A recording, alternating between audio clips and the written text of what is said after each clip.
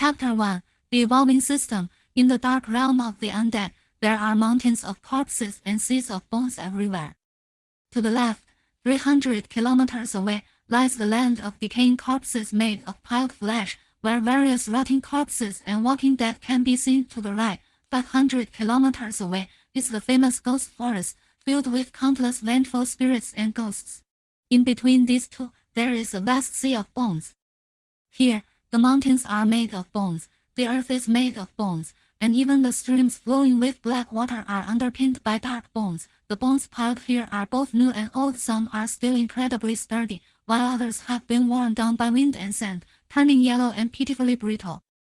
The black sun hangs high, and in a corner of the sea of bones, a large group of skeleton soldiers is gathered, seemingly resting on the outer edges. Few skeleton soldiers are even standing guard in a somewhat proper manner.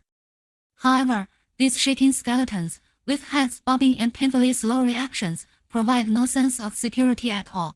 Relying on them to spot enemies, you might as well hope the enemies roll out from the bushes themselves. This squad of skeletons, made up of 100 skeletons, is led by a skeleton wizard. It's the type that can cast a few necromancy spells, with a relatively higher IQ among skeletons. Next to the skeleton wizard sits a skeleton with yellowed bones, clad in tattered armor, holding a broken iron sword. Most importantly, this skeleton is actually headless. Above the broken neck is an empty space, and black mist swirls in the chest cavity, where faint green ghostly flames can be seen. This is the source of the undead's soul. As long as the ghostly flames do not extinguish, even if you tear the undead into 108 pieces, they can still live to show you. Gu Erdan looks at the towering skeletons around him, glances at the tattered cloaked skeleton wizard beside him, and then looks down at his own little arms and legs, unable to suppress a sigh in his heart. Among the 100 skeletons, the first-tier skeleton cannon fodder occupies the majority, with more than 70 of them. In addition, there are relatively rare first-tier skeleton variants, skeleton archers, numbering about 20. Then there are the second-tier skeletons, the skeleton guardians, who serve as personal guards for the skeleton wizard. These larger skeleton soldiers can form armor from bones and wield weapons made of bones. Although these are made of bones, their attack and defense are definitely not weak.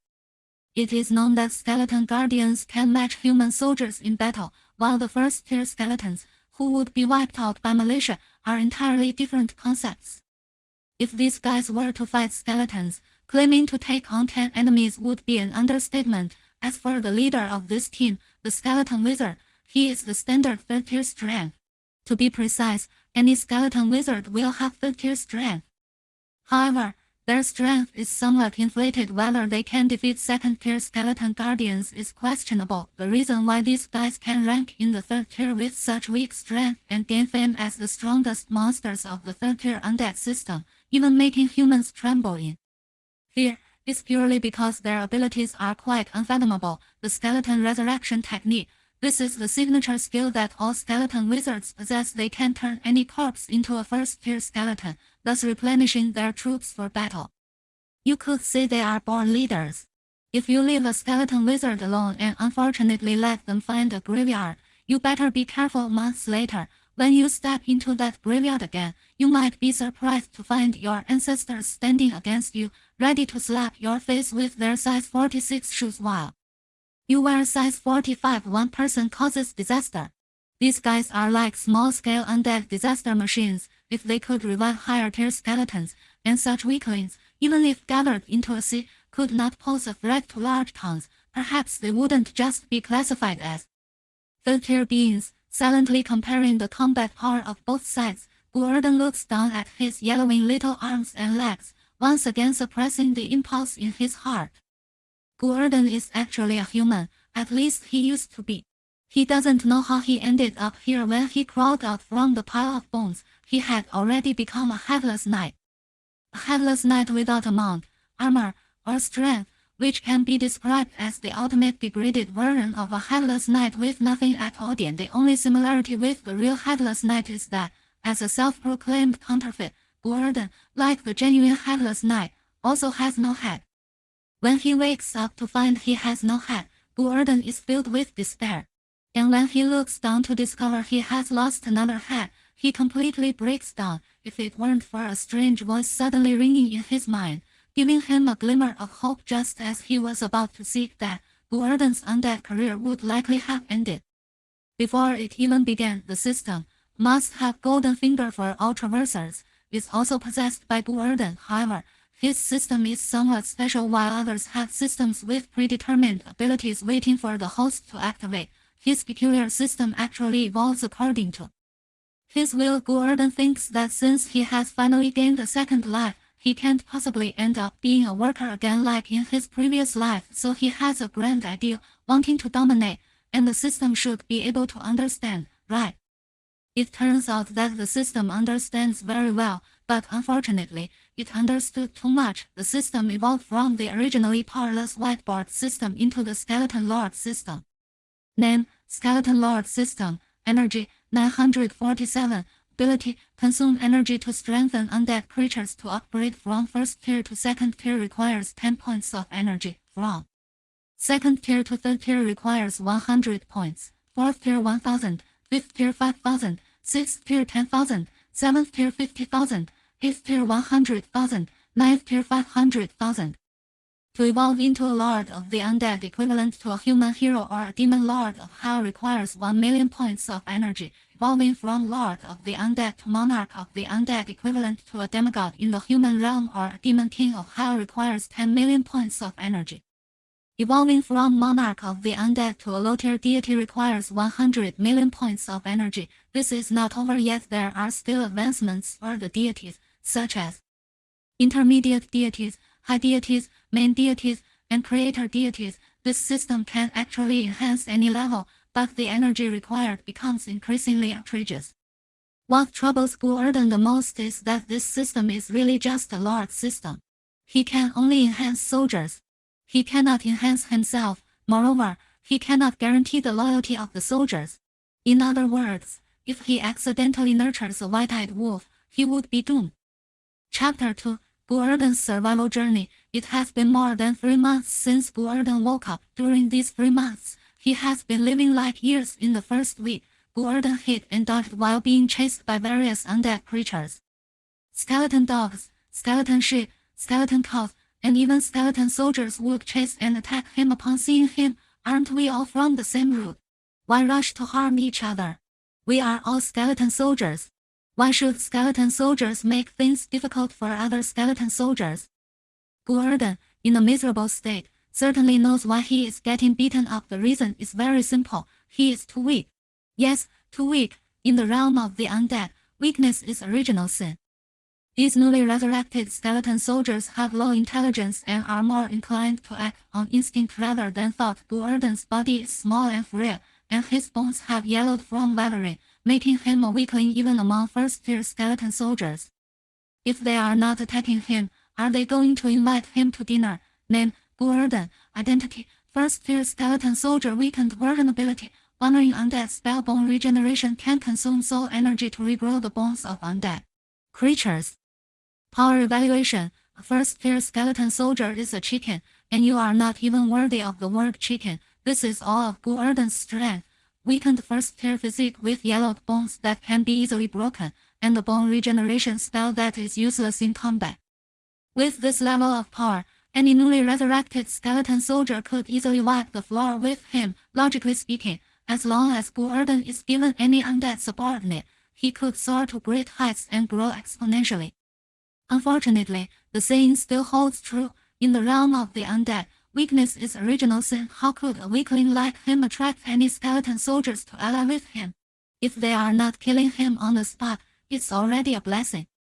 After several failed attempts to recruit skeleton soldiers and nearly being turned into bone dust, and even almost being killed by a skeleton dog, Gu Erdan had to face reality.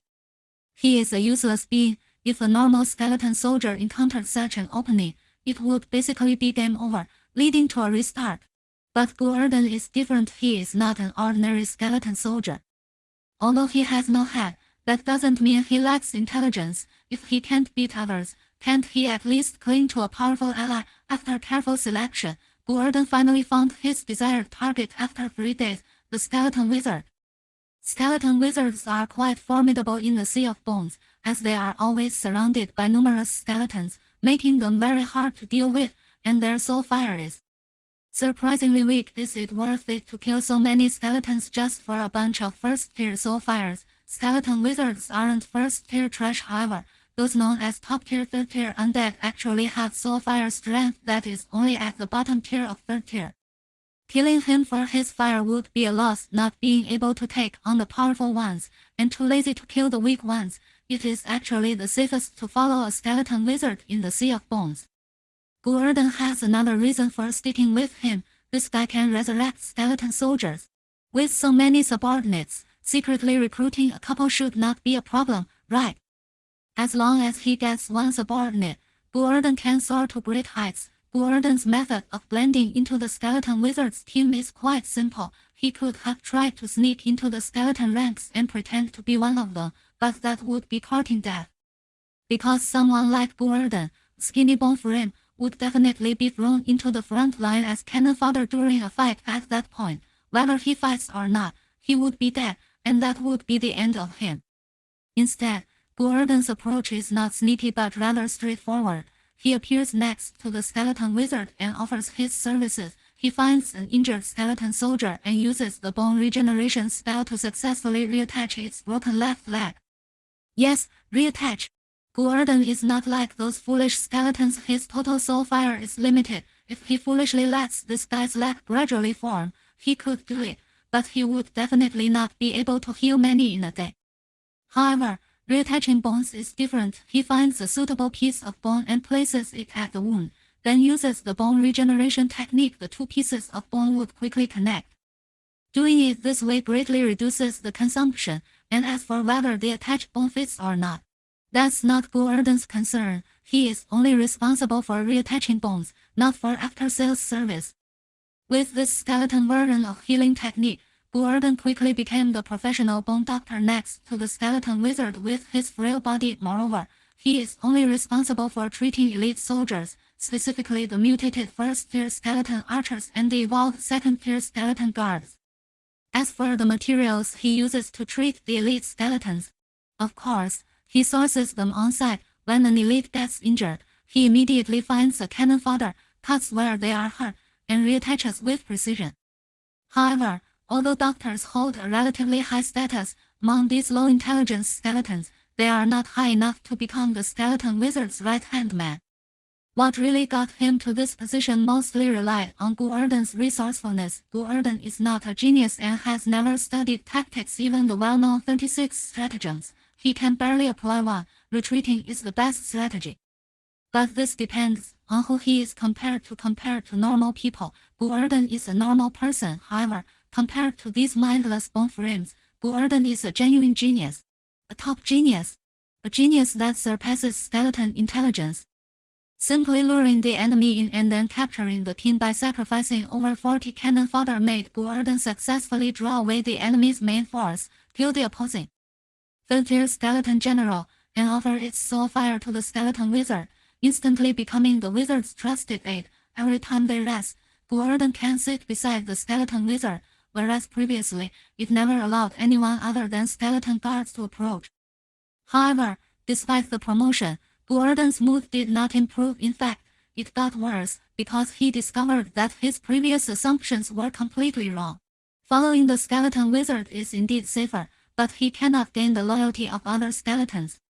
After all, with a true boss around, who would pledge loyalty to a second-in-command? Not to mention that the thoughts in the skeleton's already limited brains are very simple and clear. You are stronger than me, I submit. You are weaker than me, I slaughter. There is no such thing as assessing the situation or reading the room. In their minds, these guys don't even have the thought of fearing death. Chapter 3. Objective. Rebellion. Apart from the few advanced guardians painstakingly cultivated by the skeletal wizards, Gu Erdan could command the other skeletal soldiers at will. However, he only had the right to command, which did not mean he could dominate these skeletons. The skeletal wizard said he was the second-in-command, so he was the second-in-command. If one day the skeletal wizard no longer recognized his position, Gu Erdan would likely be taken down by these skeletal soldiers in an instant. Faced with this group of ungrateful white-eyed wolves, Gu Erdan had no choice. He had been following the skeletal wizard for over 2 months, experiencing dozens of battles of various sizes, most of which involved chasing down scattered skeletons that had just been resurrected and had not yet clustered together. Sometimes he was also responsible for chasing dogs, catching sheep, capturing cows, and cutting down horses. There were also a few large-scale battles. The first was a hidden clash with two third-tier skeletal generals. To be precise, it was those two brash skeleton generals who insisted on confronting the skeletal wizard because they had the numbers. It was during that battle that Gu Erdan shone brightly, which earned him the title of second-in-command. In addition, they encountered mutated second-tier skeletal dog packs and first-tier skeleton seeds that instinctively gathered together. Although their team suffered significant losses each time, this did not affect their combat effectiveness. After all, skeletal soldiers could be produced in abundance as a skeletal wizard. What they lacked the least was cannon fodder.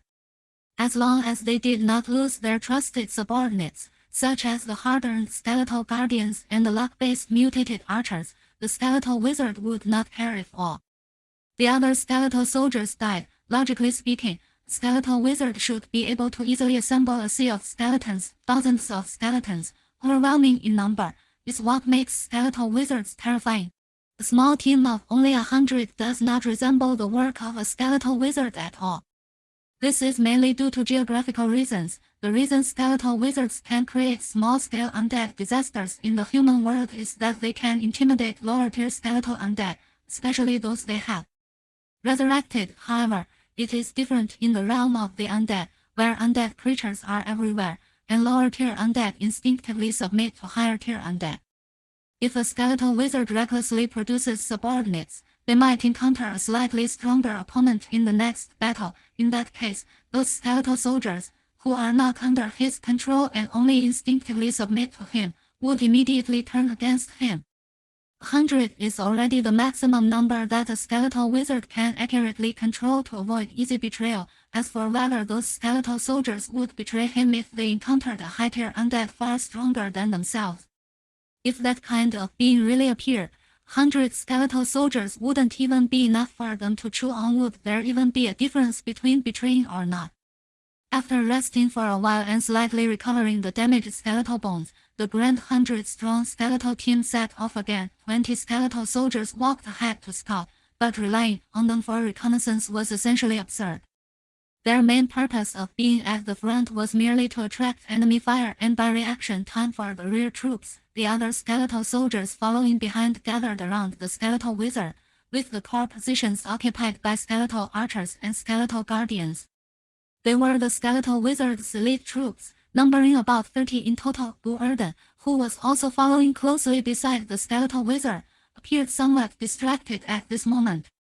Over the past few months, realizing that he had no chance of recruiting undead based on his own strength, he had begun to plan a new scheme. His new plan was simple, summed up in 2 words: rebellion. Eliminate the skeletal wizard, devour his soul fire, and enhance his own strength. If possible, it would be best to take over his subordinates. After all, skeletal guardians were manageable, although advancing was not easy. Gu Erdan had the system. However, obtaining mutated versions of first-tier skeletal archers was a bit too difficult. Such mutated skeletal soldiers, especially ranged combat units, were not entirely absent in the wild, but they rarely survived past the second day. After all, an archer fighting solo with low shooting accuracy was practically delivering themselves on a platter. The skeletal wizard had painstakingly trained for over a year to cultivate fewer than 30 archers. It's easy to imagine how difficult it was to mutate them. As for skeletal guardians, actually, there were previously more than just these few. Through Gu Erdan's inquiries, he learned a secret from the skeletal guardians who spoke in broken sentences and had severely missing brains. That was, the skeletal wizard's subordinates had once rebelled. A highly intelligent skeletal guardian had secretly evolved into a third-tier skeletal general and directly led its subordinates to launch a night raid against the skeletal wizard. In rebellion, that battle resulted in heavy losses on both sides.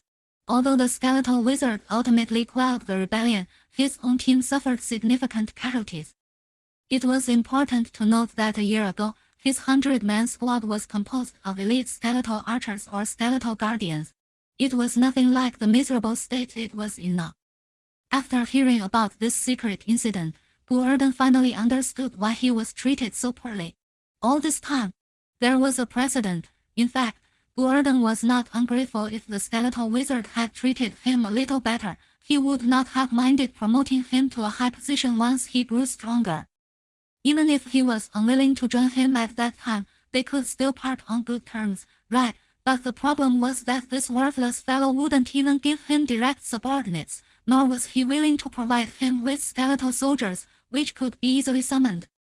As cannon fodder, he wouldn't let him absorb soul fire, causing Gu Erdan to have been with him for over 2 months, yet his skeletal frame was still pitifully yellow, easily breakable with a little force. It was clear that the other party intended to make him a medical soldier for life, completely denying him the opportunity to grow. If it weren't for the fact that eliminating undead allowed his skeletal lord system to collect additional energy, how could Gu Erdan possibly have nearly 1,000 points of energy reserves? No, he might still be at 0, since he was unkind. He couldn't blame himself for being unjust. The soul fire in his chest stirred slightly as Gu Erdan secretly glanced at the skeletal wizard, who was riding a skeletal horse and swaggering at the back of the team. Gu Erdan wished he could pop out an archer master from the shadows right now and shoot his head off from 1,800 meters away. After all, everyone else was traveling on 2 legs, while he was sitting on a skeletal horse, towering over everyone. Unfortunately, this was ultimately just a fantasy. In the wild, how could there ever be a ranged skeletal soldier above tier 3? It was possible for a 3rd-tier skeletal general to suddenly emerge from the grass, but that was about it. As the team marched forward, the ghostly shadow grass that thrived on death energy in the realm of the undead suddenly began to rustle. Hearing the noise, the skeletal soldiers panicked for a moment. Some instinctively wanted to rush forward, while those with slightly higher intelligence prepared to huddle together for defense according to the skeletal wizard's orders. Some advanced, some retreated, and for a moment, the entire team became chaotic. In the end, it was still the skeletal wizard who could no longer stand it. He tapped the head of the skeletal horse he was riding with his staff, producing 2 dull thuds. Hearing the commotion, Gu Erdan understood the situation and quickly retreated into the skeletons to begin organizing the formation. However, before their team could fully assemble, a large number of skeleton soldiers had already emerged from the bushes in the distance, and there were so many that it was terrifying from afar. It looked like a dense mass, probably numbering 200 or 300 at least. Behind this mass of skeleton soldiers, a skeletal general with one arm broken, wielding a large bone axe, stepped forward towards them. Chapter 4. The vengeful skeleton warrior. Seeing the appearance of the incoming foe, Gu Erdan couldn't help but chuckle. Oh, an old acquaintance. Isn't this the skeleton warrior who was previously ambushed by him and nearly killed on the spot? This guy originally acted in tandem with another skeleton, but during that battle, one was taken down, and this one lost an arm and fled in disgrace. Unexpectedly, 3 months had passed, and this guy had actually gathered forces and come back. It looked like he was out for revenge. Looking at the more than 300 skeletons charging in without any strategy, and the fierce skeleton warrior following behind, Gu Erdan felt no worry at all. In these 3 months, he had seen much larger scenes, let alone these few hundred cannon fodder. Fire! With Gu Erdan's furious shout, the more than 20 skeleton archers beside him simultaneously released their grips. The black bowstrings made of condensed energy vibrated, and the bow and arrows shot through the air, arcing down into the skeleton army. Originally, these cannon fodder bone frames were not very resilient. A normal adult could kick their bones apart with 1 foot. So how could they withstand such lethal projectiles? With a series of cracking sounds, large numbers of skeletons fell to the ground. Although the skeleton soldiers had gaps all over their bodies, which should have given them great resistance to sharp weapons like arrows, the arrows from the skeleton archers were different. Their arrows were made from mutated ribs, which, due to their mutation, were straightened out and would explode upon hitting the target. The entire bone arrow shattered instantly, releasing a burst of black undead aura, which sent numerous bone fragments flying. The effect was akin to small grenades. Although the explosive power was not strong and could even be said to be nearly non-existent, the main damage came from the bone fragments. And given the fragile nature of the skeleton soldiers, being hit by a few fragments would either kill them on the spot or leave them missing limbs. After a round of arrows, over 30 of the approaching skeleton soldiers had fallen. This was just those who couldn't get back up. Many others, even with their arms and legs blown off, still stubbornly crawled back up to continue their charge. Watching these fragile cannon fodder, Gu Erdan continually shook his head. No wonder the books and calendars he collected from the corpses recorded that undead creatures were referred to as trash of the same tier, especially skeleton-type creatures. Their combat power was pitifully weak. Incidents where hundreds or thousands of skeletons appeared in haunted places only to be wiped out by local militia had long become commonplace. The combat power of this group of bone frames, if met with a single dog, would probably be less threatening. However, even though they were fragile, the undead's fearless fighting style was still intimidating. Not to mention that at this moment, their numbers far exceeded his side. When the second round of arrows ended, the skeleton sea on the opposing side had already crashed into them. There were still over 200 skeleton soldiers, fiercely colliding with the skeleton wizard's forces, making it a fierce and evenly matched battle, with the sounds of bones cracking continuously ringing out. In fact, there were various mutated types of skeleton soldiers, not just archers. There were those with shields, axes, knives, and guns. However, their weapons were weak, and their frames pitiful, aside from skeleton archers, who could be considered somewhat formidable. The other types had no cultivation value whatsoever, and no one even bothered to classify them, collectively referred to as skeleton soldiers. Watching both sides wielding a variety of weapons, Gu Erdan expressionlessly waved his hand. Upon receiving the command, the skeleton archers immediately broke off a rib, strung their bows, and raised their bone bows. With a buzz, the bone arrows flew out, accurately landing among the melee of skeletons. Then came the continuous sound of bones shattering as numerous bone arrows exploded, sending bone shards flying and toppling more and more skeletons. Indiscriminate fire. It's no wonder they said these skeleton soldiers were brainless, even though their own were behind them. Fighting alongside them, this group of bone frames continued to mindlessly clash with the enemy, with none choosing to retreat. Or perhaps they didn't even understand what retreat meant. The chaotic battle quickly came to an end. Both sides combined had nearly 300 skeleton soldiers, and after enduring 3 waves of arrows, only a scattered 100 or so remained, mostly from the opposing side. Watching these remaining skeletons rushing towards him, Gu Erdan decisively took 3 steps back, hiding behind the skeleton wizard. Who knew what kind of undead talent spells the enemy had awakened? If some fool awakened a throwing ability and accidentally aimed at him, wouldn't he be done for on the spot? So to be safe, it was better to hide first. Just as Gu Erdan chose to evade, the hordes of skeletons crashed into the skeleton wizard's guard. When ordinary skeleton soldiers collided with the skeleton guards, the disparity in strength was evident.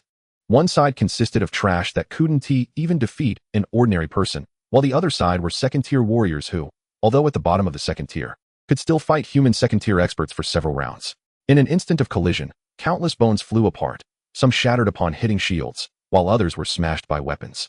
In the blink of an eye, over 20 of the remaining nearly 100 skeletons had fallen, and at this rate, they probably wouldn't last a minute. This was the close combat ace painstakingly cultivated by the skeleton wizard, and it was his true trump card. Just as the skeleton guards were engaged in fierce combat with the skeleton soldiers, a roar from the soul echoed, and then the skeletons crowded in front flew apart. As a massive skeleton frame over 25 feet tall wielding a gigantic bone axe charged forward. It was the skeleton warrior who had lost an arm. Bang! With a loud crash, a skeleton guard that took the axe head-on knelt on one knee, and the bone shield in its hand, along with the arm fused to it, was instantly shattered into countless pieces. Before this skeleton guard could struggle to stand up, its chest was already hit by a kick, sending its entire frame flying and knocking over several skeleton archers standing behind. Despite having lost an arm, the skeleton warrior's momentum was still formidable. Its bones were close to a jade color, shining white, and its hardness was extraordinary.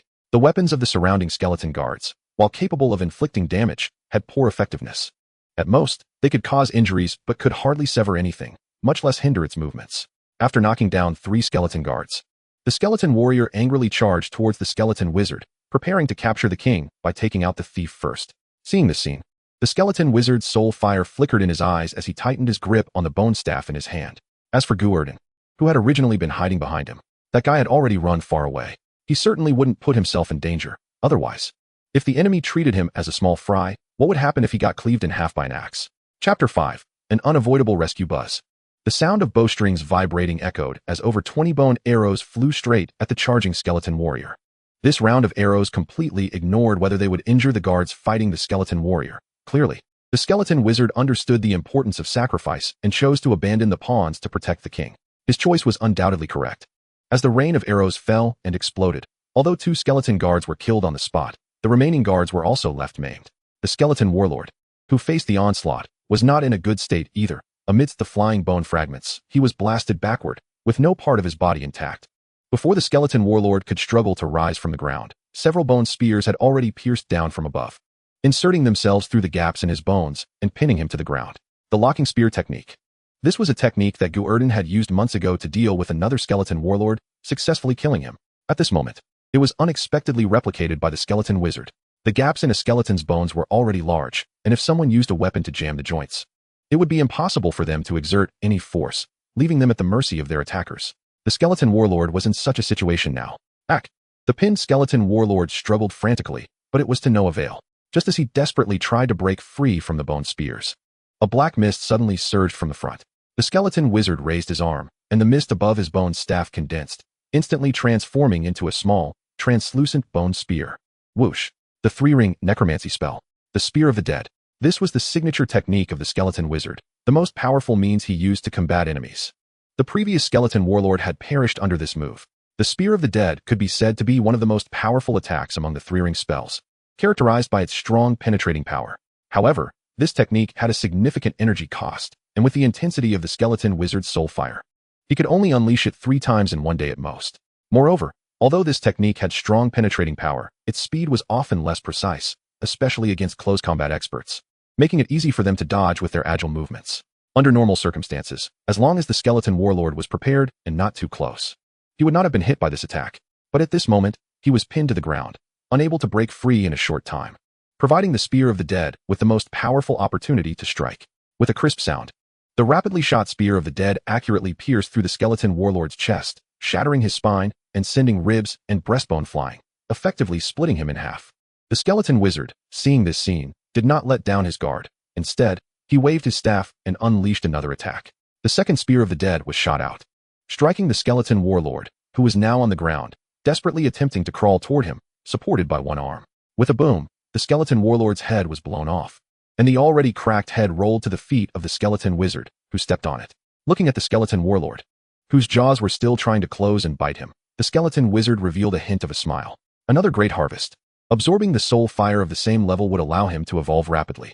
If this trend continued, he would soon break through the Tier 3 boundary and become the legendary Tier 4 skeleton archmage. By then, he would undergo a transformative change. Originally able to control a small group of 100, he would expand to a 1,000-level army, becoming a true military force. Just as the skeleton wizard was fantasizing about a bright future, the skeleton head he was standing on suddenly struggled and lifted. In the next moment, he saw the skeleton head open its mouth wide, and as the ghost fire flickered inside, black mist actually condensed into a ball and was spat out with a pop. The 2-ring necromancy spell. The Breath of Resentment. Boom. The caught-off-guard skeleton wizard had his entire leg blown off, his body losing balance and collapsing to the ground. As he fell, he found himself face to face with the skeleton warlord's head, watching as the skeleton's mouth opened wide, with black mist still coalescing inside. The skeleton wizard felt a chill run down his spine. I'm going to die. Boom. Another loud bang echoed as the black ball that was spat out grazed the skeleton wizard's head, even leaving a black mark above him. But it failed to hit the skeleton wizard's bones. It turned out that at this critical moment, Gu Erdan, sensing the impending danger, lunged forward, grabbing the skeleton wizard's remaining leg and forcibly pulling him away from the spot, thus saving him from being blown to pieces. The skeleton wizard's reaction was swift. The moment he dodged this attack, he had already raised a finger and viciously pointed at the only remaining head of the skeleton warlord. The third Spear of the Dead. Fire. Boom. The skeleton warlord, still trying to retaliate, had his entire head blown to smithereens, losing all signs of life on the spot. A large amount of high-quality Tier 3 soul fire spread out and hovered in the air, causing the remaining skeleton soldiers and guards around to go into a frenzy. This was pure instinctive greed. If they weren't afraid of the skeleton wizard's overwhelming power, they would have rushed over to compete for it and started fighting among themselves. Just as the surrounding skeletons were in an uproar, some even starting to move toward this direction, the fallen skeleton wizard suddenly let out a cold snort. Accompanying his voice was a pressure of soul energy, which immediately silenced the chaotic skeletons. With Gu Erdan's help, the skeleton wizard quickly recovered from his injuries. As for the unfortunate skeleton soldier who had lost his leg, who would care about the fate of a skeleton soldier? Leaning on his staff, the skeleton wizard quickly collected the soul fire and happily found a corner to sit down and absorb it. As for Gu Erdan, who had helped him, he was completely ignored. No, not entirely ignored. Before absorbing the soul fire, he still remembered to give Gu Erdan an order to heal the injured skeleton guards. Moreover, he assigned him 2 skeleton soldiers as assistants. Turning to glance at the 2 skeletons following closely behind, Gu Erdan's eyes flickered, and he couldn't help but let out a sigh. Indeed, he was an ungrateful wolf. I saved his life. Not only did he not offer any benefits, but he was also on guard against me. Those 2 skeletons following behind were clearly not helpers. They were supervision. As long as Gu Erdan made any move to take the soul fire, they would undoubtedly stop him. All right. I admit you're tough. If it weren't for the fear of you dying and me being torn apart by the other skeletons, I wouldn't be saving you. Grinding his teeth in frustration, Gu Erdan could only follow the skeleton wizard's orders, hanging his head in disappointment as he began selecting bones to heal others. Just as he was directing one skeleton soldier to work, only one could be commanded at a time. The other always stayed behind to watch him. Gu Erdan accidentally kicked the skeleton head with his foot. In the next moment, Gu Erdan suddenly froze in place, his entire body trembling uncontrollably. This is Chapter 6. The recruitment plan for Little Brothers. The skeleton head under Gu Erdan's foot was nothing special. Its cracked skull even had a notch cut into it. If one had to say there was anything special about it, it would be that a faint flicker of soul fire still danced within. It was clear that it was not yet dead. An opportunity. The long-awaited opportunity. Though it had no internal organs, Gu Erdan felt his heart racing. He had fantasized about countless opening methods and schemed various ways to recruit Little Brothers. But due to the skeleton wizard's vigilance, most of his plans could not be executed. Among the few feasible methods, there was only one that was the most reliable. Look up. Confirm that the skeleton wizard is absorbing the soul fire. No attention to itself. Turn around and scan. Looking at that silly skeleton soldier who is collecting bones, not facing me at all. The three guys who were monitoring me are now left with only that skeleton frame behind me. This is simply a godsend opportunity.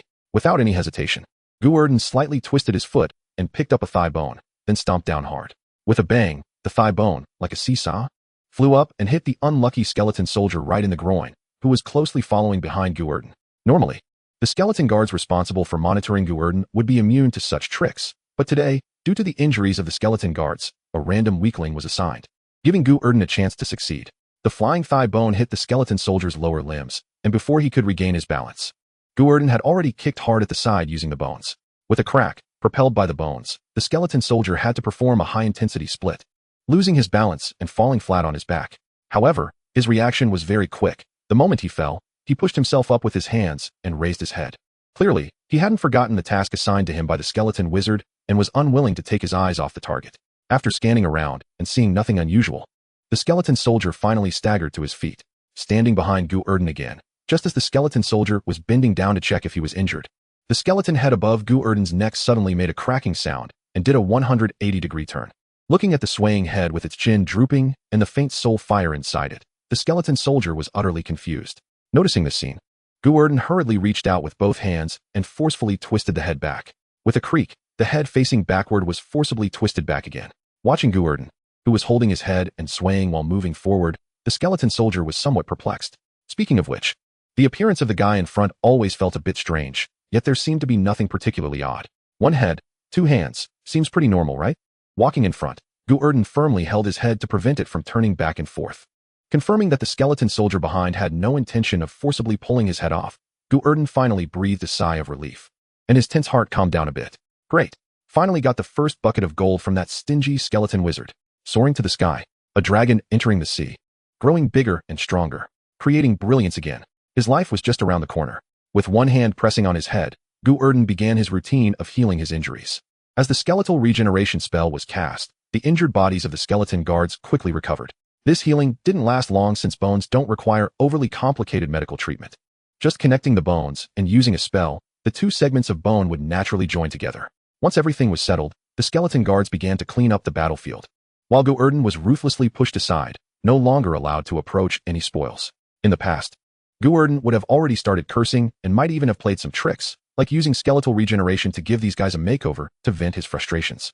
But today, he did not complain as usual. Instead, he held his head and found a remote corner to sit down. After confirming that no one was around, he suddenly pulled his head off, looking at the skeleton head in his hand, which was constantly opening and closing its mouth as if trying to bite him. Gu Erdan suddenly felt that this head was quite pleasing to the eye. Little brother, look at you, all in tatters. Only a head left. As for me, I'm also the trash among skeleton soldiers. We are both 50 paces laughing at 100 paces. Both crows, don't mind being black. Why not form a little team together? I've even thought of a name. Let's call it Northeast 4. I'm a bit smarter than you. I'll reluctantly be the big brother. You can call me Wu Yanzu from now on. Gently stroking the tattered skull, Gu Erdan began his recruitment with a tone of gentleness. However, the other party showed no appreciation and not only did not respond gently, but also tried to bite him. Seeing this scene, Gu Erdan's eyelid twitched, and he couldn't help but curse out loud in his heart. These brainless idiots. Why do they have no sense at all? Now he has just a head. And while I'm a bit broken, a bit yellowed, a bit useless, at least I'm still whole. Can't beat the other skeletons. Can't I still beat him now? Huh. If you don't want to be my little brother, fine. Then let us be peers. You and I have fallen to this point. Our situations are quite similar. I'm willing to become sworn brothers with you. What do you think, brother? Clatter, clatter, clatter. Why not we emulate the three brothers of the Peach Garden? Not asking to be born on the same year, same month, same day. Just asking to die on the same year, same month, same day. How about it? Clatter, clatter, clatter. Boss, what do you really want? If it doesn't work out, I can let you be the big brother, okay? I beg you, just accept me. Clatter, clatter, clatter. Damn it. Don't toast the wine, but instead drink the punishment wine. Today, if I don't let you know my power, I think you don't understand how many eyes the Horse King has. Losing patience. The angry Gu Erdan let out a low growl and directly dug a pit in the ground, stuffing the skeleton head into it. Then he forcefully broke one of his ribs, pinched it into a flower gesture, and knocked on it while chanting incantations. Form is emptiness. Emptiness is form.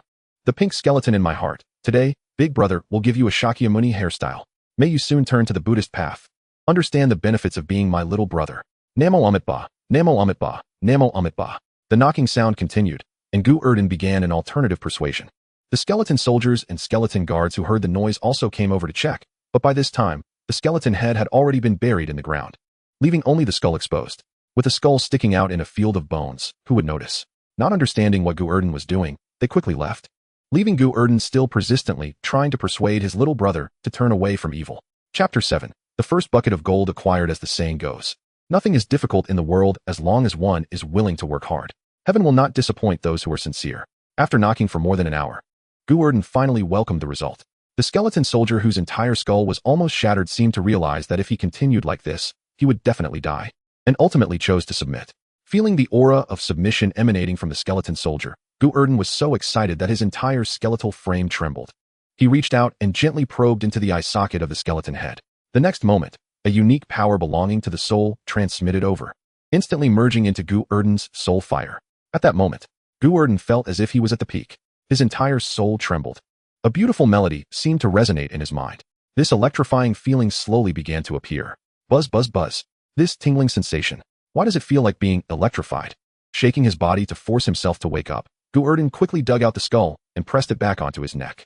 This time, however, the skeleton head did not resist any longer, obediently like a pet cat. The soul vow. This is a common method of subjugation among the undead. The method of casting is very simple. It only requires the other party to hand over a part of their soul fire to oneself, and then one can consume it with their own soul fire. This way, one can grasp the life and death power over the other party, and if they are slightly displeased, they can make the other party's soul scatter. At this moment, Gu Erdan has also signed such a vow with the skeleton wizard, which means that his life is already in the hands of the skeleton wizard.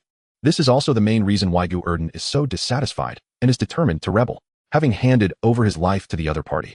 Yet the other party is still so wary of him. It's simply as if he is not considered one of their own, just letting the horse run but not letting it eat grass. See if the horse won't kick you to death. If even a horse is treated this way, how much more so a living person? No, a dead one. Breaking free from the shackles of the soul is not simple, and usually, there are only two methods. The first is to find a powerful undead that far surpasses the dominant one to help break the vow. The second is for one's own soul fire to reach a level comparable to, or even exceeding that of the dominant one, forcibly extinguishing one's own soul fragments. Neither of these methods is suitable for Gu Erdan. He doesn't know any high-level undead, and he is just a first-tier skeleton. Relying on him to rise to the third tier? That would take ages. But don't forget he has the skeleton lord system. If he cannot grow himself, can't he make his little brothers grow? As long as he can ensure their loyalty and strengthen their power, he can easily take down the skeleton wizard and regain his freedom. Overjoyed, Gu Erdan began to quietly create a body for his skeleton little brother. The sea of bones lacks everything but bones, although the quality of the bones piled on the ground is concerning, with some crumbling at a touch. Having a skeleton is still better than having none. After toiling for more than 10 minutes, hiding and avoiding being seen, Gu Erdan finally assembled his first little brother before the skeleton wizard finished absorbing the soul fire. Looking at the conspicuously assembled figure of white and yellow bones, Gu Erdan rubbed his chin, frowning. After much hesitation, he gritted his teeth and spent some energy to enhance this guy. With the system activated, an energy that resembled soul flames but was entirely black erupted from Gu Erdan's chest, gradually merging with the makeshift skeleton soldier before him. The fragile bones on its body were continuously washed and strengthened by the energy. The dark yellow faded, and the cracks healed. When the energy was nearly exhausted, what appeared before Gu Erdan was a brand new skeleton soldier, entirely white and without a single scar. At this moment, Gu Erdan maintained a distance of at least 3 meters from this skeleton soldier and did not dare to approach recklessly. Instead, he first checked with the system. Name, Skeleton Soldier Grade. Peak First Tier, on the verge of promotion. Skills, First Ring Undead Spell, Bone Armor Condensation Combat Power. Strong enough to defeat a dog, presumably. Looking at the attributes before him, Gu Erdan nodded in satisfaction. He specifically strengthened it only to the peak of the first tier because once a subordinate's strength exceeds his own, relying on the poor intelligence of the skeleton soldiers, they would almost certainly choose rebellion.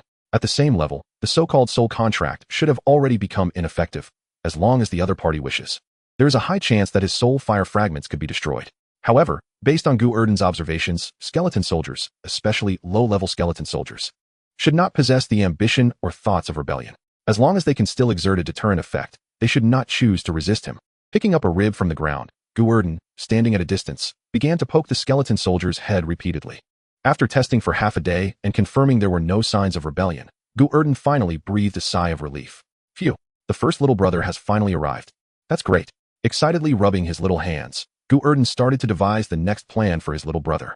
Gu Erdan's subsequent plan was very simple and clear, the commonly referred to snowball strategy. Create advantages and expand them with those advantages. Although Gu Erdan still did not possess the power to make other skeleton soldiers submit, his extremely strong peak first-tier skeleton soldier already had the qualification for this. As the saying goes, the subordinate is also one's own subordinate. Having the little brother gather an army is also a way to increase strength. Let him recruit soldiers and then infiltrate the skeleton wizard's team. Once the scale is formed, Gu Erdan can lead them to take down the skeleton wizard in one fell swoop and become a truly free skeleton. The skeleton wizard absorbed the soul fire quickly. In less than 2 hours, the well-rested army set off again, beginning aimless patrols. No matter what enemies they encountered along the way, they would rush in and hack away until they killed the opponent. This is the survival rule in the realm of the undead. Hundreds and thousands of undead die every day, and thousands of new undead are resurrected. The weak die, the strong evolve. How many of those piled high bones have already been resurrected and then fallen again? Who knows? In the blink of an eye, half a month passed, and the skeleton wizard's army became increasingly elite and large. From a distance, a skeleton army was marching in a straight line, still with 20 cannon fodder in front acting as bait. These cannon fodders varied in appearance. Some were pale, some yellowed. Following them at a distance were the skeleton wizard, Gu Erdan, along with the skeleton guards and skeleton archers. However, the number of these soldiers had decreased. Only 7 skeleton guards remained. And of the originally more than 20 skeleton archers, only 14 were left, among which 5 had frighteningly white bones, clearly on the verge of leveling up. As for the reserve team following behind, they were all pure white bones, without any cracks, definitely the elite among first-tier skeletons. This was the result of Gu Erdan's half-month effort. Some things are always difficult at the start. Once you break the ice, things become much simpler. Recruiting little brothers is like this. Once you have the first little brother, finding the second and third becomes no longer a difficult task. Using the snowball method, Gu Erdan quickly recruited more than 70 new subordinates. Although these guys were merely the little brothers of his little brother, they listened to him nonetheless. Chapter 8. The chosen burial ground. Following the skeleton wizard, Gu Erdan discreetly glanced at him. In fact, he didn't need to be sneaky at all, after all. He didn't even have a head. Even if he observed openly, who could notice? Playing with a skull that was the size of a fist. Left behind by an unknown race, Gu Erdan felt somewhat heavy-hearted. Although he had already replaced all the cannon fodder under this guy with the method of taking over their territory, and had discreetly eliminated many of his trusted subordinates, significantly reducing his defensive power, the other party was ultimately a third-tier skeleton wizard. Even though his side-S people had already been bound by a pyramid-shaped soul contract, relying on a third-tier undead was still not sufficient to make this group of skeletons rebel. However, the gap in combat power was too obvious, especially since this guy had a trick called the Spear of the Dead. If he hit Gu Erdan with that javelin, he would be finished on the spot. No, a strong assault is not a solution. It's impossible to guarantee he won't attack me first, and I can't confirm whether these first-tier skeletons can defeat him. I must find a way to exhaust this guy's energy first. As his mind continued to churn, Gu Erdan began to contemplate any feasible plans. Going head-to-head with the skeleton wizard was far too dangerous, especially with his own life in the opponent's hands. It was necessary to find someone to weaken his power first. Ideally, he would eliminate the wizard's personal guard, the second-tier skeleton warriors. Without the guards, dealing with a long-range spellcaster like him would be much easier. Taking out a simple abstract map he had drawn, Gu Erdan began to check which strong enemies were marked nearby. In fact, the resources in the undead realm were quite abundant. There were corpses of all shapes and sizes, seemingly transported from various planes. Along with them came a considerable number of dead objects, such as weapons and armor, which were not particularly rare, but for some reason, The vast majority had been severely corroded. The tattered chainmail Gu Erdan was wearing and the rusty half of a katana in his hand were the best proof. He had even seen a large wooden sailing ship from World War I on a skeleton mountain. However, despite encountering numerous dead objects during his nearly 4 months of wandering, he had not seen a single living creature, only some corpses that were rapidly decaying. Upon closely observing the unusually fast decaying corpses, Gu Erdan ultimately concluded that the air in the undead realm was almost certainly toxic. Everything except the undead would corrode rapidly due to this deadly poison. Otherwise, with so many corpses coming in, there was no reason for not a single living person to be present. With so many spoils coming in, there was no reason for each one to be rusted and decayed. With pen and paper in hand, Gu Erdan began to circle and draw on the map. About 10 miles to the left, there was a small canyon where the resurrection speed of skeletons was much faster than outside. Occupied by a group of skeleton horses that killed and resurrected skeletons daily, led by a third-tier skeleton horse king, which seemed capable of creating skeleton horses. The last time he encountered them was 2 months ago, when their numbers were around 200, which was too much. The cavalry charge was very deadly. And since it was a canyon with a long tunnel, it was perfectly suited for their assault. Engaging them would be too dangerous. To the right, about 5 miles away, there was a solitary giant skeleton that appeared to be underage, standing around 5 feet tall. However, the last time he encountered this guy, the skeleton wizard turned around and left without a word. This guy's combat power was likely above 3rd tier, which was still problematic. The skeleton wizard was too timid. If he had chosen to retreat and let Gu Erdan's subordinates attract the enemy's fire, wouldn't that be a case of losing more than he gained? He remembered about 15 miles behind, he had previously encountered a nest of bone-armored mantises. This group had 2nd-tier strength and liked to employ a decapitation tactic of capturing the king first.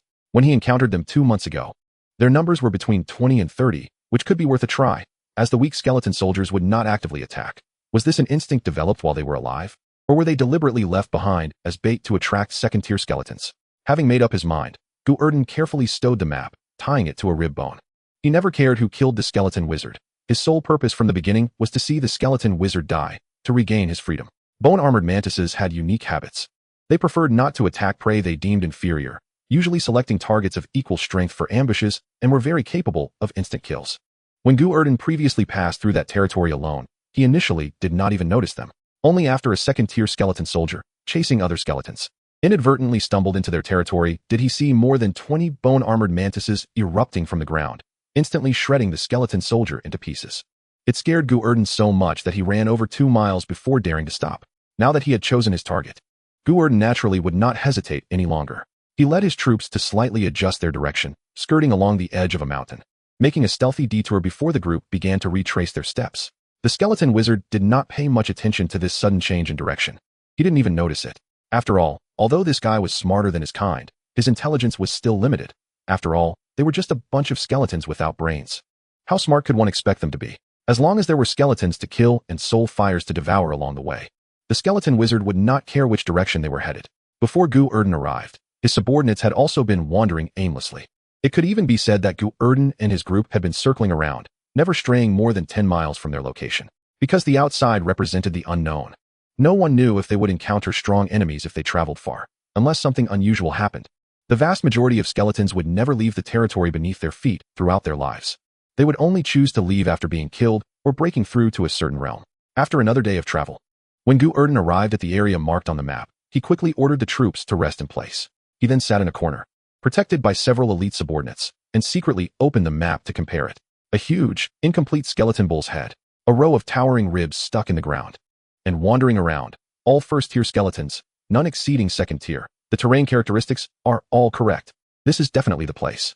Looking at the abstract skeleton bull's head drawn on the map and the 12 gigantic ribs sticking nearby, Gu Erdan carefully compared them and, after confirming their accuracy, excitedly stowed the map away. He turned to steal a glance at the skeleton wizard and suddenly clenched his fists. The burial ground had already been found for the opponent. Now, it was time to begin luring him into the trap. Bowing and saluting obsequiously, Gu Erdan spoke in an unusually lewd tone. "Your Excellency, please come in." Chapter 9. Fight for Freedom. Facing Gu Erdan's obsequiousness, the skeleton wizard did not take precautions. He was too lazy to pay attention to this frequently neurotic subordinate. As long as he could help him get things done and cultivate elite warriors, he would not give such subordinates a chance to grow. The reason was simple. This kid was too smart. His last very clever subordinate had ultimately chosen to rebel, nearly causing him to be killed. The skeleton wizard was just foolish, not stupid. Having been burned once, he certainly would not fall for the same trick again. This was also the main reason he had always prohibited Gu Erdan from devouring soul fires to grow. During this time, with so many subordinates helping to collect soul fires, Gu Erdan's skeleton still appeared yellowish primarily because of this. If his skeleton changed, the skeleton wizard would definitely understand that he was stealing, and at that point, he would be either closely monitored or outright eliminated. Therefore, Gu Erdan endured the temptation, converting all the soul fires into system energy instead of absorbing them himself. It was all for today. The large army moved forward in a grand manner, but this time it was somewhat different from before. Normally, this 100-man unit marched in a dense formation to avoid being ambushed by strong enemies. However, today they gradually spread out, ultimately forming an extremely loose fish-scale formation. The skeleton wizard certainly noticed this, but he did not take it seriously because Gu Erdan provided a suitable reason. Surrounded by wandering first-level skeletons, dealing with them does not require a large army to act collectively, as that would waste too much time. The perfect way is to hunt in groups of 3 to 5. At this moment, the main force spreading out is not inappropriate. Gu Erdan, who was following the skeleton wizard, was also subtly distancing himself from them. He was afraid that if the bone armor mantis went berserk later, he would be treated as collateral damage. If it weren't for the fact that the skeleton wizard did not allow him to stray too far, Gu Erdan would have preferred to be 10,000 miles away from this bunch of guys, continuously adjusting his armor and even rummaging through his tattered backpack from behind to find a helmet to wear, which had a separate skull underneath it. Gu Erdan looked somewhat like an ancient soldier as he finished equipping himself. Walking on the flat plain, Gu Erdan waited and waited, after a long time. When he finally reached the center of the plain, he encountered the legendary ambush. With a series of rumbling sounds, the originally flat ground exploded with bones. Over a dozen bone armor mantises burst out from the ground, and with 2 huge bone scythes in hand, they swiftly knocked down the skeleton sentinels. Suddenly ambushed, the entire skeleton army fell into chaos. The outermost skeleton soldiers were still foolishly hunting, while those in the middle, originally responsible for defense, either moved closer or turned to flee. Among the entire troop, only the first 20 cannon fodder were still behaving relatively normally, rushing back in an attempt to intercept the enemy. This chaotic scene left the skeleton wizard astounded. He was quite confident in his subordinates' ability to march and fight. After all, it was just a dozen enemies. Why were they performing so poorly today? Turning back with a blank expression, he found that the Gu Erdan he expected to be beside him was nowhere to be seen. All he saw was a collapsed corpse. A broken dagger was lodged in Gu Erdan's chest, piercing through his torso. Due to the armor blocking his view, he couldn't tell if it had hit any vital soul areas. As this guy fell to the ground with his limbs spread out, the skull on his neck, along with the helmet, rolled away. This left the large mantis that had just emerged from beside him looking confused. It poked at the skull on the ground with its scythe, and after realizing it had fallen so hard that even the jaw had come off, the mantis looked at its own sharp claws in bewilderment. When did it become strong enough to scare a skeleton soldier to death just by showing up? Had it unknowingly evolved to the 3rd level? The ecstatic mantis spread its wings and was about to let out a roar, but at that moment, a spear of the dead flew through the air and instantly shattered its head into pieces. Damn it! A hoarse voice mixed with stuttering sounded out. The skeleton wizard, who had an intelligence far above that of regular skeleton soldiers, couldn't help but curse loudly. Dead. Died at such a critical moment. This guy really picked the worst timing. If he had known, he would have had him strengthen himself a bit, throwing his head back and letting out a roar. An invisible wave of soul energy spread out as the skeleton wizard attempted to command his skeleton soldiers to obey him. However, those skeleton soldiers had already been secretly replaced by Gu Erdan with his subordinates. Even if he shouted for a day, it would be useless. Discovering that only the 20 cannon fodder returning from the distance, plus his personal guard, were still listening to his commands, the skeleton wizard felt a bit bewildered but had no time to think too much. Regroup. Command the skeleton sentinels to gather around him. The skeleton wizard began to unleash his power. First circle spell, Skeleton Resurrection. He raised up over a dozen skeletons on the ground to disperse their firepower. Following this was the second circle spell, Death's Hand. Accompanied by the staff hitting the ground, a large amount of ghostly energy spread out, coalescing into one semi-transparent, shriveled hand after another on the ground, continuously pulling at the enemy's limbs, slowing them down, or even completely stopping them. These hands didn't exert much force. Even a normal person could easily break free, but the sheer number of them was overwhelming. The densely packed arms continuously emerging were enough to trigger a phobia in anyone susceptible. Once grabbed by one hand without timely escape, a multitude of hands would quickly converge until they completely immobilized the target.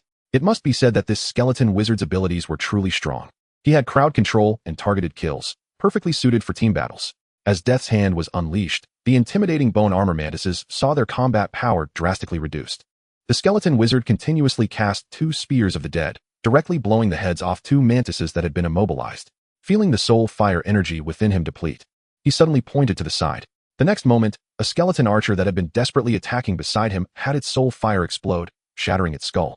And the dispersing ghostly flames swept towards the skeleton wizard, who quickly absorbed them. This guy actually chose to control the soul fragments to kill his subordinates, using their soul flames to rapidly replenish his power. This move was undeniably ruthless, but it was also very effective, rapidly converting the energy from the ghostly flames. The skeleton wizard raised his hand and unleashed 2 more spears of the dead. At the same time, he didn't forget to cast Death's Hand again. Energy was depleted once more, and this time, he pointed his staff at another archer. Roaring sounds continued to ring out as Gu Erdan, lying on the ground and pretending to be dead under his armor, secretly observed the situation through a gap. He found that the battle was not progressing as he had anticipated. The skeleton wizard was not being pushed into a corner, but was instead displaying great power, quickly killing several bone armor mantises in a cruel manner. Gu Erdan couldn't help but frown. This wouldn't he do. If things continued like this, wouldn't the skeleton wizard win for sure?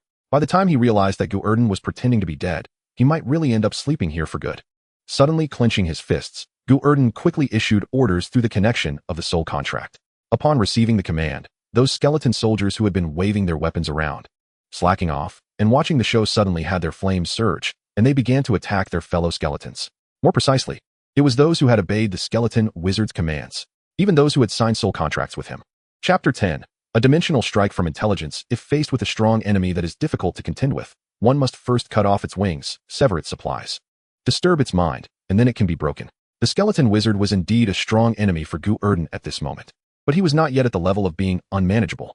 However, it would be the most foolish and reckless behavior to engage the enemy head-on, especially when knowing that the opponent could inflict great damage upon his side.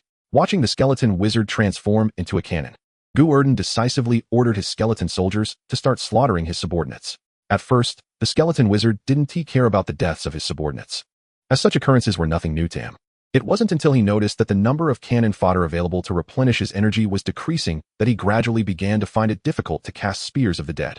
At this point, most of the bone armor mantises were nearly dead, leaving only a couple of small ones. In fact, if they had faced regular 3rd-level undead, they wouldn't have been in such a miserable state. Even if there were casualties, it would have only been 4 or 5 at most. Who would have thought that the skeleton wizard had such a trump card hidden away, faced with the highly penetrating spear of the dead? The once proud bony armor of the bone-armored mantis had completely lost its use. With the exit of the bone-armored mantis, this battle had turned into a showdown among skeletons. A large number of peak first-tier skeleton soldiers surged forward, wielding weapons of all kinds, leaving the skeleton guardians in a fluster, unable to defend themselves.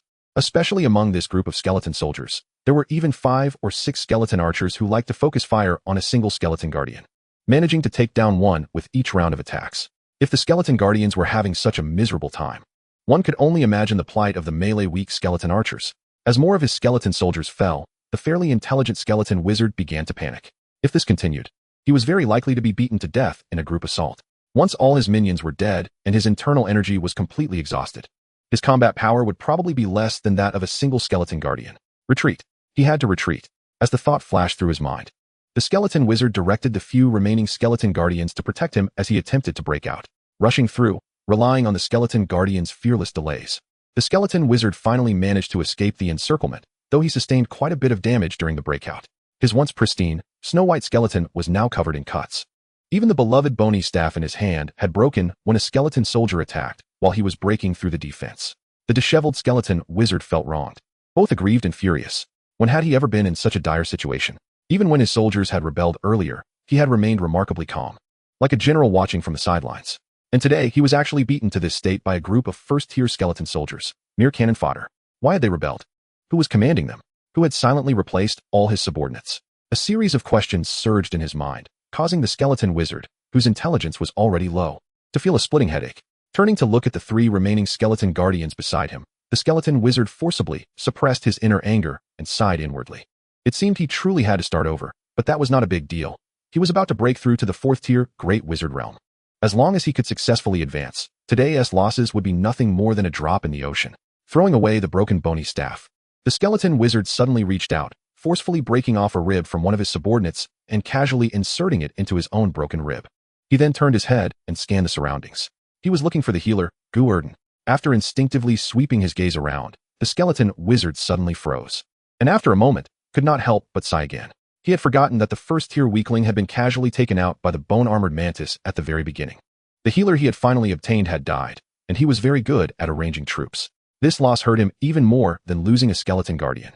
If he had known earlier, he would have strengthened him a bit, even if he couldn't be made into a second-tier skeleton. Reaching the peak of the first tier would have given him some self-defense capability.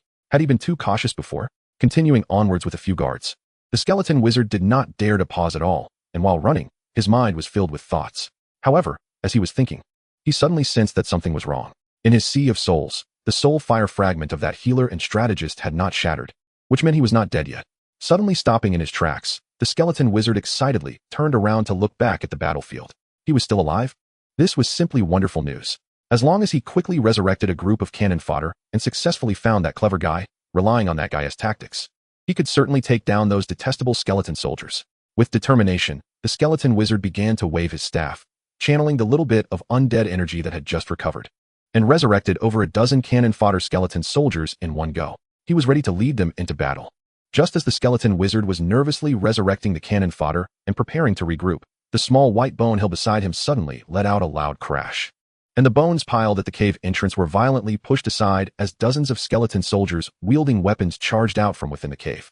With their white bones and peak first-tier status, it was clear that these guys were part of the same group as those before. They were ambushing him. Watching as they rushed towards him, directly scattering the cannon fodder he had painstakingly summoned and wildly attacking him, the skeleton wizard's mind went blank. At this point, the last bit of energy in the skeleton wizard was completely exhausted. He raised his hand, wanting to cast a spell, but he couldn't even perform the most basic skeleton revival. With the sound of crashing, the skeleton wizard was directly buried beneath the pile of bones. The intelligence of the living faced off against the minds of the dead, resulting in a clear dimensional blow. A being that had just been resurrected for less than 3 years, who encountered either brain-dead or foolish kindred. How high could his intelligence really be? Although Gu Erdan was not good at strategy, bullying a stupid skeleton was still a piece of cake. 10 minutes later, with a skeleton head atop his own, Gu Erdan swaggered onto the battlefield, leading a large number of skeleton soldiers. Looking at the chaos on the ground and the skeletons with their skulls split open, especially when he noticed the remains of the skeleton wizard, Gu Erdan nodded with satisfaction. He was finally free, and he had his own subordinates. Skeleton wizard, the leader he had initially chosen. Since we cannot coexist, then you shall become the first cornerstone beneath my feet. Approaching the skeleton soldiers he had previously ambushed, Gu Erdan casually extended his hand, preparing to wait for them to hand over the spoils. However, looking at the skeleton soldiers standing in front of him, motionless and unresponsive, Gu Erdan frowned. Were there fewer of them? It was just a skeleton wizard who could hardly cast any spells, along with 3 crippled skeleton guardians. Was it necessary for more than half of them to die? Out of the 30-odd guys lying in ambush here, there were now less than 10 left? How did these idiots fight? Did they charge their heads into the opponent's weapons? The more he observed, the more he felt something was off. Gu Erdan seemed to suddenly remember something. His expression changed dramatically as he hurriedly opened the system to focus on them. The next moment, a large amount of data appeared before Gu Erdan. Chapter 11. The Instincts of the Undead Name. Bony Warrior Identity. Second Tier Undead. Lower Class. Skills. First Ring Spell. Hardened Bones Second Ring Spell. Ghost Spear Throwing Description. If first-tier skeleton soldiers facing adult humans are like dogs encountering people, then in front of second-tier skeleton soldiers, the identities of both sides would be reversed. Looking at the data of the few skeleton soldiers before him, Gu Erdan's soul fire within his chest surged. They had evolved. This was bad. The soul fire swept through the gaps in the armor, scanning the corpses on the ground. And Gu Erdan instantly understood what had happened here.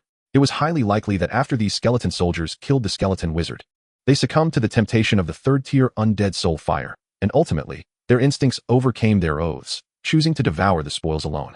The reason so many of them had died was also very likely due to fighting each other fiercely for the spoils.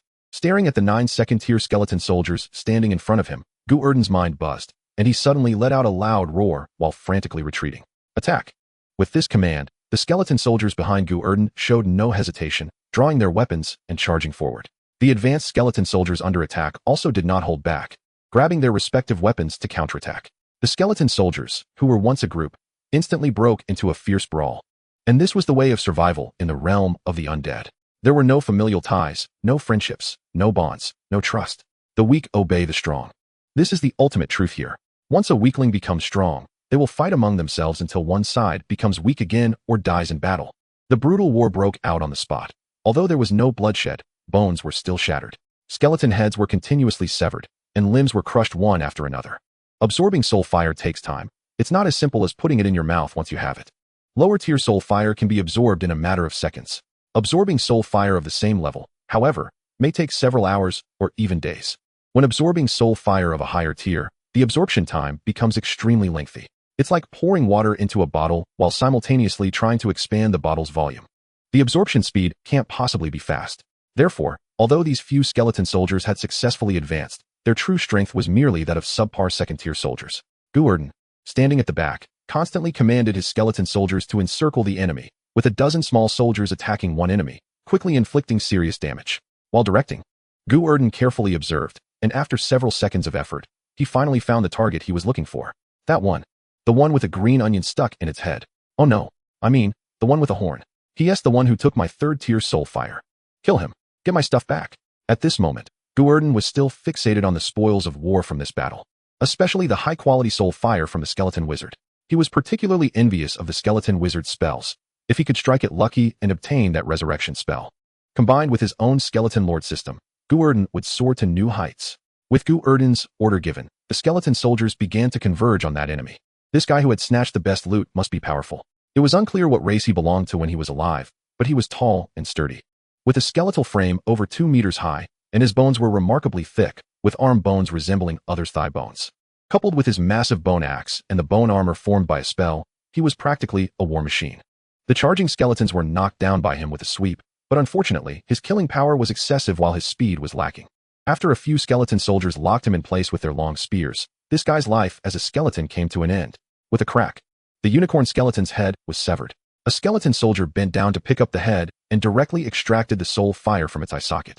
But instead of handing over the spoils, he held the soul fire motionless. Clearly, in the face of such strong temptation, he was somewhat unable to control himself.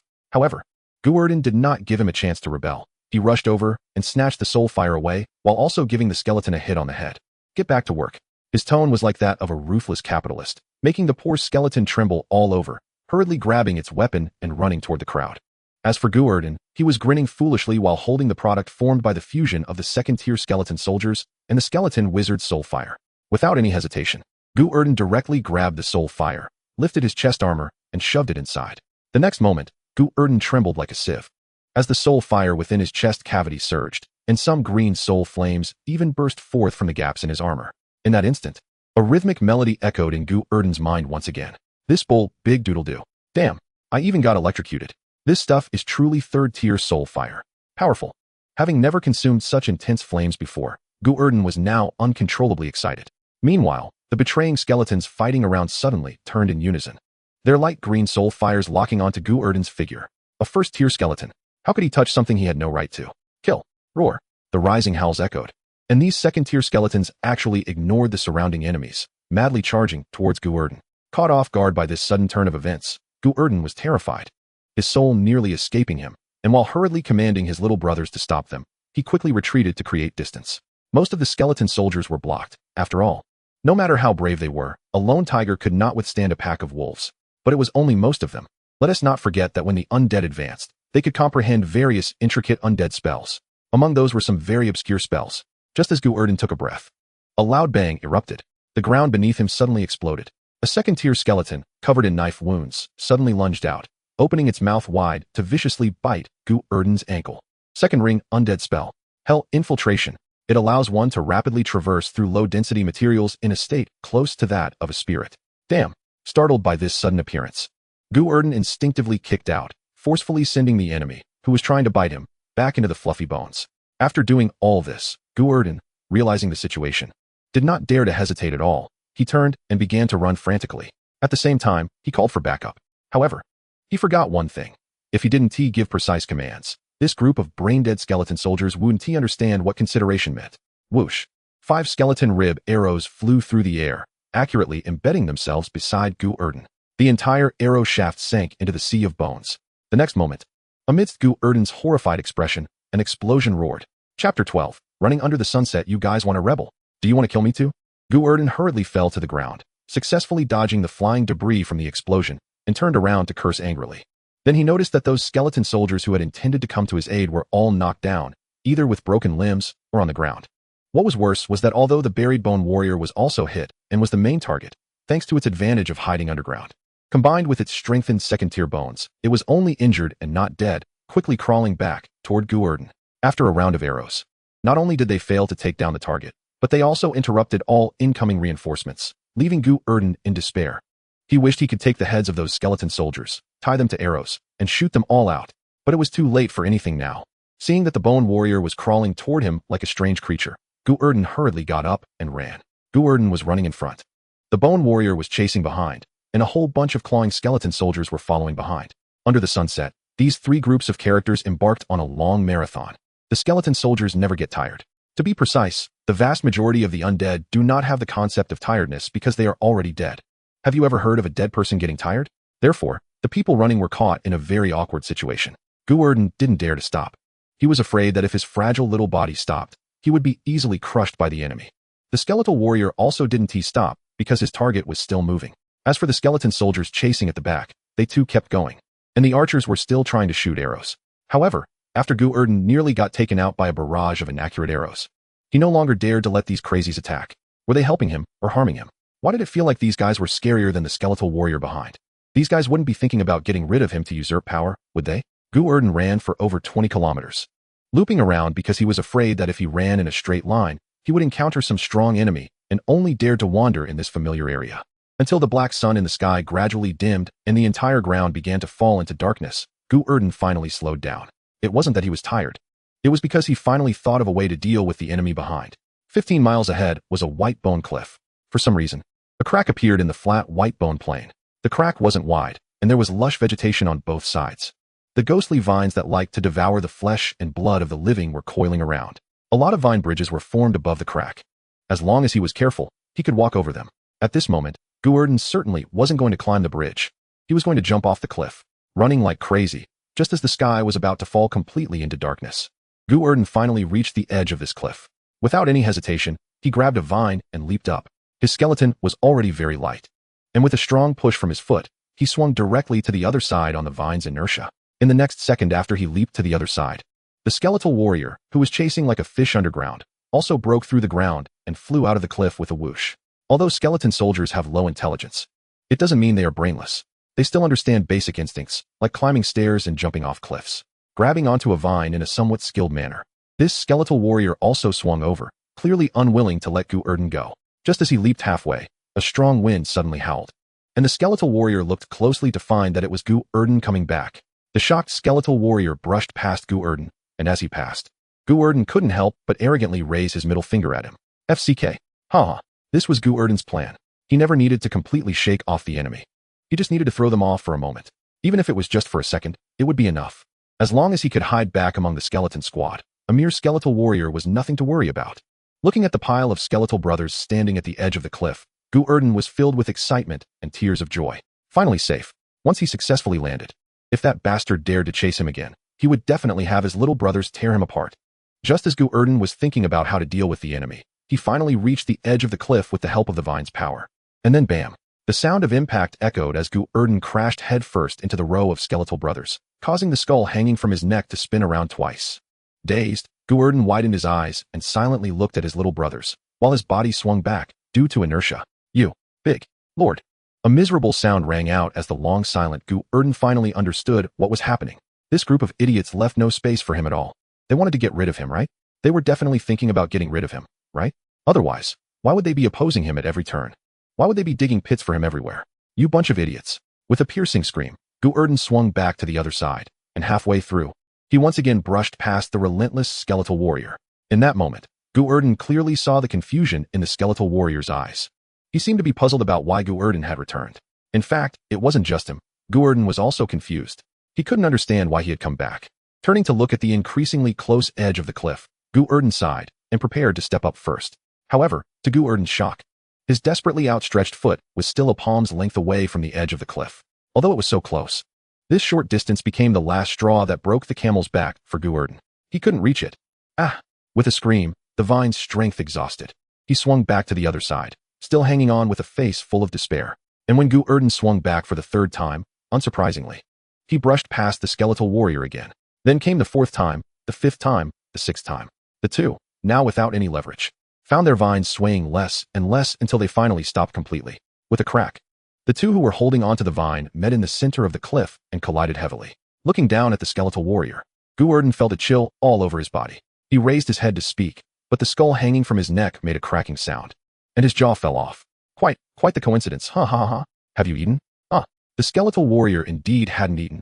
He didn't want to eat. He only wanted to gnaw on Gu Erdan. 2 rows of fangs bit down hard. They directly sank into Gu Erdan's skull. With a crunch, the poor top of his head couldn't withstand such destruction and was immediately bitten into a hole, causing Gu Erdan to scream in terror. Just as the skeletal warrior was preparing to press the advantage, a sudden howling wind came from afar.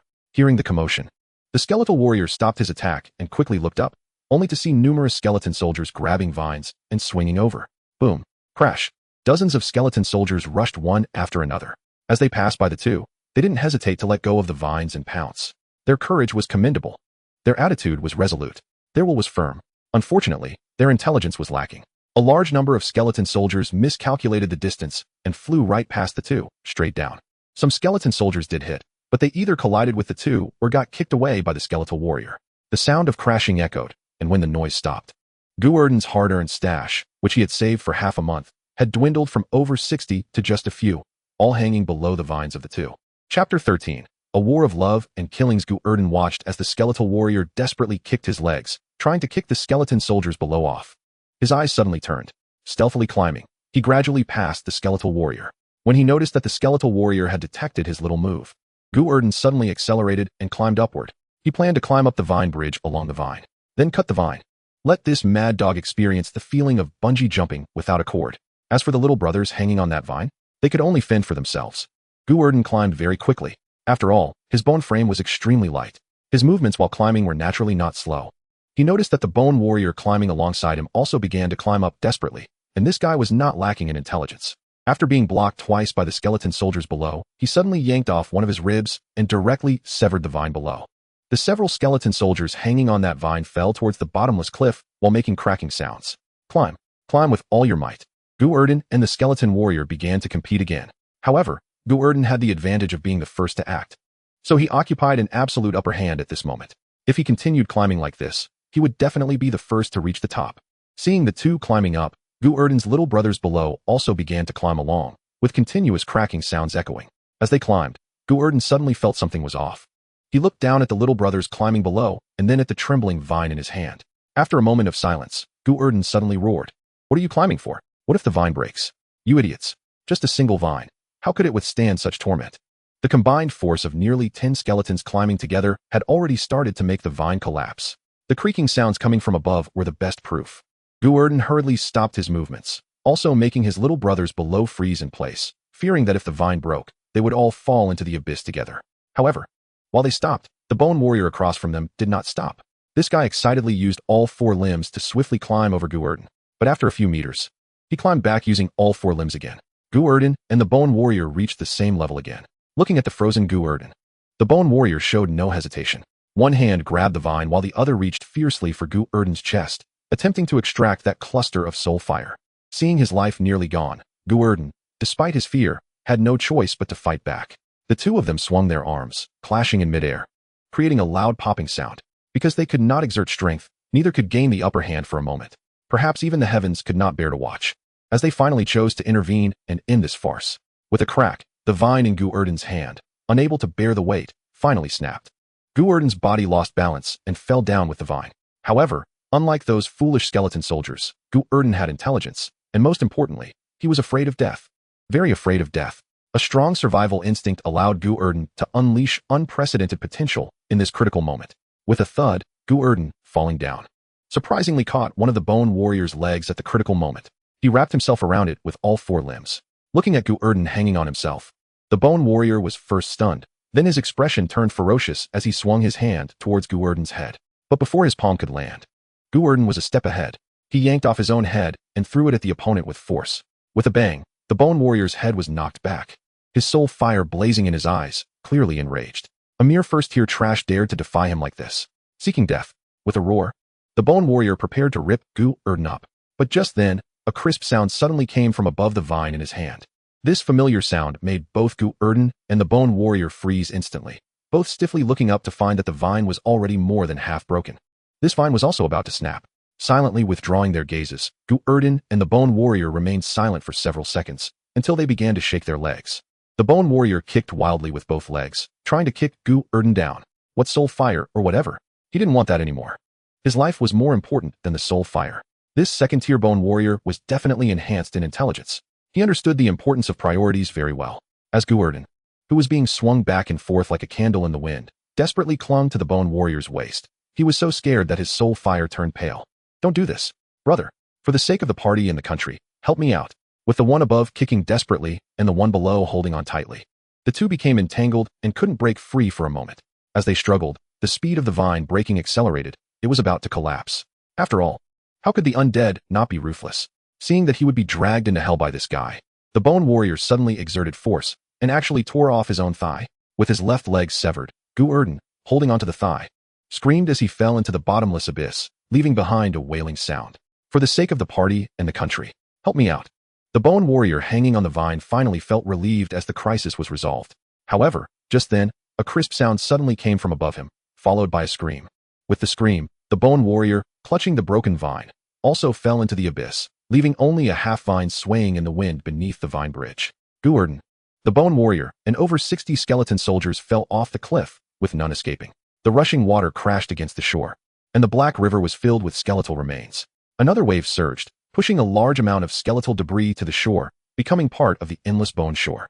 However, this time it was different from usual. Along with the numerous bone fragments washing ashore, there were also a few half-remaining skeleton frames. As the river water continued to recede, amidst the scattered remains, a severely damaged skeletal hand suddenly rose up. The 4 fingers above gradually closed, leaving only the thumb still standing. I'm still alive. Cough.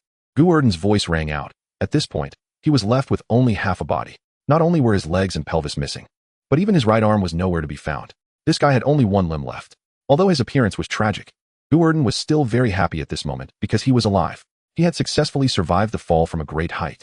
This was entirely thanks to Gu Erdan's uniqueness. When his little brothers crashed into the sea, their bodies were instantly shattered, especially their heads, which were smashed to pieces. Without a container, their soul fires scattered, and they died on the spot. Only Gu Erdan was different because he had no head. Naturally, he wouldn't die so easily. As long as his sternum was not completely destroyed, he could still cling to life. Chapter 14. Advancing to Skeleton Guardian. No matter how you look at it, being able to survive is a good thing. So what if all the little brothers died? The road is long and hard, but now I will start over. At worst, I can just start all over again. His remaining arm excitedly patted the ground as Gu Erdan struggled to get up, trying to recover from his injuries first. However, as he turned around, an unexpected thing appeared before him. It was a head, a severely damaged skeleton head, with half of the skull crushed. And this skeleton head was about to bite him. It's just too bad that most of the upper and lower teeth had fallen out. It had the will to bite, but lacked the power to do so. Gazing at the fierce skeleton head that was desperately trying to bite him, Gu Erdan carefully identified the identity of this guy after a long while. Oh, isn't this the bone warrior? It's been a while. How come you've lost your limbs and are left with just a head? Looking at his enemy in such a state, Gu Erdan couldn't be happier.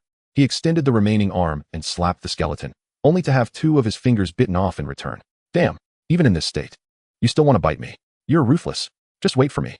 With a hand, he slapped the skeleton head away, struggled to sit up, casually found a few bones, and began to skillfully piece them together.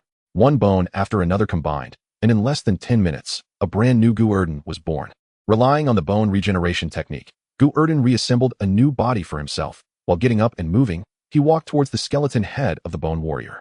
Holding the skeleton head, watching this guy still wanting to bite him, Gu Erdan couldn't help but grin and directly pierce the head onto his own cervical spine, using it as his head. Come, let me show you how I got rich. Starting from scratch again, rubbing his hands in excitement, Gu Erdan couldn't be happier. Although all his subordinates perished in the battle, it seemed like he was back to when he was just revived. But don't forget, Gu Erdan is different now. He still has a 3rd-level soul ghost fire inside him. As long as he successfully devours this thing, he can at least become a 2nd-level skeleton soldier. By then, recruiting 1st-level skeletons would be like child's play. After upgrading them to 2nd level, he could lead 100 or so people to encircle and kill 3rd-level enemies. Then devour the 3rd-level soul ghost fire to continue leveling up, and further evolve his subordinates. If this snowball effect continues, Gu Erdan's strength will only grow stronger. After all, while others need to spend decades or even hundreds of years to cultivate experts, Gu Erdan is different. The strength of the experts under him does not depend on their talent, but on Gu Erdan's own strength. If Gu Erdan were a god, as long as he had enough energy, he could create a divine army in no time. This is still for the sake of caution. If he didn't have to worry about the loyalty of his subordinates and just strengthen them without care, With sufficient energy, Gu Erdan could create a god right now. With the enemy's head on his neck, Gu Erdan, pieced together from various bones, began to cautiously observe his surroundings. Perhaps due to being close to the riverbank, there were pitifully few skeleton soldiers here, and at a glance, he could only see a few scattered. But this perfectly matched Gu Erdan's wish, as his main focus now was not to recruit subordinates, but to strengthen himself. In this situation, the fewer skeleton soldiers around, the better. He casually found a feng shui spot he liked, dug a pit, directly carved out a place to hide from the bone wall, and then carefully lay down inside, quickly blocking the entrance. In the blink of an eye, the once lively skeleton soldier Gu Erdan had completely merged with the wall, and he hid there for a full 7 days. During these 7 days, Gu Erdan used the power of the ghost fire to temper his bones and cleanse his soul, finally breaking through to the first-level skeleton soldier level and becoming the legendary second-level cannon fodder. Looking at his jade-like bones, Gu Erdan couldn't be more excited. If he had a head, he would have been in tears right then and there. It wasn't easy. He had been in this world for nearly 4 months. He was finally no longer a fragile piece of trash. Now he had become a piece of trash that only breaks with effort. Name, Gu Erdan. Host, identity, second-level skeleton guard, low class, skills, first ring, undead spell, bone regeneration technique. Second ring, undead spell, low-level bone reinforcement technique, passive, description, congratulations. You have successfully evolved into an elite monster. Looking at his attributes, Gu Erdan sighed in frustration. The randomly obtained second ring spell is not good. Although bone reinforcement is a passive spell that permanently enhances the body, providing decent survival ability, it doesn't compare to top-tier second-ring undead spells, let alone top-tier first-ring undead spells. Spells like the famous skeleton revival technique, corpse transformation technique, poison witch technique. Those are truly terrifying existences. Compared to them, the low-level bone reinforcement technique that Gu Erdan comprehended is just garbage. However, this spell is said to have advanced versions, such as intermediate bone reinforcement technique, advanced bone reinforcement technique, and so on. The legendary top-tier Reaper's Bone is said to have hardness comparable to that of divine bodies. It is the most top-tier ability of the skeleton clan. Unfortunately, let alone the legendary Reaper's Bone, even few skeletons can obtain the high-level bone reinforcement technique. Otherwise, it wouldn't have become a legend. After all, talent spells are randomly obtained, and unless blessed by the goddess of luck, how could one continuously hit the jackpot and directly get a full set? Tapping on his bones, Gu Erdan nodded in satisfaction. The bones enhanced by the low-level bone reinforcement technique have hardness comparable to stone and steel, greatly increasing Gu Erdan's survival ability. Gu Erdan believes that no matter what, staying alive is the most important thing. After all, some things depend not on how brightly you can smile, but on how long you can keep smiling. Only those who smile until the end are considered winners, and Gu Erdan strongly agrees with this. After all, he is now a skeleton soldier, an undying skeleton soldier. If we can't beat them, can't we outlast them? Stack armor. Build defense. Go. We're going to pile on the thickest armor. Then let my subordinates deal the most poisonous blows. After all, the system isn't helping me grow. What else can I expect? Just survive. Finally, having devoured the soul ghost fire, Gu Erdan kicked open the bone wall and climbed out of the pit he had dug. However, after seeing the situation outside, Gu Erdan silently turned back and sat in the pit again, picking up the woven bones and resealing the entrance. Because outside, the skeleton soldiers, which should have been very scarce, were now inexplicably abundant, stretching endlessly in sight. Moreover, these guys were fighting desperately. Among them were many figures of second-level skeleton soldiers. What the hell is going on here? Chapter 15. Different skeleton soldiers sitting in the pit. Gu Erdan looked bewildered. He never expected that just 7 days later, such a dramatic change would occur outside. Did a bunch of skeleton soldiers start a mass migration and accidentally end up here? Or did some skeleton wizard go crazy and resurrect skeleton soldiers en masse? But even so, this kind of situation shouldn't be possible. Just a glance revealed that the skeleton soldiers were everywhere. There must be at least 10 to 20,000 of them. If this was the work of a skeleton wizard, he must have been busy for days without eating or drinking. There is something wrong. Definitely something wrong. Hiding inside and not daring to go out. Gu Erdan felt like giving himself a couple of slaps. To be precise, he already did, and he hit hard, since the head above wasn't his own. Hitting the enemy's head didn't hurt his feelings, but it sure hurt his hand. If I had known earlier, I wouldn't have wasted so much. It's better to absorb it slowly. With a helpless sigh, Gu Erdan felt a bit regretful. The reason he could quickly absorb a third-level soul fire as a first-level skeleton soldier was not because of his extraordinary talent, but because this guy absorbed it like a nouveau riche, ignoring excessive consumption, ignoring energy overflow. Gu Erdan only pursued speed, completely indifferent to whether he would waste the power of the ghost fire. Otherwise, how could he barely reach the second level after completely devouring a third-level ghost fire? Even if he didn't become peak second level, he wouldn't be at the bottom. Originally, Gu Erdan planned to sacrifice small gains for larger ones. quickly obtain starting funds to become a second-level skeleton, then go out to recruit first-level skeletons and strengthen them. Once the numbers were sufficient, he would take his strengthened subordinates to hunt high-level enemies, growing bigger and bigger in this snowballing manner. But who would have thought that when he woke up? The outside world had changed. Thousands of skeleton soldiers. Who knows how many second-level skeletons would be spawned? If he was unlucky enough to end up with a few third-level skeletons, wouldn't Gu Erdan be doomed? Just as Gu Erdan was hiding in the wall lost in thought, the bone wall used for camouflage suddenly creaked, and two bone spears broke through the bones and stabbed into Gu Erdan's chest armor. The already tattered and severely rusted chest armor had almost zero defense, and it shattered upon contact with the severely corroded iron plate, being pierced by the bone spears on the spot. However, the impressive bone spears met their end there.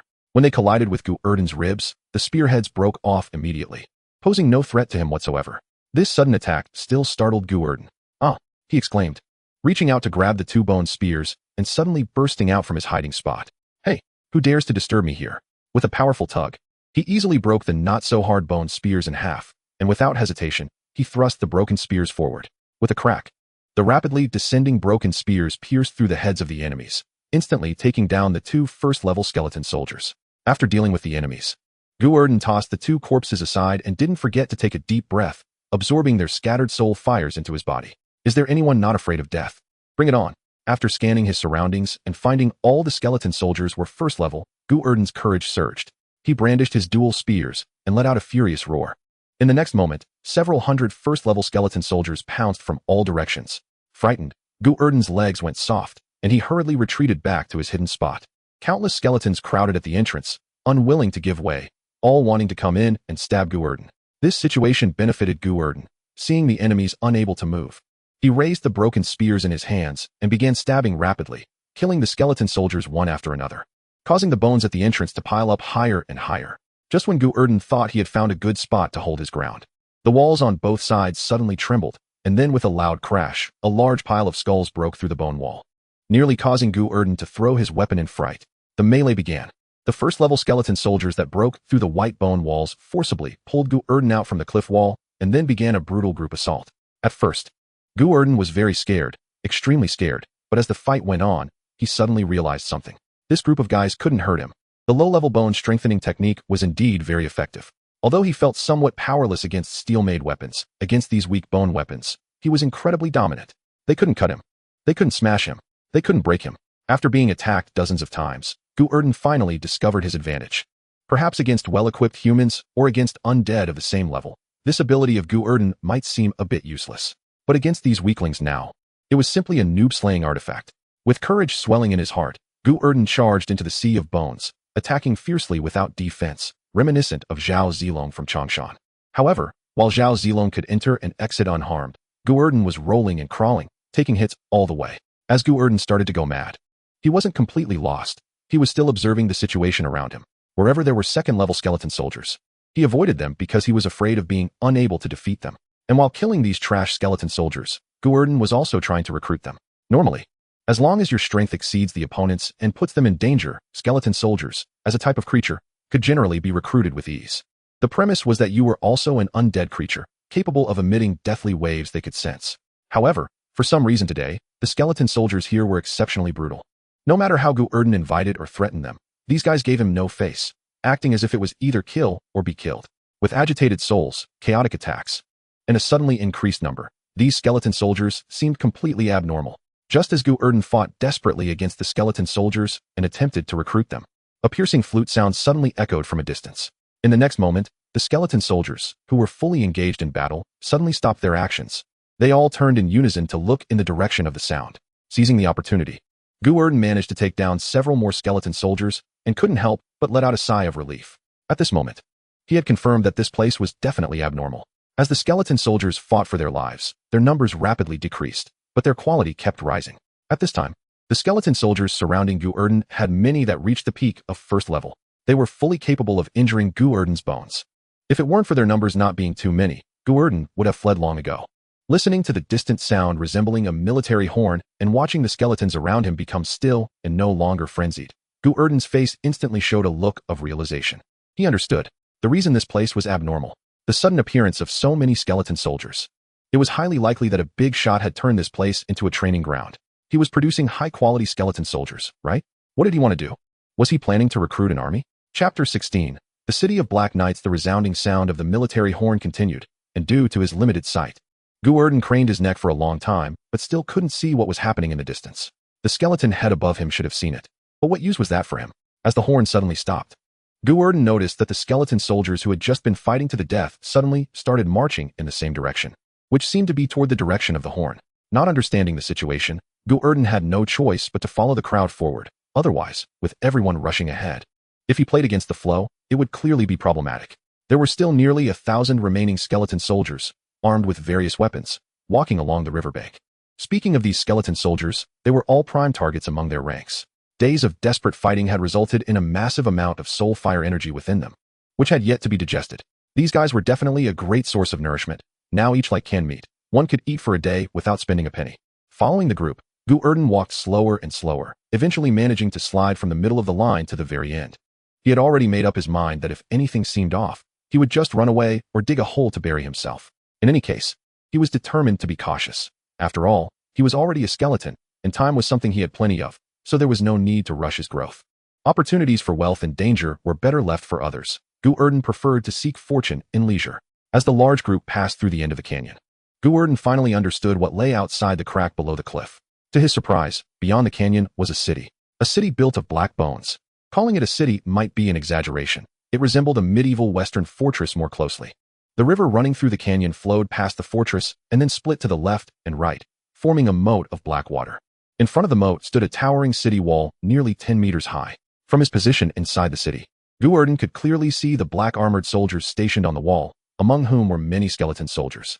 Inside the city wall, there were no neatly planned houses, but rather circles of small walls.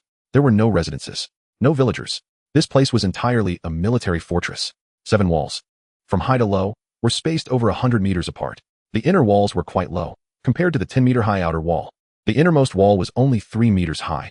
However, its terrain was unusual, as the entire city was terraced, with the inside higher than the outside, which meant that although the inner walls were low, they were overall much higher than the outer walls, effectively creating a situation where they could defend against the outer walls without worry of collapse. At this moment, Gu Erdan and his companions, having crossed a city gate, found themselves within the innermost wall. This was the most heavily guarded area, the stronghold of the city. However, the atmosphere here was not good.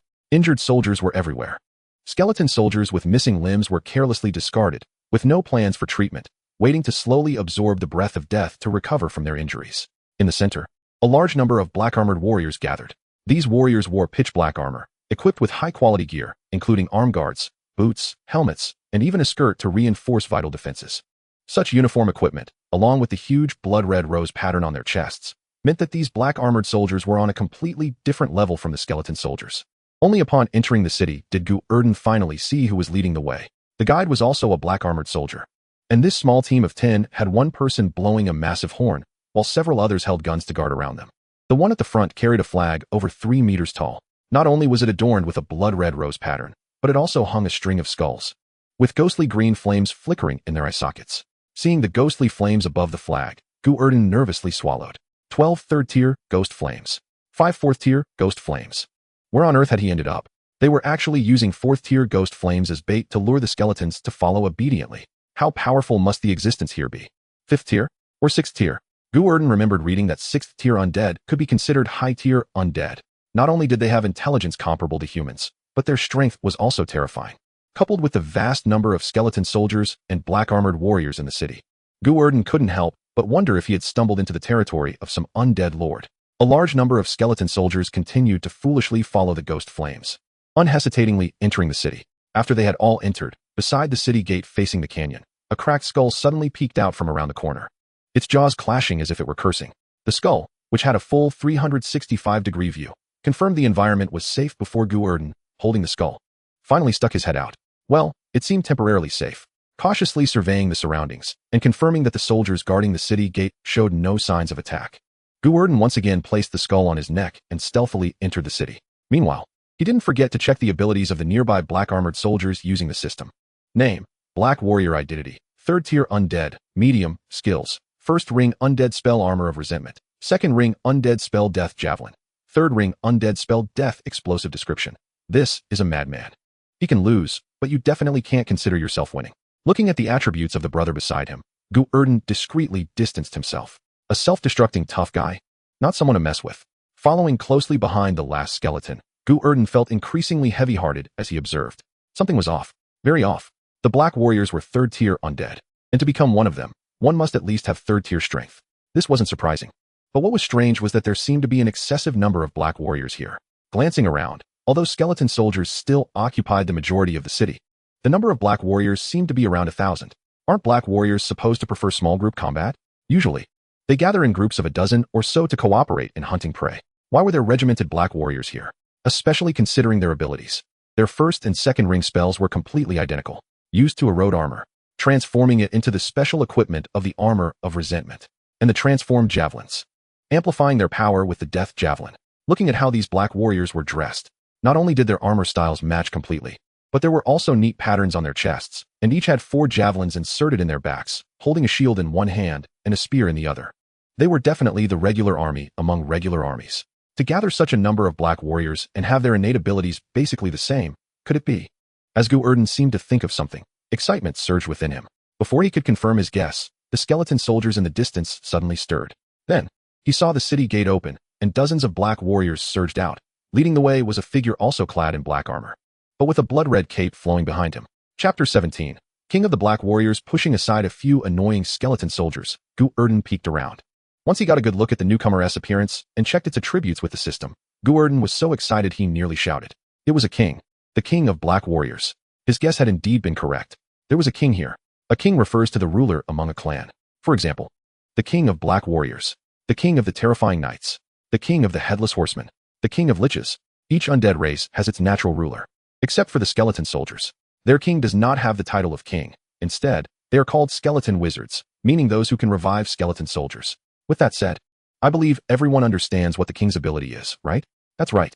They can create their own kind. Name: King of Black Warriors, Clun Sulla. Identity: 5th tier Black Warrior, Elite. Skills: 1st ring Undead Spell, Armor of Resentment. 2nd ring Undead Spell, Death Spear. 3rd ring Undead Spell, Black Warrior Resurrection Technique. 4th ring Undead Spell, Soul Snatching Hand. 5th ring Undead Spell, Soul Shockwave Introduction. Born as the King of Black Warriors. No one can shake its position among the Black Warriors. Looking at the attributes of the King of Black Warriors, Gu Erdan felt his heart racing uncontrollably. What a big shot. A true big shot. Unlike the skeleton sorcerers who can only resurrect 1st-tier skeleton soldiers as cannon fodder, this gentleman in front of him can resurrect Black Warriors. As long as a suitable corpse is created and enough souls are collected, he can instantly create a Black Warrior. The identical 1st and 2nd ring spells are the marks of resurrected Black Warriors. The 3rd ring spell varies from person to person. For example, the older brother who was responsible for guarding the gate and was good at self-detonation probably awakened that ability due to his explosive temper. Such magnificent city walls. Such a noble identity. And those perfectly aligned armor and patterns. Gu Erdan would bet his head that this King of Black Warriors is definitely not an idiot. Moreover, he is very likely to be quite intelligent. After all, a normal 5th-tier undead, even if it has a brain, would absolutely not be able to create such a perfect castle. Excitedly rubbing his hands, Gu Erdan stood at the back of the line, unable to resist starting to fantasize about how to sneak into this guy's team and then take the opportunity to recruit some Black Warriors. Just look at that pitch-black heavy armor, and that domineering style. It's clearly elite. Now look at these bone frames around him. A mishmash of weapons plus a pathetic physique. To call them scrap soldiers would be flattering. If he could get some Black Warriors as bodyguards, he saw instantly. While Gu Erdan was fantasizing, he pushed past the skeleton soldiers ahead and desperately squeezed forward. The King of Black Warriors gathering the skeleton soldiers here could not possibly be for fun. From the looks of the injured soldiers all over the city, they must have just fought a tough battle and urgently needed reinforcements. Additionally, with skeleton soldiers all over the walls, it was obvious that the opponent was not a compulsive person, only recruiting Black Warriors as subordinates. He didn't mind using easily produced cheap soldiers like skeletons to bolster his combat power. One could even say that skeletons held a certain status in his team.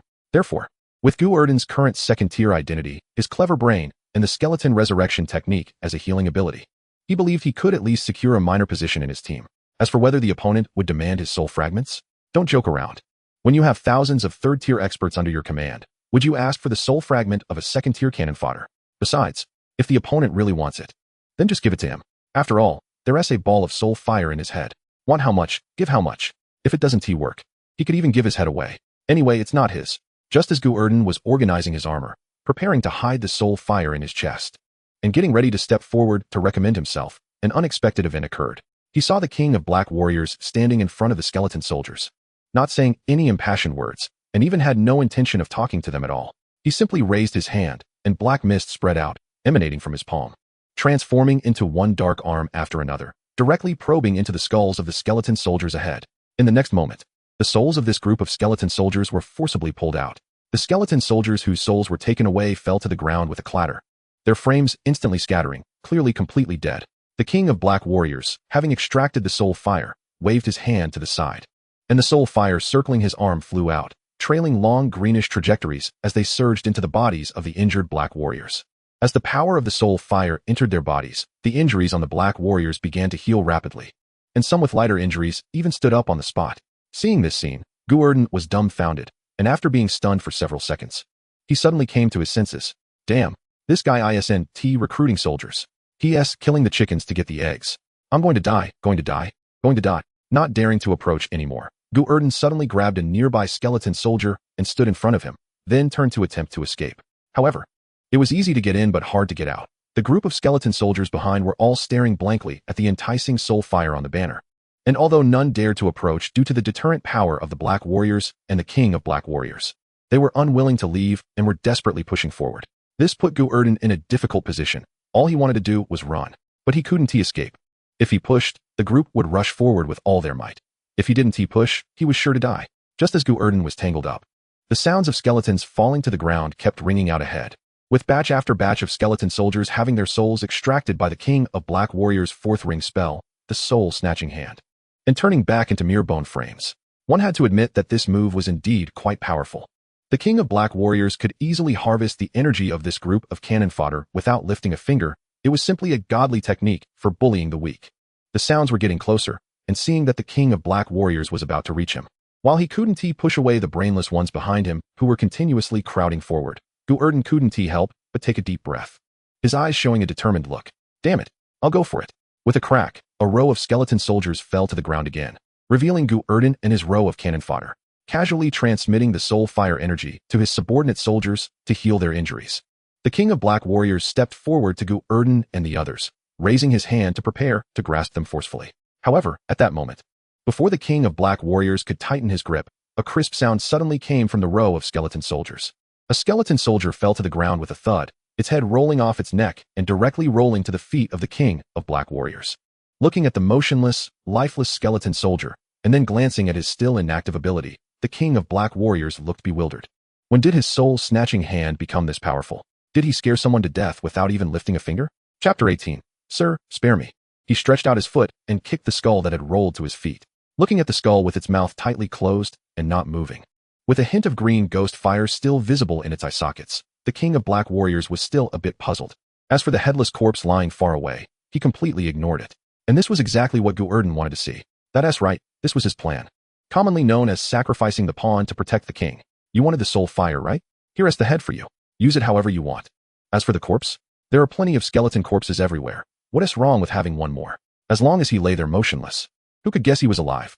Although there are skeleton soldiers born without heads, those that still have a skull atop them for disguise are nearly non-existent.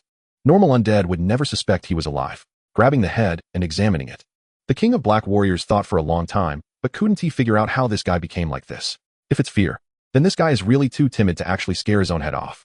Shaking his head, Gu Erdan did not see the scene he imagined where the Black Knight King directly devours the ghost fire inside his head. On the contrary, perhaps because Gu Erdan's performance was too bizarre, the Black Knight King seemed not to intend to kill him. Stepping forward, the Black Knight King found Gu Erdan's body and actually picked it up, intending to reattach the head. However, with this effort, everything was revealed. Looking at the ghostly fire covered by armor in the chest cavity, and then at the ghostly fire inside the head he was holding, the Black Knight King's eyes widened in disbelief, with a face full of confusion. Damn, two groups of ghost fire. It's over. Gu Erdan, who was being lifted, also exclaimed in his heart. Without any hesitation, this guy struggled hard and forcibly tore off his tattered armor, making a quick escape. Then the barebone frame turned around and ran away, and as he passed a skeleton soldier, he did not forget to grab his head and throw it back at the Black Knight King. However, this flashy struggle was ultimately in vain. The Black Knight King, dodging the thrown head, suddenly reached out to grab him. The soul-absorbing hand was used, but this time it was not to absorb souls, but to pull the enemy. Gu Erdan felt his feet lighten, and he was already flying backward, instantly crossing several meters and being caught by the Black Knight King by the cervical vertebra. Don't kill me. Don't kill me. I have an 8,000-year-old old bone above me. Below me, there are just sprouted new buds. My whole family of over 4,000 people relies on me to survive.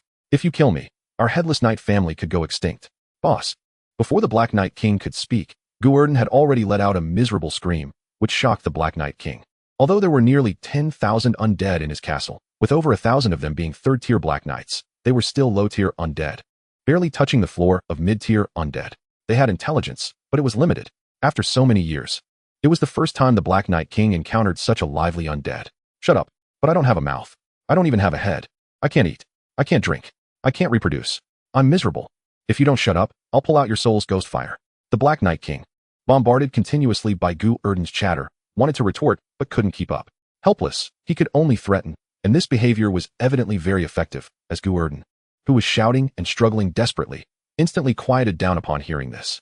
The two stared at each other in silence, and the Black Knight King looked at him with interest. Are you a skeleton soldier? No, I'm a headless knight, just not fully grown yet, so my strength is a bit lacking. Uft, you a headless knight? The weakest headless knight is at least 7th tier. You can't even beat his horse. But I really am a headless knight. Look, no head, discrimination. At this moment, the Black Knight King had already brought Gu Erdan to sit down to the side. Compared to the small skeleton frame of Gu Erdan, the Black Knight King was relatively much larger, which was mainly due to the armor. Casually tossing Gu Erdan on the ground, the Black Knight King's voice was a bit excited. You have intelligence, right? Hearing this, Gu Erdan instinctively touched above his neck, and after not finding his head, hurriedly took the enemy's head from the Black Knight King's hand and clicked it back on. Of course. With his head back, Gu Erdan proudly raised it, but unfortunately, this head did not listen to him and suddenly turned around with a click, facing backward. Seeing Gu Erdan struggle to turn the head back, the Black Knight King spoke with a tone full of amusement. A low-tier skeleton actually developed intelligence? That's not a common occurrence. You should know that even my Black Knights don't have true intelligence. Is your intelligence naturally formed, or is it the wisdom from when you were human that hasn't dissipated? It should be the latter. Oh, so you awakened with the wisdom from your living days? The Black Knight King seemed to think of something and suddenly fell into silence, sighing after a long time. Treasure your hard-earned wisdom. You don't have much time left, kid. Originally, Gu Erdan thought he was basically safe since the Black Knight King had no intention of killing him. But who would have thought that in the blink of an eye, the Black Knight King would tell him that he didn't have much time left? Could it be that this guy can read fate or faces? But that shouldn't be possible. Gu Erdan had never heard of anyone being able to read the face of a skeleton. Seeing Gu Erdan unable to understand, the Black Knight King chose not to tease him, but explained in a deep voice. You were resurrected with memories from your past life, which means that your soul has not yet been completely assimilated by the ghostly energy of the undead realm. This is both good and bad. The good is that you can remember your previous memories, but the bad is that this memory is not lasting. As the ghostly energy invades, your memories will gradually become vague and confused until you become one of them. The Black Knight King gestured to the side, and Gu Erdan turned to look at the dazed skeleton soldiers, unable to help but shiver all over. Then, how can I preserve my memories? Very simple. Break through the 9th tier limit and become the legendary Undead Lord. At that time, your soul will be nearly indestructible, and you won't fear the invasion of death energy anymore. Is that the only way? There's one more way, which is to obtain top-tier treasures made by humans that can protect the soul from erosion. With such things on you, you won't fear erosion. The Black Knight King explained in great detail, and Gu Erdan nodded continuously. After a second of silence, he suddenly asked, Then may I ask, Black Knight King, which situation do you fall under? The Black Knight King fell silent for a second upon hearing this, raised his hand to touch the blood-colored rose pendant on his chest, and slowly spoke. I have been resurrected here for 5 years. Although I live with the will of a living person, after such a long time, I can no longer clearly remember my previous memories. Chapter 19, Vice Captain. The Headless Knight. On the 6th city wall of the Black Knight City, Gu Erdan, dressed in tattered armor, was swaggering around on patrol, followed by dozens of little brothers. This group of little brothers not only included skeleton soldiers, but also the figures of Black Knights. Perhaps looking for someone to talk to. Or maybe thinking Gu Erdan was a bit interesting, the Black Knight King did not kill him. On the contrary, the Black Knight King named Clun Sarah even took the initiative to extend an olive branch to him, inviting him to join the team. Faced with such an invitation from a 5th-tier boss, Gu Erdan naturally agreed without hesitation. As a result, Gu Erdan had now been promoted to a small team leader. Under him were more than 40 first-tier skeleton soldiers he had selected, and even 10 Black Knights that Sarah had given him. Originally, Sarah wanted to select some higher-tier skeleton soldiers for Gu Erdan, such as 2nd-tier skeleton guards or bone warriors. However, this goodwill was rejected by Gu Erdan, who stated that he preferred to cultivate his little brothers from scratch and enjoyed the process. In reality, second-tier skeleton soldiers were harder to recruit. First-tier ones were easier to deal with. At this moment, the 10 black warriors following Gu Erdan all possessed third-tier strength. These guys were not here to monitor him. After all, Gu Erdan, a mere second-tier cannon fodder, wasn't worth the attention of 10 black warriors. These 10 experts were genuinely sent by the Black Warrior King to serve under Gu Erdan, and they would obey his commands in any situation. Unless Gu Erdan wanted to lead them in a rebellion. Looking at the black warriors standing beside him, each equipped with 4 javelins and wearing exquisitely crafted armor, Gu Erdan was almost drooling. Look, what does it mean to be a boss? What does it mean to have a benefactor? Compared to this Black Warrior King, Lord Sarah, what was that skeleton wizard before? Can you blame Gu Erdan for wanting to rebel and risk his life? If he had treated Gu Erdan like Sarah, how could Gu Erdan possibly rebel? Patting the shoulder armor of a nearby black warrior, Gu Erdan suddenly sighed in frustration. You guys are great, but unfortunately, you're not my trusted subordinates, and you're unwilling to give me your soul fragments.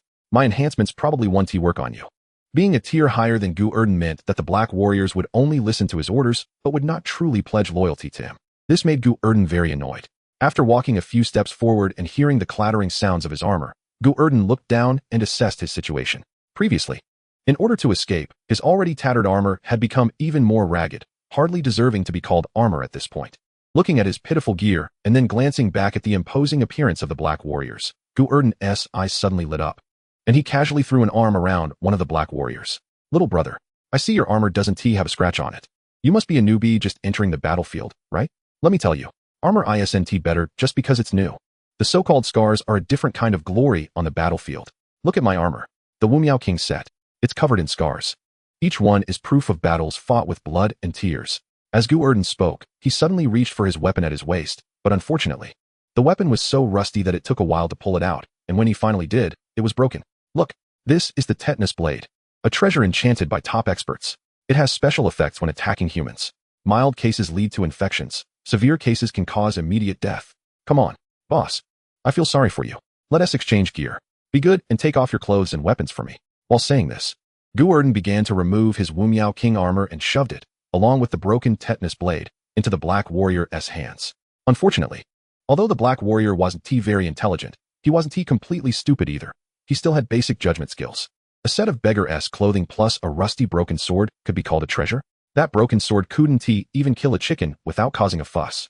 Even though he caught the items, the black warrior stood still, showing no intention of undressing. Gu Erdan's expression froze at this scene, his gaze sharpening. Little brother, don't drink the wine meant for punishment. I am the boss.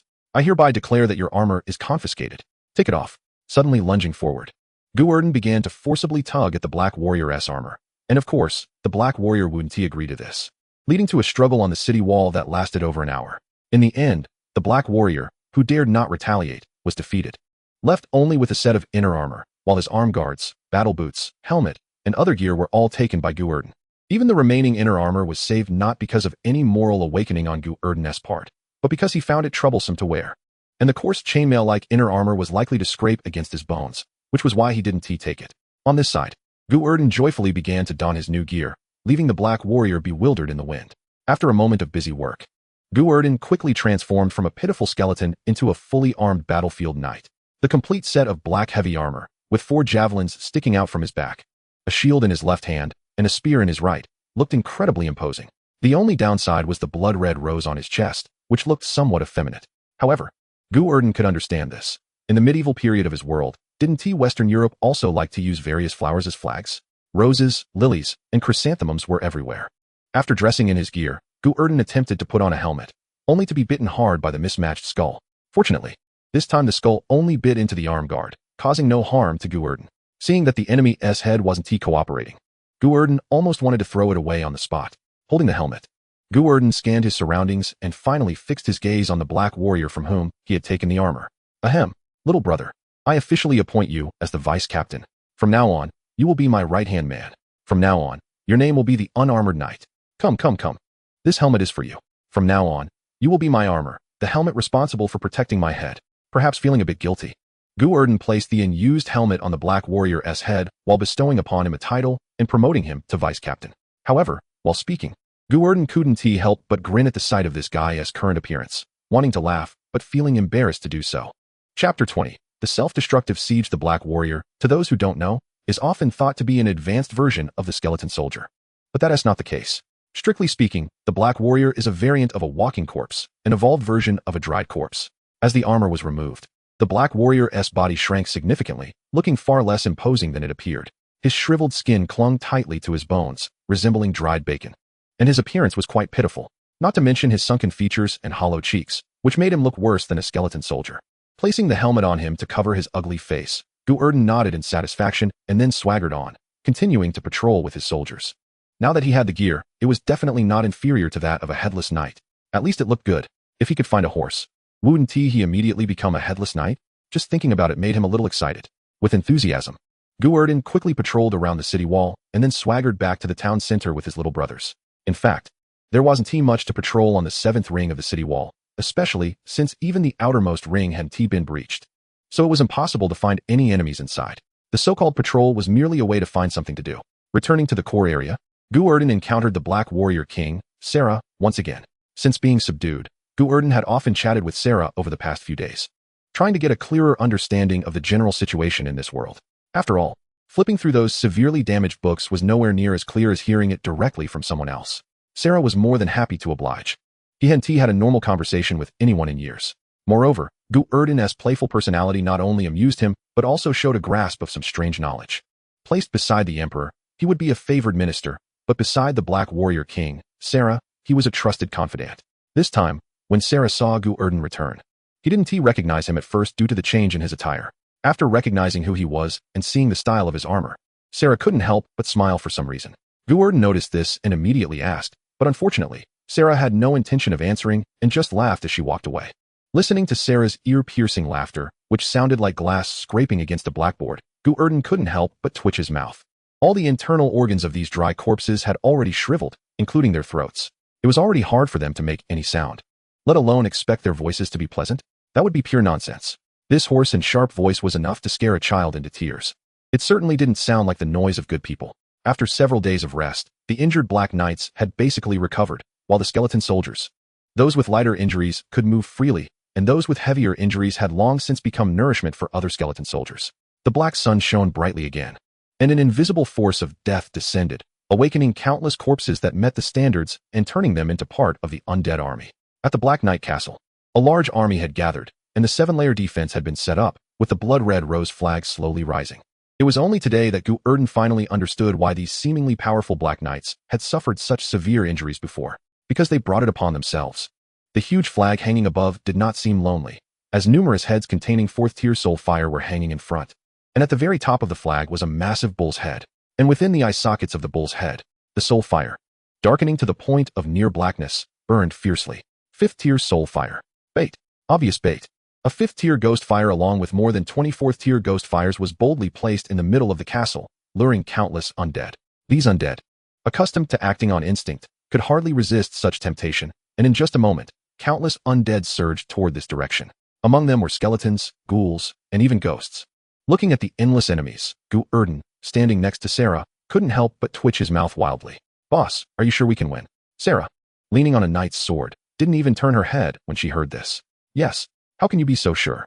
I did this 3 years ago, and 3 years later, I am still standing here. This is the source of my confidence." As the two spoke, the first wave of attack from the undead had already begun. To be precise, they only had one wave of attack. All the undead mindlessly charged forward, quickly filling the entire area below the city. The skeletons trampled over each other, the ghouls piled up, and amidst the mountains of corpses and seas of bones, they even used their bodies to fill the moat. They even used their bodies as a foundation to create a slope right below the city wall. The brutal melee combat began. The area where Gu Erdan and the others were located was not a treasure land. The most obvious evidence was that Gu Erdan had never seen high-level undead. Sarah, the 5th-tier Black Knight King, was the strongest being Gu Erdan had encountered in the past few months. It was precisely because of this that a 5th-tier ghost fire seemed so hard to come by. The enemies attracted were mostly newly resurrected weaklings, but their sheer numbers were extraordinarily vast, stretching endlessly. Among them were many groups trying to take advantage of the chaos, such as the Skeleton Legion centered around skeleton wizards and the Animal Legion centered around their species. Gu Erdan even saw several enormous figures among them. These were some monsters over 5 meters tall and exceptionally robust. Some were skeletal, some were zombies, and one was even pieced together from countless corpses. This was due to Gu Erdan's unfamiliarity with this world. If he had been to the human world, he would have definitely heard of this type of creature. The Stitched Corpse Demon, usually used by undead mages as a last resort. Unlike high-end undead creatures like corpse dragons, bone dragons, and headless knights, these high-tier undead couldn't be created by ordinary undead mages. The materials and energy required to create high-level undead were terrifying enough to make any undead mage faint. If you want to create a headless knight, you must have a 7th-tier corpse, and it must be a strong warrior-type corpse. Then, you must gather enough souls to drive the corpse, which must be of high quality, preferably above 7th tier. If that is impossible, it must not be lower than 6th tier. It's important to note that human warriors usually prefer to cultivate their physical bodies, which leads to their soul power not being commensurate with their strength. A 7th-tier warrior often has only 5th tier or even lower souls since their fighting energy does not require souls to drive. In other words, if you want to create a headless knight, killing just one 7th-tier warrior is not enough. You have to first kill a 7th-tier warrior to obtain his corpse. Then you must kill at least a 6th-tier mage to take his soul. But the problem arises. If the undead mage has this kind of strength, why would he bother creating a headless knight? It's precisely because of their low strength that they have to create headless knights as a trump card. Yet making headless knights requires defeating powerful opponents, and they have no strength to do so, resulting in a vicious cycle. Ultimately, a genius among the undead mages created a spell, the well-known stitching technique. By piecing together various corpses, creating a grotesque monster. The higher the quality of the pieced-together corpses, the stronger the monster. This creature is the infamous stitched corpse demon. It is also the last resort of most undead mages today. No need for high-end corpses. Just a large number of corpses. This quantitative approach to creation has become a spell applicable to any undead mage. Chapter 21. Daily offense and defense. The brutal slaughter continued, and the first line of defense did not hold for long before a giant dry corpse over 7 feet tall smashed a gap open, declaring it lost. Following that was the second line of defense, which was broken through by the massive stitched corpse demon. Originally, Gu Erdan thought that since he had turned into a skeleton, his mental endurance would be quite good. However, upon seeing this giant stitched corpse demon, he still found it hard to bear. Everywhere he looked, there were human or animal limbs, some hanging limply, while others still waved to attack. And among them were numerous skulls, giving an eerie feeling. In fact, this was not even the most terrifying aspect of the stitched corpse demon, as this was the realm of the undead, where no living creature could survive, which resulted in all the parts on the stitched corpse demon being dead. If it were in the human world, many of the bodies stitched onto it would likely still be alive, constantly suffering and screaming in agony. That scene could be described as a hell on earth. Enough to drive any mentally weak person to collapse. With the first and second lines of defense broken one after another, the subsequent 2 lines of defense did not hold for long either. Looking at the numerous enemies pouring into the middle position, Sarah suddenly raised her hand and waved. The Black Knights, who had been ready to move behind, began to move along the road above the city wall. Don't be fooled by the intimidating appearance of those giant corpses and stitched corpse monsters. Their strength is actually just average. They merely rely on their robust physiques to barely squeeze into the 4th tier. If they were to face the Black Warriors, a small team of 20 would be enough to hunt them down. The reason this group was able to brazenly break through to the 5th layer of defense was purely because Sarah allowed them to do so, intending to catch them in a trap. The soldiers on the previous 4 lines of defense, let alone the Black Warriors, didn't even have skeleton soldiers above the 2nd tier. They were merely cannon fodder. Their task was to die and delay the enemy, serving to divide them. Only when the enemy rushed into the central position did the true defensive system of the castle reveal itself. The stationary trebuchets on the walls began to operate. Moreover, some skeleton soldiers started to transport stones to throw at the breach. As for the Black Warriors, these armored individuals had already begun to stand on the walls, targeting their kills. Dozens of javelins fell simultaneously. Even a 4th-tier entity would either die or be severely injured if targeted, while 3rd-tier enemies would drop dead on the spot. They only focused on killing high-level undead, ignoring those at the 1st or 2nd tier, observing the powerful enemies around them falling one after another. The weaker foes did not choose to flee but instead rushed toward the corpses, desperately tearing at the soul flames and swallowing them, some even fighting over them. The mindless undead army that had just charged forward moments ago fell into chaos in an instant, completely halted before the 5th city wall. Black warriors stood on either side of the walls, and javelins rained down, creating layers of corpses below. Despite the terrifying firepower, the undead below continued to fight each other for the soul flames, showing no concern for their chances of survival. This scene made Gu Erdan shake his head. Indeed, all ailments can be cured, but foolishness is beyond remedy. This siege lasted several hours, finally ending when the sky began to darken. Towards the end, some clever undead attempted to escape, but the Black Warriors formed a line to block the gap, leaving them no way to flee. During the process, Gu Erdan and the others encountered a special situation where some flying undead tried to swoop down from above to seize the spoils on the flags. Unfortunately, they were shot down by the prepared Black Warriors' javelins. This kind of offense and defense was clearly not the first time Sarah and the others experienced. They had long since accumulated experience. The Black Warriors had clear divisions of labor for air defense, blocking, and hunting, giving the enemy no opportunity to exploit. With the siege concluded, Sarah not only suffered no losses of high-tier soul flames, but also gained 6 4th-tier soul flames and 27 3rd-tier ones, with countless other soul flames. After cleaning up the enemy, Sarah immediately devoured a 4th-tier soul flame and, after a moment's hesitation, surprisingly gave one to Gu Erdan, leaving him stunned and momentarily at a loss. Sarah paid no attention to the dazed Gu Erdan and approached the pile of undead corpses, taking out the sorted strong, undead bodies to begin creating subordinates. The 3rd-tier soul flame in his hand slowly spread out, enveloping the corpse in black flames. Accompanied by the 3-ringed undead spell Black Warrior resurrection technique, the corpse lying on the ground began to tremble slightly. Flesh twisted and shrank, while the arranged bones around it continuously wriggled, gradually wrapping the corpse inside. By the time the spell was completed, the corpse on the ground had transformed significantly, becoming a Black Warrior with a human outline, clad in pitch-black heavy armor, with a blood-red rose totem tattooed on its chest. Watching Sarah expend a great deal of effort to use all over 20 hard-earned 3rd-tier soul flames to create Black Warriors, Gu Erdan felt somewhat perplexed. Having strong subordinates is good, but more is not necessarily better. The area of this city is limited. Over 1,000 Black Warriors are already sufficient. Why does Sarah want to increase his subordinates?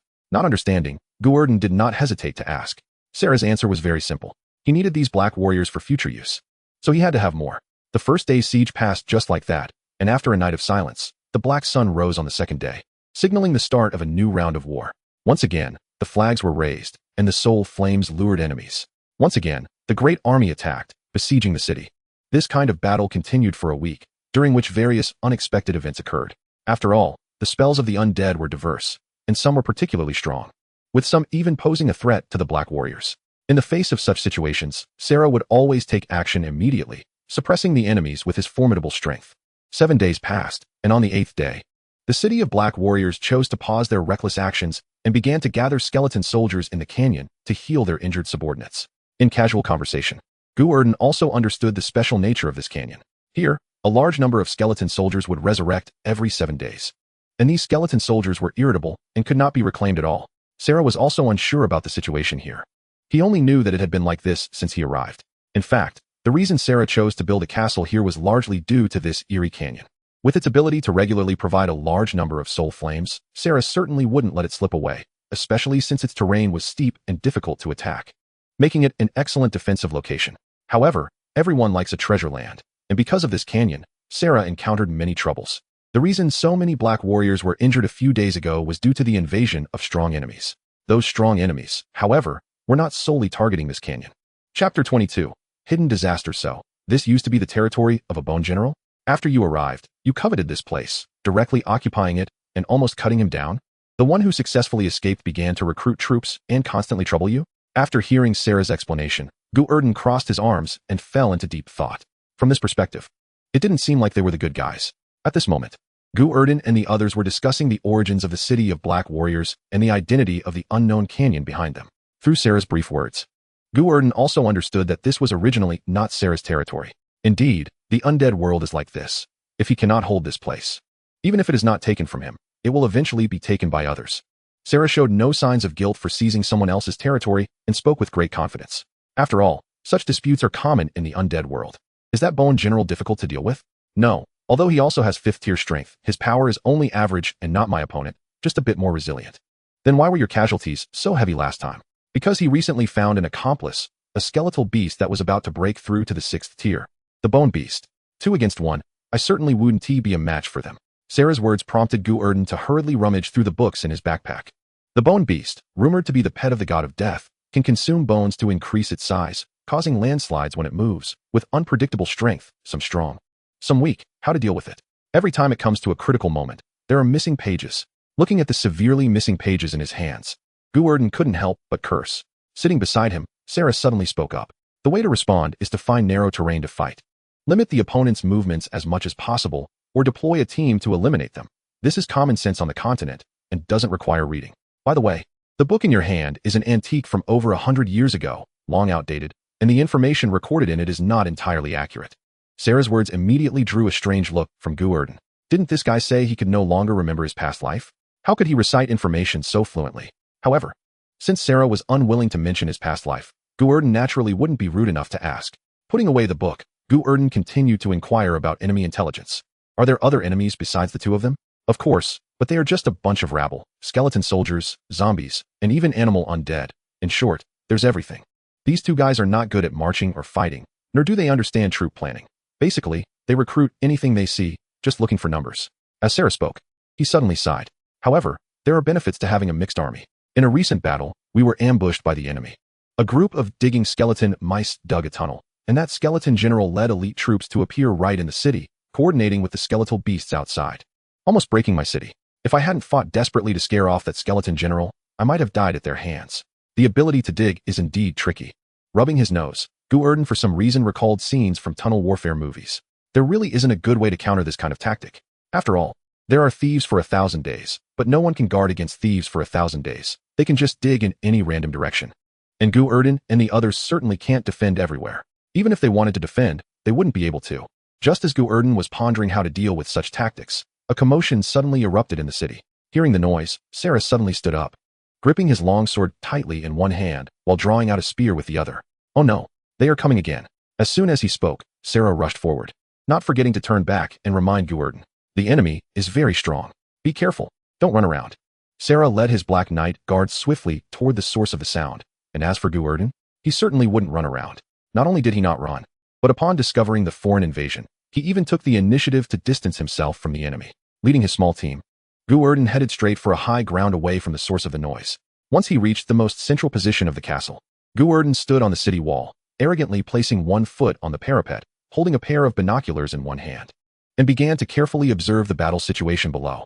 This pair of binoculars was also one of the spoils Gu Erdan found on a corpse, but it was severely damaged. Not only was it covered in rust, but one of the lenses was completely shattered, while the other lens, which was relatively intact, was painstakingly polished back to usability by Gu Erdan over a long time. Through the binoculars, Gu Erdan discovered that the castle was now engulfed in chaos. A large number of skeleton mice surged out from underground, followed closely by various types of undead. These guys charged straight toward the nearby enemies. The way they appeared was quite deliberate. It was unclear how they conducted reconnaissance. But the places where the skeleton mice emerged were always marked by a large accumulation of soul flames, under the banners used to lure enemies or in warehouses storing loot. If Sarah hadn't been prepared in advance with heavy guards, the spoils they had worked so hard to obtain over the past few days would probably have been taken by the enemy already. Constantly observing through the binoculars, Gu Erdan quickly spotted Sarah among the crowd below. At that moment, he was standing outside the 6th city wall, fiercely engaged with a large number of enemies that had emerged from there. And this was also the location of the warehouse storing the soul flames. Just as Sarah charged into the crowd, as if in an uninhabited realm, a burst of maniacal laughter suddenly rang out. With a loud crash, dust flew into the air as a tall skeleton clad in menacing bone armor and wielding a long knife leaped out from the cave, instantly swinging his knife and cutting two black knights in half. The skeleton general, Sarah, the powerful enemy that entered, roared to the sky, clearly harboring a deep grudge against Sarah. Hearing the voice, Sarah did not hesitate. After kicking away a charging skeleton dog, he immediately fired a shot. The dark-bone spear whistled through the air, leaving a trail of black smoke, and with a clang, the quick-witted skeleton general raised his knife to block, directly deflecting the flying spear. The Death Spear, a second-tier undead spell, does not possess the explosive capability like the skeleton archer's bone arrows. The Death Spear's ability is very singular, pure destructive power. There are no frills, no noticeable features. Aside from being fast, it only has one relentless characteristic. With a crash, the spear that had been cut in half did not slow down, but merely changed its trajectory slightly. A flash of black light pierced through more than 20 undead. Watching such terrifying destructive power, even though it wasn't the first time he had witnessed it, the skeleton general who blocked the attack still revealed a deep sense of wariness in his eyes. Chapter 23, The Battle of High-Level Undead. Sarah, Dekiyi. The two powerful beings who had formed a deep grudge years ago met without needing too many words and directly launched into a desperate fight. The sounds of clanging echoed as Dekiyi wielded a long-handled great knife, the blade extremely wide, resembling the legendary green dragon crescent blade. As for Sarah, he was skilled with a gun and shield, and also had a sword sheathed at his waist. For a moment, they fought fiercely, sparks flying, and after dozens of exchanges, no victor could be determined. However, it was evident to the keen-eyed that although both were 5th-tier undead, Sarah's combat skills far surpassed Dekiyi's, even able to crush him. The kind of fighting technique that was honed through rigorous training, clearly learned through systematic study, looked so pleasing to the eye. Compared to Sarah's exquisite martial arts, Dekiyi's skills were quite lacking. As a born and bred skeleton of the undead realm, Dekiyi's fighting techniques were entirely evolved from a wild path. Bullying other undead was possible. But against Sarah, who had human memories, he seemed particularly at a disadvantage. However, Deki's skeletal hardness was exceptionally outrageous. Even for someone as strong as Sarah, a strike from his spear could only produce sparks. Aside from making Deki stumble slightly, it couldn't even leave a mark on him. Standing on the city wall and constantly looking for angles to observe, Gu Erdan suddenly put down his binoculars and shook them vigorously, producing a clattering sound from the lenses. It's no good. The reconnaissance ability provided by the system. It can't be activated at such a long distance. I must get closer. The soul flames trembled slightly. And after a moment of hesitation, Gu Erdan ultimately chose to take the risk and move closer. When two forces are equal, what matters is intelligence. And collecting intelligence is what Gu Erdan excels at. He certainly didn't want the big brother he had worked so hard to find to die in front of him after just a few days of knowing each other. After all, in the realm of the undead, such a foolish big boss is hard to come by. With a wave of his hand, Gu Erdan was the first to jump down from the city wall. His little brothers followed closely behind, also jumping down from the 3-meter-high first city wall. At this point, Gu Erdan's little brothers had undergone a transformation. As for the Black Warriors, technically speaking, they weren't really Gu Erdan's little brothers. They were sent over by Sarah and still maintained their 3rd-tier strength, looking no different at all.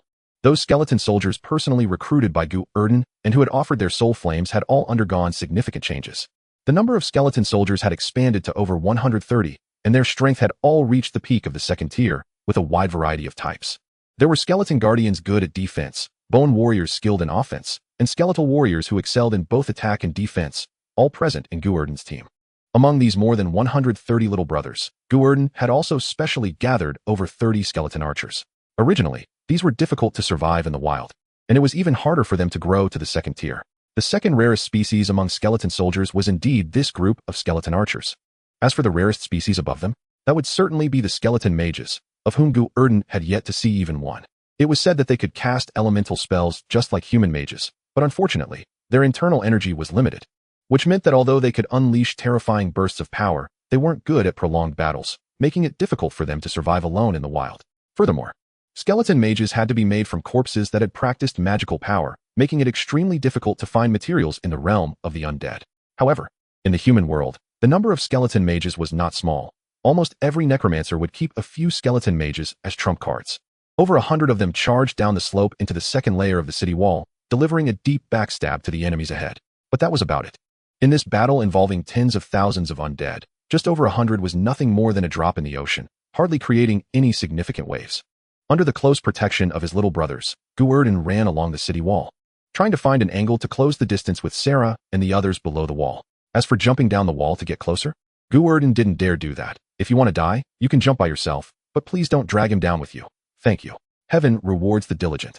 And after chasing the two around the wall, Gu Erdan finally found an opportunity to successfully use his scouting ability on Deki. In the next moment, a large amount of data appeared before Gu Erdan's eyes. Name, Skeleton General, Deki. Identity, 5th tier undead, medium, skills, 1st ring undead spell, bone armor 2nd ring undead spell, low-level bone strengthening 3rd ring undead spell, wailing of the dead 4th ring undead spell, land of the dead 5th ring undead spell, intermediate bone strengthening introduction. Facts have proven that even if you have no military talent and no fighting skills, as long as you are tough enough, you can still survive to see the light of day. Looking at the data of this bone general below, especially his several skills, Gu Erdan couldn't help but curse inwardly. What a hell of 5 spells. He only knows 5 spells in total, 3 of which are for defense. And what about the other 2? The 3rd ring wailing of the dead, Gu Erdan had just seen earlier. It was a silent roar that caused area damage around him. The damage was not high. It could only repel 4th tier enemies, injure 3rd tier ones, wound 2nd tier ones, and kill 1st tier ones. Sarah had endured this move several times without any impact, clearly a technique meant for bullying weaker foes. As for the 4th ring land of the dead, this move was a bit interesting. Accompanied by Deki stabbing his weapon into the ground, a large amount of ghostly energy spread out, transforming into countless floating ghostly figures that rushed madly toward the enemies in all directions. Moreover, after defeating enemies, it could immediately devour their soul flames, quickly converting them into energy to enhance the persistence of this move and condense more ghostly figures. This move, combined with the wailing of the dead that could clear out mobs in an area, was indeed a formidable combination. Unfortunately, it was countered by Sarah. 4th ring undead spell, Soul Snatching Hand. The effect was to pull out the souls of enemies weaker than oneself. If targeting a single person, it could even forcibly extract the soul of a 4th tier enemy. However, if the number of targets was too large or the enemy was too strong, the power of this move would be greatly reduced, but it would still be enough to affect the stability of the opponent's soul. making it difficult for them to control themselves. This move was merely a restraining technique and had little effect against enemies of the same level. But if paired with Sarah's fifth ring spell, everything would change. Soul Explosion, as the name suggests, involved detonating the soul in hand, creating a large area of high damage. First, use the soul snatching hand to pull out the souls of weaker enemies, then follow up with a soul explosion, launching these souls like grenades. The terrifying explosion would instantly clear the area, and before the opponent could recover from the violent explosion, Sarah would reach out again, and the scattered soul fragments of the slain would fly back to his hand like swallows returning to their nests, and in the next second, they would shoot out again at a faster speed, creating a new wave of intense explosions. Simple, mindless, yet effective. If Deki Yi's talent spell combination could be called perfect, then Sarah's spell combination could only be described as outrageous. If it weren't for Deki Yi having a body of steel and iron, achieving an intermediate level of bone strengthening that allowed him to ignore Sarah's ordinary attacks and nearly remain unharmed in the soul explosion, he would have probably died at Sarah's hands long ago. Chapter 24. The Grim Reaper's favorite. The bone behemoth Deki Yi suddenly thrust his weapon into the ground, and in an instant, dark energy spread and rose, swirling around him as countless undead souls that Deki Yi had yet to consume transformed into pitch-black monsters. Rushing forward toward Sarah. Unexpectedly, at this moment, Sarah suddenly reached out with one hand, and countless starlights flickered within the bodies of the fallen undead all around, rapidly spinning and converging into the tightly clenched palm of Sarah. Huh! With a loud shout, Sarah forcefully pushed his left palm out, and the countless soul fragments gathered in his hand shot out, forming a dazzling beam of light in midair. Soul Explosion. Beams of light struck the swirling black mist vortex and quickly caused violent explosions. Deki Yi supported himself on his weapon with both hands, kneeling on one knee, forcing himself to hold on for several seconds, but ultimately, he was overwhelmed and was blown away by the dense soul explosion attack, causing his hard-earned land of the dead spell to be broken. His entire body flipped in midair, and Deki Yi was bombarded by the colorful soul bombs, shaking and accelerating in the air, ultimately being blasted more than 30 meters away before crashing to the ground with a clang. Seeing this scene, Sarah couldn't help but let out a cold snort, not choosing to stop his attack, but rather suddenly raising his left hand and roaring. Countless lights lit up. More scattered souls gathered from all directions. Fourth ring, undead spell. Soul snatching hand. It must be said that these two moves were incredibly suited for battlefield combat. With these two moves, Sarah was nearly invincible on the battlefield, but it was only nearly. Before Sarah could gather all the souls, she continued to attack the distant Deki Yi when suddenly a shadow covered the sky. Sensing this scene, Sarah hurriedly looked up and saw a giant bone sphere, at least a few meters in diameter, falling rapidly from above. Upon seeing this, Sarah's pupils constricted, and without a second thought, the souls gathered in her hands surged towards the sky. The torrent of souls, carrying colorful light, arced towards the heavens, and in the next moment, a series of loud explosions erupted. Amidst the flames, the rapidly approaching giant bone sphere shattered into pieces. Some were even turned to ashes before they hit the ground. Having intercepted this sudden attack, Sarah did not choose to pursue further. Instead, she pulled out a spear from behind her, thrusting it firmly into the ground. Her fierce gaze directed towards the distance. Outside the outermost wall, a massive beast was slowly retracting its tail. This creature had an incredibly bizarre shape, constructed entirely from bones. Yet unlike other skeletal soldiers, it was not riddled with gaps. On the contrary, this being was almost a solid mass, although made entirely of bones from the inside out. They were severely compressed, leaving no seams, only numerous marks of bone joints.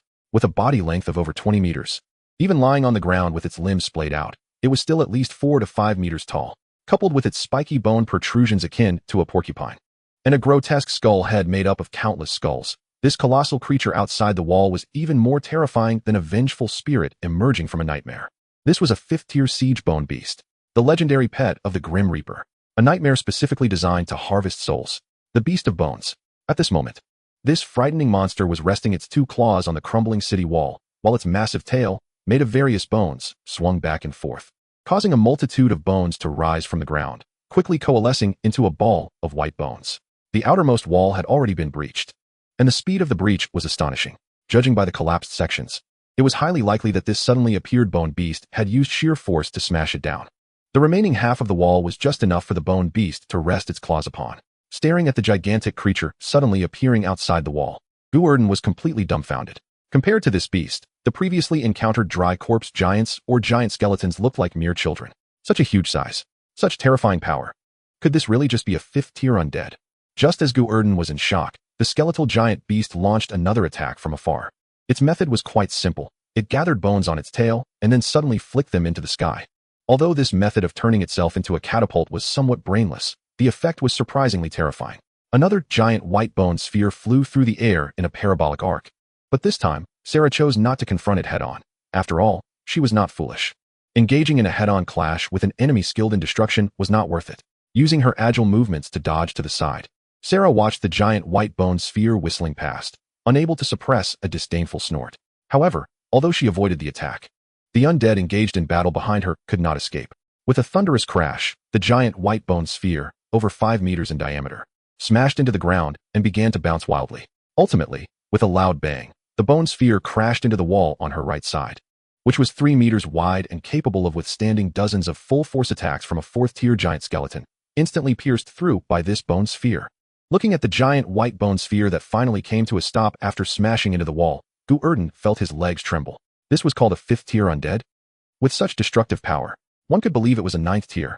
How could it possibly be only 5th tier?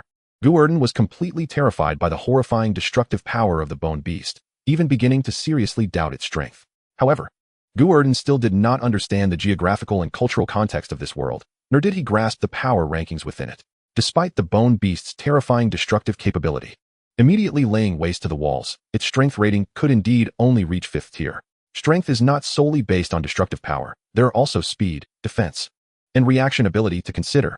The bone beast is immensely strong and possesses a solid bony armor, making it formidable in both offense and defense. If placed within a city, it would undoubtedly be a disaster. This is also why it is referred to as the Grim Reaper's pet, a slaughtering machine specifically designed to harvest life and souls. But if it truly faced an equally ranked expert, the outcome of their battle would still be uncertain. A large body has its advantages, but it also has its disadvantages. This is akin to a normal person trying to swat a fly. Even if you could kill it with one slap 100 times, if you can't hit it, then great strength is of no use. The bone beast, much like those giants with great strength yet bulky bodies, continued to launch successive white bone spheres, transforming into a catapult as it relentlessly attacked, attempting to kill Sarah from a distance. Unfortunately for it, Sarah, as a Black Knight, excelled in close combat, and her agility ranked her among the top tier of her peers. Such overwhelming force with such a clear trajectory was easily evaded by her. Chapter 25. Fragile ally relations. While Sarah deftly dodged, the undead fighting behind her were suffering.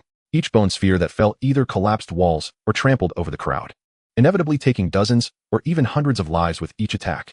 However, these achievements were of no use. As long as Sarah was not defeated, it was futile to kill any number of Black Knights. Sarah was well aware of this, and so was the bone beast.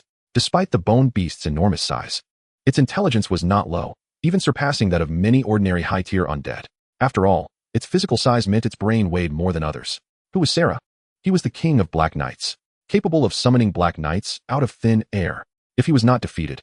Even if the bone beast teamed up with the skeletal general Deki to kill all the Black Knights present today, it would be in vain. Within a month, Sarah would be able to reform a new army. Just a few days prior, a fierce battle had already occurred between the two sides, and they had the advantage of a surprise attack, with Deki emerging from the ground to flank Sarah along with the bone beast, catching her off guard.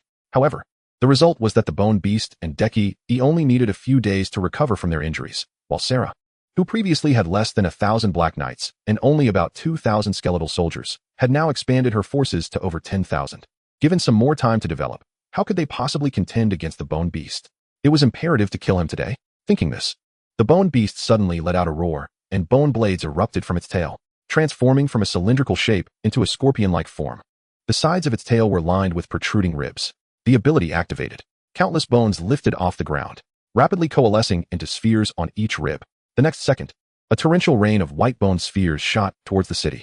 This time, the attack was no longer just a massive sphere, but a dense barrage similar to buckshot. One after another, bone spheres the size of wheels came crashing down. It can be said that encountering it means death, and brushing against it means injury.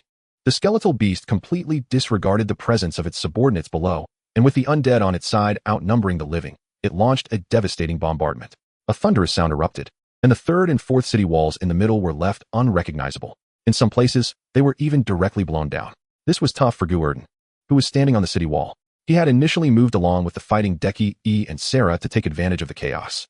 But now faced with such overwhelming bombardment, he was nearly scared out of his wits. His little brothers were quite loyal, especially the 10 Black Knights, who formed a simple shield wall in front, providing Gu Erdan with a significant sense of security. However, that was merely psychological comfort. If those bone balls hit, it was uncertain whether these guys could withstand even one blow. Get off the city wall. Hurry down. Turning his head to look at the unfortunate skeleton soldier who had been blasted 20 meters away by a cannonball, Gu Erdan dared not stay any longer and hurriedly jumped down from the city wall with his little brothers. Over here, Gu Erdan and his group managed to avoid danger, as they weren't specifically targeted. The real target was Sarah. The previous single-shot bombardment was manageable, but now, with a rain of projectiles falling, hiding was no longer easy. After dodging several bone balls in succession, Sarah saw another one falling straight down in front of him and hurriedly tried to roll away. Unexpectedly, he suddenly felt a tightness under his feet, and his rolling body was forcibly halted. Sarah looked down and saw a layer of black mist spreading across the ground, with numerous dark, ghostly figures crouching and fiercely grasping his armor. Four-ringed, undead spell. Land of the dead. You. Sarah's eyes widened in anger. And just as he opened his mouth to say something, a bone ball smashed directly into his face. With a loud bang, Sarah was sent flying over 10 meters, finally rolling and crashing against a wall. Ha ha ha. You finally got hit, Sarah. Seeing a strong enemy take a hit, Deki E, who had been secretly scheming, laughed maniacally while preparing to rush over to claim a kill. However, at that moment, a bone ball flew in from behind him and hit him squarely on the head with a thud. Poor Deki E, caught completely off guard, spun 3 times in midair before crashing to the ground with a clang. Dizzy and dazed, Deki E struggled to get up, and the first thing he did was turn around and angrily curse. Bastard. Aim properly. I'm an ally. Despite being hit hard, Deki E wasn't actually injured, because he lacked other abilities but had an absurdly high defense. His intermediate skeletal enhancement ability allowed his body hardness to rival that of those high-level masters who specialized in defense. A mere small bone ball was not enough to pose a threat to him. Otherwise, how could he have chosen to ambush Sarah amidst the rain of projectiles? If there had truly been danger, he would have run away long ago. The skeletal beast, which was currently bombarding from the outside, said nothing but let out a disdainful snort from its nostrils. Allies. That term only applies when there are mutual benefits involved. Now that it had successfully dealt a heavy blow to Sarah, the relationship between the two needed to be reevaluated. It was even uncertain whether that previous bone ball was due to the skeletal beast's misdirection or was intentional. With a sudden flick of its tail, the ribs above closed in, reattaching to the tailbone. With a loud roar, another giant bone ball shot up into the sky, accurately crashing into the ruins where Sarah was located. Deki E, who was rushing toward that area, was startled and quickly halted his steps. He was indeed confident in his skeletal hardness, but that depended on what he was up against. Facing small scattered bone balls, he was confident he could take a hit or two without harm. But if that giant bone ball hit him directly, he feared he would either die or be severely injured. The thunderous sounds outside the city wall indicated that the skeletal beast, which had just launched that bone ball, had begun to crash through the walls and charge this way. As for its intentions, it was obvious. Damn wild dog. Deki E cursed angrily and, without any hesitation, stepped forward with all his strength. The enemy must be taken down. Next would be the time to collect the spoils. The skeletal beast and Deki E, these two allied collaborators, were united for the purpose of obtaining this coveted item. The object of their dreams was right in front of them. How could they not seize the opportunity to snatch it? The large and small 5th-level undead raced forward, but the skeletal beast was massive, and each of its strides equaled 5 of Deki E's. In the blink of an eye, it was about to overtake Deki E. Faced with this situation, Deki E would not allow it. Without a second thought, the skeleton general Deki E swung his sword and aimed it directly at the skeletal beast. As black mist surged around him, transforming into numerous ghosts that howled as they pounced toward the skeletal beast. Swish! The ghosts, trailing long black smoke like chains, directly bound the skeletal beast's limbs. Caught off guard, it tightened its limbs and fell hard, its massive body crashing to the ground and sliding more than 4 meters. Ha ha ha! Deki E, having succeeded, laughed wildly as he leaped over the skeletal beast, excitedly running toward the ruins to claim his spoils. However, in the next second, a gust of wind sounded from behind him, followed by Chapter 26, turning against each other. Boom. Amidst the booming sounds, a giant bone ball smashed through the wall and flew over Gu Erdan with a dumbfounded expression. Moreover, if he wasn't mistaken, there seemed to be a complete large bone frame mark on that bone ball. Just like a dung beetle accelerating and drifting, accidentally hitting a pebble, the bone ball, no, the dung ball, along with the beetle flew up, recalling the imprint on the upper side of the bone ball and confirming it wasn't the shape of a black knight. Gu Erdan hurriedly led his little brothers toward the city gate. He didn't dare go back up the city wall. It was too dangerous. A moment's carelessness could lead to destruction and death. It was better to obediently go through the main gate. Just as Gu Erdan sensed a change in the situation and prepared to take a look, within the city of Wang, Deki, he was also struggling to get up from the ground. Thanks to his steel-like bones, Deki, he hadn't been killed by that close-range bombardment. He had just been slammed into the ground, creating a large pit shaped like a character, just as he finally managed to crawl out of the bone layer. The skeletal beast whizzed past him, stepping on him without mercy, likely putting hundreds of tons of weight onto his foot, causing Deki to scream and be stomped back into the bone layer. Then, the skeletal beast, not letting up, slammed its tail down.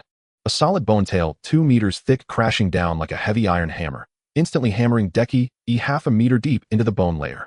This method of kicking someone when they are down, he had certainly mastered it. But since everyone was undead when it came to playing tricks, no one was worse than the other. Boom. The desperately running skeletal beast was once again caught by the black mist chains, its front limbs pulled tight, and it skidded nearly 10 meters along the ground, its lower body raised high, almost bending over completely. "You dead dog." An angry roar erupted as Chi forcefully broke free from the ground, wielding a long-handled saber. He took 3 steps in 2 strides and directly launched an attack on the skeletal beast. The skeletal beast, hearing the roar, realized the situation was dire and hurriedly swung its tail in an attempt to block. However, Chi's movements were incredibly agile. In a leap, he avoided the sweeping tail and gathered black energy in his hand, transforming it into a menacing, ghostly figure that shot toward the skeletal beast like a cannonball. With a crack, the ghostly figure latched onto the skeletal beast. Using the chains formed from the black energy, Chi swung upward into the sky, landing precisely on the skeletal beast's back. Just then, Gu Erdan, who had rushed out from the city gate, couldn't help but exclaim, "Damn, Spider-Man. This isn't something you can handle, you dead dog. Get lost." Now on the back of the skeletal beast, Chi was full of vigor, raising his long knife to stab continuously, causing the skeletal beast to roll and bounce wildly, yet it couldn't shake off the enemy on its back. This was the pathetic aspect of large creatures, especially beast-type ones. Their pitiful short legs couldn't reach their backs, making them helpless against an enemy that climbed onto them. Although Chi was being pressured by Sarah, he actually held the dominant position against the skeletal beast. The alliance between them was even formed because the skeletal beast had attempted to ambush Chi, but ended up getting beaten instead. Of course, the skeletal beast's ridiculously thick bone armor was something Chi also couldn't break through, so they were at a stalemate.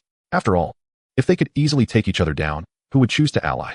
While stabbing the skeletal beast below with all his might, Chi shouted angrily, "Remember our rules. The corpses belong to you. The ghost flames belong to me. Not your stuff. Don't touch it." Feeling pain in its neck and hearing Chi's furious shouts, the skeletal beast felt wronged. It clearly had more strength. It clearly had higher combat power. Just because it was smaller, just because it was tougher, just because it couldn't reach him, it had to endure threats and scoldings from the other party. Corpses? Yes, the skeletal beast could indeed devour corpses to grow, and a 5th-tier undead corpse would indeed be a treasure for it. However, under the circumstance of having soul ghost flames, who in their right mind would care about a corpse? It was clearly taken down by itself. It had grown this big, logically and emotionally. It should be the one taking the bigger share. The more it thought about it, the angrier it became. Suddenly, the skeletal beast roared and, like a real dog, began to roll around wildly on the ground, causing bones to scatter and a sandstorm to rise. This left Chi in a tough spot. He never expected the other party to go crazy and was directly thrown off the skeletal beast's back, only to be crushed by hundreds of tons of weight in the next moment. He was once again buried in the ground. Fortunately, the skeletal beast did not notice this scene and continued rolling around. Chi, who had finally crawled out of the swirling dust, ignored the mad dog and quickly rushed toward the ruins where Sarah was buried. At that moment, a sharp scream suddenly rang out nearby, a sound that was ear-piercing. "That bastard wants to eat it all for himself." As soon as this was said, Chi was so startled that he shook all over, and his expression changed dramatically as he turned his head abruptly. What met his eyes was a massive tail swinging toward him at high speed. Boom. Chi was once again smashed into the bone layer, but this time he wasn't smashed into the ground. Instead, he was slapped against the wall, unable to pull himself down. The skeletal beast, alerted by the warning, reacted quickly, turning and sweeping its tail in one motion, instantly dealing with Chi. The skeletal beast disregarded everything and pounced toward the ruins, wildly digging with its massive claws, trying to unearth Sarah. However, before it could succeed, Chi, who was embedded in the wall, launched another attack. Not knowing where his weapon had been sent flying, he didn't bother to look for a new one and instead swung his hands forward, causing black energy to rise from within him and transform into chains that flew out. Each end was a grotesque, undead ghost. The sound of cracking echoed continuously as over 20 chains latched onto the skeletal beast's facial features, pulling it backward. Chi's move was undeniably flashy, but he forgot about the size difference between them. The skeletal beast, having its head pulled up, suddenly struggled with all its might. Chi felt his body lighten, and he was unexpectedly yanked upward, swinging like a meteor hammer. Both were tough beings, and they began to clash fiercely once again. However, neither of them noticed that the ruins burying Sarah were trembling slightly for some unknown reason. Below the ruins, Gu Erdan was directing his subordinates, specifically 2 subordinates with earth-digging abilities, who were digging desperately. Chapter 27. The cat swaps the prince dig. Dig faster. Hey, I didn't tell you to dig downwards. That way. Be careful not to poke up. If we get exposed, we'll all die. I'm so angry. Move aside. I'll do it myself. Watching the two subordinates digging for dear life, Gu Erdan felt a splitting headache. In the end, he directly pushed one aside and led the other subordinates to start digging himself. The black warrior with digging abilities was somewhat manageable, although not very smart. He had at least basic comprehension skills. But the other skeleton soldier, upon seeing this thing behave like a pile driver, thumping and aiming below, made Gu Erdan lose all hope in him. As the saying goes, many hands make light work. With the combined efforts of dozens of subordinates, Gu Erdan finally reached beneath the ruins and successfully found his new boss, Sarah. However, Sarah's condition was not good. If the skeletal General Chi was a high defense, high health tank, then Sarah was a typical high attack, high agility swift warrior. First, he took a hit from a small bone ball, and then another from a larger one. Although Sarah's body was still relatively intact, he was indeed injured. His armor was filled with cracks, and his helmet was severely dented. His left arm and gauntlet had been damaged from a straight shield to a folded version, and it was a multifold kind. Grabbing Sarah by the legs, Gu Erdan pulled him closer. He raised his hand and slapped him. Damn, big brother, don't die. I haven't finished hugging your thigh yet. As he spoke, Gu Erdan prepared to slap again, but the previous hit had already awakened Sarah from his unconscious state. Reflexively, he grabbed Gu Erdan's wrist and suddenly exerted force. With a crack, Gu Erdan stared in shock as his right hand fell to the ground, accompanied by a large amount of bone dust. For a moment, both Gu Erdan and Sarah, who realized the situation, froze in place. Oh, my king's power! My king's power! Swinging his severed hand, Gu Erdan kept banging on Sarah's helmet, causing it to sway. All right, stop shouting. I'll compensate you when we get back. Sarah impatiently pushed Gu Erdan away, and his words made Gu Erdan instantly fall silent. Grabbing the severed hand on the ground and casually reattaching it, he activated the white bone regeneration spell, and the broken part restored itself directly. Why didn't you say so earlier? If you had said this sooner, I wouldn't have yelled. Gu Erdan chuckled as he directed his subordinates to help Sarah up while signaling everyone to retreat. Sarah's injury was just too severe, otherwise, he wouldn't have fainted just now. Especially his limbs. One of his hands was shattered into several pieces, and both legs were severely damaged, basically losing all ability to move. Seeing that Sarah couldn't move at all, Gu Erdan could only order his subordinates to carry him forward, but the problem was that this would slow them down. After looking at the hollowed-out ruins and then at the severely injured Sarah, Gu Erdan rubbed his chin and pondered for a second before suddenly striding over to Sarah's side and forcefully tugging at his armor. Come on, get this armor off. Gu Erdan, are you trying to rebel? Sarah was startled by Gu Erdan's actions and struggled desperately. He knew that Gu Erdan had previously snatched armor from subordinates, and the unfortunate soul who had his armor taken was now standing beside them wearing a helmet, watching the show. However, he never expected that this subordinate, who had risked his life to save him, would be so unscrupulous as to take advantage of him in his weakened state and try to steal his armor. Who the hell wants your armor? What use do I have for it? Hurry up and take it off. Gu Erdan didn't have time to explain further to Sarah and directly yanked off all of his armor.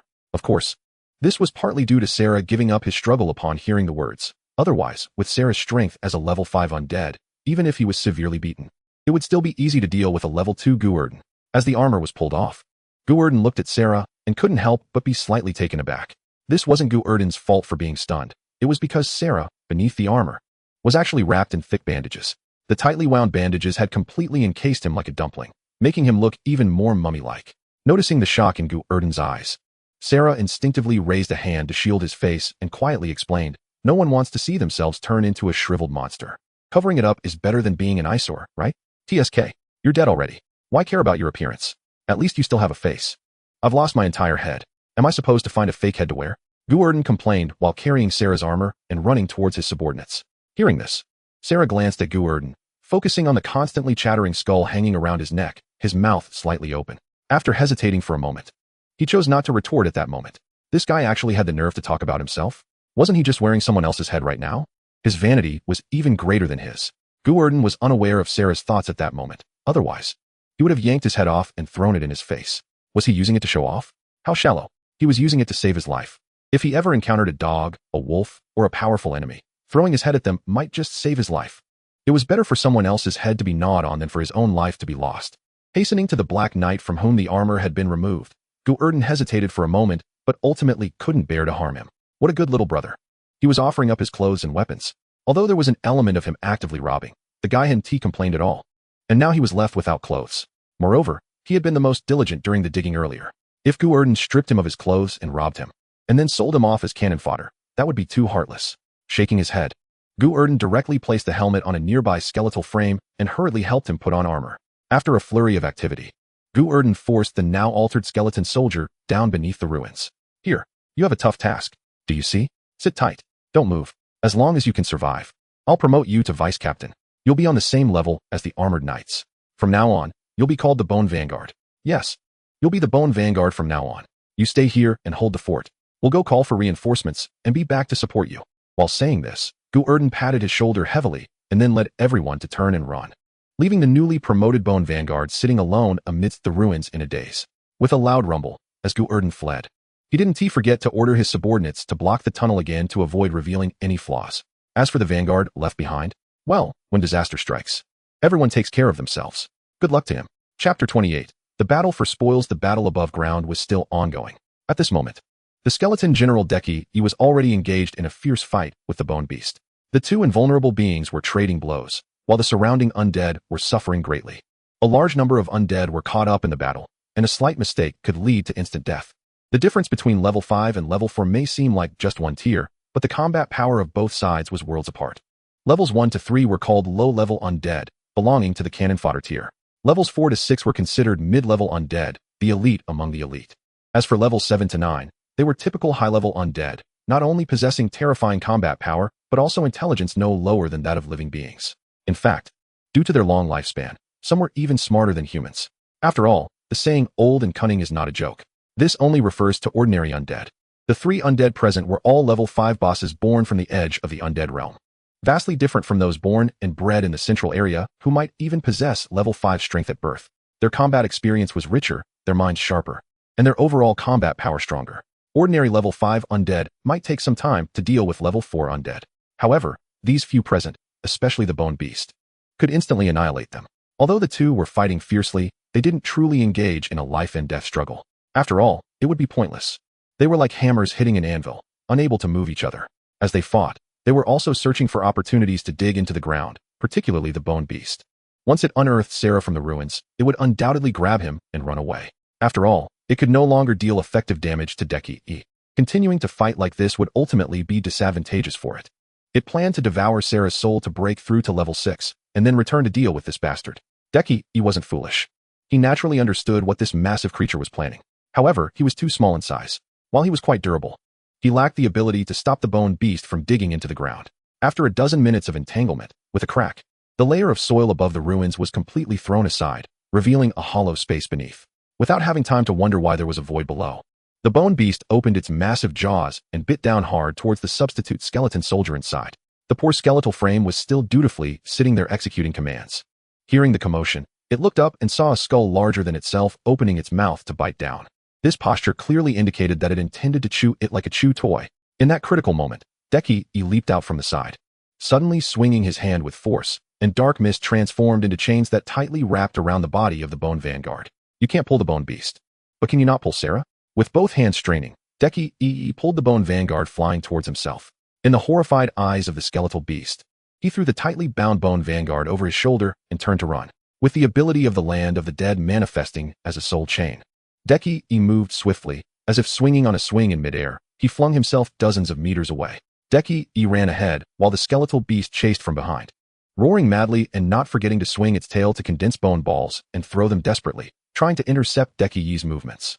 In the blink of an eye, the two reached the edge of the outer city wall. As Deki swung here, he was unfortunate enough to get hit. The chain in his hand was struck by a bone ball, causing him to crash heavily into the wall.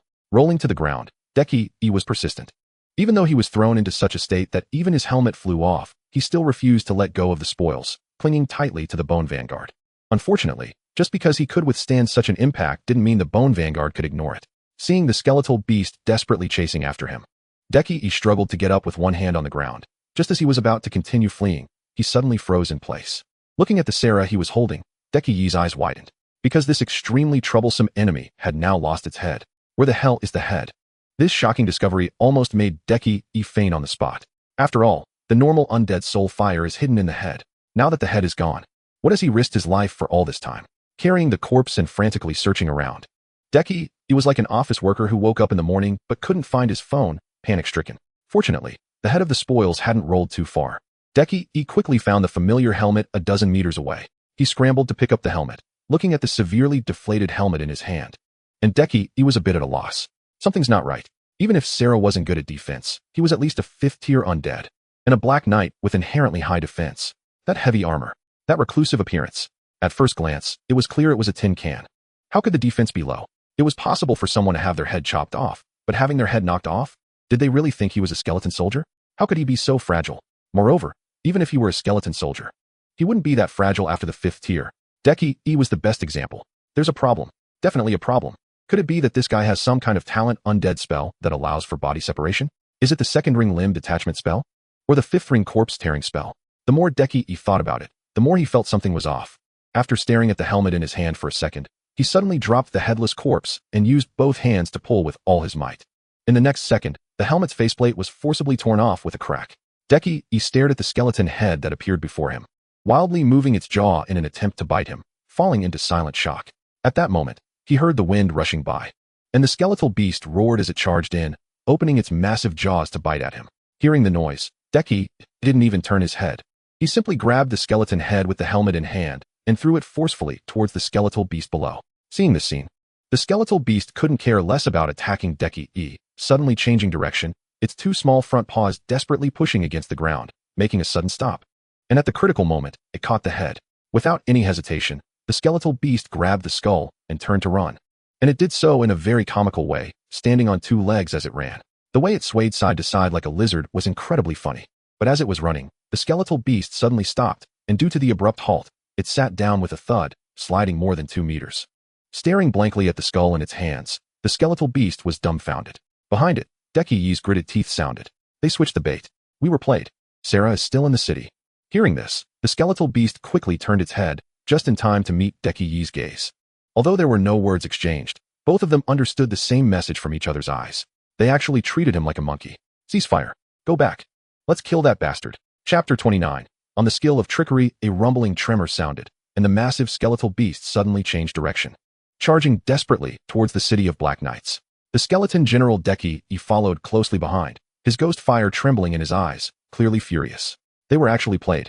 They had worked hard to scheme for so long. He even sacrificed himself as bait, taking the bone beast's attacks head-on to hold Sarah back. What was all this for? It was all for a high-tier soulfire. If he couldn't get Sarah's soulfire today, Deki would probably be so angry he could die again. Roar. The skeletal beast, which couldn't speak, sounded more ferocious than ever, suddenly lowering its head and charging, accompanied by a loud crash. The wall that had already been heavily damaged by bone balls was actually smashed through by it. At this moment, not only was the skeleton General Deki angry, but the skeletal beast was also very furious. Earlier, it had ambushed Deki, only to be beaten up due to his steel-like bones and agile characteristics, and was forced to cooperate with him. Originally, mutual benefit was acceptable. Getting the corpse would be a win for it, and obtaining the soul would be a huge profit. If it could get both, the skeletal beast believed it could soar in an instant.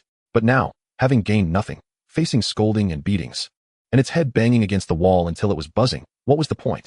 What was this for? If it couldn't get meat today, how would it face others in the future? The 2 crazed individuals charged recklessly towards the center of the city, causing bones to fly everywhere, with many of their minions dying at their hands. Most of them perished under the feet of the skeletal beast. One wall after another was breached, and due to the absence of any buildings in the city, the 2 could see the situation inside with just a glance. 4th wall, none. 5th wall, none. 6th wall, still none. Just as the 2 were desperately charging towards the last wall, the skeletal beast suddenly stopped its 4 limbs, its massive body scraping against the ground, kicking up a cloud of dust. To its left, a small team of skeleton soldiers and Black Knights was moving stealthily along the wall. This wasn't unusual. Small groups of skeleton soldiers and Black Knights were not rare in the city of Black Knights. After all, Black Knights were adept at small group combat and instinctively gathered in groups of a dozen or several dozen during battle. However, what was strange about this team was that at its center, protected by layers, wasn't a Black Knight captain, but a guy in tattered armor, with a damaged helmet on his head, who was obscured and moving clumsily. From a distance, he seemed like a skeleton soldier, with some ribs on his back for camouflage. But who was the skeletal beast? It was the Hound of Death. It had no lack of eye sockets on its head. The canine skull composed of hundreds of skeleton heads probably had countless eyes. The skeletal beast quickly noticed something was off with this small team. And as it watched the skeleton General Deki leap over the wall, it chose not to notify him. Instead, it suddenly bent down and completely crawled on the ground, hiding itself behind the wall. Such a large figure, yet it was hiding behind a 2 or 3 meter high low wall, which was quite a challenge for him. Cautiously crawling forward, Trying to avoid Decky's line of sight, the skeletal beast charged towards the small team ahead at a comical yet rapid speed. With a loud crash, the skeletal beast pounced, crashing right through the entire team. The mixed race team, consisting of about 40 to 50 members, suffered heavy casualties on the spot, with nearly all the skeleton soldiers perishing and the Black Knights in dark armor also sustaining severe injuries. Ignoring these minor threats and not noticing how fragile the Black Knights were, the skeletal beast clamped its jaws around the one hidden in the middle, protected by layers of guards, and without a word, it intended to swallow him whole. But just at that moment, the wall beside them suddenly exploded, and a figure leaped out, delivering a heavy kick to its cheek. The skeletal beast had indeed hidden quite well. Perhaps it was the awakening of its instinctive hunting genes, as its series of stealthy movements were silent and nearly perfect. But this depended on the situation. The giant that had been making noise nearby suddenly fell silent when it turned its head, and even a fool could guess something was wrong. Just in time, Decky kicked out, attempting to snatch the meal from its jaws, but unfortunately, he was a step too late. A skeletal beast with strong willpower would never let the meat it had caught be kicked away, even if it was knocked to the ground by that heavy kick. Moreover, in that moment it was sent flying. It unexpectedly rolled over like a lazy donkey, creating distance while its front paws frantically dug into the ground. Don't be fooled by this comical dog-paddling posture. Combined with the skeletal beast's enormous size, this move was extraordinarily powerful. A large amount of sand and bone fragments flew everywhere, and the rushing Decky was caught off guard, his body swaying and his vision completely obscured by the dust. To make matters worse, the skeletal beast immediately pressed the advantage, whipping its tail to form a massive bone ball, which it slammed right into Decky's face. This poor unfortunate soul was once again smashed against the wall, and by the time he struggled to crawl out, the skeletal beast had already scampered away.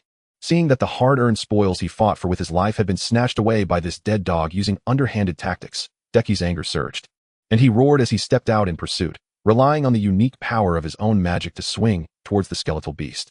The two fifth-tier undead quickly dashed away, and without their participation in the battle, the mixed troops they brought were soon picked apart by the Black Knights, ending the fight in less than an hour. When the commotion outside finally subsided, the severely injured Sarah struggled to raise his head and look up. It seemed the battle was over. Should we go out and take a look?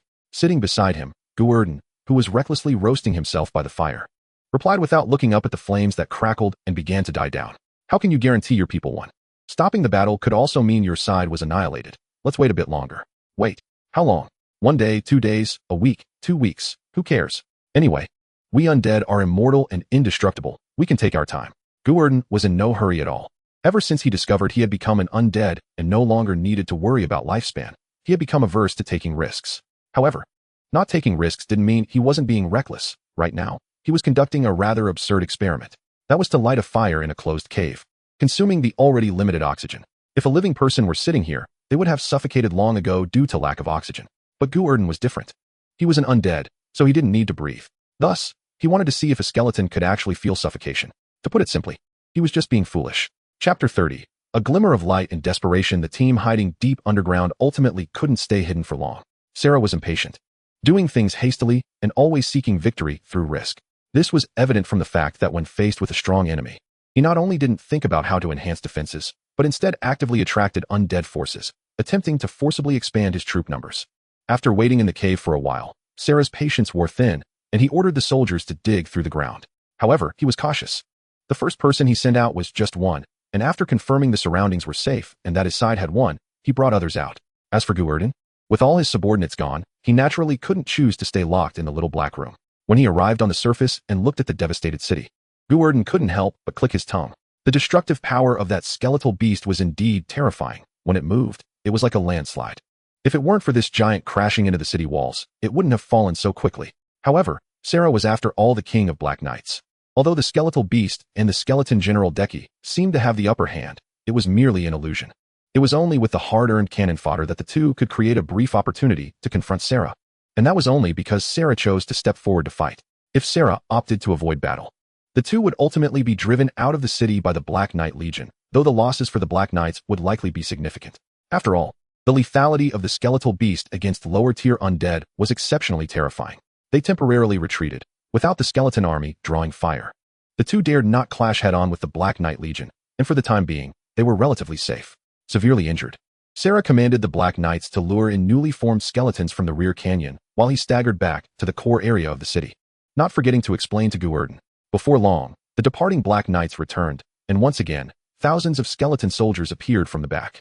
Sarah raised his hand, starting to absorb the souls of the skeleton soldiers to restore himself and the Black Knight Legion's injuries. Gu Erdan stood by, glancing at the blood rose flag planted nearby, suddenly furrowing his brows. Those two guys came for your soul fire, right? Yes. Although undead are immortal, they have a fatal flaw. Their growth cycle is too long. If they were to grow naturally, it would probably take 100 years to level up even once, while devouring soul fire is much faster. But the premise is that they must consume soul fire of equal or higher rank. This area is on the outskirts of the undead realm, and the number of 5th-tier skeletons is limited, so we always try to kill each other to evolve our souls. Sarah's explanation made Gu Erdan nod repeatedly, but his doubts only grew stronger. Pointing at the flag beside him, Gu Erdan looked at the skulls above, especially the 5th-tier bull-headed skeleton at the very top. His eyes filled with confusion. But don't you have a ready 5th-tier soul fire here? Why don't they take it, instead choosing to risk their lives against you? What? Your soul smells good? Uffed. Souls don't have a smell, they only care about rank.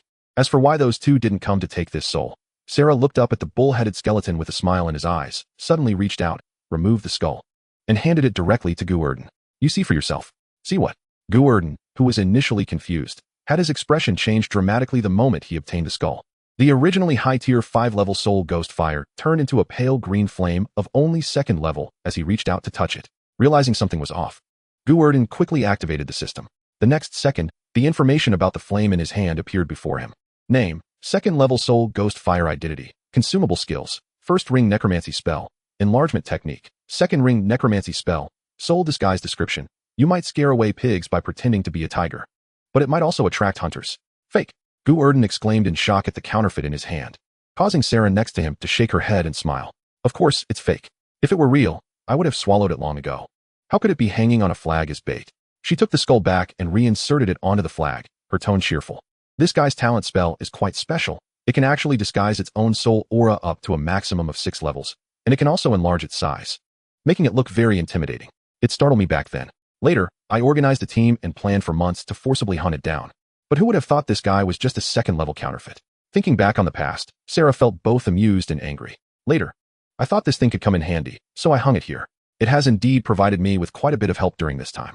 Last time, when Deki E and the Bone Beast invaded, it was thanks to this thing that the Bone Beast was diverted, allowing me to barely fend them off. It's a pity it can only deceive once. They won't fall for it again now. Yes, they won't be fooled again. Gu Erdan nodded, his tone somewhat worried. Our little trick of swapping the prince for a cat probably won't work on them anymore. Those two didn't suffer much damage and just need to gather a bunch of cannon fodder to come back at us. But how long will it take for you to recover from your injuries? It's no wonder Gu Erdan was worried. Sarah was indeed seriously injured. Hearing Gu Erdan's words, Sarah smiled and shook her head. Don't worry, the undead clan is not afraid of injuries. As long as my soul fire isn't harmed, I can repair this kind of physical injury by absorbing a bit of soul ghost fire. I'll be fine in a bit. That's good news.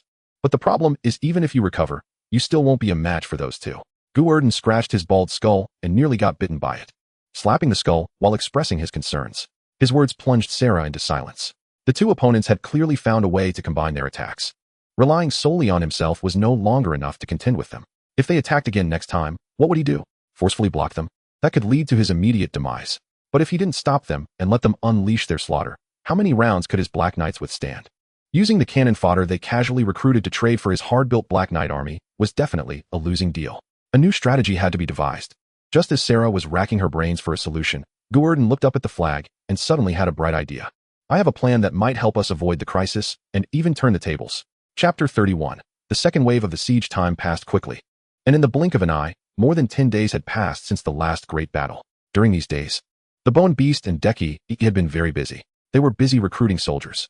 In the last battle, the Bone Beast, clutching its spoils, ran for dozens of miles, but was ultimately caught up by General Skeleton Deki E and was given a severe beating. Even the spoils that had been swallowed by the Bone Beast were forcibly dug out by Deki E. However, looking at the skeleton soldier clad in Black Knight armor before them, Deki E and the Bone Beast fell into silence. Clearly, they had been tricked again, which ignited their anger. If it weren't for the remaining rationality telling them that returning now would surely lead to a collective attack, they might have turned around and chosen to fight Sarah to the death. Having their spoils snatched away again made General Skeleton Deki E and the Bone Beast once more join forces. Unwillingness was one reason, and fear was another. In their memories, Sarah was just a Black Knight who was good at fighting but not very cunning. Although he had a large force and many subordinates, he was somewhat too rigid, and they had a high chance of luring him out and successfully decapitating him. However, this series of underhanded tricks left the two of them feeling a bit creeped out. Could it be that this fool on the opposite side has finally wised up? Has he finally learned to be cunning? If he grows stronger and has both an army and a clever mind, will there still be a place for them nearby? If he is given a few years to develop, the situation might change to the point where he leads an army to hunt them down. What? You say to leave this area and find another way to survive? Do you really think that only this place has 5-level undead? The territories of the undead world are divided by regions. Each area has its own leader. If those two really dared to go elsewhere, the leader of that area would definitely not mind teaming up to tear them apart, just like they teamed up against Sarah. After all, encountering a lone, equal-level strong person, especially an uninvited one, only a fool would let them go. Forming alliances to stop invading strong outsiders is an unwritten rule in the undead world. After all, if you don't deal with them, these outsiders might take root, form their own forces in a few years, and start encroaching on your territory. Rather than giving the opponent a chance to grow, it's wiser to eliminate them while they are still unstable. The division of regions in the undead world is very clear, forming a large map pieced together by each territory. The edge regions are resource poor, and newly born undead are either skeleton soldiers or mummies, with strengths not exceeding 2nd level. Therefore, there are basically no high-level skeletons willing to grow here, with the strongest being around level 5. The closer to the center, the stronger the new undead, and the more terrifying the leader's strengths. It is rumored that in the most central location, newly born undead already possess 5-level strength. And the leader there is the master of the undead world, the legendary god of the dead. Under his command, there are also 8 demigod-level strong ones, the so-called undead lords. These 8 big shots each rule over a region, with their own direct commanders who possess strengths comparable to legendary heroes in the human realm. The gods need no further mention, as they are beyond normal comprehension. Demigods, also known as semi-divine beings, are realms that humans cannot touch. Either you have divine blood or means to ascend to godhood. Otherwise, no matter how talented you are, you cannot enter this realm. Below the demigods, humans refer to them as legendary heroes or legendary saints, representing the peak of ordinary combat power, the strongest existence below the gods. In the undead world, they are also called undead lords, while in the demon realm, they are called demon lords. The two, eager to strike, began to separate and gather their subordinates. And they were not blindly collecting, but rather each taking a circular route, circling around the Black Knight city. They are cleaning up the resurrected undead near the city of the Black Knight, in order to prevent Sarah from continuing to lure the undead to attack the city and expand their forces. This method of cutting off supplies can be described as pulling the firewood from under the pot, relying on the fact that Sarah does not dare to leave the city to fight. The two can completely wear down all the combat power of the city of the Black Knight bit by bit. By the time all the Black Knights are dead, these two guys will probably start chasing after Sarah to fight. While the two are busy outside, there is also new planning happening inside the city. Whether it's the Black Knights or the skeleton soldiers, they are all doing one thing at this moment: digging deeper. They have forcibly dug a huge trench that goes straight through to the 7th city wall, running through the entire city. This trench is over 20 meters wide and 6 to 7 meters deep, looking from a distance like a moat has been dug inside the city. Once this trench was completed, the originally perfect defensive wall, which could be said to be as solid as gold, was completely destroyed from the middle. Fortunately, the low-level undead have low intelligence, do not understand how to question or complain, and do not know what it means to be tired. They continue to work hard without complaint.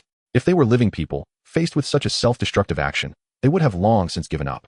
Early the next day, the black sun erupted in flames again, causing batch after batch of undead to rise from the ground. The Black Knights stationed on the city wall sounded the alarm. In the distance, under the newly appeared sunlight, a dense army of undead was charging from afar. The one running in front was none other than the bone beast that disregarded the city walls. A loud rumble sounded as a bone ball flew in first, directly collapsing a section of the wall. Accompanied by the bone beast crashing its head against the city gate, the massive gate was smashed open, and a new round of siege began.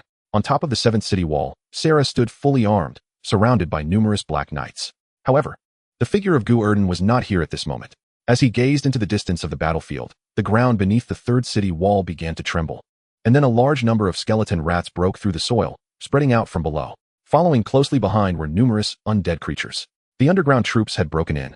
Leading the troops that emerged from the ground, Deki cast a puzzled glance at the massive tunnel beside him, not understanding why Sarah was seeking his own death. Such a straight and massive road would allow the undead to leap over the defensive wall and directly invade the innermost part, wouldn't he? Although the Black Knights stood on both sides of the tunnel and could engage in high-intensity ranged attacks to effectively kill the undead, Deki and the Bone Beast were not afraid of the losses the undead might incur. Not to mention that the undead are different from humans. Their climbing ability is also impressive. Even if some cannot climb up, they can completely step on the corpses of their companions to rush up. Their fearlessness of death means that any psychological tactics would have no effect on them. Confused, Deki he did not dwell on this matter and commanded the troops to directly charge towards Sarah. It was still the old method. The cannon fodder troops spread out in all directions, forcing the Black Knight Legion to scatter and fight. At that time, Deki and the Bone Beast would crazily slaughter the Black Knights, forcing Sarah to step forward and confront them. If Sarah was unwilling to step forward, the two were fully confident that after 5 rounds of attrition, they would kill all his Black Knights. By then, with only himself left and no reinforcements anywhere, Sarah would only end up being killed by the combined efforts of the two. Faced with Deki's blatant scheme, Sarah instinctively turned to look behind him, hesitated for a moment, and then suddenly gritted his teeth and led his soldiers to jump down from the city wall. Seeing Sarah once again choose to confront them actively, Deki and the Bone Beast's eyes lit up, and they rushed towards him frantically. Chapter 32. The temptation from the soul. Black mist enveloped the area. Light burst forth. Bone balls continuously fell from the sky.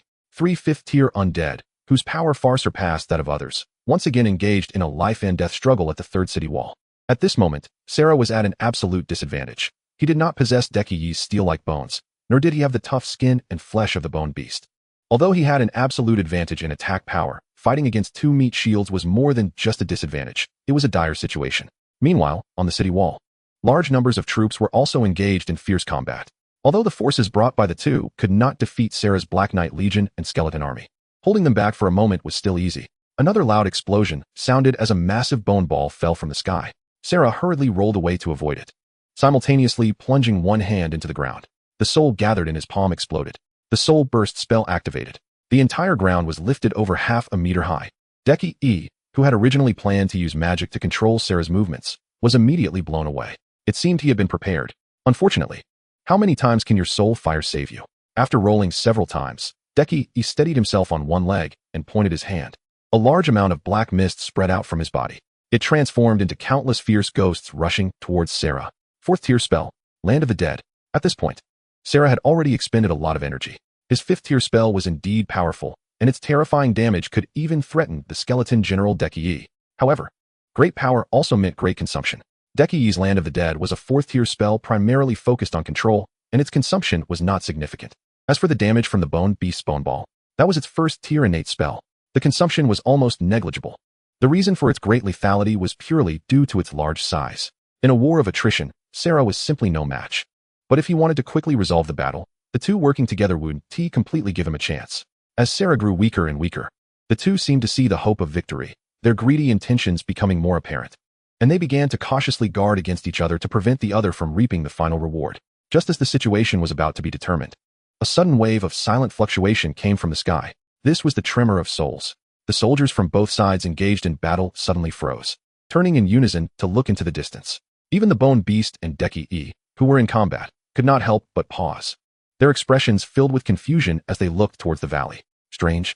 The wave of 5th tier soul, ghost fire? How could there be unclaimed 5th tier soul, ghost fire appearing here? The sudden unexpected situation caused Deki and the Bone Beast to exchange glances. The two had worked hard for so long, scheming against each other, all for a 5th tier soul ghost fire. It is easy to imagine how difficult it is to obtain a fire of this level. Now suddenly, a 5th tier ghost fire appeared out of nowhere and was exposed to the elements, allowed to dissipate naturally. It was as if someone took out 10 million and decided to light a fire for warmth in front of everyone, as if suddenly realizing something. Deki looked up at Sarah, a hint of a cold smile appearing in his eyes. What? Do you think we would rush over for it? Don't be ridiculous. Fool, we know the truth about this flame. It's that imposter, right? Such a small trick, 1T save you. Deki thought this was Sarah's way to break the deadlock, trying to lure them over to snatch the flame, thus avoiding this difficult situation. Sarah sneered in response. Of course, I know they can't lure you away. I also have no intention of leading you away. Or rather, if you do leave, that would be the real trouble. As the voice fell, the sound of crackling emerged. Deki and the skeletal beast suddenly turned to look, only to see the soldiers on both sides had actually stopped fighting, pouring towards the direction of the ghost fire like a tide. Due to the barrier of the city wall, these mindless skeletons jumped down into the deep pit without hesitation, and below the pit, heads surged, nearly filling the trench. With no obstacles or ambushes along the way, over 20,000 undead charged straight into the deepest part of the canyon. The battlefield, which had just been in chaos, suddenly quieted down, and listening to the howling wind around them, Deki and the skeletal beast's expressions became slightly serious. Have the miscellaneous soldiers been withdrawn? Do you think you can win against us two in a one-on-one fight? Of course not. By my own strength, I am absolutely not a match for the two of you. But have you forgotten one thing? Sarah slowly stood up from the ground, and suddenly thrust the sword at her waist into the ground. The next moment, an inexplicable aura spread out. A rumbling sound echoed continuously. The walls from all directions collapsed. The ground's armors protruded. A large number of black warriors buried here emerged. Nearly 100 black warriors with at least third-tier strength surrounded the two tightly. And from farther away, large numbers of black warriors gathered from all directions. This is... Looking at the Black Warrior Legion rushing over, Deki's soul fire trembled in his eyes, instantly understanding Sarah's plan. At this moment, Sarah also grinned. I am the king of black warriors. Your cannon fodder army and my skeleton cannon fodder will indeed disobey orders when tempted by high-level soul fire. But these black warriors that belong only to me will not. They will be loyal to me, forever obeying my orders. Raising the sword in her hand, pointing towards Deki and the skeletal beast, Sarah's gaze was sharp. Now, tell me who has the advantage. Originally fighting in groups at the various city walls, the black warriors surged towards the center of the city like a tide. If they were truly surrounded by these thousands of black warriors, forget about 5th-tier undead. Even if a true high-tier undead came, as long as they couldn't break through, it would be death. Trying to command the cannon fodder to support, Deki found that this group of mindless guys had completely succumbed to the temptation of that soul fire, completely ignoring his commands. Furious, Deki shattered the soul fragments in his soul, and several 4th-tier undead who had mingled within the undead army and were marching towards the canyon collapsed on the spot. Losing their breath, the soul fire within them tried to float towards the sky, but was seized by surrounding undead and crazily devoured. The previously orderly pit instantly became chaotic. Fighting, snatching, devouring ghost fire, desperately pushing forward, countless noises erupted at once. But the battle in the pit was now disregarded by everyone. The Black Warriors possessed basic intelligence. And most importantly, the soul pressure of the Black Warrior King was enough to overshadow the temptation of 5th-tier ghost fire. Inside the entire castle, only these Black Warriors did not run towards the depths of the tunnel, but began to prepare to surround and kill the skeletal beast and Deki. Seeing this scene, Deki knew that staying any longer would mean certain death, and hurriedly turned around to shout, "Skeletal beast, let's retreat together." What responded to him was a loud noise. The skeletal beast suddenly turned around and ran, relying on its massive size to crash through the still unformed defense of the Black Warriors, climbing up the wall and rushing towards the distance. Deki's expression changed upon seeing this, and he hurriedly stepped forward to follow. But the problem was that his size was limited, and his speed was no match for the skeletal beast. While trying to swing away with the black mist chains, Deki, leaping into the air, was directly struck down by more than 20 javelins, and when he landed, he was already surrounded by the Black Warriors. Among these Black Warriors, Sarah held a spear in one hand and a sword in the other, her eyes filled with murderous intent. Don't run away. To avoid being surrounded and killed by you again in the future, today, one of you must be left behind. Chapter 33. At the moment of Ancient Two Eggs once again in the depths of the canyon, Ancient Two Eggs leaned against the flag, listlessly fiddling with his fingers. Above the flag, the bull-headed skeleton had already had its skull smashed, and the soul fire inside began to gradually dissipate, the disguised 5th-tier soul fluctuations spreading continuously. This was the source of the 5th-tier ghost fire fluctuations, and also the countermeasure devised by Ancient Two Eggs. They are relying on their numbers, right? Then let's find a way to reduce their numbers. Lure all the cannon fodder here, and as long as the two of them don't react in time, the Black Warriors, who are unaffected, can definitely block them. It's impossible to block and kill both, but forcibly holding one back and coordinating with Sarah to kill him shouldn't be too much of a problem. As for whether the two will cooperate to escape together, if they had that kind of brain, would they have done something as foolish as fighting over loot before? Picking up a long spear beside him, with a snap, he swept it out, directly breaking the arm of a nearby skeleton soldier trying to act recklessly. After doing all this, Ancient Two Eggs glared at him fiercely, scaring the skeleton soldier to hurriedly dodge. It must be said that the temptation of 5th-tier soul fire is indeed great. These skeleton soldiers had already signed a soul oath with Ancient Two Eggs, and the soul fragments were clenched in Ancient Two Eggs' hand.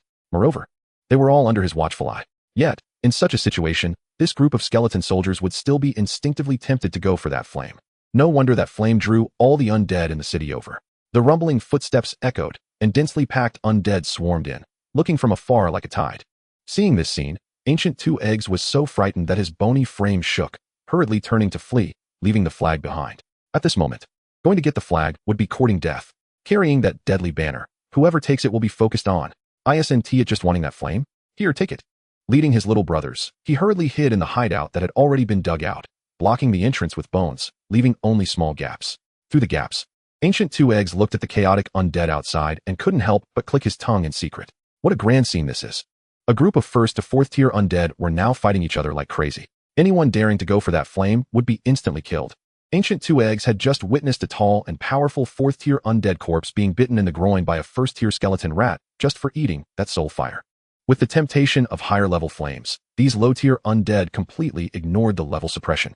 Even a first-tier skeleton soldier dared to swing a big bone club to hit a fourth-tier undead's head. Simply outrageous. Moreover, as more and more undead died in battle, the scene became increasingly chaotic. Some who couldn't seize the fifth-tier ghost fire began to fight over the souls of the fallen, leading to even more slaughter and more undead dying. Look at those fools outside. This is the consequence of not using their brains. Watching the chaotic battle outside, Ancient Two Eggs shook his head and sighed while directing the skeleton soldiers to support the cover with bones, simultaneously ordering the 10 black warriors following him to keep a close watch on the skeletons and prevent this group of idiots from doing something foolish. Raising his hands to embrace the left and right guards, Ancient Two Eggs shook his head and swayed, feeling quite pleased. So, when looking for a boss, you should find someone smart, like me. Don't underestimate my low strength. My brain works well. Look, those strong ones outside are still being played around with. The two underlings held by Gu Erdan are none other than his recently promoted left and right guardians. The one on the left is the armored knight, the black warrior who was forcibly stripped of his armor by Gu Erdan and is now appointed as the vice captain. The one on the right is the skeleton soldier who generously sacrificed himself half a month ago, threatened into wearing the Sarah armor, becoming the Sarah No. 1 stand-in. Now called the Bone Vanguard, also a vice captain. There was originally a third one, the skeleton soldier No. 2 warrior, who was subjected to a second round of disguise by Gu Erdan, pretending to be Sarah and leading a cannon fodder team, which lured the Bone Beast and Deki E out of the city. Unfortunately, that guy had bad luck and died on the spot. So now Gu Erdan only has two vice captains. Slapping the shoulders of the two, Gu Erdan said seriously, "You two have been with me for many days. You've made great contributions. Once I rise to prominence, there will definitely be a place for you by my side." Before he could finish speaking, the bone pile used as cover suddenly exploded. It turned out that a large skeleton soldier was flung away, directly smashing through the cover. With the cover gone, the people hiding in the pit were exposed, and the surrounding undead immediately pounced on them without any hesitation. This was because deep inside, Gu Erdan had a fourth-level soul fire still not fully digested in his body. A second-level trash. How dare he take such a precious treasure? Capture him. Startled, Gu Erdan pushed his two capable generals out without thinking, while he hurriedly ran to the back. "Protect me." A miserable scream rang out as 10 black warriors hurriedly formed a shield wall in front of him. As for those skeleton soldiers, seeing that a large portion of them excitedly ran toward that high-level soul fire in the distance, completely ignoring his commands, Gu Erdan was so angry he stomped his feet. Fortunately, a portion of the loyal skeleton underlings obeyed orders and stood in front of him, forming a complete defense line with the black warriors. This included the Bone Vanguard. Seeing the Bone Vanguard's unwavering loyalty, Gu Erdan was moved to tears and pulled him and the armored knight into the back of the team. "Good brothers. So loyal. Come on, don't stand so far away. Block in front of me. I'm a bit shy." Hiding behind the two vice captains, Gu Erdan cautiously looked at the battlefield ahead, constantly peeking out, fearing he might get shot in the head. At this moment, the undead outside had already engaged in battle with his small team, and fortunately, the cave was deep enough and the terrain narrow enough to avoid everyone being overwhelmed. As for why they dug so deep, it was all because Gu Erdan learned from the last bloody lesson. The fighting continued, and although Gu Erdan's side was strong, the undead outside were not weak either, especially with a fourth-level undead targeting them. Once the black warriors exhausted their spears, Gu Erdan's line began to falter. Just as Gu Erdan was considering whether to pull his head in and play dead, reinforcements finally arrived. With Deki Yi's head hanging from his waist, Sarah led the Black Warrior Legion into the scene. They quickly located Gu Erdan and the others. Like a god descending, they dealt with that fourth-level undead. A massive amount of green souls exploded, transforming into colorful light, instantly tearing the fourth-level undead to pieces. Sarah led the main force into the cave and immediately saw Gu Erdan rushing toward him, hugging him tightly. And Gu Erdan, with tears streaming down his face, shouted, "Boss, you finally made it." While shouting, the skull on his head even took a bite out of Sarah. Not as a metaphor, but it really bit Sarah hard. This earned the skull a heavy slap from Sarah, sending it spinning 3 times in place. Chapter 34, Regaining Territory. All right. Isn't it fine now? Don't hold on so tightly. What do you mean it's fine? You have no idea how dangerous it was just now. If you had been 2 seconds later, my 2 capable generals, plus this guy on my neck, would have all been thrown out as bait. Aren't they your capable subordinates? Yes. Then how could you bear to push them out? I was almost dead. What love for subordinates? In this situation, don't even talk about love. Even if it's my beloved consort, it wouldn't matter. Gu Erdan cried while recounting the perilous situation he just faced, and as he wiped his face, he was bitten twice by the skull on his neck, which made him furious enough to slap the skull twice. Seeing Gu Erdan start to hit himself again, Sarah looked helpless. All right. The black warriors will take care of them. Let's go back. Back. Did you deal with them? Hearing the word back, Gu Erdan peeked at the skull hanging from Sarah's waist, staring at Deki's white jade-like skull, and asked knowingly. This kind of question naturally received the expected response. I dealt with it. Although only one is dealt with, the only one left, the bone beast, no longer poses a threat to me. Shaking Deki's head, Sarah smiled. Another 5th level soul, as long as I eat it. I will be one step closer to a 6th level undead. Then congratulations, congratulations. Gu Erdan hurriedly congratulated, not feeling dissatisfied that Sarah wanted to monopolize the 5th level soul fire. 1. Because he knew Sarah was the boss. Although he had contributed some strategies, the boss was still the boss. How could the boss have soup while the underlings eat meat? As for the second reason, Gu Erdan didn't care about this thing, at least not at the moment. Right now, he was only a 2nd level undead, and to him, there was not much difference between 3rd level and 5th level soul fires, especially since he still had a 4th level one that was not digested yet. It was completely enough for the time being. Hearing Gu Erdan's congratulations, Sarah observed him sideways, confirming he had no dissatisfaction, and secretly let out a sigh of relief. He wasn't a selfish person. If it weren't for the urgency to increase his strength, he wouldn't mind sharing this soul fire with Gu Erdan. At this moment, seeing that Gu Erdan was not angry, the stone in Sarah's heart finally fell. If he had caused a rift with a smart companion he had finally encountered after so many years, he wouldn't know what to do. The main force returned, leaving over 100 black warriors and obedient skeleton soldiers to hunt the undead in this area. Gu Erdan followed Sarah back to the city, and along the way, the two began discussing new action plans. With Deki dealt with, only the bone beast remained, which was no longer a threat. Sarah planned to counterattack, leading the black warriors to encircle and suppress that creature. For such a large creature, a military encirclement was the most suitable method of hunting. If it weren't for the fear of forcing the two of them to counterattack and causing significant casualties to his troops, Sarah even had confidence in keeping all of them. However, the departing Sarah and Gu Erdan did not notice that the fallen undead in the canyon had their soul fires in their skulls not floating up, but instead slowly spreading out, turning into scattered stars sticking to the ground, ultimately gathering towards the deepest part of the canyon. There, on a rock wall made of dark bones, patterns began to light up. A few seconds later, there was a crack, and the rock wall surprisingly split open, revealing a blood-red eyeball, followed by a second and third, gradually covering the entire rock wall. The scattered enemies in the city were dealt with, and the undead in the canyon were slaughtered clean. After 3 days of preparation, Sarah set out with Gu Erdan and the Black Warrior Legion to hunt the bone beast. The legion, composed of thousands of black warriors, was enough to make any 5th-tier undead retreat. Sarah had long since figured out the enemy's details, including where that guy's lair was. In fact, not only the lair of the bone beast, but also the surrounding area had been thoroughly explored by Sarah. This made Gu Erdan increasingly convinced that Sarah was a soldier when he was alive. Otherwise, he wouldn't possess such a decisive character or such professional knowledge of military tactics. Over the past few years, Sarah even drew a map that could be called exquisite, a hand-drawn map that could rival military maps. Mountains, streams, strong enemies, and types of undead were all detailed on it. He still claims he wasn't a soldier. However, Sarah was just a 5th-tier undead, and he understood the rules of the undead realm. Recklessly going to other territories was equivalent to challenging the authority of the local leaders, which would inevitably lead to a great battle. Therefore, the map in his hand only detailed an area with an 80-kilometer radius. This area was essentially his territory. As long as he was still alive, other 5th-tier undead would not dare to set foot here. After all, the overall strength of the Black Warrior King Sarah was enough to stand at the pinnacle in this nearby fringe area.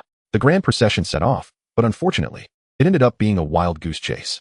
Looking at the empty cave before him, Sarah shook his head in frustration. It seemed he wasn't a fool. He had already run away. Gu Erdan, standing beside him, furrowed his brow. Where could he run to? Who knows? Staying here is also death.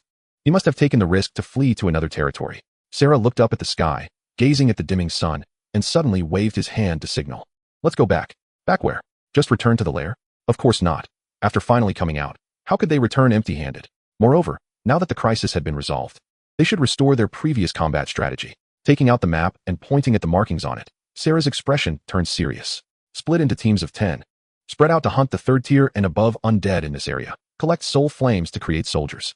During this time, I lost quite a few black warriors, and I must make up for it, while also inspecting whether there are any uninvited guests in this area. Is that what you did before? Yes, this is my territory. I haven't cleared this area for a long time because I was busy fighting those two. Now it's time to collect the rent. The Grand Army left the cave and gradually moved away.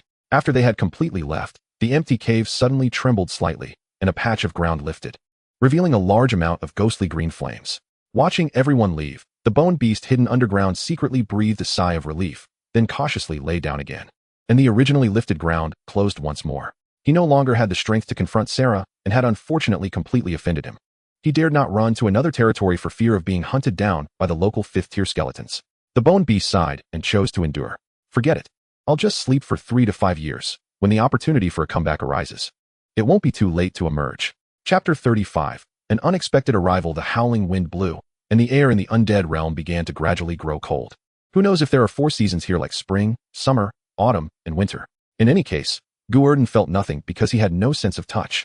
At this moment, Gu Erdan was sitting in a high litter, carried by several skeleton soldiers. Nearby, dozens of 3rd-tier black warriors and hundreds of 2nd-tier skeleton soldiers provided protection. Now he could be considered upgraded, since helping Sarah defeat strong enemies and reclaim territory. Gu Erdan had completely become the second-in-command of the Black Warrior City.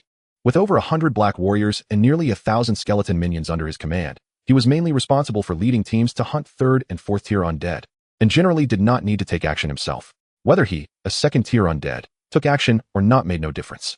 If he encountered an unbeatable opponent, he wouldn't be able to win either. This cowardly guy would not dare to take risks. 3 months had passed in the blink of an eye, and it had been over 6 months since he became a skeleton soldier. Recently, Gu Erdan had vaguely felt that he was about to break through to the 3rd tier, entirely thanks to his extravagant devouring methods. Ignoring whether it would waste resources, he ingested ghost flames in a reckless manner, and in just 3 months, Gu Erdan had consumed 1 4th-tier ghost flame and 11 3rd-tier ghost flames. Sitting in the litter, Gu Erdan felt quite pleased with himself. 3rd tier. What a wonderful stage. Once he broke through to the 3rd tier, Gu Erdan could immediately elevate his minions, and at that time, with over 1,000 3rd-tier skeleton soldiers as guards, he would even have the strength to compete with Sarah's Black Warrior Legion. The most important thing was that he could have as many minions of this level as he wanted. Well, what about Sarah? After 3 months, he had only increased by a little over 400 black warriors. Moreover, after consuming that 5th-tier soul flame, Sarah had to resort to using lower-tier ghost flames for growth, which significantly slowed his soldier production rate. After watching Sarah struggle to create subordinates a few times, Gu Erdan felt quite smug. What Black Warrior King? Is that it? Compared to himself, he was completely unqualified. When creating minions, he even had to choose corpses. Look at him. As long as he had enough energy and minions, he could just clap his hands and level up. The speed was simply outrageous. The only pity was that this broken system could only strengthen minions. Why couldn't it strengthen himself? Looking at his system panel, Gu Erdan couldn't help but sigh. Name: Gu Erdan. Identity: 2nd-tier skeleton guardian. Peak of 2nd tier. Skills: 1st ring undead spell bone regeneration, 2nd ring undead spell low-level skeleton enhancement. Accumulated energy: 974. 567 points. Looking at his own data and the energy he had painstakingly accumulated over this period, Gu Erdan felt frustrated and slapped his head. The skull on his head made a loud sound as he hit it, and he wanted to bite him but couldn't reach. After working hard for over 3 months, he didn't even spare the worthless skeleton rats. It took so long to accumulate this much wealth. If only he could use this energy to strengthen himself. He could probably take off on the spot, instantly become a skeleton lord. If given the opportunity to strengthen himself, it would be a sure kill. Unfortunately, it wasn't possible. Sighing, Gu Erdan leaned back in his chair, glaring angrily. To be precise, it was the skull glaring angrily. This old enemy that almost defeated Gu Erdan before was still alive and kicking, and had been enhanced to the peak of the 2nd tier by Gu Erdan. Bored and with nothing to do, Gu Erdan liked to give himself a couple of slaps, whether there was something to do or not. The skeleton head didn't indulge him either. As soon as he dared to bring his hand close, it would open its mouth to bite without hesitation. The two had been in a love-hate relationship for over 3 months now, and not only had they not resolved their grudges, but their battles had become increasingly intense. The main force was marching towards the city of Black Knights, and Gu Erdan had been out for a full half-month this time, reaping substantial rewards. A 1st-tier skeleton soul could provide Gu Erdan's system with 1 to 10 points of energy if absorbed. The 2nd tier ranged from 11 to 50. The 3rd tier from 51 to 100, and the 4th tier from 101 to 1000. As for those above the 4th tier, Gu Erdan had no idea. He had yet to obtain such high-level loot. To be precise, most of the undead he had killed during this period were 1st and 2nd tier. With such low-level undead, he had managed to accumulate over 1 million energy points, which shows just how frenzied Gu Erdan's scraping behavior had been recently. A few days ago, he had even led his little brothers to dig mouse holes just because there were a large number of skeleton mice inside, and these could only provide him with a meager 1 to 5 points of energy. Lying in his palanquin, Gu Erdan began to contemplate his new plans. Leveling up to the 3rd tier was an urgent matter, but besides that, there was another thing to do. That was to get himself a mount. Just look at his current appearance. Black armor and a headless body. If he were to get a horse now, he would definitely be a headless knight of the undead. Even if it were a knockoff, it would still be better than a headless skeleton soldier, right? So having a mount was also an urgent matter. Just as Gu Erdan was planning his future course of action and imagining how majestic he would look riding a warhorse, an unexpected sight suddenly stunned him. He abruptly stood up from the palanquin, and due to the sudden movement, he even fell out, his head flying off. However, he no longer cared about that. What mattered to him more was what was happening. Looking at the distant high mountain, the city of black knights shrouded in black mist, and within it, the numerous vengeful spirits that were flickering in and out of sight, engaging in battle with the black knights. Gu Erdan felt a chill run down his spine. He had seen this move before. This was the signature skill of Skeleton General Deki, the 4-ring necromancy spell, Land of the Dead. It could transform undigested soul fire into vengeful spirits to assist in battle, a disgusting spell that grew stronger the more it fought. But how could such a terrifying coverage area exist? That guy could only cover a distance of a dozen meters at most with all his strength. But the black mist in front of him had already engulfed the entire castle. A formidable enemy. An enemy far beyond imagination. Suddenly ordering the troops to stop. Gu Erdan looked at the castle completely submerged in darkness, his expression changing unpredictably. What to do? It was absolutely impossible to fight. Judging by the black mist that covered several kilometers, the guy inside was either a 9th tier or an 8th tier, or even possibly a necromancer lord. Could it be that he was the father of Skeleton General Deki? Did he come because of the younger one? But that couldn't be right. Gu Erdan had never heard of any skeleton soldier being able to reproduce. How could they? By growing bone stones? If Skeleton General Deki were a vampire, it would make sense, but he was a skeleton. A skeleton. A framework of bones. Without even organs, how could they reproduce? Using a bone stick? It couldn't be that he came for revenge, so how did he arrive? And why was he targeting this place? The more he thought about it, the more frustrated Gu Erdan became. He picked up a skeleton head from the ground and forcefully stuck it on his neck, his gaze wandering uncertainly. If he charged in, he would probably die 9 out of 10 times. Just relying on his subordinates' combat power, they probably couldn't even fill the gaps in the enemy's teeth. But if he didn't go, then Sarah, this new boss, might end up dead for sure. Damn it. Retreat. Stamping his foot, Gu Erdan commanded the troops to turn around and leave. Chapter 36. Damn, Big Brother. The rumbling sounds continued to echo, and the black mist above transformed into a vortex, encircling the entire castle in rings. Sarah swung his sword to cleave a vengeful spirit, then suddenly threw a javelin, hitting an enemy that was lunging at him. Watching as the enemy was instantly dispersed, yet rapidly regrouped in midair, resurrecting within 3 seconds as a 3rd-tier black mist monster, Sarah's teeth ground together in frustration. Take this. Soul shock. Raising his hand to grasp, the souls of the fallen around him transformed into light and surged into his hand, and in the next second, they shot into the sky like a torrent. Hundreds of beams of light dazzled, slicing through the black mist. However, before the beams could dissipate, more black mist monsters surged towards the breach, forcing Sarah to retreat from there. With a loud crash, Sarah was struck in the chest by the monsters and flew back several meters, finally rolling to the ground. Clutching his chest, Sarah knelt on one knee and looked around, only to find his black knights continuously dying, a sense of despair welling up in his eyes. Too strong. Ridiculously strong. It didn't give him any hope of struggling at all. Clearly, it was just a 4-ring spell, yet it displayed a terrifying effect. The monsters in the black mist couldn't be killed no matter how hard he tried, no matter what kind of attack was used, no matter how they were destroyed. They would recover within seconds, and the undead that died in this black mist had their soul fire quickly consumed by the black mist, until they became part of the monsters. Unbreakable, unkillable, and they only grew stronger the more they fought. The more they fought, the more there were. This nearly unsolvable ability made a term flash in Sarah's mind. Domain. A power that surpassed the peak of the laws. Only those who have broken through the normal limits of combat power could comprehend such a technique. To put it bluntly, the enemy he was dealing with this time was likely a necromancer lord. 5th tier against 10th tier. What was the point of fighting? Clutching his injured spot, Sarah turned his head to look around. His little brothers were still fighting desperately. While the black mist was troublesome, it couldn't deal with them immediately. However, as the number of fallen black knights increased, the number of 3rd-tier monsters in the black mist also grew. If this continued, they would eventually die here and become part of the black mist. If it really is a necromancer lord, he should be able to wipe us out effortlessly. So why is it so difficult? Is he injured? The black mist appeared from the canyon. The undead that resurrected before were not only numerous, but also completely disobedient. So there's a wounded necromancer lord causing trouble inside. No wonder. Sarah was not foolish. On the contrary, he was a general very good at analysis, quickly drawing conclusions and understanding how this thing was resurrecting. It was likely that the reason this guy was able to resurrect was due to the large number of undead that had died there months ago. Undead are hard to kill, especially high-level undead.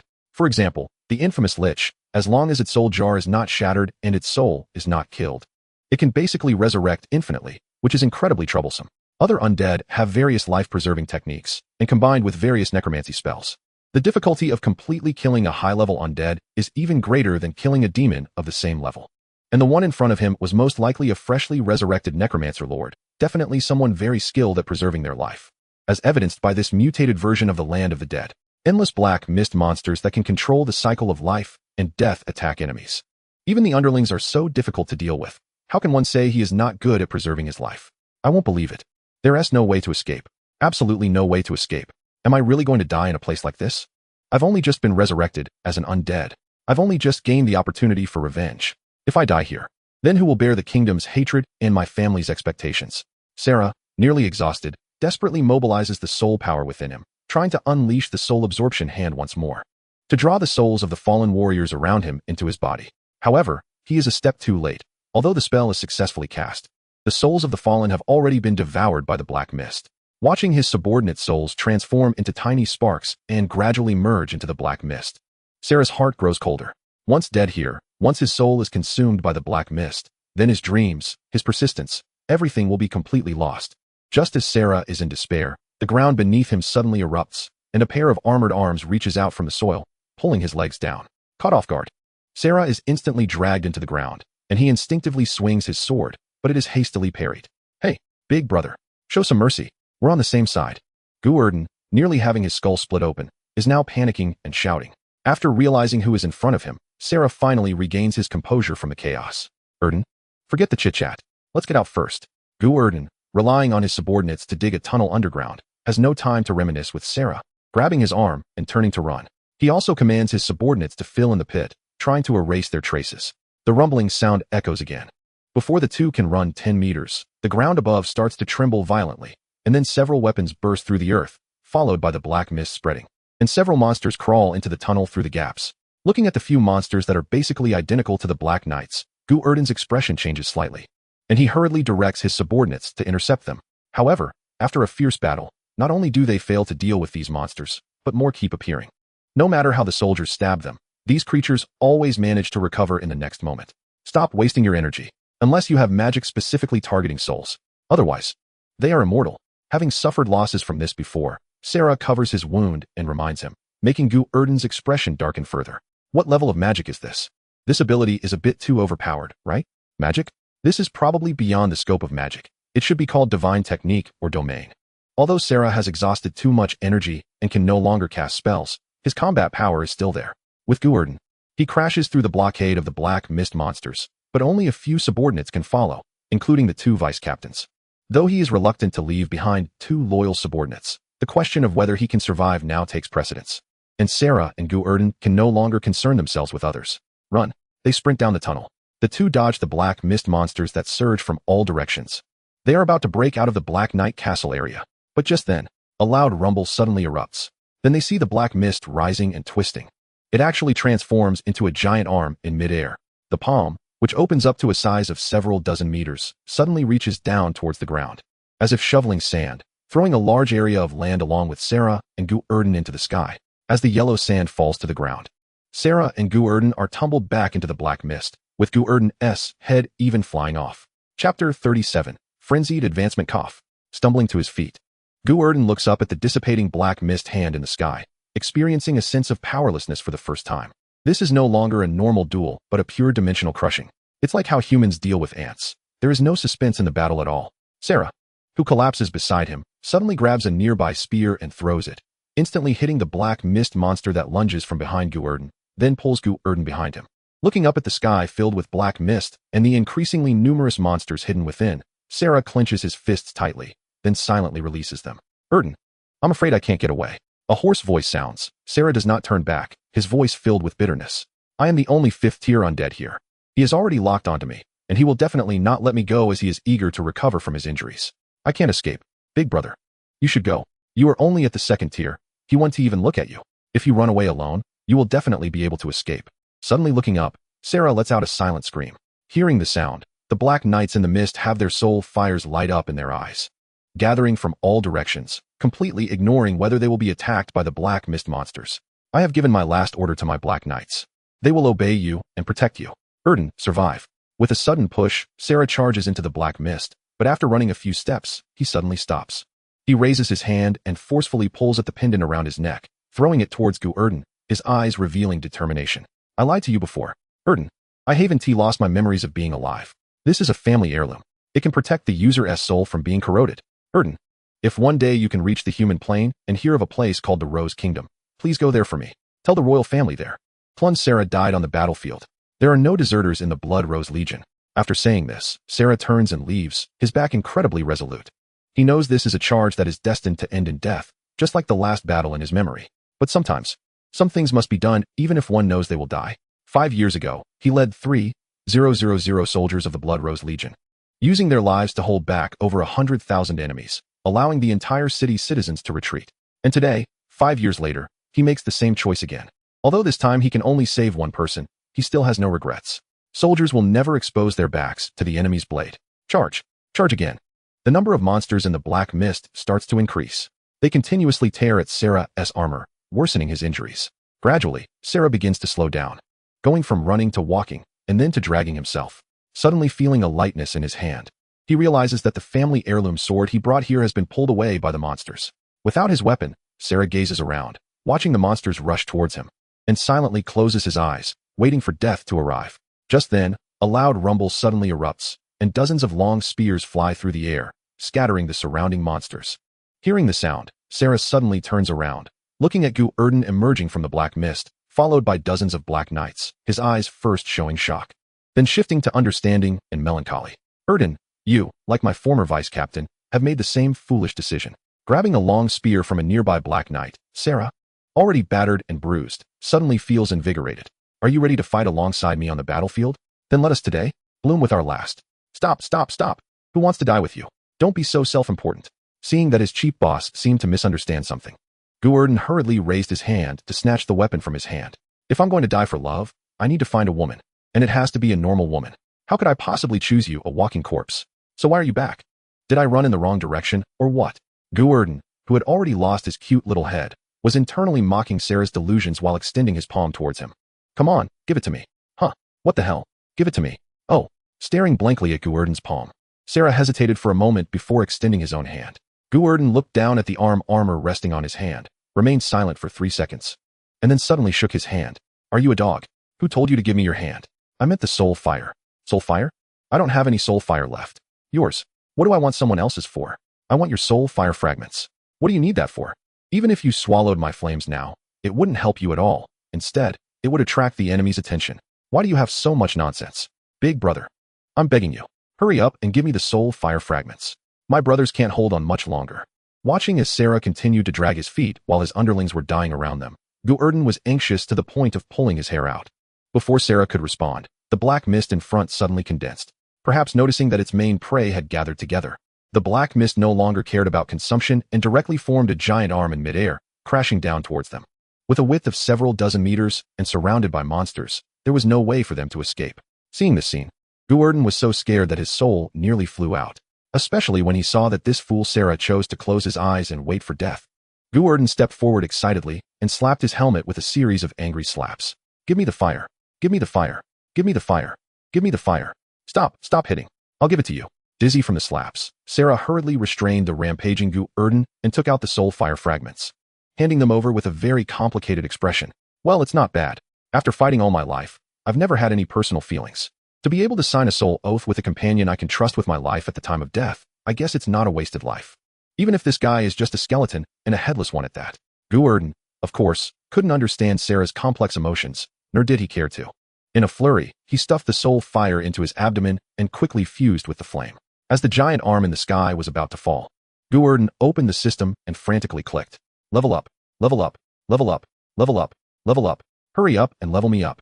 With a buzzing sound, the energy that Gu Erdan had painstakingly accumulated was instantly consumed, and a large number of white light spots floated out from his body, continuously pouring into Sarah in front of him. In the next moment, a beam of light shot up into the sky, completely enveloping Sarah. The rapidly descending arm was shattered into pieces by the impact. The black mist covering the sky was also torn apart, revealing the pitch-black sun above. In the light, Sarah's once withered flesh began to regain vitality, every cell and every piece of tissue in his body evolving. 6th rank, 7th rank, 8th rank, 9th rank, until Chapter 38, The Might of the Undead Lord Ah. With a long howl, The undead monsters rolling in the black mist screamed as they surged towards Sarah, turning into streams of light that continuously circled around him. Four-ring necromancy. Soul-sucking hand. In an instant, the monsters that had just been overwhelming had completely dissipated. Standing amidst thousands of beams of light, Sarah slowly reached out his palm, gathering a large amount of light in his hand, and then instantly detonated it. Domain power. Soul domain. Boom. The invisible soul wave spread out, transforming into wave after wave of shockwaves that surged in all directions. The previously invincible black mist was instantly torn apart by these shockwaves. Domain power. Undead Lord. Roar. What was originally an appetizer suddenly transformed into a wild wolf. The undead lord that had just revived and was hiding in the black mist was frightened and turned to flee. He had been injured by someone, hiding in this place for hundreds of years, and had finally managed to revive. He had only intended to replenish his energy nearby. But who would have thought that an undead lord would suddenly appear in this outer area? This was simply not scientific. In such a barren place, how could such a powerful being be born? Run. He had to run.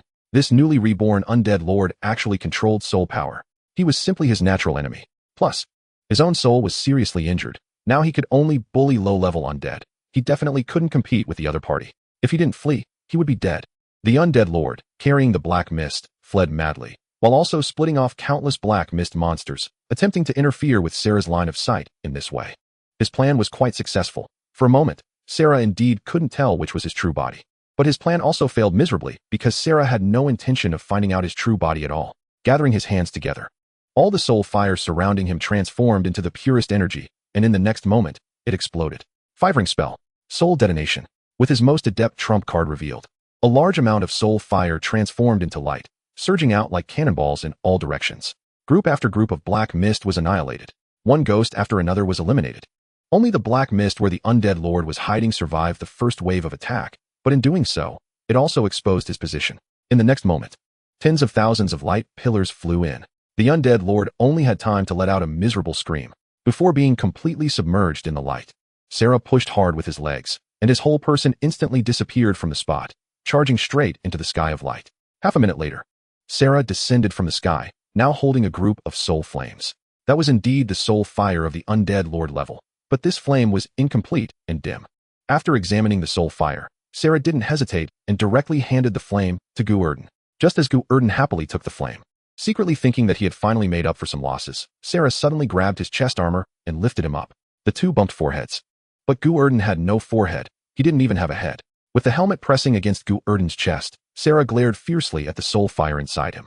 Now, shouldn't you explain to me? Upon hearing this, Gu Erdan trembled all over, hurriedly stuffing the huge soul fire into his chest, and after fusing, kicked his legs, letting out a crack as he lost all signs of life. Seeing this, Sarah didn't continue speaking, just silently took the long spear from the soldier next to him. In the blink of an eye, half a month passed, and Gu Erdan stood dazedly in the castle, performing defense duties. His head had returned. That skeleton head was quite resilient, actually surviving the hands of the black mist monsters. Seeing that his enemy was still alive, Gu Erdan once again put it back on his neck, and his two vice-captains had also miraculously survived and were now standing by his side as gatekeepers. As for Sarah, at this moment, the others have gone out hunting. To be precise, he has been hunting outside for the past half month, rarely returning to the castle. After standing there foolishly for half a day, doing nothing, Gu Erdan sighed and suddenly lay down on the ground with his limbs spread wide. So boring. The defense work was somewhat useful before, at least he could occasionally see some reckless undead coming to their doom. But recently, he had completely stopped seeing such brainless creatures, as the undead in the nearby 10 miles had already been thoroughly plowed by Sarah. That method of killing, like a fine sieve sifting chaff, was even more brutal than Gu Erdan's own. Not only their own territory, but also all enemies within thousands of miles had been ruthlessly plowed by him. Those fifth-tier undead who once dominated the land have now completely turned into energy reserves for Sarah, used to create Black Knights. This has led to a significant increase in the number of Black Knights within the city, from just a few hundred to thousands. And it looks like it will soon exceed 10,000. Meanwhile, Gu Erdan officially broke through to third-tier strength a few days ago, and also leveled up over 1,000 skeleton soldiers under his command. At this moment, the city of Black Knights was truly strong and robust, with thousands of third-tier Black Knights, over 1,000 third-tier skeleton soldiers, plus a high-level undead lord. Not to mention in the fringe areas, even in the core regions, they could probably hold their ground. The secret of Gu Erdan's ability to upgrade the undead had already been learned by Sarah, mainly because Gu Erdan never intended to hide it. After all, if he wanted to keep it a secret, he wouldn't have chosen to save Sarah at that time, even exhausting all his energy to allow Sarah to undergo a super evolution on the spot. From the moment Sarah was willing to risk his life to draw away the enemy, Gu Erdan had fully determined that this brother was reliable. However, there was an unexpected situation that had been bothering Gu Erdan ever since. That was the sound of footsteps. Sarah, who had gone out alone, returned with nearly 1,000 black knights. The city guards hurriedly opened the city gates, and Sarah strode into the city, sitting down next to Gu Erdan. Gu Erdan glanced sideways at this big brother, finally locking his gaze on his chest.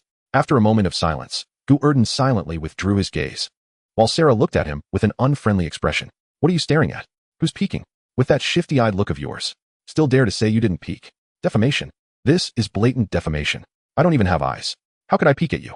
If anyone is peeking, it's that skull head peeking. What does it have to do with me? If you're unhappy, come on. I'll give you my head. Hit me however you want. You hum. Do you find it surprising? Ah, yes. If I weren't surprised, that would be strange. After looking again at Sarah's severely deformed armor, Gu Erdan crossed his arms and turned away. How strange. This brother who was fine before, why did his chest puff up after leveling up? The big brother's chest muscles are a bit exaggerated. I've never heard of leveling up affecting gender. No wonder Gu Erdan couldn't accept it at this time. If anyone suddenly found out that the big brother they chased after and called Big Brother all day was actually a woman, they would probably have a hard time accepting it too. Chapter 39. Sarah leaves the previously withered body completely regained vitality, and the dried flesh was filled with energy. Sarah, who had looked extremely thin and frail before, now underwent a dramatic transformation. His close-fitting armor also changed structure completely as he regained his human form. The most obvious change was that the breastplate was bulging, clearly a woman's armor. The two sat together without saying a word, and after a long while, Sarah finally spoke. The Blood Rose Legion is one of the few female legions in the Rose Kingdom, all of whom are women. No wonder the name sounds so feminine, I thought. How could a normal man have flowers tattooed on his chest? They are all women. Then what about my armor? Damn it. Looking at the armor embroidered with blood-red rose patterns on his body, and then turning to see the withered vice-captain, an unarmored knight, Gu Erdan's head spun in anger. I said, how come you all don't have any feminine traits? Isn't this misleading? If people find out I'm wearing women-esque clothing, what face will I have left to see people in the future? Nonsense. You've withered down to skin and bones. Show me a second characteristic. Can't you see whether I'm a man or a woman? By the way, are you a man or a woman? A man. Pure man. Don't believe me? I'll show you. Gu Erdan, feeling his gender being questioned, was so agitated that he almost wanted to unbutton his pants and act lewdly. But upon seeing his empty bony frame, he slumped back down again. Forget it. Whether I'm a man or a woman is up to you. It's all the same anyway. Seeing Gu Erdan so depressed, Sarah leaned over and patted him on the shoulder. Don't worry. Your ability is so special. There will definitely be a way to restore your flesh. Hearing his big brother's comforting words, Gu Erdan nodded excitedly. Big brother. No, big sister. You are so good to me. It's just a pity you are a woman. If you were a man, I would definitely want to become sworn brothers with you. Get lost. Sarah slapped him, making Gu Erdan's head buzz. After doing all this, she gazed into the distance, falling into silence for some reason. After a long time, she patted Gu Erdan's shoulder, stood up, and left. Rest well, Erdan, your future is limitless. Perhaps one day you might even become a deity. Big sister, don't worry. As long as there's meat for the brothers to eat, I guarantee I can gnaw on the bones. Do you believe I'll gnaw on you right now? Night fell, and there were still shadows moving in the city of Black Knights. After all, undead don't need to sleep. They can't sleep even if they want to. Patrols patrolled, exercises were done, 24 hours a day, all year round. Gu Erdan lay on the makeshift bed he had set up, contemplating his next action plan. Now that he had a strong ally, the plan was much simpler. Close the gates, let Sarah go in front to fight, while he collected the spoils behind and strengthened the soldiers to increase their power. That flame of the undead lord inside him was conservatively estimated to be enough for Gu Erdan to reach the 5th tier level. Now what he needed was just time. This was still in a situation where he was desperately wasting and fully pursuing growth speed. Otherwise, he could have reached at least the 7th tier. A bright future lay ahead, and the future looked promising. Although he had taken a risk before, the fact proved that Gu Erdan had made the right bet. This made him feel delighted in his heart, and he couldn't help but fantasize about a beautiful future life. However, this beautiful fantasy did not last long because the next morning, when Gu Erdan got up, he noticed something was off. Sarah was missing. Along with her, nearly 10,000 Black Knights had also disappeared. Only Gu Erdan's direct subordinates were left, that is, the over 1,000 skeleton soldiers, plus the 500 Black Knights under his command. Rushing to Sarah's room, Gu Erdan did not find her figure, only a few items in the room. He picked up the family heirloom pendant engraved with rose patterns and the envelope below it, sitting on the bed in silence. Inside the envelope, there was a large amount of beautifully written text. To my friend Gu Erdan, dear friend, please forgive my sudden departure. I have things to do. Things that must be completed. I was originally the eldest princess of the Rose Kingdom and also the commander of the Blood Rose Legion when foreign enemies invaded. The country was unable to resist, and I could only commit suicide to express my resolve, leading my entire army to perish on the battlefield. After being resurrected as a specter, I fought tirelessly for years, constantly resurrecting my soldiers, all for the day when I could return and reclaim my homeland. Thank you, my friend. You have given me strength and the opportunity for revenge, but I cannot take you with me. Humanity harbors a deep-seated hatred for the undead, and your strength is limited. If you leave with me, it would surely lead to a near-death experience. Please forgive my sudden departure. I, Clunsera, hereby vow that if I succeed in my mission and do not die on the battlefield, I will surely return here to reunite with you. Wait for me, my friend. Yours sincerely, Clunsera. Looking at the letter in his hands, Gu Erdan stood in silence for several minutes before folding it away. Well, my strong ally is gone. And instead of being a fine undead, I have to go back for some revenge? Aren't you afraid that those religious fanatics will exorcise you? With a sigh, he turned around to look at what little resources he had left, feeling somewhat frustrated as he scratched his head. Great, now my sense of security is gone again. Without top-tier combat power, how can I resist powerful enemies with just these skeleton soldiers and a few black knights? No way. It's clear that relying on others is not an option. A man must be self-reliant.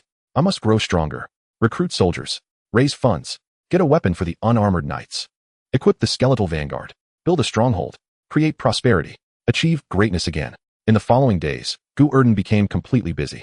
Large numbers of troops surged out from the castle, and along the way, they didn't care what undead they encountered. Whether they were first or second tier, they attacked them mercilessly. Those willing to submit were taken in, while those unwilling were eliminated. Gu Erdan was extremely occupied. However, he did not have Sarah's confidence to disregard everyone. He only dared to assert his power in his small territory and did not venture into others' lands. In the blink of an eye, another half-month passed. The already grand Black Knight city was further expanded by Gu Erdan. Stack up the city walls, dig the moat. Whatever is safe goes. The soldiers in the city increased rapidly from originally over 1,000 to more than 30,000. It wouldn't be accurate to call them humans. The types of undead were diverse, with all sorts of strange beings, including the occasional skeletal rat. However, one thing made Gu Erdan very dissatisfied. Despite working hard for over half a month, he had not found a suitable mount, perhaps due to Sarah's previous excessive slaughter. The more intelligent animal type undead had either been killed off or all fled. After more than half a month of searching, Gu Erdan had not even found a single horse. Actually, it wouldn't be entirely accurate to say there was nothing at all. Just today, the Black Knights who went hunting brought back a trophy for Gu Erdan. Looking at the small skeletal pony that was not even as tall as his legs, Gu Erdan fell silent for a long time. Do you think this thing can be ridden? The numerous Black Knights stared at the small pony that might be the size of a dog and also fell into silence. Chapter 40. The Reckless Skeletal Beast. Outside the city, the ground slightly bulged and a familiar head peeked out. The visitor was none other than the formidable enemy who almost killed Sarah before, the fifth-tier undead, the skeletal beast. Recently, it had just awakened from its slumber, only to find that the outside world had completely changed. The fifth-tier undead that used to wander nearby had all mysteriously disappeared. Even the slightly higher-tier third and fourth-tier undead were reduced to just a few cats and dogs. Noticing that something was wrong, the skeletal beast's first reaction was to investigate the situation in Black Knight City. After 7 days of reconnaissance, the skeletal beast finally confirmed one thing: the Black Knight King, Sarah, was also missing. This was undoubtedly great news for the skeletal beast. With its archenemy gone and no other beings of the same level nearby, this place would surely become its territory. Soon, it would gather thousands of miles of land and recruit subordinates to collect energy for itself. Its rise to power was just around the corner. However, wanting to be the boss meant needing a territory, so the skeletal beast ran over to seize one. Shaking its body, the skeletal beast suddenly burst forth from the ground, followed by several thousand cannon fodder subordinates it had painstakingly gathered during this time. With a sweep of its tail, a massive bone ball shot into the sky, crashing into the wall with a loud bang. However, the wall that Gu Erdan had crazily reinforced had expanded from its original 3 meters to 6 meters wide. Walls of this caliber could withstand even cannonballs, let alone a mere bone ball. Seeing that the wall did not collapse, the skeletal beast was not angry, but rather overjoyed. What a great place. Absolutely a great place. Easy to defend and hard to attack. Strong defenses. This was definitely a prime territory for ruling and dominating. This place was going to be his. Excitedly charging forward, a large number of subordinates surged toward the city walls. A new round of siege warfare began once again. The sounds of chaos outside did not attract Gu Erdan's attention. He found the clamor of the skeleton soldiers annoying and had specially instructed them to reinforce his room, making the soundproofing ridiculously effective. It wasn't until a bone ball fell from the sky and crashed onto the roof that Gu Erdan was startled, stopping his calculations regarding the recent energy income. Gu Erdan hurriedly rushed out of his room, waving his spear and shouting loudly. What is going on? What is going on? Which bastard dares to jump on my roof? Is he looking for death? Guards! Where are the guards? Capture him and hang him from the streetlight. The two guardians stationed at the door, the unarmored knight and the skeletal vanguard, quickly responded. Report, Your Majesty, there is a strong enemy invading. Yes, these two fellows could talk now because they were no longer third-tier undead, but had officially advanced to the fourth tier, stepping into the mid-tier undead level. This advancement also allowed their originally low intelligence to develop further. Although they still acted foolishly, they were at least able to converse with Gu Erdan. Not just the two of them. At this moment, there were at least 1,000 undead within the castle that had reached the fourth tier.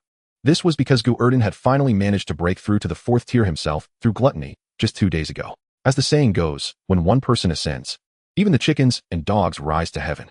If it weren't for the insufficient energy reserves in the system, Gu Erdan would have loved to promote all his subordinates to the fourth tier. Name, Gu Erdan. Identity, fourth tier skeletal vanguard, low tier, skills, first ring spell, bone regeneration, second ring spell, basic skeleton enhancement, third ring spell, death perception, fourth ring spell, phantom charge. Description, a meat shield type advanced cannon fodder.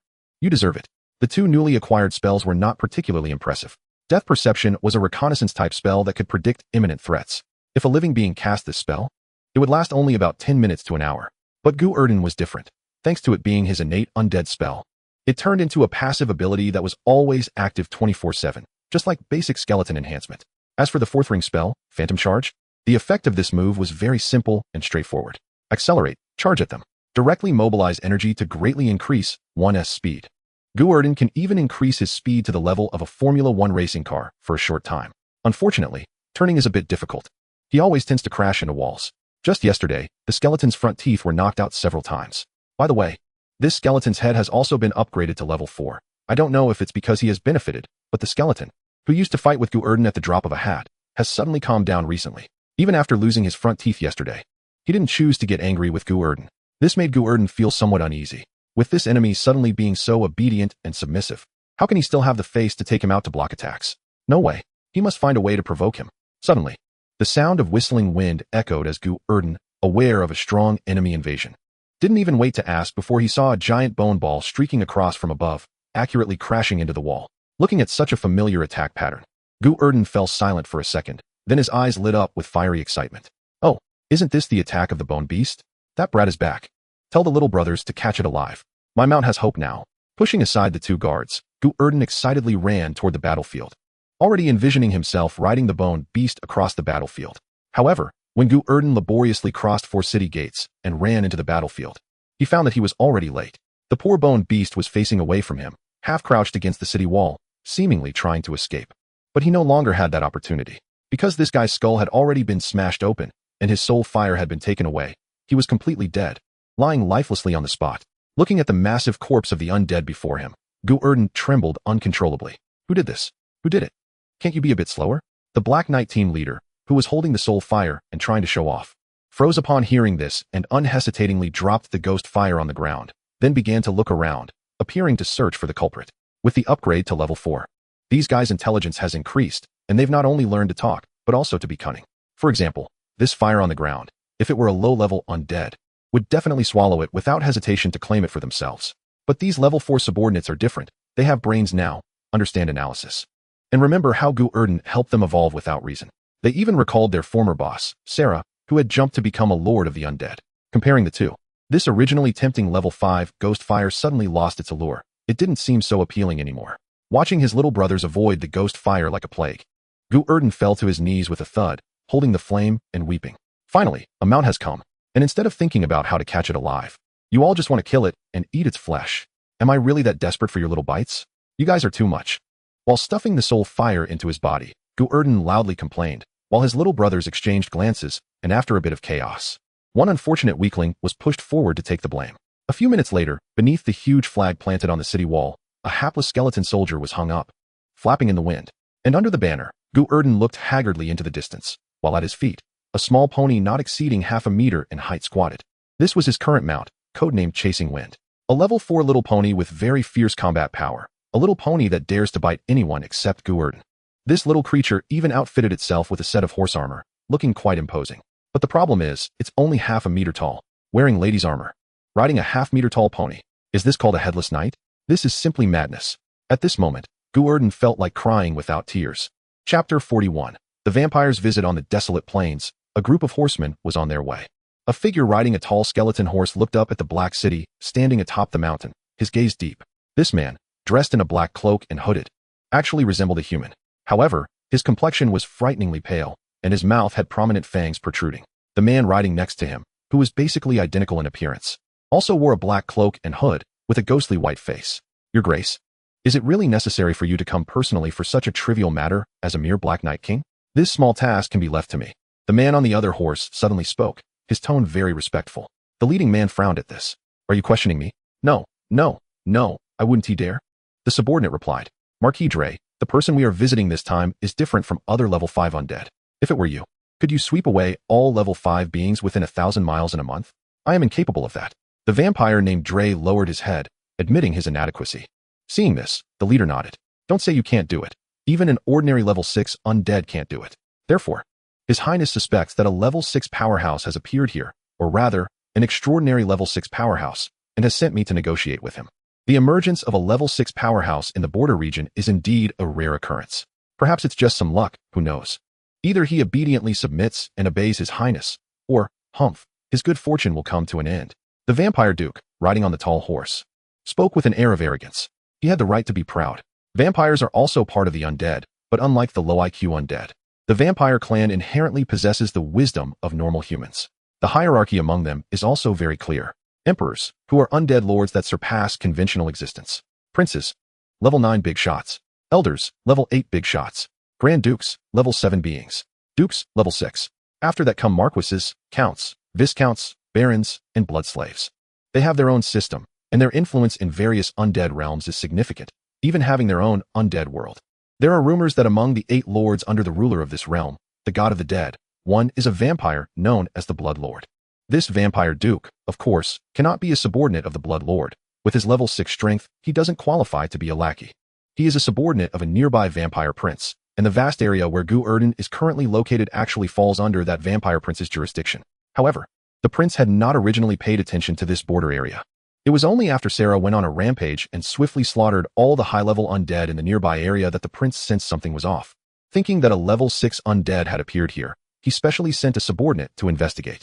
If a deal can be struck, then this level 6 powerhouse will be recruited, and the nearby 1,000-mile land will be granted to him, with the condition that he must offer tributes at the end of each year. This is also a common tactic among the undead, and it explains why there are countless undead claiming territories in this realm. The high-level undead do not care who seizes the territory of their subordinates. As long as you obediently offer tributes, you can cause as much chaos as you want, and they won't bother with you. A troop of over 100 people, grand and imposing, arrived at the city gates, only to be instantly targeted by a multitude of skeleton archers. Looking up at the bony figures above, the Duke and Marquis couldn't help but chuckle, their eyes filled with mockery. This troop they brought was anything but ordinary. Despite having only 100 members, each was a master in their own right. Apart from the two of them, all the other subordinates were at least at the 4th rank. Together, they could sweep away the entire outer region. Marquis Dre raised his head to look at the crudely shaped skeletons above, and couldn't help but shake his head in disdain. They actually used skeleton soldiers to guard the gate, without a single high-ranked unit. It seemed the strength of the people here was just average. The Duke beside him thought the same, but in order to maintain his authority, he refrained from agreeing verbally, instead maintaining a stern face and replying, better to be cautious. Be wary of the enemy pretending to be weak. Perhaps their real trump card is hidden within the city. Just as the two were conversing, the skeletons on the city wall were also exchanging glances. The more than 300 4th-rank skeleton soldiers stationed at the city gate were uncertain about the newcomers' intentions. These skeletons were all archers, one of the trump cards painstakingly accumulated by ancient Erdan. If they were to unleash a volley, anyone bold enough to take it head-on would see even 5th-rank undead perish instantly. As they looked down at the unusual visitors, one skeleton couldn't help but whisper, "So, are we attacking or not? I'm not sure. The last time that huge bony figure attacked, it was shot dead by the Black Knights in a volley of javelins. And one skeleton brother was hung on a flag for 2 days. The Black Knights kill people. How can they hang skeletons? What's wrong? Can you take on the Black Knights? Don't show your teeth at them. They wouldn't dare fight the boss, let alone you." Because of the last experience, this time the skeletons did not dare to launch an attack recklessly, especially since there were several skeleton horses among the troop below. The arrows of the skeleton archers could explode, and if they unleashed a volley, they didn't know if the enemy would die. But those 2 warhorses were almost certainly doomed. Just as the skeleton archers were contemplating whether to open the city gates and call for a melee, Marquis Dre suddenly spoke up, his voice booming as if he were using some kind of spell. "Listen inside. I am the Marquis under Prince Nicola. This beside me is Duke Andrew. We are here on the Prince's orders to negotiate with you. Open the gates quickly. The loud voice quickly startled those inside Ancient Erdan. At the same time, a skeleton soldier running from the city gate reported an important message to Ancient Erdan. They came on horseback. Horses. Excited, Ancient Erdan stood up, leading his 2 generals to rush to the city entrance. By the time he arrived, a large number of soldiers had already gathered there. With a creak, the heavy city gates slowly opened, and Duke Andrew and Marquis Dre swaggered in. Looking at the tall horses beneath them, Ancient Erdan's eyes nearly popped out. Welcome, welcome. A warm welcome. Come, come. The area in the city is narrow. It's not convenient to ride horses. Please dismount. As for your horses, just leave them to us. Hey, take these 2 fine horses to my stable. Keep them with my swift steed. Ancient Erdan greeted them very enthusiastically, and his overly warm attitude left the 2 somewhat bewildered. However, since they were indeed there to negotiate, they naturally wouldn't seek to make things awkward at that moment. Dismounting and watching the 2 second-rank skeleton horses being taken away, they didn't pay much attention and certainly didn't expect Ancient Erdan had no intention of returning the horses to them. Turning to take in the surroundings, they saw the Black Knight Legion lined up in several complete formations at the front, with a mass of skeleton soldiers behind them, who could barely form an organized line. The Duke and Marquis exchanged glances, the mockery in their eyes becoming even more apparent. Is this it? The city that swept away all nearby 5th-rank undead? Their army is this weak. A group of 3rd-rank Black Knights is somewhat acceptable, barely having the strength to fight. But what are those skeletons? Relying on these cannon fodder to fight? This is a joke. For a moment, Duke Andrew even regretted coming personally. Had he known they were this weak, he could have just let Marquis Reed handle the matter. Meanwhile, the tens of thousands of 4th-rank undead standing on both sides were sharpening their blades, eagerly waiting for their leader's command to pounce and shred the 2 to pieces. If they could achieve such a significant accomplishment, their leader would surely reward them well. Perhaps even elevate their strength by 1 or 2 ranks. Chapter 42. Since ancient times, wealth has moved hearts. Respectfully welcoming the vampires into the city and leading them to the specially reinforced room, Ancient Erdan excitedly rubbed his hands together as he watched the 2 leaders enter. With a creak, the door closed behind them. Looking at the 4 vampire guards standing by the door, Ancient Erdan stepped back 2 paces and approached his 2 generals. Listen carefully, unarmored knight. Take your men and eliminate those dozens of vampires that just came in, not leaving a single one, understood? Yes, your majesty. Bone Vanguard. Gather your brothers and take out the ones standing guard at the door first, then follow my command. As soon as I give the order, you all fire together. Your majesty, I think since the other side is here for negotiations, shouldn't we talk first? Talk. What the hell? If the negotiations succeed, won't I lose my horses? Just do them in. Upon hearing about negotiations, Ancient Erdan shook his head like a rattle drum. He had had enough of riding that small pony. Clearly, he had already elevated the other party to 4th rank, but that fellow showed no sign of growing in size. He wanted a majestic steed. He wanted a tall horse, not one that made his legs touch the ground while riding. So today, these vampires had to die? Even Jesus wouldn't be able to save them. Ancient Erdan declared. Seeing their boss going into a frenzy, the Bone Vanguard wisely kept his mouth shut. He didn't want to end up hanging on a flag in the wind. The unarmored knight led his subordinates away, while the Bone Vanguard quickly gathered about 2,000 men, surrounding the entire house. At this moment, as Ancient Erdan's soldiers had their intelligence raised, a clear division of teams had already emerged. The Black Knights naturally didn't need to be mentioned. Apart from listening to Ancient Erdan, they were willing to follow the unarmored knight, their kin. No one else, not even the Bone Vanguard, could command them. As for the skeleton soldiers, they preferred to heed the commands of the Bone Vanguard, who was also a skeleton, rather than the Black Knights. Thus, the subordinates of the 2 leaders were clearly divided. Over here were the Black Knights, and over there were the skeleton soldiers. More than 1,000 Black Knights charged forward with long spears towards the vampire squad entering the city. Outside the house, a large number of skeleton archers drew their bows and aimed, while skeleton javelin throwers readied themselves, with skeleton heavy infantry holding heavy shields forming a square formation in front. More than 2,000 people managed to make not a single sound. The 2 vampire leaders inside the room were unaware of what was happening outside, as the soundproofing of the room was good enough that they didn't hear a thing. At that moment, they were leisurely drinking tea, which they had brought themselves. After all, Ancient Erdan had no tea, and even if he did, he couldn't drink it. Duke Andrew sipped his tea with a serious expression, his fingers tapping impatiently on the table. This small gesture was quickly noticed by Marquis Dre, who hurriedly stood up to speak. Your Grace, let me go outside and take a look. These lowly creatures are too uncouth to keep you waiting here. I will reprimand them right away. Seeing his younger brother being so considerate, Duke Andrew nodded in satisfaction. However, for the sake of decorum, he offered a few words of reassurance. No need to be so hasty. Just because they lack manners does not mean we should. As great vampires, patience is also a necessary etiquette. Let's skip the reprimand and have them come quickly to negotiate with us. We must not waste time. Yes, Your Grace. Marquis Dre respectfully stepped back to the door and suddenly pulled it open. Standing at the entrance, overseeing his younger brothers taking advantageous positions, Gu Erdan was startled by the sound of the door opening and turned around like a thief caught in the act. At the same time, it was unclear which skeleton soldier trembled or was trying to show off, but it actually let go of its arrow. With a whoosh, a sharp arrow shot out and struck Marquis Dre in the chest with a crack. Dre had sensed this attack, and, with his vampire lineage that excelled in speed, combined with his 5th-tier strength, he could have dodged it. However, to intimidate the enemy and out of disdain for avoiding attacks from skeleton soldiers, Marquis Dre, startled by the outside situation, failed to dodge. Then poof. The attack from the 4th-tier skeleton archer was enough to threaten a 5th-tier vampire, and with this archer's 4th ring spell, the famous piercing might, the entire arrow not only broke through his defenses, but also pierced through his body. Looking down at the arrow buried in his chest, with both hands gripping the door and still in the motion of pushing it open, Marquis Dre was utterly shocked. Before he could recover from his astonishment, he saw his companions, the skeleton archers, start their attack without saying a word, letting their bows loose. The sound of trembling echoed continuously, and Duke Andrew, leisurely sipping tea from a precious teacup inside, only saw his younger brother, who had gone out to call for help, shudder violently for a moment before collapsing to the ground. In front of him, nearly 100 arrows were densely embedded in his body, looking scarier than a porcupine. Poof! Seeing his younger brother suddenly die, Duke Andrew spat out his tea, screaming and leaping up, even forgetting to put away his beloved teapot. Damn it! Accompanied by his scream, Duke Andrew's energy exploded, forcing him through the roof. As he flew out of the room, he immediately saw the densely packed enemies around him, their glaring arrows pointing skyward, sending chills down his spine. A Marquis just 1 tier below him had not even had the chance to counterattack before dying at the hands of these enemies. The strength of these skeleton soldiers was absolutely abnormal. Having learned from the previous experience, Duke Andrew dared not continue to stand his ground and clash with the enemy. With a shudder, he transformed into thousands of small black bats, rushing in all directions. Don't let him escape. Shoot him down.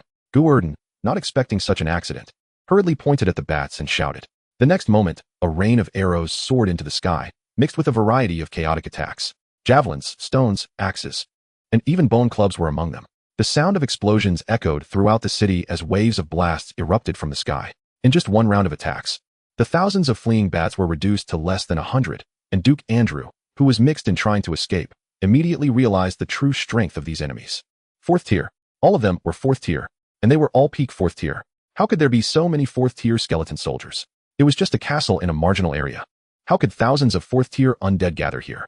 This was not normal. This was absolutely not normal. There must be an undead lord here. He was preparing to rebel. He had to escape. He must bring this information back. Flapping his wings desperately, the bats shot towards the city outskirts like arrows, suffering various pursuits and blockades along the way. Seeing too many enemies and realizing it was impossible to escape like this, Duke Andrew forcibly overextended his life force and transformed into tens of thousands of bats. A dark cloud swept in but was quickly cleared away by various attacks.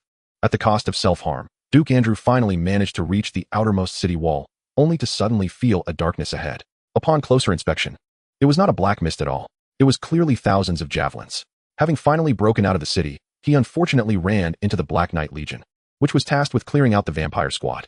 Chapter 43, The Army Attacks. Minutes later, an unarmored knight strode through the city gate, holding a bat corpse that resembled a porcupine. Behind him followed over 100 black knights, each holding a ball of soul fire, all at the 4th tier. Your Majesty, 1 6th tier enemy and 98 4th tier enemies, all here. The unarmored knight respectfully presented the soul fire. Gu Erdan, cheerfully collecting these spoils, patted the unarmored knight on the shoulder. Good job. You truly are my first vice captain. You're impressive. The bone pioneer following Gu Erdan tilted his head at the words, the soul fire in his eyes flickering, but he did not dare to retort. After all, their mission had failed again, although it was due to the unexpected emergence of the enemy. But a failure was a failure. If it weren't for the Black Knights intercepting them, this situation could have been troublesome. Putting away the soul fire, Gu Erdan ignored the rivalry between the two and excitedly ran towards the horse pen, eager to see the 2 new skeleton horses he had obtained. For these 2, Gu Erdan had killed over 100 people. They could truly be considered true-blooded steeds. However, as he rushed into the horse pen, the scene before him froze him in place. He saw the pony he had named Gale Breaker slamming a skeleton horse's head around. Meanwhile, the body of that skeleton horse, along with the other one, had already been torn apart, bones scattered all over the pen. No, dropping to his knees in a slide, Gu Erdan quickly moved several meters forward, directly reaching the pony's side, scaring it into turning and running away. Grabbing the now crushed skull, Gu Erdan cried out in despair. My horse! You little brat! How dare you kill my horse? I'm going to stew you today. Screaming, Gu Erdan stood up, raising the skull in his hand and charging at the pony. The next second, he was hit in the chest by the pony's hoof and sent flying back at an even greater speed. It was a pity that this lord, although above thousands, only had the pathetic strength of a low-level 4th tier. He couldn't even defeat a small pony. Seeing their boss being kicked back, the unarmored knight and bone pioneer hurriedly supported him. Don't stop me. That horse is mine to stew today. Boss, calm down. It's just a bone. What is so great about a bone? I'm going to stew it today. Stew it. Several people worked together to forcibly subdue Gu Erdan. The unarmored knight turned to look at the little foal with its head buried in the ground, trembling, and the scattered skeleton horse remains around them. Unable to help but shake his head, he instructed 2 black knights to clean up the horse pen, and the unarmored knight dragged Gu Erdan away. In the blink of an eye, a day passed. Gu Erdan lay on the newly made bone throne, gazing at the sky in a slouched position, with a look of despair on his face. People were killed, horses died, and in the end, aside from a fight, he gained nothing. Instead, because of the murders, he might attract new troubles. What kind of situation is this? Footsteps sounded as Hung and Ha entered the room. Seeing the 2 of them come in, Gu Erdan continued to maintain his despondent posture, staring at the sky. So, has that dead horse repented? Hung and Ha exchanged glances upon hearing this. No. What? Not admitting to wrongdoing after making a mistake. What is it thinking? It says it wants to go on a hunger strike and starve itself to death, so that your majesty has no horse to ride. A bone frame. What is it starving for? It's turning against me. Forget it. Why should I bicker with it when I have nothing better to do? Weakly standing up, Gu Erdan staggered toward the horse pen. After all, it was just one mount. Although it looked a bit shabby, was short, and appeared comical, having one was better than having none, right? It's his own horse. What else could he do but indulge it? Just as Gu Erdan was about to head to the horse pen to talk about life and ideals with his steed, the door was suddenly burst open, and a black knight charged in, abruptly kneeling on one knee and clasping his fists. Your Majesty, General, enemies are attacking. Who are they? Vampires. How many? Over 3,000. Damn, only 3,000. Someone, bring me my Fong Tianhua Ji. Upon hearing that only 3,000 people had come, Gu Erdan immediately perked up, forgetting about discussing ideals with his horse, waved his hand to grab his weapon, and rushed toward the city wall with the makeshift Fong Tianhua Ji. At this moment, the city wall was bustling with noise, with thousands of skeleton soldiers and black knights preparing for battle, while behind the city wall, in Wang City, many troops were poised to strike. Climbing 2 steps up the city wall, he leaned on his halberd, and with his black armor and the ragged red cloak he had painstakingly assembled, Gu Erdan looked quite imposing. Looking down, he indeed saw a considerable force in the distance, and he shouted from the low wall, "Who goes there? How dare you invade my territory? Dismount and surrender at once." In front of the army outside the city wall, several vampires exchanged glances. Looking at the mixed army of black knights and skeleton soldiers on the city wall, and then glancing back at their own 3,000 well-equipped vampire troops. One of the commanders was somewhat puzzled. Is that guy Andrew really dead here? That doesn't seem right. Standing next to him, another vampire was using a telescope to observe Gu Erdan, and his eyes gleamed with golden light.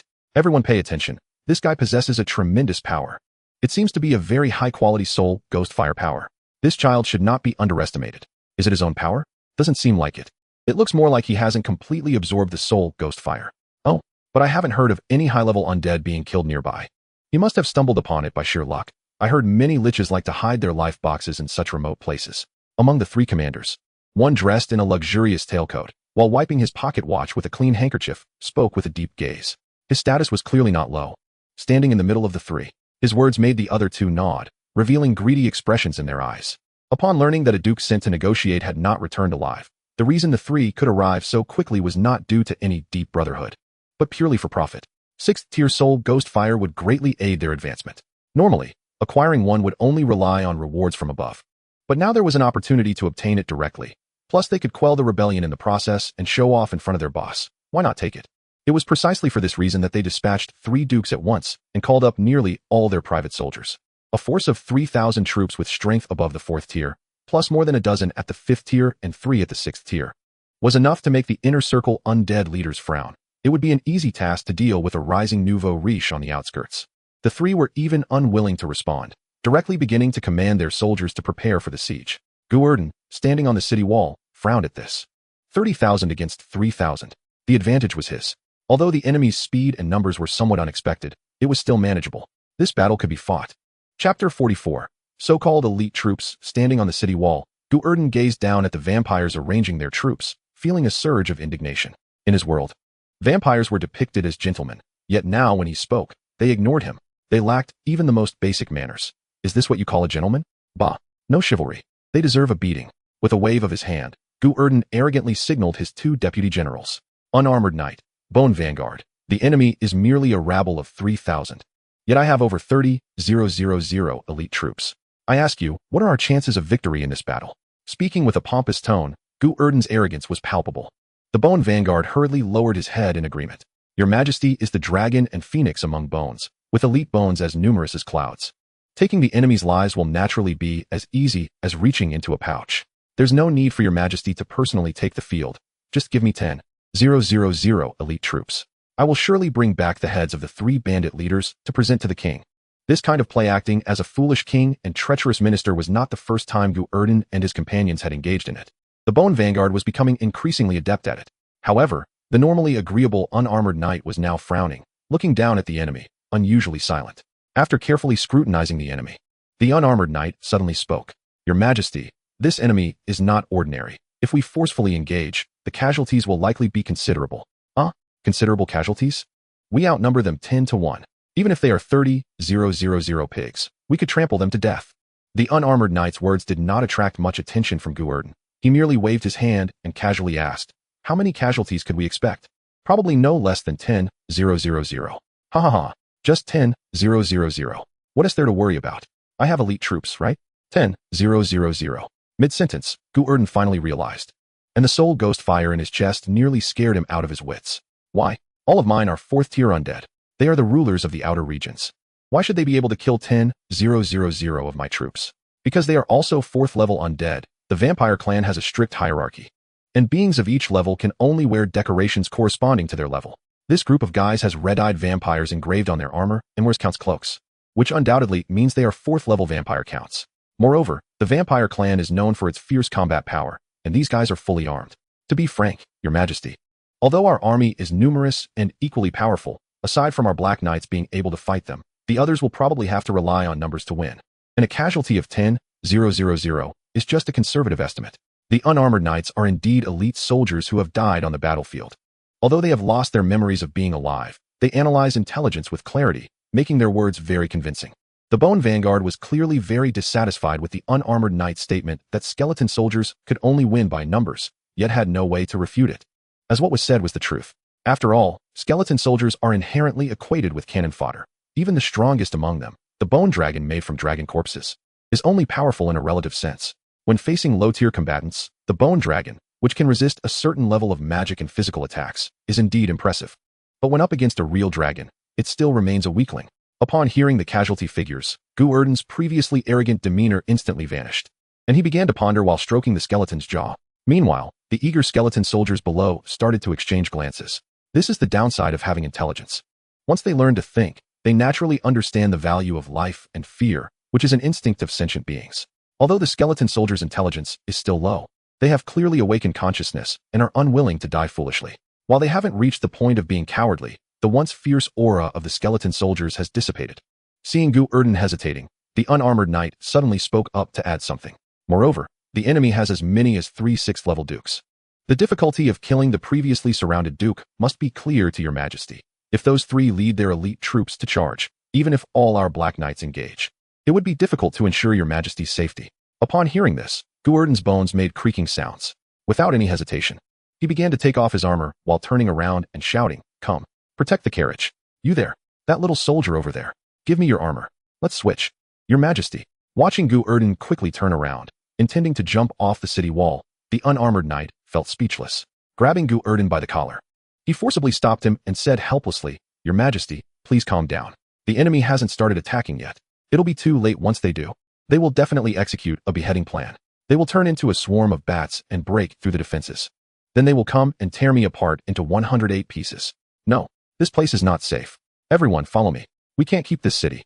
The more Gu Erdan thought about it, the more terrified he became, even imagining the torturous treatment he would face if captured by the enemy.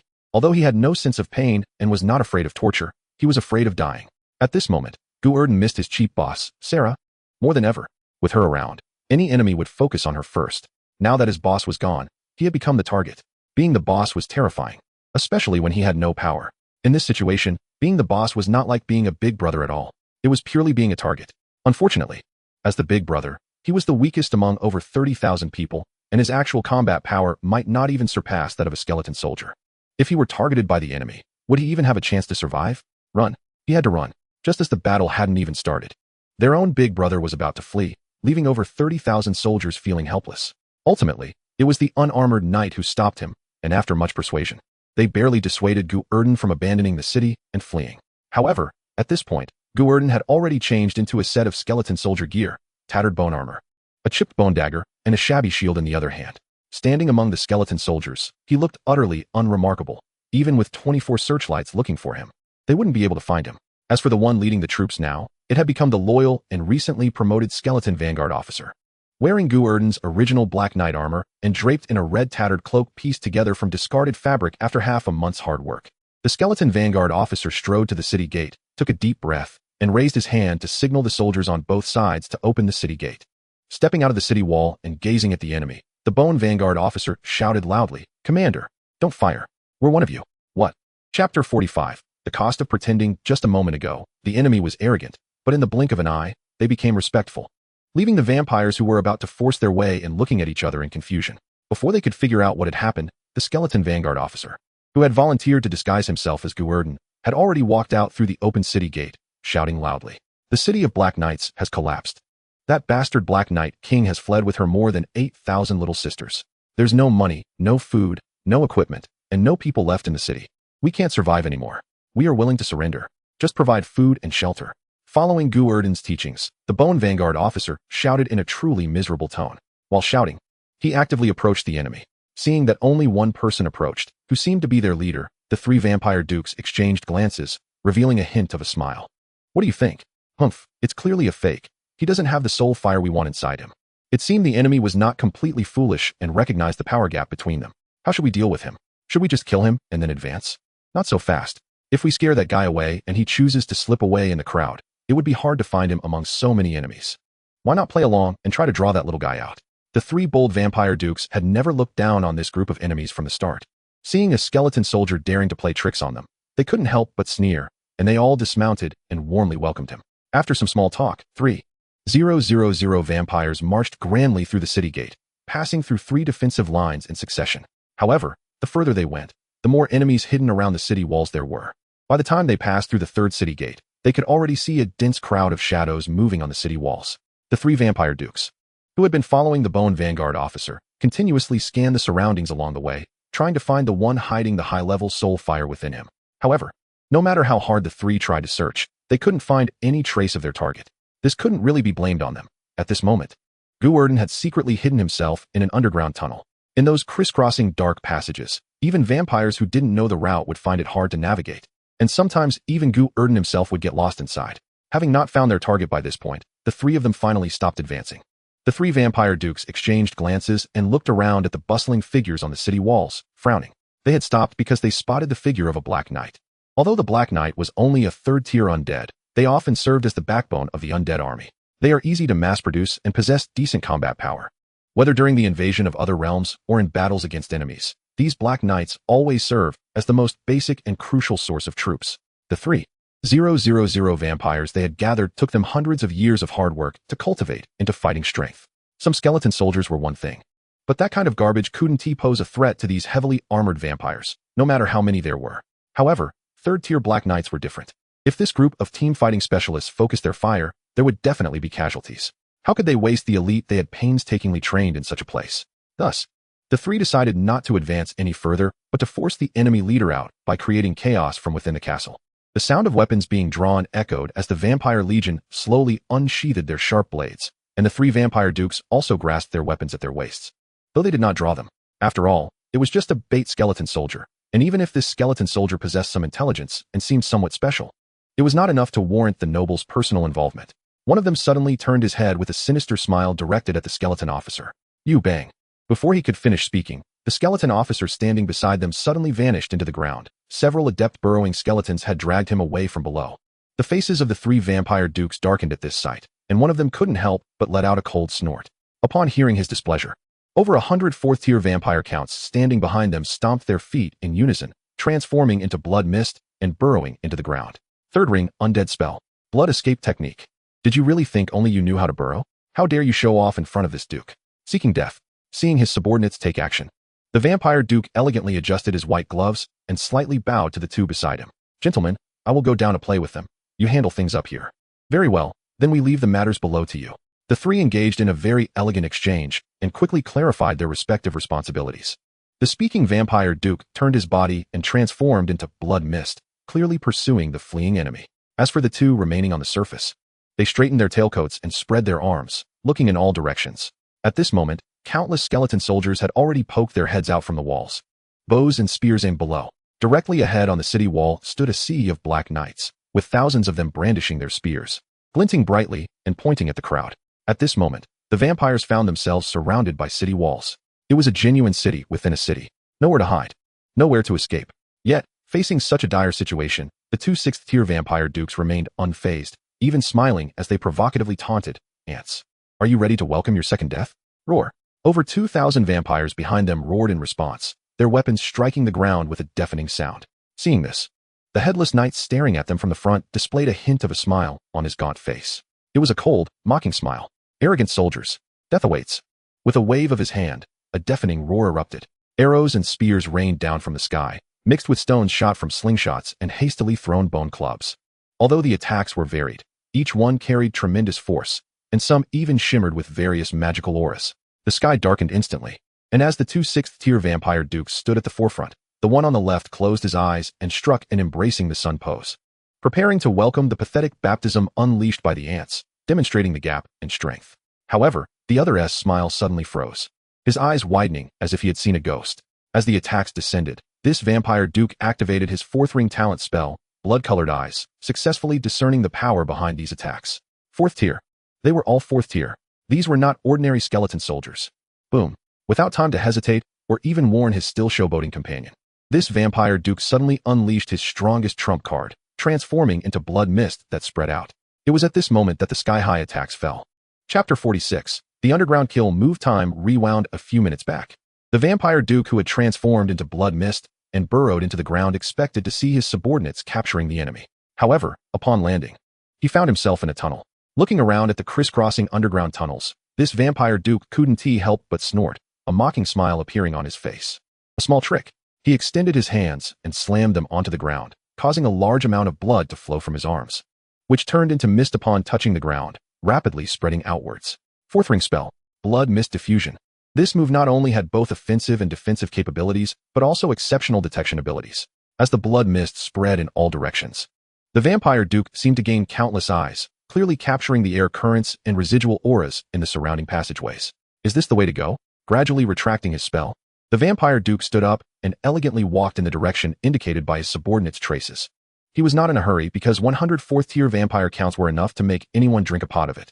Not to mention that these 100 vampire counts were his specially trained special forces, most adept at combined attack techniques. Even if the opponent had hidden trump cards, or, by sheer luck, a sixth-tier powerhouse appeared, these individuals would be enough to take them down, albeit at a heavy cost to themselves. In fact, not to mention those unaware of the vampire's details, even this vampire duke had no confidence in defeating this 100-man special forces unit in a one-on-one fight. After all, this was his strongest trump card, painstakingly formed over 400 years. The blood mist at his feet continued to spread, guiding the vampire duke along the path. Following the aura, he discovered a large number of residual auras from vampire dukes around the corner ahead, realizing he had finally caught up with the main force. With one hand in his pocket and the other holding a pure white handkerchief, the vampire duke stepped around the corner with elegant strides, while not forgetting to scold. "You took so long to deal with the enemy that I had to come down personally. Have you all been lacking exercise lately?" His words turned into a scream, and even the handkerchief he held fell to the ground.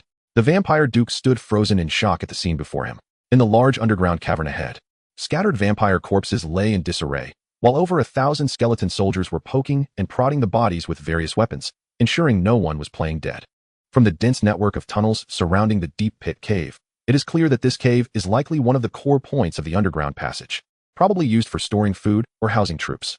Moreover, there are constantly skeleton soldiers coming in and out of the numerous passages. The more than 100 special forces who rushed in earlier were unfortunately ambushed and beaten to death in the sea of skeletons below. When they tried to escape, they were blocked by skeleton soldiers at the entrance, leading to their complete annihilation. Upon hearing the vampire duke scream, The thousands of skeleton soldiers who were examining the bodies suddenly stopped. Thousands of skulls emitted a cracking sound as they turned in unison, locking their sights on the vampire duke, with the soul fire in their eyes rapidly rising. That fierce gaze and icy aura sent chills down the spine of the vampire duke, who had lived for nearly 1,000 years, causing him to involuntarily take a step back. That one step completely stirred up the hornet's nest of skeleton soldiers. It was unclear who threw the first spear, but in the next moment, the skeleton soldiers surged forward like a tsunami, their jaws cracking as they lunged at the vampire duke like rabid dogs. Seeing such a terrifying scene, the vampire duke hesitated for almost no time and clapped his hands in front of him. Firing spell, blood red arrow rain. Blood sprayed from his arms, and the drops accelerated in midair, transforming into tiny sharp arrows flying out. All that could be heard was the cracking sounds. The skeleton soldiers that charged in were instantly taken down in droves. There were probably dozens of them. Although these skeleton soldiers were not all killed, those that survived were severely injured, their bones riddled with holes. The power of a single move was terrifying. The vampire duke proved just how formidable a 6th-tier undead could be. However, no matter how strong he was, it was useless because he was not dealing with just a few dozen undead, but thousands. The skeleton soldiers surged forward like a tide, pushing against each other. Even if someone was unfortunate enough to trip over a corpse on the ground, the next moment, they would be trampled by their companions. Layer upon layer of skeleton soldiers stacked up, completely blocking the 3-meter-high tunnel. Facing the wall of bones rushing towards him, with hundreds of skeleton hands grasping wildly. The vampire duke had never seen such a situation. Terrified, he retreated while counterattacking. Wave after wave of blood-red arrow rain shot out, turning batches of skeleton soldiers into fragments. However, even the most meticulous plan has its flaws. Just as he desperately bombarded and forced the enemies back, a half-destroyed skeleton soldier crawled rapidly from the ground towards him and directly grabbed his ankle. The startled vampire duke struck down with his hand, ready to smash the skeleton soldier's head. But this skeleton soldier no longer needed him to kill it. At the moment he raised his hand, the skeleton soldier's bones suddenly expanded rapidly, just like a balloon being inflated, its body swelling to more than 5 times its original size. The next moment, in the vampire duke's horrified expression, this brave, incomplete skeleton soldier exploded. Countless bone fragments flew everywhere. Not only did it blast the vampire duke away, but it also left him with wounds all over his body, with his legs even blown down to the bone. Special spell, self-explosion technique. After taking such a brutal hit, the vampire duke let out a painful scream. However, his voice only lasted 2 seconds before it abruptly stopped, because the skeleton soldiers, who were also blasted back, surged in like a tide once more, instantly engulfing the screaming vampire duke. 1 minute, 2 minutes, 3 minutes time passed second by second. After a long silence, an arm covered in wounds broke through the ground. Then, the ragged vampire duke struggled to rise from the earth, looking more pitiful than a beggar. Relying on the blood mist technique, he barely escaped from the siege of the skeleton soldiers and struggled to crawl out of the ground. Lying on the ground gasping for breath, he suddenly reached out and groped randomly. After a search, he finally grasped the ankle of a companion nearby. No, wrong. The strength of the skeleton soldiers here is not right. Quick, gather the troops and break out. Hurry, hurry. The voice grew quieter and finally came to a halt. Sensing that something was wrong, the vampire duke slowly raised his head, and then his pupils contracted violently. All around him had turned into a purgatory. Corpses pierced like hedgehogs were everywhere, with all sorts of weapons sticking out from their bodies. There were arrows, spears, bone swords, and bone knives. Thousands of vampires lay dead, their bodies piled high in all directions. Above these corpses, thousands of skeleton soldiers and a considerable number of black knights were delivering finishing blows, thrusting their long spears in various directions. If any vampire that hadn't died completely tried to rise and escape, the next second, they would be met with a barrage of spears, leaving them no chance of survival. As for the ankle the vampire duke was holding, it was not that of a companion at all. The black knight whose ankle he grasped was now looking down at him with a blank expression. The exposed eyes revealed a chilling, murderous intent. Raising his hand, lifting his spear, the black knight suddenly thrust it into the vampire duke's face in the midst of his incredulous gaze. Chapter 47. Continuous strong enemies. The ground was littered with corpses carelessly piled together, with the 3 vampire dukes and the bodies of several vampire marquises displayed at the front. Gu Erdan, now back in his armor, was excitedly collecting the spoils of war. Over 3,000 4th-tier soul fires. This was definitely a significant income. Watching the energy in his system surge by nearly 1 million, Gu Erdan rubbed his hands together in excitement. However, the armored knight beside him was somewhat silent at this moment. Turning to glance at the vampires, the armored knight couldn't help but speak. Your Majesty, listening to their words. This group likely has a leader who can make these proud individuals submit, even willing to come over to carry out tasks. That person's strength might be. The armored knight didn't finish his sentence, but the implication made Gu Erdan suddenly alarmed. The reason this battle went so smoothly was purely because this group had acted irrationally. They took the initiative to enter Wang City, unprepared, and provocatively opened their mouths, with one even daring to perform tricks like the golden throat lock gun. The one who got stabbed was like a cold briquette, dying on the spot. Another one, although quick to react, was still targeted by everyone's fire. And after struggling with flashy moves for a few minutes, still couldn't escape. If they had chosen to charge head-on, the Black Knights and skeleton soldiers, even without the advantage of terrain, could still win, but the damage would definitely be significant. If several 6th-tier vampires were this troublesome, how strong must their leader be? 7th tier? 8th tier? Or even 9th tier? Could it be? Recalling the great battle that had occurred a month ago, Gu Erdan felt his bones stiffen. Just a newly resurrected undead lord had rendered the entire city powerless to resist. Then there was Sarah, who advanced to become an undead lord, displaying powers that could leave one trembling. With a wave of his hand, he could extract thousands of enemy souls, and then the souls would explode, scattering endless black mist. If they truly faced such an enemy, let alone 30,000 4th-tier undead, even if you gave him 100,000, Gu Erdan felt uncertain. Rubbing his face hard, Gu Erdan paced anxiously in place. No, we can't sit and wait. We must fight to gain strength. Recruit soldiers. Buy horses. Expand our influence. Even if we have to rely on numbers, I will overwhelm him. With a firm decision in mind, Gu Erdan decided to first expand the skeleton army to 100,000. After all, he had just acquired a large amount of energy, which was just right for boosting his forces. However, Gu Erdan's words made the armored knight and the Bone Vanguard exchange glances. After hesitating for a moment, the Bone Vanguard couldn't help but speak up. Your Majesty, strength lies in quality, not quantity. I believe it would be more prudent to enhance some top-tier combat power. Gu Erdan was taken aback by this and turned to look at his two generals, remaining silent for a moment before not responding, simply rubbing his hands as he walked into the distance. Seeing this scene, the Bone Vanguard slightly opened his mouth, intending to offer more suggestions, but was stopped by the armored knight beside him. Enough, be quiet. But what I'm saying is the truth. If the enemy executes a beheading operation, how can we ensure your Majesty's safety with our current strength? I know you're speaking the truth, and so does His Majesty. But why doesn't His Majesty agree? Why?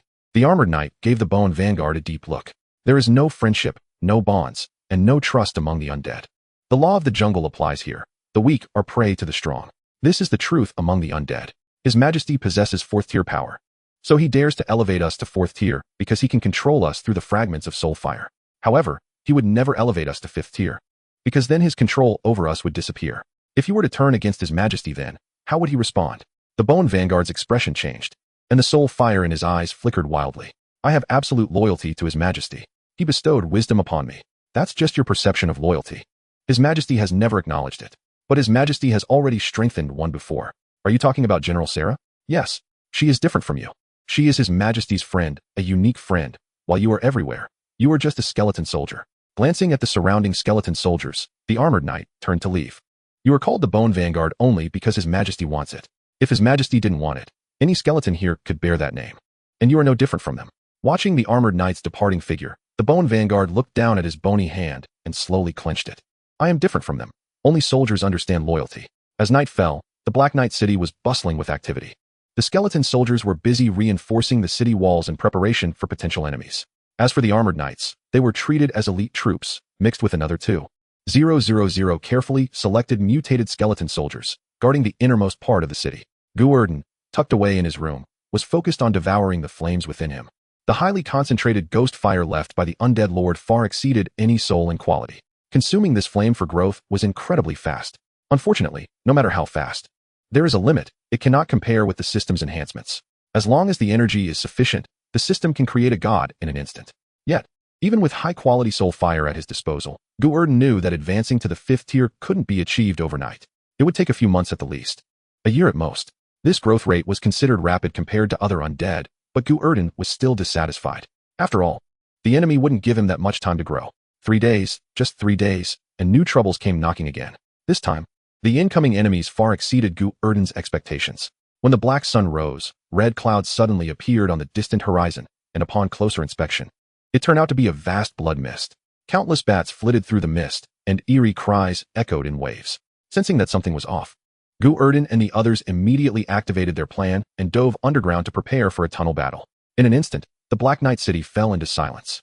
The blood mist gradually approached the city, but instead of simply covering it, it shattered into countless humanoid forms, standing on the city walls and gazing at the silent castle. Hiding, are we? At least you have some self-awareness. The leader, dressed in luxurious attire, wore a striking blood-red tailcoat that shone brilliantly in the sunlight. Most notably, the front of his clothing bore the pattern of a bat scepter. The blood-red bat perched atop the scepter signified his unique identity. Blood Clan Elder, 8th tier, undead. Feeling the overwhelming aura from above, Gu Erdan, hidden underground, sighed. It seemed he could only abandon this place and retreat, but that was not a problem, as it had always been part of his plan. Chapter 48. The first high-level meeting. Gu Erdan was not a madman and naturally would not provoke enemies just for 2 horses. The reason he had killed the vampire envoy without hesitation had only one true purpose: to kill and accumulate energy. With nearly all enemies within 1,000 miles being exterminated, quickly amassing energy had become pure nonsense. Slowly developing was also an option, but after experiencing the previous sudden attack, Gu Erdan finally understood the value of energy. This was a true trump card. Once revealed, it could save lives. If he hadn't painstakingly accumulated over 1 million energy last time, how could Gu Erdan have instantly created an undead lord? Not to mention a counterattack. That's why he decided to take risks. Proactively offending the vampire clan to draw in enemies, killing the chicken to get the egg. Now that an overwhelming enemy had appeared. While it was true that the soldiers could rush in and might have a chance to win, if they couldn't kill the enemy, winning would be meaningless. After all, what Gu Erdan wanted was soul fire, not victory. So he planned to retreat, preparing to lead his subordinates to escape through the underground passage and start guerrilla warfare against this group of vampires. As long as he didn't show his face. Even if his soldiers suffered great losses, Gu Erdan wouldn't mind. His greatest advantage was being able to quickly replenish his troops. Just as Gu Erdan decided to retreat, a deafening voice suddenly echoed from above. I am one of the 4 elders under Prince Nicola. Elder Grace, I am giving you a chance to negotiate. Come out and meet me. The sudden voice made Gu Erdan's eyes dart around. After hesitating for a long time, he took off his armor and put it on a nearby skeleton soldier. Go, negotiate with him. The skeleton soldier, receiving the order, led over 100 subordinates unsteadily out of the underground tunnel.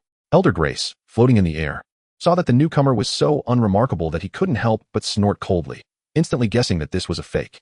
However, Grace wasn't too angry. He merely shot the other party a cold glare. As if he hadn't guessed anything, he got straight to the point. Your strength is quite good. It would be a shame to be enemies. If you are willing to help me with something. Our vampire clan can not only lay down our arms with you, but is also willing to offer a reward. What do you think?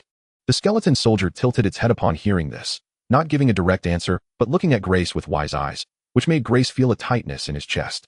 I'll make it clear here. If you are willing to discuss peace, come to the left vampire castle within 3 days. If you don't come, then I suggest you take care of yourself. The vampire army retreated, leaving without any hesitation or delay. Clearly, this group of guys doesn't want to stay even a second longer in this low-level undead stronghold, which is either filled with skeletons or Black Knights.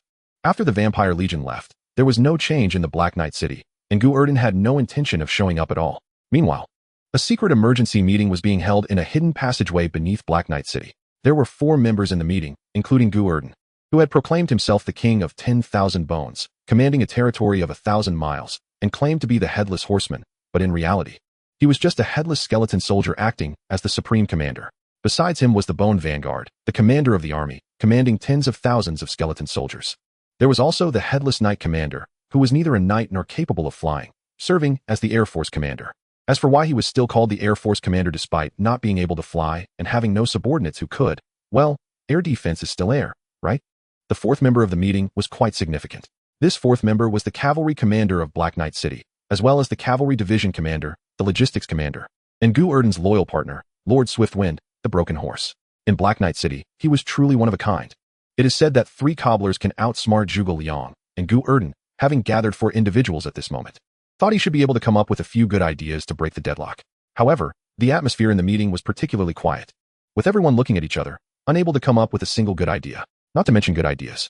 They couldn't even think of a bad one at this moment.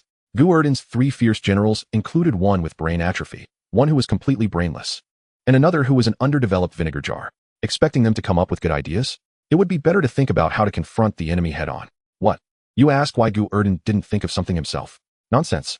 If he could come up with good ideas, would he need these 3 idiots to strategize for him? Time passed second by second, and the atmosphere in the makeshift operations room was very heavy. The headless knight sat up straight, looking like a statue, and had not spoken a word since entering the room. The Bone Vanguard was lowering his head, counting his own ribs. He had spoken earlier, but unfortunately, the result was worse than if he hadn't spoken at all. Listening to this brainless guy propose his 3 lousy plans, one after another, Gu Erdan was almost driven to faint with anger. The first plan was to fight to the death. Gu Erdan's 2 generals would lead all soldiers in a direct assault, confronting the enemy head-on. Did this plan even need to be thought about? Anyone without a brain would understand that. It was ridiculous to suggest such an operation. If he wanted to fight to the death, why would he call them here to discuss it? The second plan was to create a diversion. One of the two generals would lead a small team to attract enemy fire, while the other would lead an elite squad to launch a surprise attack from the rear. This one at least had some semblance of a strategy, but the problem was that this was a siege battle, my brother. Not to mention that they were the ones being besieged, but the enemy was implementing a policy of elite soldiers. Using scattered troops to play a pincer movement against elite forces? Are you sure you're not letting the enemy break through from the inside? As for the third plan, it almost gave Gu Erdan a stroke from anger. The third strategy was the last of the 36 stratagems, known as retreating is the best strategy. Did it even need to be said? When it came to the skill of running away, he could never match Gu Erdan. If it weren't for the fear of losing to him, Gu Erdan would have been tempted to smack him with a bone club. With the two generals running out of ideas, Gu Erdan instinctively turned his gaze to his last fierce general, Lord Swiftwind, the broken horse. At that moment, the little horse was very excited, bouncing around, eager to show off. Unfortunately, before he could speak, Gu Erdan forcefully turned his disobedient head back. Seeing this, the little horse froze in place, excitement turning into confusion, confusion turning into shock, and shock turning into anger. With a thud, the little horse lay down on the ground, kicking its four hooves in frustration, even knocking over the chair next to it that belonged to him. Who knows what a horse needs a chair for? Chapter 49, Not Very Smart Skeleton Soldiers.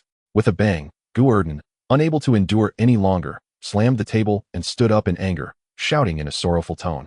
I have 30,000 strong soldiers in Black Knight City. Talented individuals abound. Is there not one person who can share the burden and solve this problem for me? Even if it's 30,000 pigs, they should at least be able to think of a solution with their pig brains. The Headless Knight and the Bone Vanguard, seeing Gu Erdan stand up, hurriedly followed suit, standing straight. However, neither of them spoke to answer the question. Seeing his promising generals so useless, Gu Erdan snorted coldly and suddenly swung his tattered red cloak behind him. Send my orders down. I want to issue a call for heroes. As long as any soldier can come up with a solution to this matter, I will appoint him as a general. A great general. Upon hearing this, the two generals immediately saluted and turned to leave the meeting hall. After watching them disappear, Gu Erdan also walked out through the front door, with his hands behind his back. There was only this one door in the room. He had no choice but to exit through here. However, a few minutes later, Gu Erdan suddenly turned back, grabbing the little horse that was still lying on the ground and forcibly dragging it out of the room. As everyone left, the skeleton soldiers standing nearby, holding soul fires as makeshift lamps, also lined up to leave the hall. The already dim hall was plunged into darkness. An hour later, on the command platform of Black Knight City, Gu Erdan, fully armed, sat majestically on the hastily constructed skeleton throne. To his left and right stood fierce generals, with his proud steed tied nearby. Unfortunately, the little horse was still pretending to be dead and lying there. Below 30,000 skeleton soldiers and over 1,000 Black Knights had gathered, with the Black Knights arranged very neatly, clearly elite troops.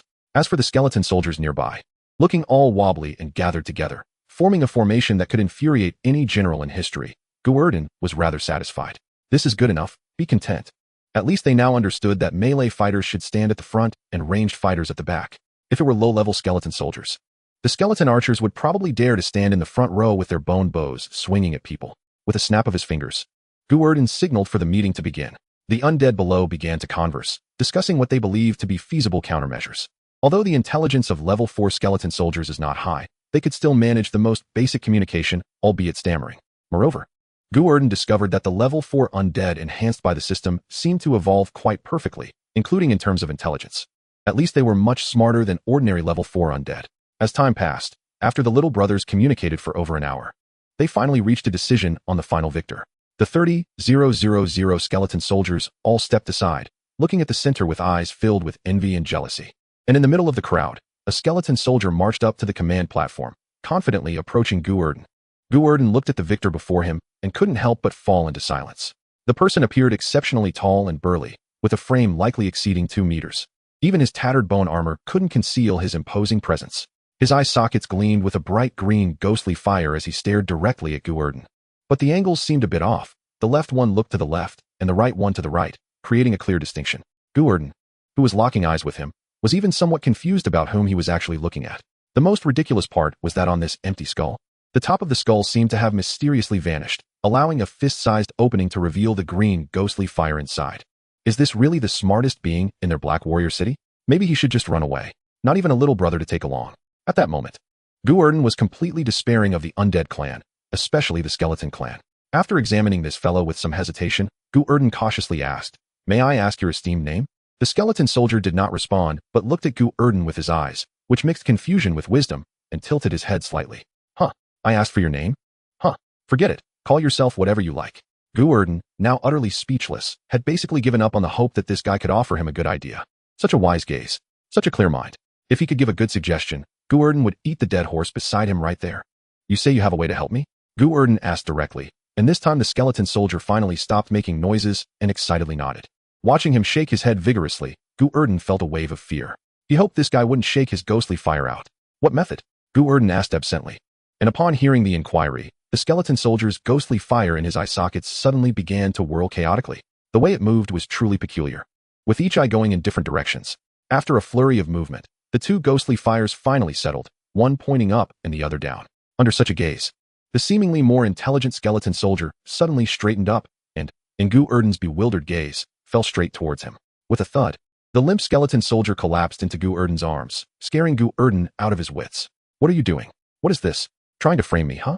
You guys are witnesses. I didn't touch him at all. He fell on his own. Looking at the motionless skeleton soldier in his arms, Gu Erdan panicked and shouted, fearing he might be accused of breaking a couple of ribs. The nearby bone vanguard could no longer watch and forcefully grabbed the skeleton soldier by the neck, lifting him up. Your Majesty, this is one of his abilities. He can separate his soul from his skeleton. Separate the soul? And only his own soul? What good is that? Hearing about this ridiculous ability of the clever skeleton soldier, Gu Erdan couldn't help but complain. The bone vanguard shook his head with a smile. This ability is actually quite special. The separated soul can inhabit a new skeleton and be reborn. At critical moments, it can be used to escape. Of course, this ability is of no use to your Majesty. The real value lies in the side effects of his soul separation. Side effects? Yes, side effects.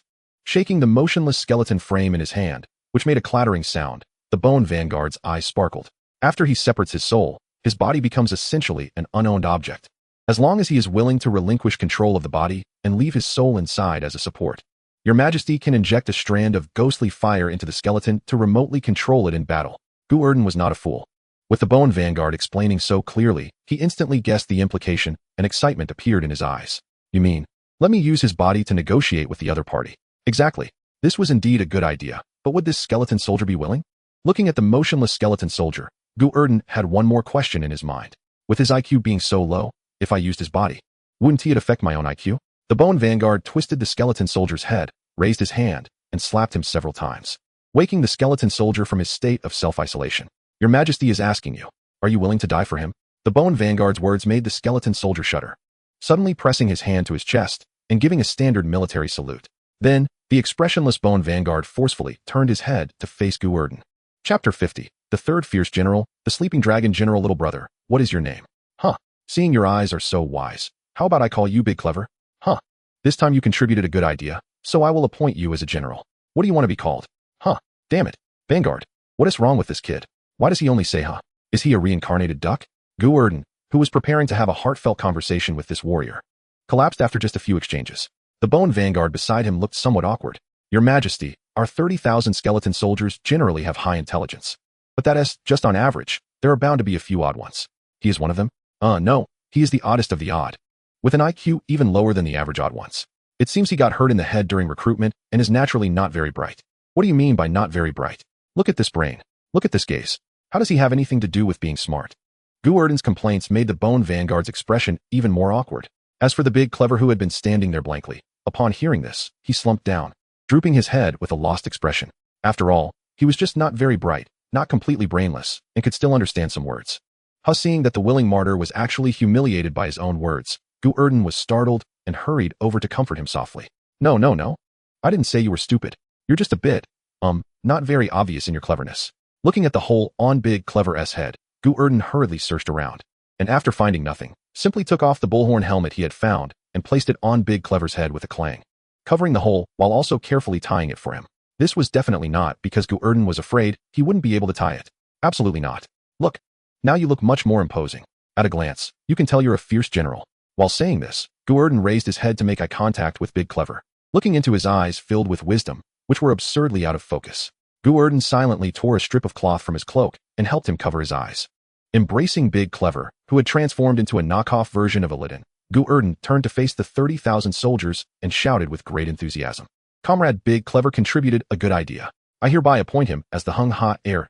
Turning around to count, noticing the number exceeded, Gu Erdan quickly corrected himself. I hereby appoint him as one of my 4 heavenly kings, named the Sleeping Dragon General. Everyone, give him a round of applause. The sound of clapping echoed as the skeleton soldiers enthusiastically applauded, while the armored knight beside them frowned slightly. Your Majesty, with him included, we only have 3 in total. It doesn't matter. We just need to find one more person to make up the numbers, Gu Erdan said, turning to glance at the little pony that had been playing dead. Upon hearing this, the little pony sprang up with excitement, its face practically shouting, I want to be a general. Unfortunately, just as the little pony's excitement ignited, it was doused by a bucket of cold water. Gu Erdan gripped the disobedient skeleton's head and forcefully twisted it back. Let's leave the last position empty for now. We can appoint someone later if they perform well. Gu Erdan's words made the little pony feel like it had fallen into an ice cave, and with a thud, it lay back down on the ground, sulking. The armored knight standing nearby saw Gu Erdan so cheerful, and his frown deepened.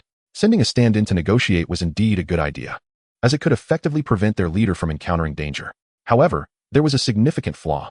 After a moment of hesitation, the armored knight quietly reminded him, Your Majesty, this plan is good, but the problem is his strength is only at the 4th level. Gu Erdan dismissed this with a wave. So what if he's at the 4th level? A 4th level can still defeat me. In our entire Black Warrior city, who isn't at the 4th level? Although he said that, sending a leader with only 4th level strength to negotiate would be seen as a provocation by the other side. The vampire clan was notoriously proud and would certainly not tolerate such humiliation, which would likely lead to a fight. The armored knight's words left Gu Erdan stunned. Right. Who would send a weakling to negotiate in an important situation? That would clearly be looking down on the other party, stroking his chin in silence. Gu Erdan looked over the sleeping dragon general, feeling uncertain. After a long pause, he suddenly threw an arm around the shoulders of the 2 generals beside him and led them aside. Armored knight, you go choose 300 of the most elite black warriors on standby. Bone Vanguard, you go call in the 300 skeleton axe and sword warriors that I have meticulously trained. The black warriors needed no extra explanation. They were already the top-tier undead, and their combat power was unquestionable. As for the skeleton axe and sword warriors, they were originally called skeleton shield axe warriors, a powerful variant of the skeleton soldiers. This type of soldier could rapidly burn their soul power, unleashing extraordinary combat strength in a short period. Their downside was also evident. They were excellent at aggressive attacks, but lacked sustainability, or rather, had none at all. A 1st-level skeleton axe and sword warrior in a frenzy could cut through 2nd-level skeleton soldiers as easily as slicing vegetables. However, after just a few seconds of frenzy, other 1st-level skeleton soldiers would be cut down just as easily. Now that they had reached the 4th level, the berserk duration of the axe and sword warriors had qualitatively improved from the original 5.5 seconds to now a minute and a half. Don't underestimate this minute and a half. In just 90 seconds, these guys could even hold their ground against 5th-level undead. But once the 90 seconds were up and the power of the soul fire was depleted, even 3rd-level skeleton soldiers could threaten their lives. More than 10 minutes later, outside the specially made bone hut, the troops were ready. The 300 black warriors on the left were fully prepared, their spears charged and ready for a volley. As for the reckless fighters on the right, they were already sharpening their blades and ready to charge in. And in the outer layer of these elite troops, over 30,000 skeleton soldiers were also prepared, ready to rush in for rescue at any moment. Such an ostentatious preparation for battle was not to ambush outsiders, but to be vigilant against their own. Inside the bone hut with drafts blowing through, Gu Erdan sat facing the sleeping dragon general, with the 2 generals standing beside him. Gu Erdan ultimately accepted the armored knight's suggestion. Sending a 4th-level skeleton soldier to negotiate was indeed inappropriate, so he planned to strengthen this sleeping dragon general. However, Gu Erdan was also afraid that this sleeping dragon general might rebel. After all, this guy was not very smart. If he followed the unwritten rules of the undead world and betrayed him once he surpassed Gu Erdan's strength, wouldn't Gu Erdan be in immediate danger? Therefore, he made thorough preparations, ready to signal for the 300 axe and sword warriors to come in and protect him at any moment. He found the soul fragments of the sleeping dragon general in front of him and began to use the system to strengthen him. As pure energy flew out from Gu Erdan's soul fire and continuously merged into the sleeping dragon general, the general couldn't help but let out a roar towards the sky. His strength was increasing at an unreasonable speed. Crack! He broke through the 4th-level limit to become 5th level. He broke through the 5th-level limit to become 6th level. When his momentum reached the peak of the 6th level, the sleeping dragon general's power finally stopped growing. 6th level was enough, if it went any higher. Gu Erdan feared this guy would go berserk, and his little brothers wouldn't be able to handle him. The system opened. The sleeping dragon general's data now appeared before Gu Erdan. Chapter 51. The first appearance of the skeleton axe and sword warrior's name. Sleeping dragon general identity. Skeleton grand general, peak 6th level, skills. First ring undead spell. Bone Regeneration 2nd Ring Undead Spell. Low-level Bone Strengthening 3rd Ring Undead Spell. Claw of Bones 4th Ring Undead Spell. Soul Transfer 5th Ring Undead Spell. Limb Division 6th Ring Undead Spell. Dead Body Modification Evaluation. Since ancient times, strength and intelligence cannot coexist. One can only forsake intelligence for strength. Looking at the attributes of the sleeping dragon general before him, Gu Erdan felt genuinely sour. Is there really such a saying in this world that fools have their own blessings? How come this guy's abilities are more impressive one after another? The first two skills were practically identical to Gu Erdan's own. One was bone growth, and the other was bone hardening. As for the third ring spell, Claw of Bones, it was considered one of the most useless yet terrifying spells by humans. It was deemed useless because its damage was too low. It merely injected magical power into the ground, summoning countless skeletal hands to grab people, and these arms were quite fragile. Its only advantage was its wide range, making it a rather useless chicken rib skill. However, the terrifying part was that this attack usually came from below, and the method of attack was still grabbing. If one were careless and got caught in the groin, Gu Erdan was not worried because he was just a skeleton and currently had no groin. He couldn't even be hit there. The fourth ring spell was the soul transfer that could make one self-isolate. No need to elaborate. The fifth ring spell, called Limb Division, allowed all joints in the body to float in the air and move freely, representing genuine split actions, completely different from Gu Erdan pretending to have a fake head. As for the sixth ring spell, it was even more impressive. This spell could resurrect corpses and modify them. In other words, this sleeping dragon general was essentially half an undead mage. The only downside was that these resurrected undead might not necessarily listen to him. But this wasn't really a flaw, as according to the instincts of the undead, low-level undead generally obey the commands of higher-level undead as long as they are not clustered together. Perhaps in the undead world, this move was not particularly useful, but if placed in the human world, it would be a mobile version of a natural disaster, a disaster that grows stronger through war. The corpses that are resurrected after special modifications will only become stronger and stronger, a perfect combination of abilities that can both fight and survive. Unfortunately, this General Wulong excels in every aspect except for his low intelligence, belonging to the type that insists on a solo collapse even when holding a strong hand. The sudden increase in General Wulong's strength caused a stir among the surrounding skeleton soldiers and Black Knights. Even the nearby duo of Hung and Ha frequently glanced over. Only General Wulong remained exceptionally calm, with a slumped posture, a helmet askew, and a vacant yet silly expression. This level up seemed no different from not leveling up at all. Gu Erdan mustered his courage and carefully lifted the blindfold covering General Wulong's eyes. Looking into those familiar wise eyes, Gu Erdan quietly put the blindfold back down. Still that wisdom unreachable by mortals. Gu Erdan was wrong. He shouldn't have doubted General Wulong's intelligence. After all, it was just 2 promotions. How could that possibly shake his wisdom? Confirming that General Wulong hadn't changed, Gu Erdan began testing his loyalty. It turned out that although General Wulong was a bit foolish, his loyalty was unquestionable. Upon hearing that Gu Erdan wanted to take over his body, General Wulong didn't hesitate, one eye up and one eye down, and with a snap, he acquiesced, quickly integrating his own soul fragment into General Wulong's soul. When Gu Erdan tried to manipulate the soul fragment, the scenery before his eyes changed dramatically. He had transformed into General Wulong. He tried jumping in place and threw a few punches, discovering that this body was far stronger than his own by several times. He nodded in satisfaction. Moreover, he realized that General Wulong's perspective was incredibly broad. It was as if he stood in one place, surveying the surroundings, taking in the vastness of heaven and earth. Could it be that General Wulong's expansive vision led to overly active thinking, making him seem so out of place? Looking at the view before him, Gu Erdan had countless thoughts. Raising his hand to signal, Gu Erdan took a painstakingly polished copper mirror from the skeletal vanguard and glanced into it, then turned his head away, unable to bear the sight. Now he had confirmed. Merging with General Wulong indeed affected his intelligence. He almost let General Wulong's body drag his intelligence down to the same level. He even began to doubt General Wulong's intelligence. This was a serious blow to his intellect. It seemed that this body was better used sparingly. When the Black Sun rose again the next day, a grand army marched out of the city of Black Knights, heading towards the location designated by the Vampire Elder.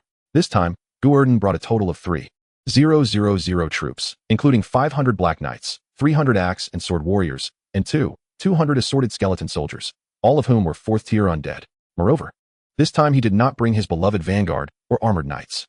This was mainly due to the fear that if a real fight broke out, his fierce warriors would all perish. By the way, he didn't bring that little pony either, not because he was afraid it would die, but simply because riding it would be embarrassing. When the grand army arrived at the vampire castle, it was already on high alert. Over 1,000 vampires, dressed in luxurious armor and wielding uniform weapons, stood motionless on either side of the castle gate. Although they made no sound, the murderous aura was palpable. Elite. Absolute elite. Compared to this well-equipped group of vampires, Gu Erdan's contingent looked like a bunch of refugees. Their tattered and chipped bone weapons were mostly made from their own ribs or other bones. They had shabby shields and various types of bone armor, including horned helmets, cylindrical helmets, disc helmets, square helmets, and pointed helmets. You could say there was nothing they couldn't wear. Some even had helmets that resembled garbage cans, which were quite the eyesore. The only somewhat decent-looking groups were two teams. One was the Black Knight Legion, with shining shields and straight spears. This was all due to their spells, inherited from Sarah's death spear and vengeful armor, giving them the ability to craft equipment. The other team was Gu Erdan's trump card, the 300 axe and sword warriors. These guys looked wild, wearing Spartan-style brush helmets, with the only difference being that the brush was made of bone and couldn't flutter in the wind. Their standard gear included arm guards, leg guards, battle skirts, breastplates, and battle boots. The only flaw was the lack of a red cloak. After all, even their leader Gu Erdan's cloak was made from scraps.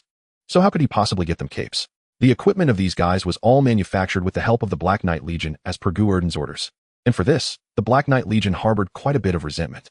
This was mainly because the Black Knights believed these guys weren't worthy of wearing armor made by them, which led to a fight between the axe and sword warriors and the Black Knights. As for the final outcome, the complete sets of armor on the axe and sword warriors were the best proof.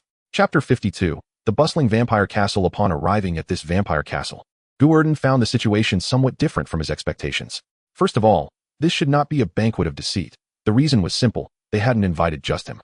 The immobile vampires lining both sides were not there to welcome him. Zombies, vampires, corpse demons, and black knights. Many troops were making their way into the vampire castle. They all had numerous followers, well-equipped, and exuding a formidable presence. They were likely lords guarding their own territories in this border area of the undead realm. Gu Erdan, who was also heading towards the vampire castle, even spotted a lich on the way. This was no ordinary being. It is said that even the lowest level lich possesses strength above tier 6. They are proficient in spells and possess extraordinary intelligence. Either reanimated from the bones of deceased wizards or transformed by wizards who did not wish to die. To become a lich, a wizard must not only have exceptional spellcasting skills, but also an extraordinary understanding of death magic. Most importantly, liches are generally arrogant, ignoring almost everyone. After all, they are wizards, and having a bit of a temper is perfectly normal, especially for one who has died once. Then their temper is even greater. These vampires have quite the influence. They could even invite a lich. Following the main road, Gu Erdan observed stealthily for a while and found that he saw many other undead along the way, but there were no skeleton soldiers at all. Actually, saying there were none would be incorrect. At that moment, a squad of skeleton cavalry whizzed past him, numbering in the dozens. Looking at their dark bones, tall horses, and armor that exuded both majesty and evil, Gu Erdan turned back to glance at his own motley gear that looked like it had been scavenged from a garbage heap. Feeling embarrassed and shrinking back into the ranks, no longer daring to show his face. That squad of cavalry was also skeleton soldiers. But they were not the same as Gu Erdan's low-tier skeletons. They were naturally mid-tier undead. The Bone Clan, Bone Knights, 4th-tier skeletal undead, with extremely hard bones and extraordinary combat power. Mid-tier undead mages generally consider skeletal undead to be their personal armed forces, commonly known as the personal guard.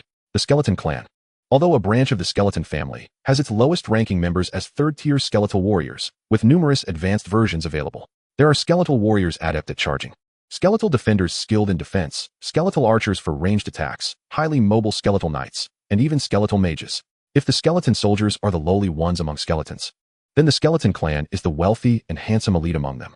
Even the lowest tier skeletal warrior possesses strength to contest with black knights for the title of top tier undead in the 3rd tier. Of course, this is under one-on-one conditions, as the black knights excel in team hunting rather than duels. If a large-scale war were to break out between the two, under the same numbers, the skeletal warriors would undoubtedly lose.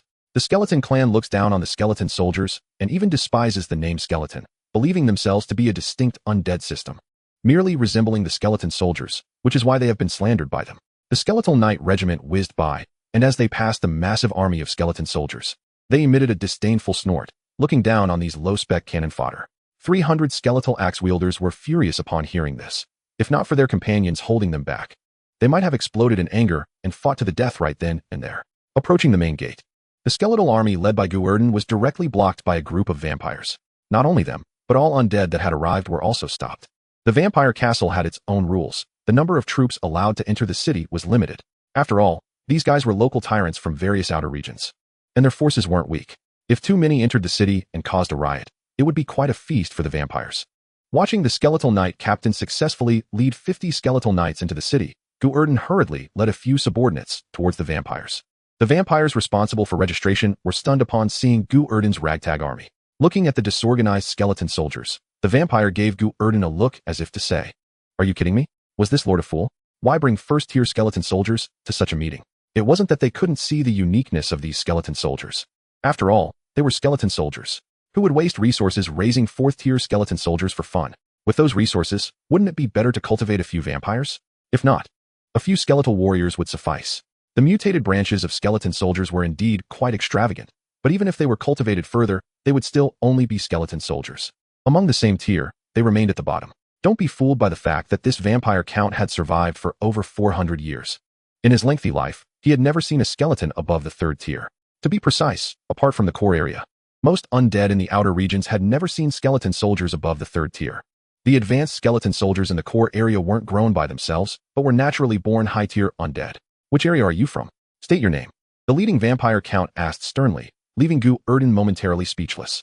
How would he know which area he was from? Previously, he had only looked at the nearby terrain on Sarah's hand-drawn military map, which covered a radius of only a few dozen kilometers.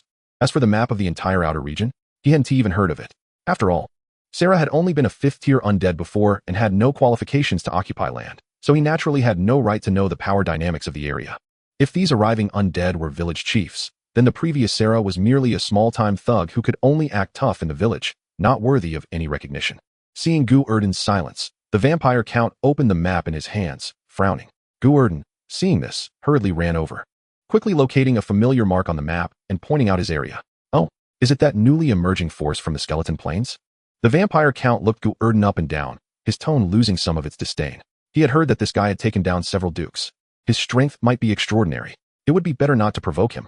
"May I ask how you are addressed?" "Gu Erdan, Bone Lord." "What a strange name." "Well then, according to our castle's regulations, each lord is limited in the number of soldiers they can bring into the city. You may choose 50 trusted subordinates to enter." 50? That's too few. I don't feel safe with such a small number. That's the rule. Rules should have some flexibility. Look at my ragtag bunch. Are you sure it's fair to let me take just 50 in? Turning around and pointing at the disheveled skeleton soldiers behind him, Gu Erdan began to play the pity card. With the combat power of these soldiers, let alone 50, even if the other side casually sent out 5, they could probably wipe them out. "Come on, give me a break, big brother." As he spoke, Gu Erdan moved closer to the vampire count, secretly slipping a second-tier soul fire into his hand. Chapter 53. The struggle between forces. Looking down at the snack in his hand, then back up at the pained expression on Gu Erdan's face, the vampire count nearly raised his hand to slap the soul fire back at him. Was he trying to give him a handout? After all, he was a fifth-tier vampire. He wasn't asking for a fifth-tier soul fire. At least a fourth tier would be nice. If that wasn't possible, a third tier would suffice. What did giving him a second tier one mean? How could he even dare to present that? Why not just give himself a skeleton soldier's soul fire? With a firm grip, he crushed the soul fire with a pop, suppressing his anger as he waved his hand at Gu Erdan. "You can bring 100 people. That's too few. Make it 500. Don't push your luck. 120 people. How about 400? 200? 300? Let me bring 300. Let's make it an even number. We can be friends." As Gu Erdan spoke, he took out a tattered bag, seemingly planning to pull out more soul fire. The vampire count's face darkened at this sight, as he saw through the bag's gap that it seemed to be filled with second-tier soul fires. This garbage. What use was that to him? Grabbing Gu Erdan's arm, the vampire count said through gritted teeth, "Fine, 300. But you cannot bring Black Knights." The vampire count recognized the team combat capability of third-tier Black Knights. Even though he didn't think 300 Black Knights could stir up much trouble, he still made this request for safety's sake. Hearing this, Gu Erdan nodded vigorously, agreeing without hesitation. After all, he hadn't planned to bring Black Knights into the city anyway. Grabbing the vampire count's hand and shaking it, Gu Erdan casually removed the newly made closed-eye mask.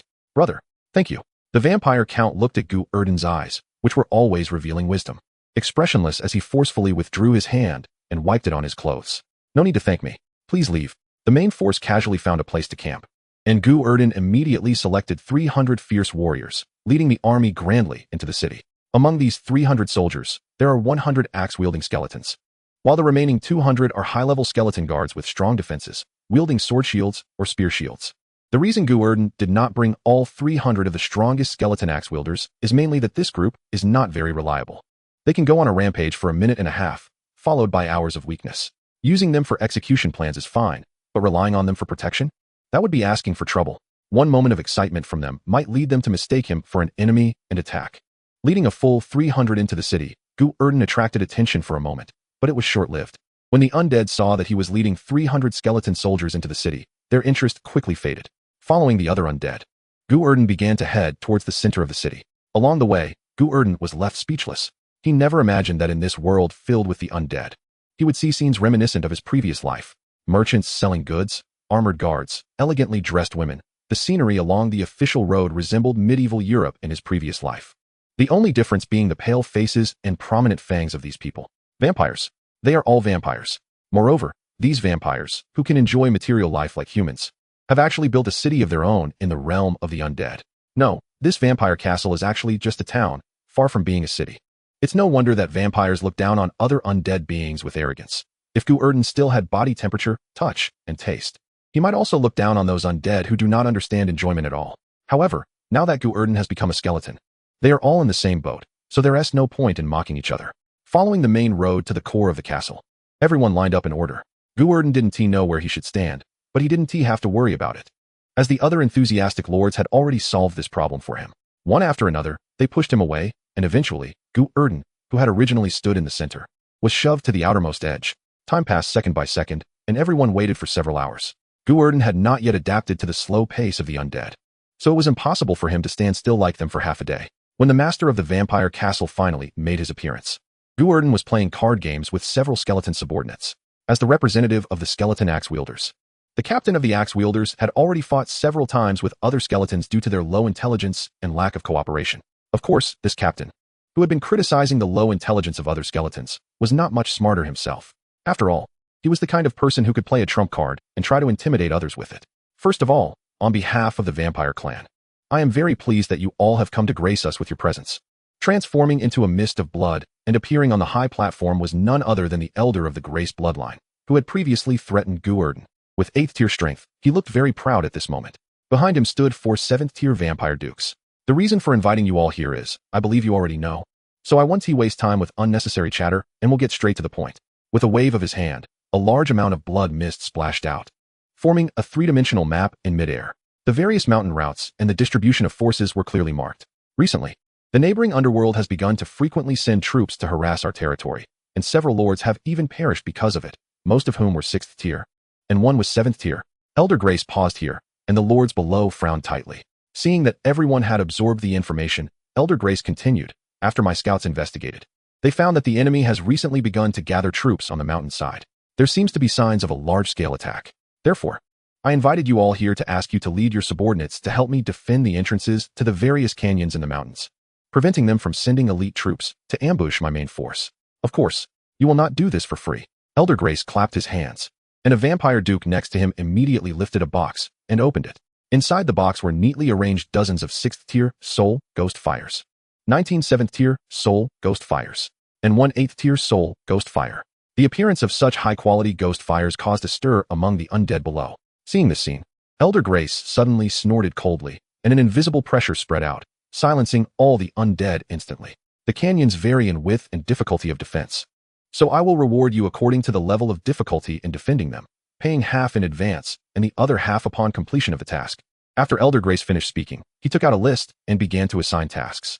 Gu Erdan was still puzzled about how he had inexplicably turned from a negotiator into a helper, and just as he was about to ask, he saw that there were benefits to be gained, and the words he was about to say were swallowed back down. If helping is what it is, then so be it. Such high-quality soul ghost fires. Why not take them? Chapter 54, 2 Peaches Kill 3 Warriors. Bone Lord Voklas, responsible for guarding the Inwind Tunnel. I will give you 2 7th tier soul ghost fires as a reward. As Elder Grace called out names one by one, more and more lords received their respective tasks.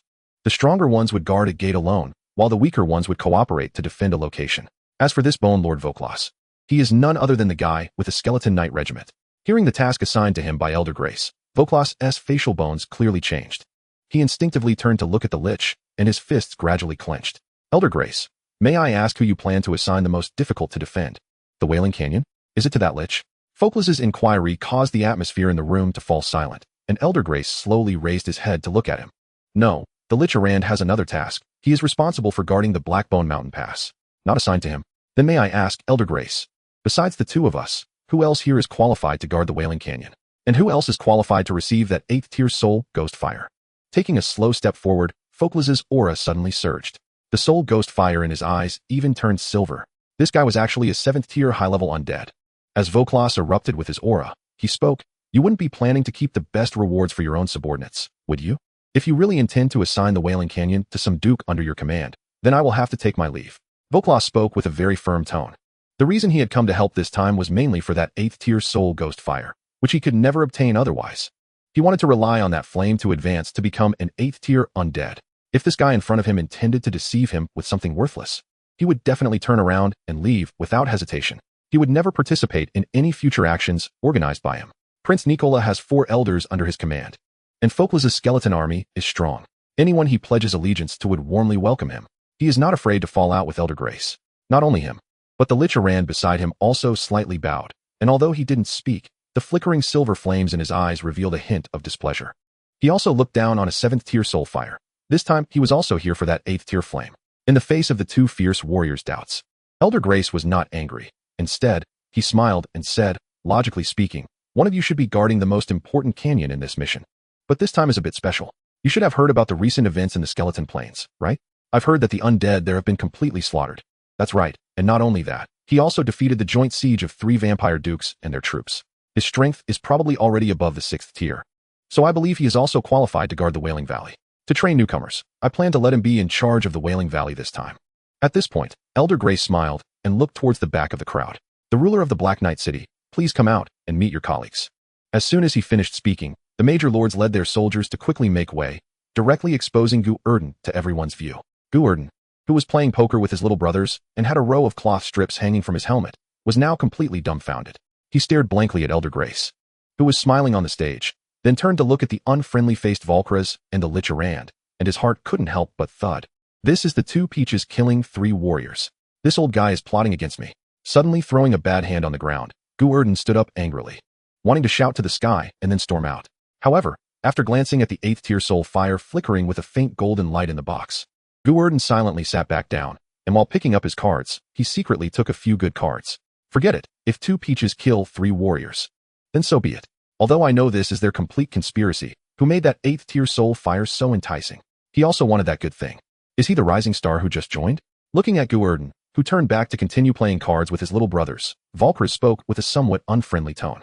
The Lich Erdan suddenly interjected, "Peak 6th tier, strength is not bad, but unfortunately he is just a skeleton soldier. Elder Grace, do you really think he is qualified to stand on equal footing with us?"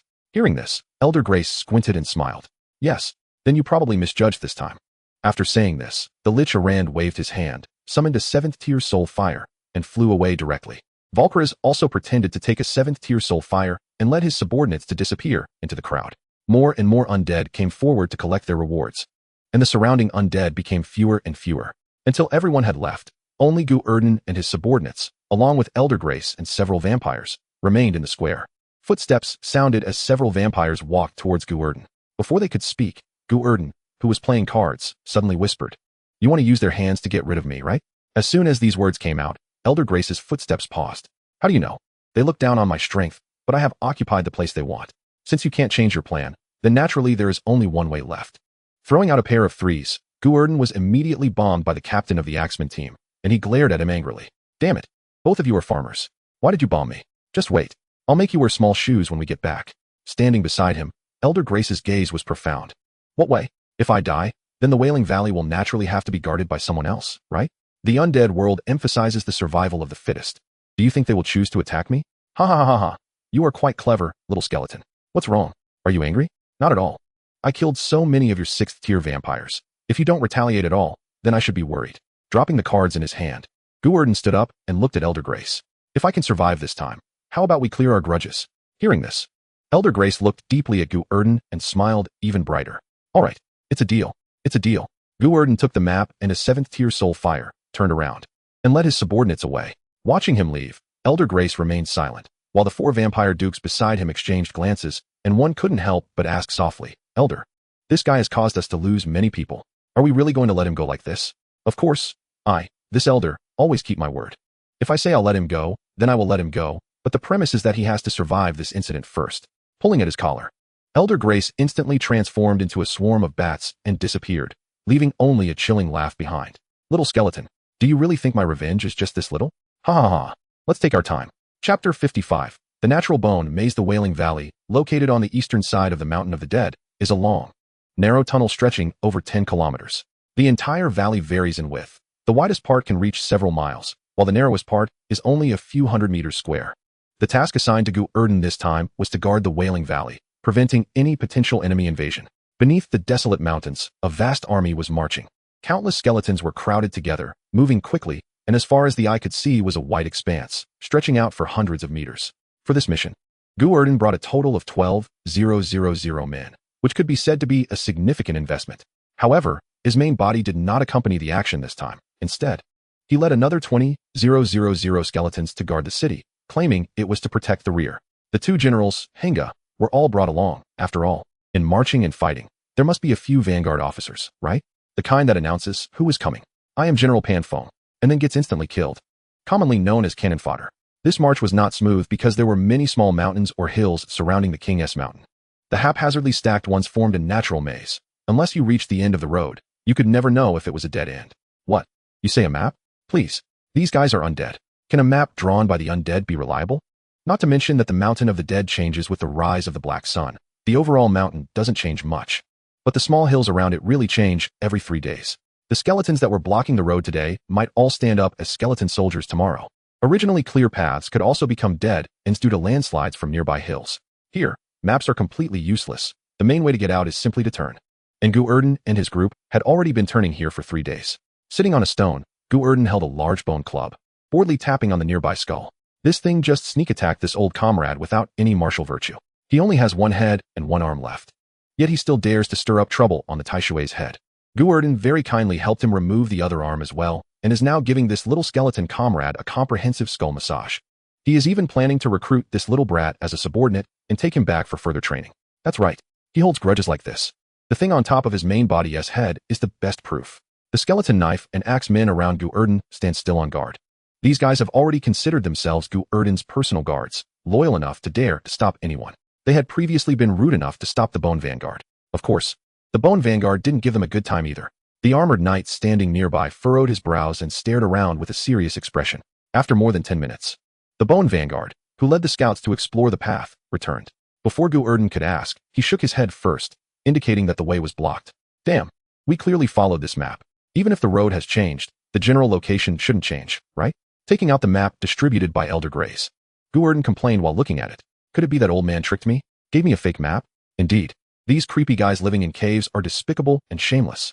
May the holy light deceive him. Amen. Gu Erdan's grumbling hadn't stopped since he got lost in the mountains. After all, the environment in these mountains is too harsh. If you want to pick a flower, there might be a giant creature hiding underneath it. If you want to cool off under a big tree, the next second the big tree might stand up and slap you. No wonder humans regard the undead as mortal enemies, insisting on purification upon sight. These guys really don't do human business. Can you imagine that a bone jade sword, shrouded in radiance, is actually a decoration stuck on a skeleton's head? Even more outrageous is that as soon as you go to pull the sword, hundreds of muscular men will burst out of the surrounding soil, surrounding you for a good beating. This is blatant entrapment, isn't it? Is the undead world so openly deceitful now? Is there no one to manage this? Damn it. At that time, the scene made Gu Erdan, who thought he had encountered a great opportunity and was happy for a long time, so angry. He immediately sawed off the sword on that bastard's head and then stuck that thing back into the ground upside down. Gu Erdan, who had been tricked to the point of exhaustion, suddenly focused his gaze, and with a tremor of his soul, he jumped up from the ground. Wait a minute. According to the map, there should be a giant skull right in front of us. How could such a clear landmark be missing? Could it be that we took the wrong direction? Discovering that the surroundings did not match the map's markings, Gu Erdan excitedly waved the map. The armored knight, who had been watching for a while, did not respond, but silently reached out his hand to turn the map in Gu Erdan's hand in a different direction. Seeing this scene, Gu Erdan fell silent for a second, turned to look at the giant skull behind him, and then sat back down on the stone. Who drew this lousy map? Not even marking the directions. Bad review. I'll take my axe and make a bag out of him. The landmark is still there. Which means everyone did not go to the wrong place. This is indeed near the Wailing Valley. After all, a giant head several hundred meters big is not easy to find. I don't know how many tons of netherbrand milk powder this brother behind has drunk to make his head this big. Strange, the location is correct. And the surrounding ground has been turned over. Yet why can't we see the Wailing Valley? Sitting on the stone, Gu Erdan became more and more confused. If you say a road is a dead end, Gu Erdan would accept it. But they have searched the area for a whole day. More than 30 forks in the road. All dead ends. There is no trace of the Wailing Valley at all. What does this mean? Is this heaven hinting to him that no matter how he walks, it's a dead end? Just as Gu Erdan was lost in thought, contemplating whether he should ask a geomancer from the Bone Realm to read his fortune, the ground suddenly began to tremble slightly. The tremors grew stronger until the entire ground showed obvious waves. Looking at the scattered bones bouncing around like jumping beans, Gu Erdan stepped on a bouncing skull and looked up ahead. Under his gaze, a giant bone arm, over 10 meters long and probably over a meter thick, broke through the ground. Dirt flew everywhere. Then came the head, and then the body. When the dust settled, a giant skeleton, over 50 meters tall and with deep green flames dancing in its eyes, appeared before Gu Erdan. It let out a mad roar towards the sky. 6th rank. Giant skeleton. A whoa. The roar abruptly stopped as Gu Erdan looked down expressionlessly at the giant skeleton that had been turned into a hedgehog by a volley of spears from the Black Knights and collapsed to the ground. Why roar so loudly? Scared him. He thought a great boss was coming out. It turned out to be just a large target. What a waste of his feelings. Chapter 56. Undead Catastrophe, Your Majesty. There's a situation. The skeleton soldiers who moved the giant skeleton had a new discovery. Gu Erdan led the 2 generals quickly up to the skeleton. The originally towering hill, blocking the entire road, had been mostly removed with the giant skeleton standing up. The scenery behind the hill was now exposed to everyone's eyes. It was a vast plain, and at the end of the plain stood towering mountains. In the middle of the mountains, a bottomless valley could be seen, splitting the entire mountain range in two. It was as if someone had split the massive mountain with a divine axe. The gale swept through, howling as it passed through the mountains, sounding eerie like the wails of vengeful spirits. Ding dong, the Wailing Valley. It has appeared, pushing aside the giant skeleton's corpse and climbing over the small hill. Gu Erdan and the others finally arrived in front of the valley. Looking at the valley that seemed endless, everyone exchanged glances. Ultimately, it was the experienced armored knight who first offered a suggestion. According to the map, the entire valley is over 10 kilometers long, with varying widths. The narrowest point is at 6 kilometers, about 100 meters wide, where we can build a defense line. The armored knight's suggestion was very formal. But Gu Erdan shook his head upon hearing it. Not appropriate, not appropriate. Your Majesty, what is inappropriate about it? Nothing is appropriate. Taking the map, Gu Erdan pointed at the valley. Defending weak points to meet the enemy is indeed a good idea, but the premise is that we need elite troops. Only elite troops can hold the hot spring pass. If you replace 300 Spartans with 300 passersby, they probably won't even withstand the first wave of cannon fodder charges. Pointing at the more than 10,000 little brothers behind, Gu Erdan had a rarely serious expression on his face. Our troops are considered elite, but they are absolutely not elite troops. Facing the opponent in a head-to-head confrontation, playing the game of the brave wins in a narrow road. We are probably not the match for them. After all, the opponent is a major power, and who knows how many years they have existed. They must have some resources under their command. Not to mention anything else, it would be easy for them to gather over 105th rank undead. Then what does your Majesty mean? Standing at the exit, form the pocket formation. Let us have a 3-sided encirclement. The exit is only this big. At most, 1,000 people can come out at once. He might be able to gather 100 elite troops of the 5th rank, but he absolutely cannot gather 1,000 5th rank undead. It's even questionable whether he can gather 1,000 4th rank undead, even if they really manage to gather them. We have 10,000 against 1,000. The advantage is ours. Gu Erdan's words made the armored knight's eyes sparkle with excitement. Catching turtles in a jar? Good plan. But what if the enemy's experts force their way through the formation? With over 10,000 of us scattered outside the valley, we probably can't stop them. If we can't stop them, then let them go. Don't forget our mission is just to hold up the enemy's main army, not to take down their leaders. With so many enemies attacking, it's normal for a few to slip through. As long as we don't let their entire army pass, losing 1 or 2 experts is nothing. There will be experts in the rear to deal with them. Listening to Gu Erdan's logical plan, the armored knight couldn't help but show a look of astonishment. Not just him. The skeletal vanguard beside him also looked at Gu Erdan with a strange expression. When did our indecisive leader become so clever? Noticing everyone's gaze, Gu Erdan curled his lip disdainfully. TSK. This group of guys with barely any brains. They really have short hair and short sight. Such a simple plan. Anyone who has watched a few military movies could come up with it. Pocket formation, feinting to the east while attacking in the west, surrounding way to rescue Zhao, breaking through with points. These terms even a 3-year-old knows. Sure enough, undead are just undead. Their intelligence is unparalleled. Of course, this is also good news. If my little brothers have such low intelligence, then by extension, the enemy's intelligence shouldn't be too high either. Fighting against idiots is always better than fighting against wise men. Over 10,000 soldiers began to form lines and prepare. Gu Erdan didn't understand troop deployments and formations, but he still had some basic common sense. Everyone formed an encirclement, leaving a clear space at the exit to create a 3-sided attack situation. Then, the meat shields stood in the front, the long-range soldiers in the middle, and the ranged attackers in the back. Behind these ranged units, There were also some units skilled in close combat. They acted as bodyguards for the ranged units, preventing anyone from launching airstrikes or burrowing underground to disrupt the output, and also served as backup forces. Once the front line was breached, it would be their turn to step in.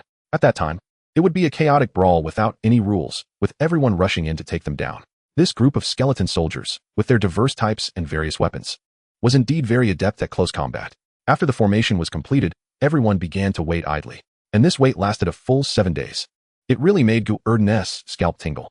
These undead bastards have no sense of time. Don't they know that speed is of the essence in warfare? They actually took so long to prepare for a battle. By the time they arrived on the battlefield, they would probably be eating cold food.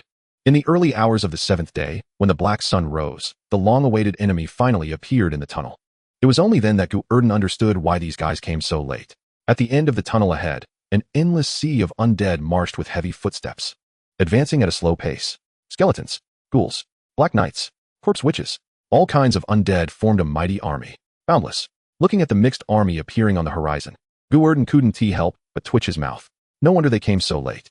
There were actually skeleton heads and ghouls inside. It's strange that they could move so fast.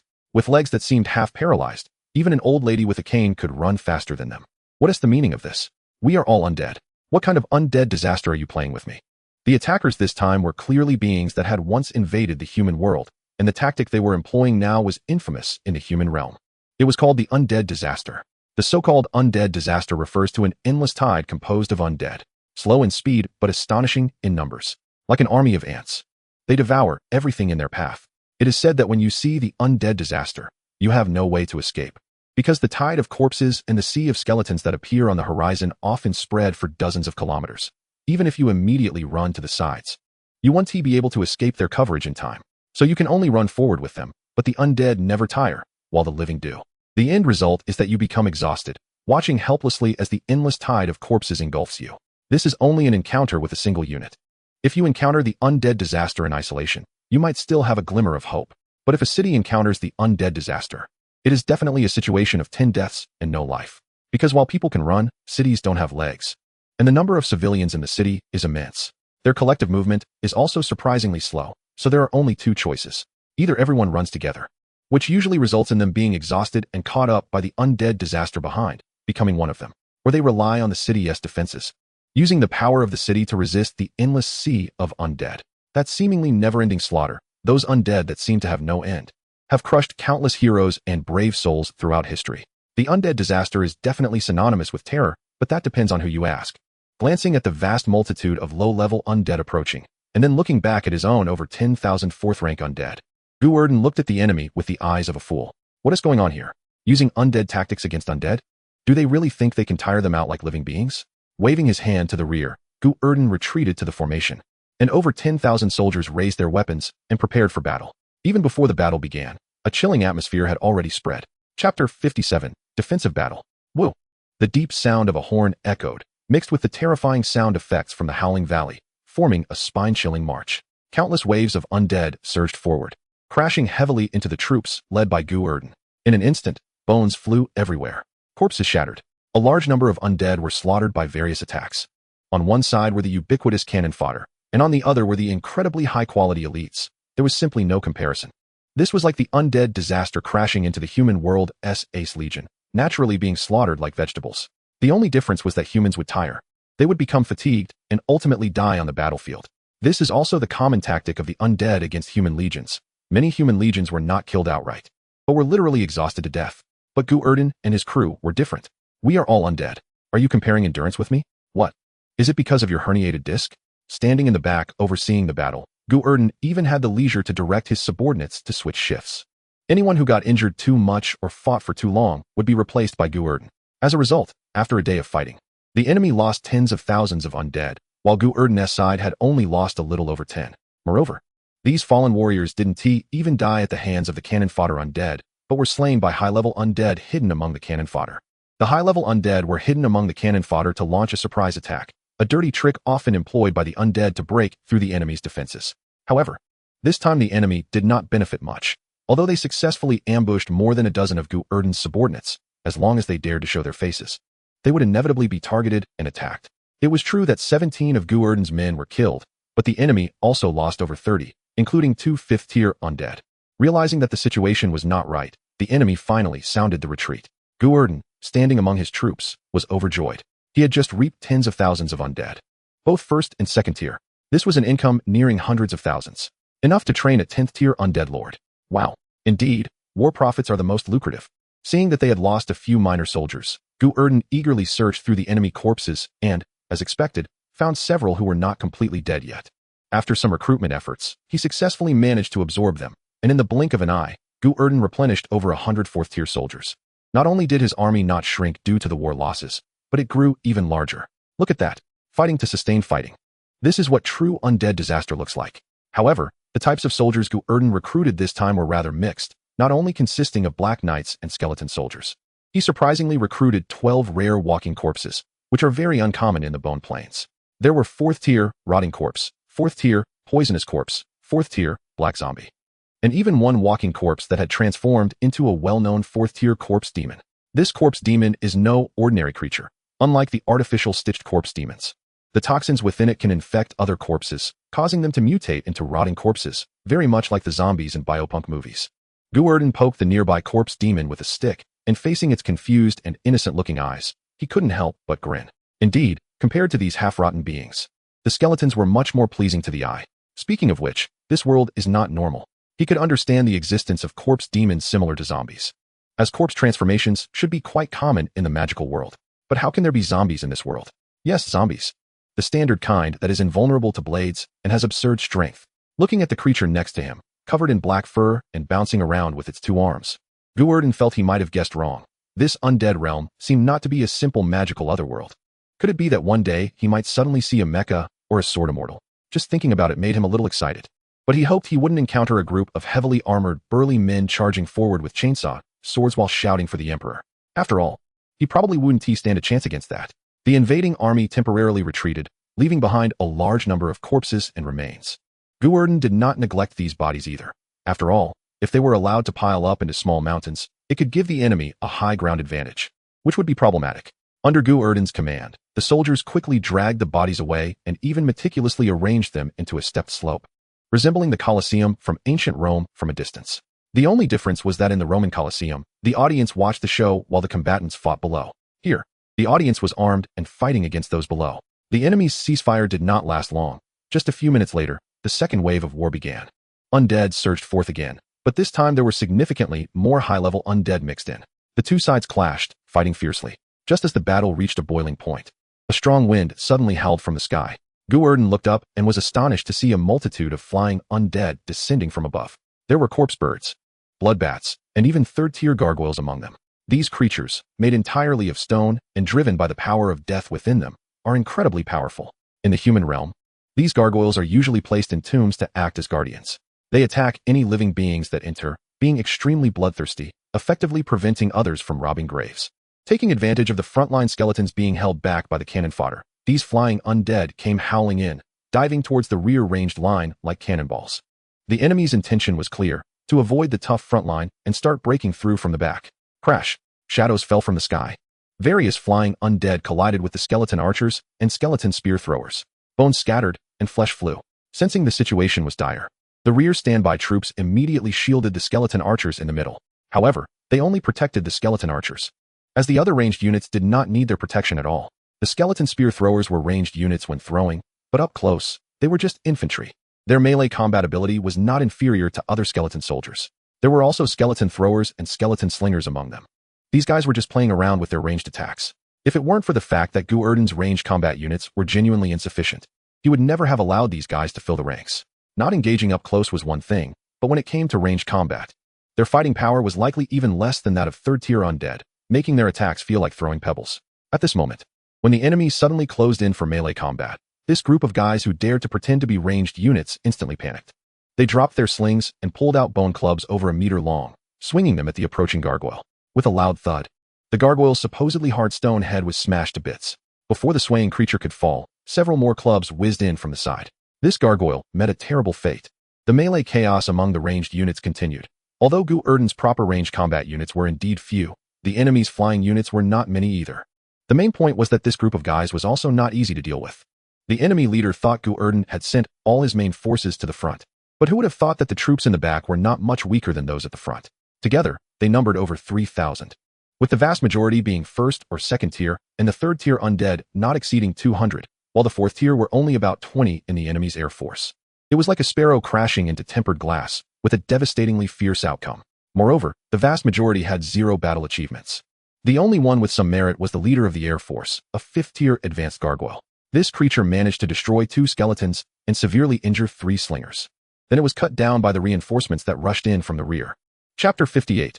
Airstrike and tunnel. The enemy's second wave of attacks came swiftly and left just as quickly, with the Air Force completely wiped out. The aggressively attacking undead troops retreated at an even faster pace, leaving behind over 10,000 skeletons on the ground. Having successfully repelled the enemy, Gu Erdan solemnly buried the 2 skeleton throwers who had bravely sacrificed themselves in front of all the soldiers. Although these 2 had been fishing in troubled waters, throwing slings while others hurled spears, their comedic effect far outweighed their actual lethality, and they deeply understood the essence of participation. However, they had sacrificed themselves for the greater cause. They made contributions to the grand cause of the undead. So rest easy. The party state will never forget their loyalty. Gu Erdan sighed at the unwavering loyalty of the 2 men while devouring the dispersed soul fire of these 2 guys. With their souls scattered, there was truly no hope left. Resources should not be wasted, so they might as well be recycled. After burying the bodies of the brave soldiers, Gu Erdan began counting the spoils of this battle. The enemy had lost over 10,000, while they had only lost 7 this time, even fewer than last time. This was not due to the enemy's lack of effort. In fact, during the second round of attacks, the enemy had secretly increased their high-level undead for sneak attacks. The number of high-level undead killed in this round was probably in the hundreds. As for why so many came but ended up killing fewer than last time, it was mainly because Gu Erdan and his team had been on guard. Yes, a group of high-level undead hiding among low-level cannon fodder to launch sneak attacks was indeed a good idea. But the problem was that the enemy's high-level idiots dressed flamboyantly to flaunt their status. Among a group of tattered skeleton soldiers, suddenly emerged a high-level figure clad in full plate armor, who would not focus their fire on that. Once the targeted high-level undead were discovered, they would immediately face a concentrated assault from all directions, with nearly 100 undead of 4th tier and above, more than half of whom had not even had the chance to strike before being taken down. The 5 frontline soldiers lost by Gu Erdan were eliminated by a ranged combat corpse which, that guy had a strength of at least 5th tier. From over 100 meters away, he unleashed a chain explosion spell, instantly killing 5 fierce generals and injuring nearly 100. Gu Erdan's skeleton soldiers did not let him off easily, retaliating with a volley of arrows and javelins, covering the area of over 100 meters where the enemy was located, turning that guy into a pincushion. In addition to a considerable amount of loot, Gu Erdan also discovered an unexpected surprise. He had recruited an air force this time. 3 bloodbats, 1 gargoyle, and 2 corpse birds. The 6 newly recruited minions formed Gu Erdan's first air squadron, codenamed Kamikaze Team. After all, with only 6 members, daring to charge in would be a suicide attack. What else could it be but self-destructive? The enemy army, which had lost 2 rounds and sank into the sand, finally quieted down for a while. It was obvious they sensed something was off. The strength of this group of skeleton soldiers was a bit strong. Where had those vampires come from? Why had they not heard about them before? The 2 sides faced each other from several kilometers apart, with Gu Erdan leading his subordinates in a pocket formation at the exit, lying in wait, while the enemy, having suffered losses twice, formed a line inside the tunnel and dared not show their faces. The standoff lasted for half a day. In 2 attacks, the undead had lost over 40,000. And although the enemy did not care about the loss of cannon fodder at this rate, it was unlikely they could break through the defense line or invade the enemy's home base. It was possible that all members could perish here. As night fell, the canyon tunnel above was silent, while down below, a whole undead army was working desperately. These guys were none other than the enemies who had failed in both attacks. They had changed their strategy, realizing that a head-on confrontation would inevitably lead to heavy losses, so they chose to dig secretly. They dug for several hours, and after tunneling several kilometers and finally breaking through Gu Erdan's defensive line, the leader finally decided to show themselves. The ground was torn open, and a bizarre, oversized undead burst forth. This was a 5th-tier undead grave-digging beast, with a head resembling a large drill, capable of spinning at high speed and excelling at digging tunnels and breaking down city walls, a nightmare for human defenders. After breaking through the ground, the grave-digging beast burrowed back underground, and moments later, a large number of troops surged out like a tide, desperately climbing out of the hole.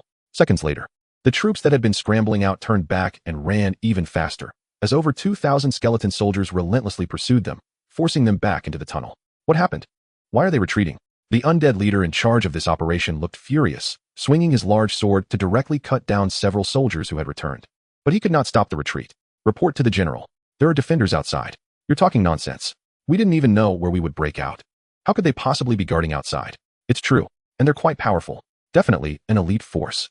Several hundred soldiers were killed as soon as they made contact. A bunch of useless fools. Get out of the way. Corpse Demon Guard. Follow this general to break through. With a roar, the 6th-tier Corpse Demon General charged out of the cave first, only to see thousands of skeleton soldiers pressing down on his army. Seeing this scene, rage surged within him, and he lunged forward, swinging his large sword directly at them. The blade flickered. 5-ring spell Phantom Strike. The sound of slicing echoed as the Corpse Demon General slashed through 5 commanding officers in succession, charging forward like a hot knife through butter, as if entering an uninhabited realm. Upon seeing a powerful enemy approaching, the skeleton soldiers became restless. Then, a series of wails erupted as over 20 skeleton soldiers, shields in their left hands and axes in their right, charged out with red eyes, like rabid dogs. These guys were one of Gu Erdan's ace troops, the Skeleton Axemen. The first skeleton axeman to leap forward was incredibly brave. He jumped over 10 meters and struck down with his axe. The Corpse Demon General countered with a swing of his sword, cutting him in half, but unexpectedly. Although the lower half flew away, the upper half remained unaffected. And with a clang, his axe struck the general's head. The Corpse Demon General, who had initially dismissed such an attack, suddenly felt a buzzing in his head, as the massive bone axe even cracked his helmet and embedded itself on top. Get away from me! The heavily injured Corpse Demon General roared, countering with a punch that sent the brave little soldier flying. But the next moment, he was knocked down by successive charges from the Axemen. A group of crazed Axemen, fully unleashing their abilities, had combat power comparable to 5th-tier levels.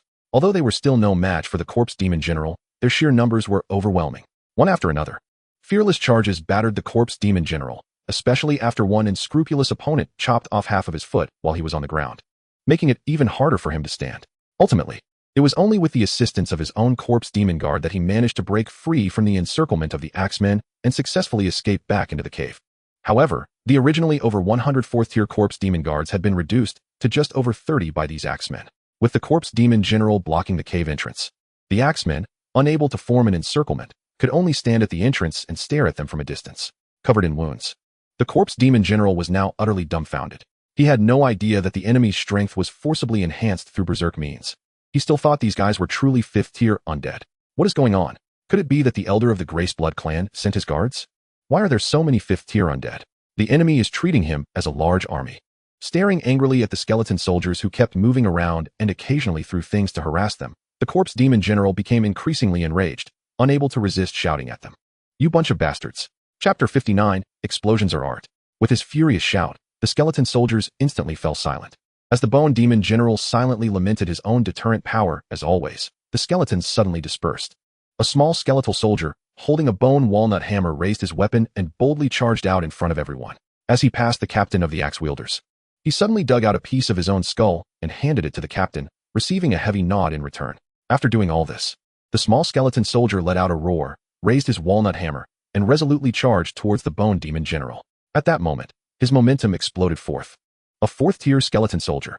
You seek death.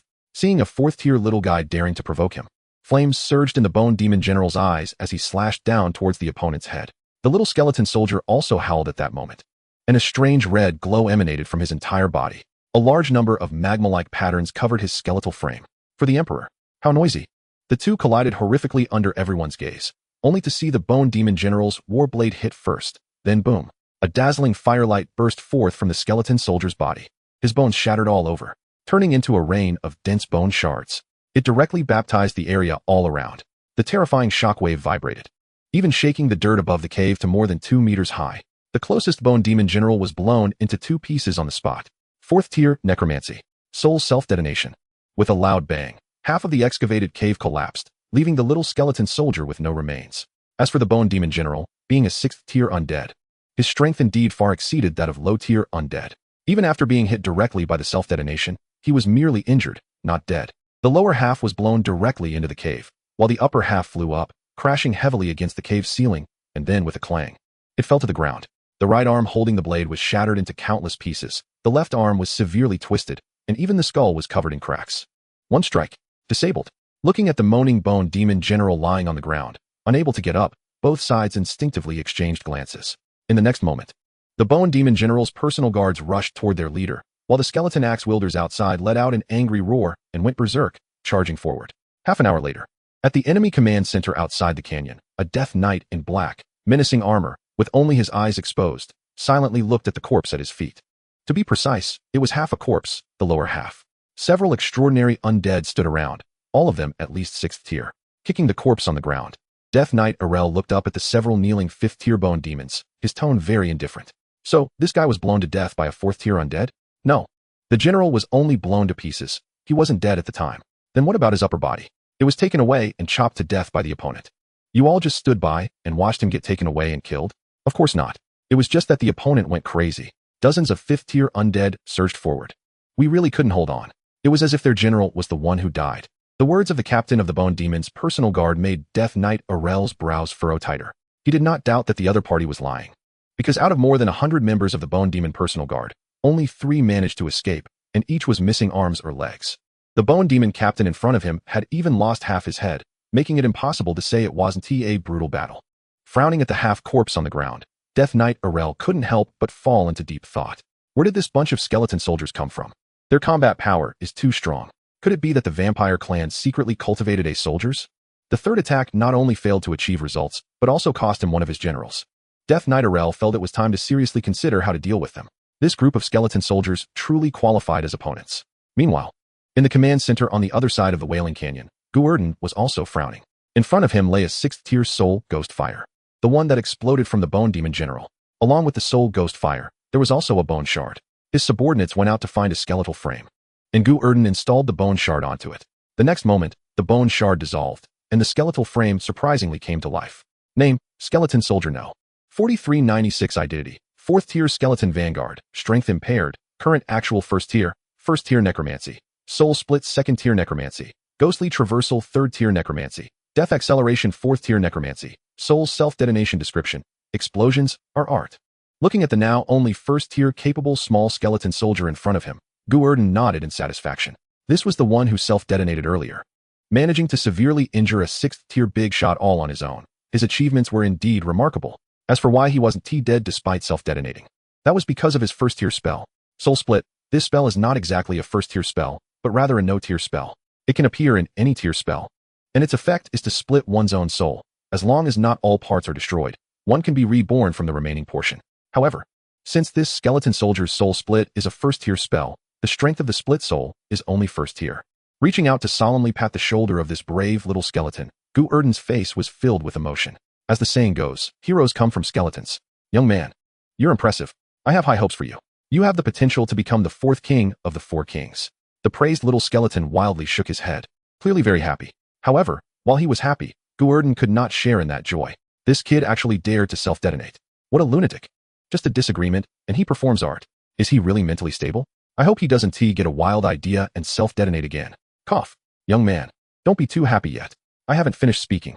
Although you have made achievements, your merits are still not enough. The Armored Knight has dedicated a complete set of armor for me. The Bone Vanguard has dedicated all his loyalty to me.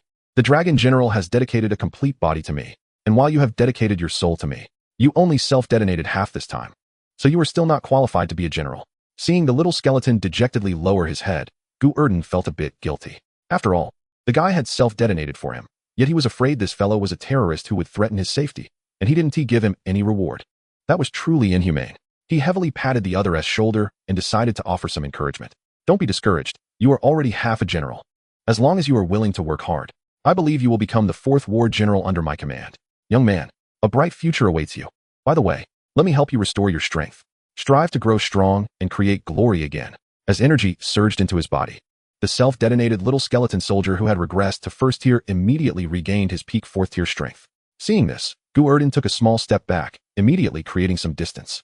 This kid had the achievement of severely injuring a 6th tier undead. For safety's sake, it was better to send him out. He promptly promoted the little guy to captain, gave him 1,000 elite soldiers, and once again dispatched him to carry out reconnaissance missions. This so-called reconnaissance mission mainly involved being responsible for monitoring the surroundings and the underground situation. Chapter 60. The charge of the Death Knight Corps. The reason why the enemy's tunnel digging was detected by Gu Erdan, and why he could precisely dispatch 2,000 elite troops to follow them and strike them down when they exposed themselves, is actually quite simple. Gu Erdan has a special operations team adept at scouting underground conditions. Have you ever heard of a 4th tier skeleton rat? Ordinary undead might have heard of them, but they probably haven't even seen a 2nd tier skeleton rat in their lives. After all, who would be foolish enough to cultivate skeleton rats? As it turns out, skeleton rats really have no value for training. Even when upgraded to 4th tier, their combat power remains pitifully weak. However, their digging speed has seen a qualitative improvement. And most importantly, their perception of underground activities has become extremely terrifying. As long as there is any underground movement within a 10-mile radius, they can detect it accurately, making them akin to underground radar. It is precisely because of the skeleton rats that Gu Erdan was able to notice the enemy's small movements and set a trap. In the early hours of the next day, as the black sun rose again, the enemy's 4th wave of attacks began. This time, however, they did not charge mindlessly. Instead, they began to arrange their troops as if in a formal battle, with their entire army pressing down. At the very front of the enemy's army was a cavalry unit, a powerful force of 300 black-armored cavalry exuding a menacing aura. Death Knights, the pinnacle of mid-level undead units, naturally possessing 5th-tier strength. There were as many as 300 of them at that moment, an undeniable force to be reckoned with. And in front of these Death Knights stood an even more imposing figure, the Death Knight King, a 7th-tier powerhouse, one of the 3 kings of the Underworld Palace, a direct subordinate of the King of the Netherworld. He had once relied on the joint charge of his Death Knight Corps to slay 3 opponents of the same level in a single battle. It is even rumored that he can contend with 8th-tier beings leading his Knight Corps. Despite the continuous battle losses, Death Knight Yair did not care. However, he was concerned about time. According to the original plan, he was supposed to conserve his strength and disguise his identity, forcing the recruited cannon fodder to break through the defenses and then lead his elite troops to catch the enemy off guard. For this, he even spent several days bringing this slow-moving group of cannon fodder over. But who would have thought that the enemy seemed to know his plan and had placed a tough opponent here, with the original plan rendered ineffective? Even if he could think of ways to break through the enemy's defenses, chewing through such a formidable opponent would inevitably raise the enemy's alertness. While 300 Death Knights are strong, they are not invincible. If they become trapped in a sea of enemies and lose their mobility, they will ultimately be overwhelmed. Adjusting his helmet, Death Knight Yair's eyes revealed a look of determination. At this point, he could only choose to forcefully break through at any cost. Relying on the near-perfect mobility and striking power of the Death Knights, as long as they could break through the defenses before the rear targets reacted, and successfully reach his intended target, then this battle could still be fought. Without any further ado, Death Knight Yair removed his mask and suddenly pulled the reins. The 4th-tier undead horse beneath him neighed and charged fearlessly into the endless undead ahead. At the same time, he activated all his abilities. Howling Wind Acceleration, Death Charge, Underworld Phantom. Light flickered around the Death Knight. The 300 Death Knights, carrying a towering aura, initiated their war. Leading the charge was Death Knight Yair, who suddenly swung his flat lance. A wave of black mist spread from him, transforming into chains that connected to the other Death Knights. 7th ring, Undead Spell, Death Chains. At this moment, the 300 knights seemed to merge into one. Their momentum surged wildly. Closer, even closer. Suddenly, the sky turned black. A rain of arrows mixed with javelins fell like raindrops. These attacks struck the Death Knight Corps, causing the mist surrounding them to ripple. Hundreds of 4th-tier undead's combined attacks struggled to break through the enemy's magical barrier. Seeing this scene, Gu Erdan was taken aback, while the Black Knight Corps reacted even faster, quickly raising their shields to form a makeshift shield wall, protecting Gu Erdan.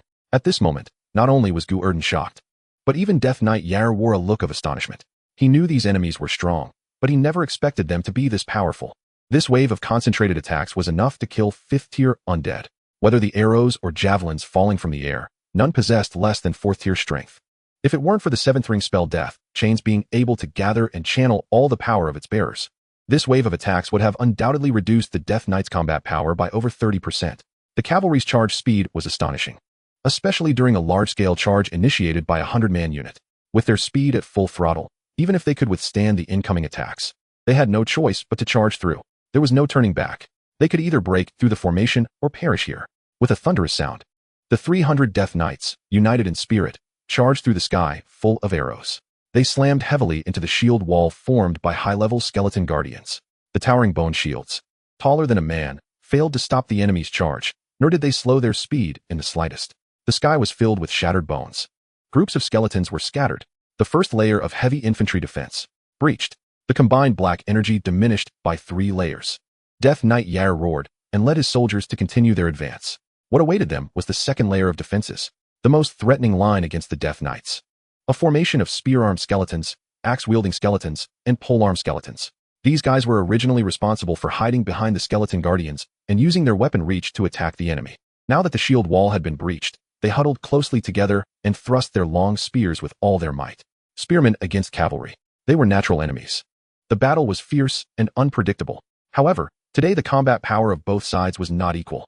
Thanks to the enhancement of the 7th ring spell, the Death Knight Corps surged with momentum and charged without hesitation into the spear forest. Countless long spears shattered. Countless skeletons collapsed.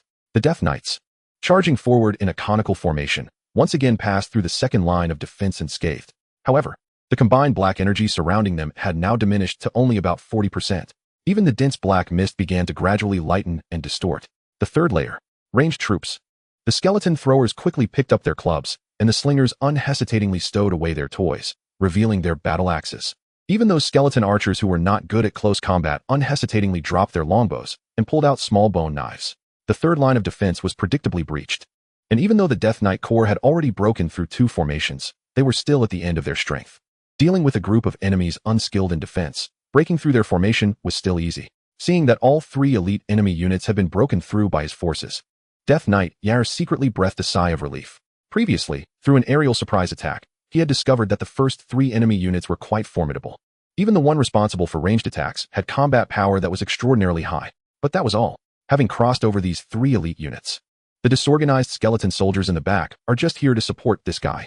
They can be defeated in the blink of an eye. As long as we break free from the enemy's encirclement, this plan won't be considered a failure. Any sacrifice is worth it. With a tug on the reins, the Death Knight Yair led the charge towards the chaotic skeleton reserve, completely ignoring the tightly guarded Gu Erdan in the middle of the Black Knight Legion. Watching the cavalry rush past, leading into the reserve, Gu Erdan wore a confused expression. Is this guy really charging in like this to execute the decapitation plan? What about me here? What is he running towards the reserve for? The over 6,000 reserve members huddled together in the back saw the cavalry charging towards them, all of them excitedly pulling out their various weapons. Oh, a big fish has come to us. Is it finally our turn to shine as soldiers? Chapter 61. The cost of underestimation. Outside the Howling Canyon, the Death Knight Legion and the Skeleton Army had already become embroiled in a chaotic battle. The collective charge of the Death Knight Legion was ultimately stopped. Indeed, in a certain sense, the more than 6,000 reserves in the back were not as elite as the 3 front lines. The 3 front lines had been specially trained by Gu Erdan, understanding formations, though not very well, and cooperating with each other, limited to kicking someone when they're down, which made them quite elite among skeleton soldiers. However, the reserve skeletons in the back, no matter how useless they were still genuine level 4 undead. The most important thing was their sheer numbers. The exhausted Death Knight Legion, upon charging into the middle of the reserve army, ultimately had their undead steeds come to a halt, with the warhorses stopping. The intimidation factor of the Death Knights began to sharply decline. It is said that stopped cavalry are like punching bags, especially after charging into enemy hordes. 300 Death Knights were surrounded by thousands of level 4 skeletons, caught in a situation of being attacked from all sides. Some were swinging axes. Others were stabbing with short guns, and some even attempted to slash at the horses' legs or recklessly pounce on the knights, trying to forcibly drag them down. The battlefield was in chaos as Death Knight Yair swung his oddly shaped flat lance, feeling completely bewildered, looking around at the skeletons surrounding him, beating him mercilessly. Death Knight Yair couldn't help but start to doubt the situation. Why were there so many high-level skeletons? Shouldn't these guys in the back be cannon fodder? Why were they so capable? Level 4. Level 4. All around him were level 4s. Just as Death Knight Yair was lost in thought, a giant skeleton soldier over 3 meters tall suddenly pushed through the crowd and charged over, swinging a bone hammer larger than a human head, smashing down on the undead horse's head with a loud thud. Unfortunately, this undead horse only had level 4 strength. How could it withstand such devastation? With a scream, it collapsed on the spot.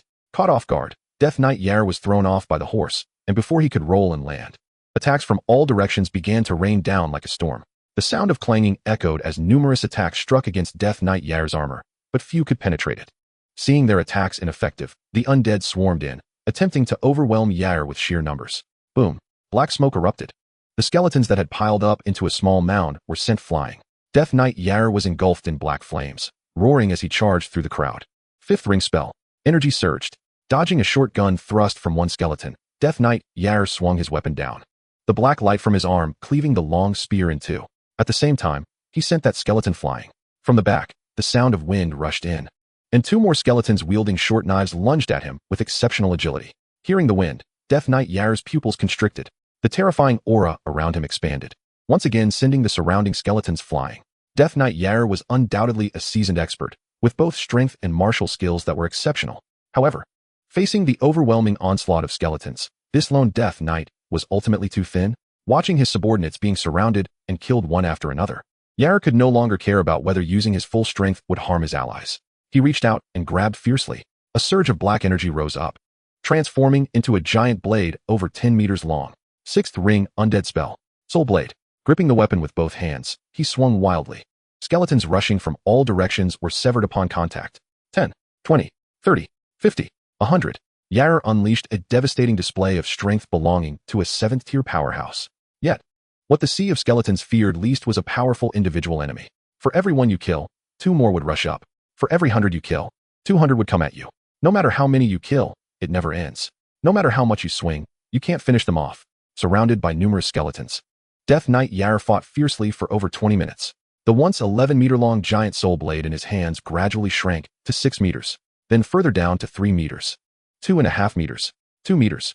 When the energy within him was completely exhausted, the soul blade in Death Knight Yair's hands suddenly transformed into black mist and dispersed. Almost in the next instant, the endless wave of skeletons surged forward. Looking at the seemingly endless skeletons around him, Death Knight Yair truly felt despair. How many enemies had he killed? 200? 300? Or more? At this moment, the Death Knights who had charged into the crowd with him were basically all dead. This group of level 5 undead, even while dismounted, was still formidable. Each of them, before dying, could take down a few skeletons. And those few level 6 Death Knights could even achieve 10 kills or more. But that was it. As members of the undead, they were experiencing the horror of the undead sea for the first time. Just as Death Knight Yair was stunned, gazing at his nearly wiped-out subordinates, a gust of wind suddenly rushed from the side. Turning his head, a bone hammer the size of a human head came whistling in, smashing down heavily on his helmet. The attacker was none other than the one who had previously taken down Death Knight Yair's horse. The heavy blow struck his helmet, even carrying magical power. Death Knight Yair rolled and was sent flying, crashing into several skeletons. As he fell awkwardly to the ground, a crystal-clear little crystal fell from his armor. Gazing at the shimmering, unusual crystal, the surrounding skeletons suddenly brightened. Without any hesitation, they abandoned Yair and rushed towards the crystal. They wanted to seize the loot. If they could present something good to the king, they would surely be honored as generals, and their strength would be blessed and increased. A petite skeleton soldier was the first to pounce in front of the crystal, grabbing it with both hands and stuffing it into its own bone armor without a second thought.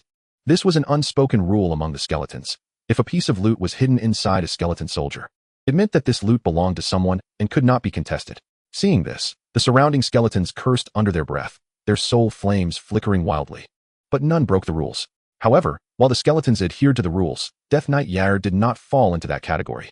With wide eyes, the Death Knight Yair let out a sharp scream. "Return the teleport crystal to me." As soon as he finished speaking, he suddenly gathered the last remnants of his power and transformed it into a spear, throwing it with all his might. The pitch-black soul reaver was incredibly powerful. The swirling vortex it created was like a blade. Any skeleton soldier in front of the weapon was either dead or severely injured. The little skeleton that was targeted was directly cut in half by the storm of blades. The crystal clinked as it fell to the ground, and Yair lunged forward to grab it. The surrounding undead saw this and swarmed in, ready to beat him down while he was down. However, at that moment, the little skeleton that had been cut in half suddenly raised its small bone hammer high, radiating a dazzling red light. Fourth ring spell, Soul Self-Destruction, activated. Chapter 62, The Undead Knight's Defeat and Retreat Crash.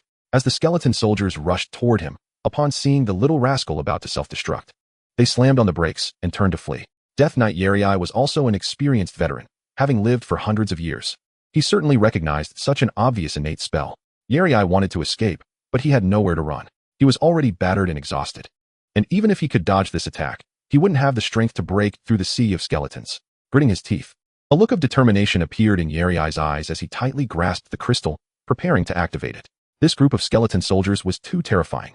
So many fourth-tier undead. They definitely had the power to influence the battle's outcome. Although he couldn't execute the plan to decapitate Elder Gress directly, annihilating this peculiar group of skeleton soldiers would still be worth it. Brilliant light shone forth. Death Knight Yair raised the crystal high, bathing in a soft blue glow. Beside him, the self-destructing skeleton soldier also raised its arm. It had already transformed into a high-explosive bomb. Just as both were about to unleash their energy, the ground suddenly erupted with a tremendous roar. A gigantic grave digger burst forth from the earth, swallowing Yair's figure in one bite. Then its figure quickly sank, preparing to burrow away. Just as it was about to succeed in its escape, the self-destructing little skeleton finally completed its energy buildup and exploded with a loud bang. A massive fireball erupted, and the gigantic grave digger was instantly blown apart, its flesh and blood flying everywhere. Its sturdy shell provided no protection, nearly breaking it in half. However, the undead felt no pain. For them, fighting only had two outcomes: either continue fighting or die completely. The concept of being affected by injuries and combat effectiveness simply didn't exist. The grave digger, now with a massive gap in its body, rumbled as it burrowed into the ground, kicking up a cloud of dust. The rushing skeleton soldiers were shaken by the dust and couldn't approach at all.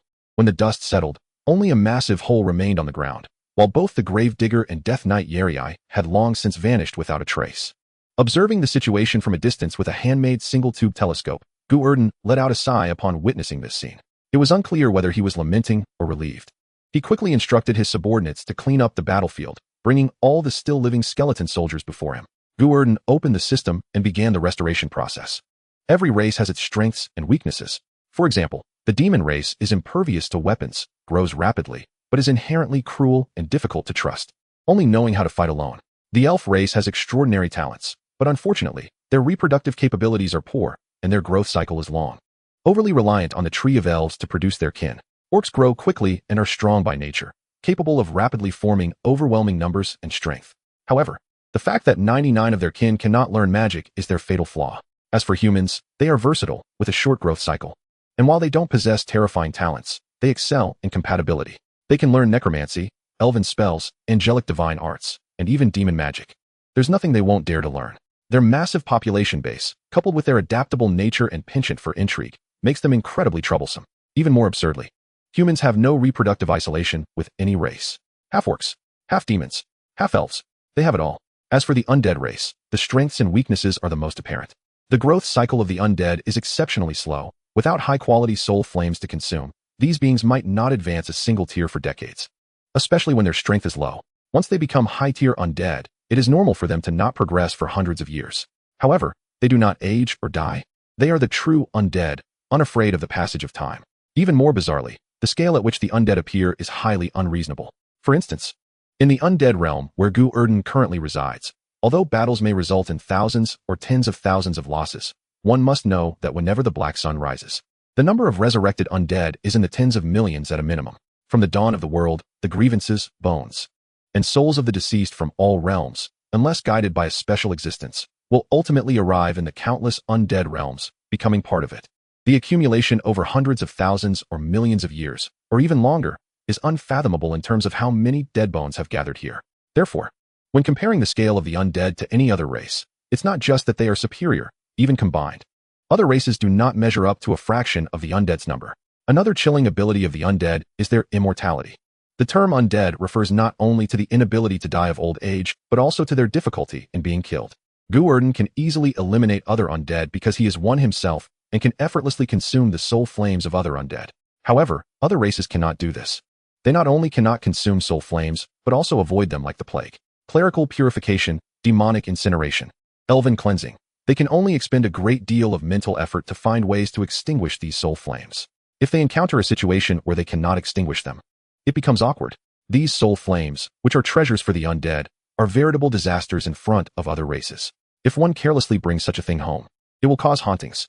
It might even try to possess you. Even if it can't possess you while you're alive, when someone in your home dies, it will cause the corpse to rise again. The crazy outburst of Death Knight Yerii just now killed 500 or 600 skeleton soldiers. But he was surrounded by enemies and didn't have time to consume the soul flames of the skeleton soldiers. Nor could he use the soul explosion spell that can obliterate souls. As a result, a large portion of the shattered skeletons didn't actually die. At least their soul flames hadn't dissipated yet. As Gu Erdan's subordinates began to gather the disordered bones, he started to lavish energy to restore their souls. As the damaged soul flames were restored, and Gu Erdan used the bone regeneration technique to piece their bodies back together, more than 200 skeleton soldiers that had been forcibly taken down by the Death Knight group stood up. Looking at the scattered soul flames on the ground that could no longer be enhanced by the system, Gu Erdan couldn't help but shake his head. The remaining skeletons were truly beyond saving. Their soul flames had already been shattered, and they no longer possessed even the most basic consciousness. Even if Gu Erdan can piece them together like building blocks and rely on the system to resurrect them, the ones resurrected are no longer the original skeleton soldiers, but rather new beings. He casually devoured these soul fires to make up for his own losses. Gu Erdan began to head towards the loot area, preparing to tally up his gains from this battle. The unarmored knight following behind turned to look at the large pit dug by the grave digger beast. "Your Majesty, shall we not pursue him? That guy is already seriously injured. We cannot let the tiger return to the mountain." If you give me 1,000 elite soldiers, I am confident I can keep him here. The Bone Vanguard officer, also following Gu Erdan, quickly expressed that he could do the same. But he would need 2,000 soldiers. After all, the unarmored knights' 1,000 elite soldiers were upgraded black warriors at the 4th tier, true elite troops. While the Bone Vanguard officer could only command skeleton soldiers. Although everyone was at the 4th tier, there were distinctions in quality, not to mention they were undead. Hearing the request of his two generals, Gu Erdan couldn't help but roll his eyes. Well, he didn't actually have eyes. He didn't have any at all. The soul fire flickered as Gu Erdan shot a disappointed glance at the unarmored knight. All you do is fight. What future can you have? Cannon fodder, doesn't he think? You'll always be cannon fodder. Didn't you see that kid has a trump card? Something that can make a 7th tier big shot use it as a desperate measure. Do you think it won't kill us? The unarmored knight and the Bone Vanguard officer were taken aback. But if we let him recover his strength, wouldn't that make him harder to deal with? How to deal with him is not your concern. That's for those vampires to figure out. We are only responsible for intercepting the invading army. Haven't we already done that? Even if there's a slight flaw and we accidentally let one slip away, that's understandable. But that guy is a 7th tier existence. He still has an unknown trump card. Does this need to be reported? Report, report, report. What the hell for? Which side are you on? Don't you know that group of vampires is at odds with me? I wish that kid would just conjure a nuclear bomb with his bare hands and toss it right into the vampire's lair. Those petty bats actually want to use us to do their dirty work. Then don't blame me for unleashing the hounds. With a wave of his hand, Gu Erdan pushed the unarmored knight away, irritated. Go command the defense.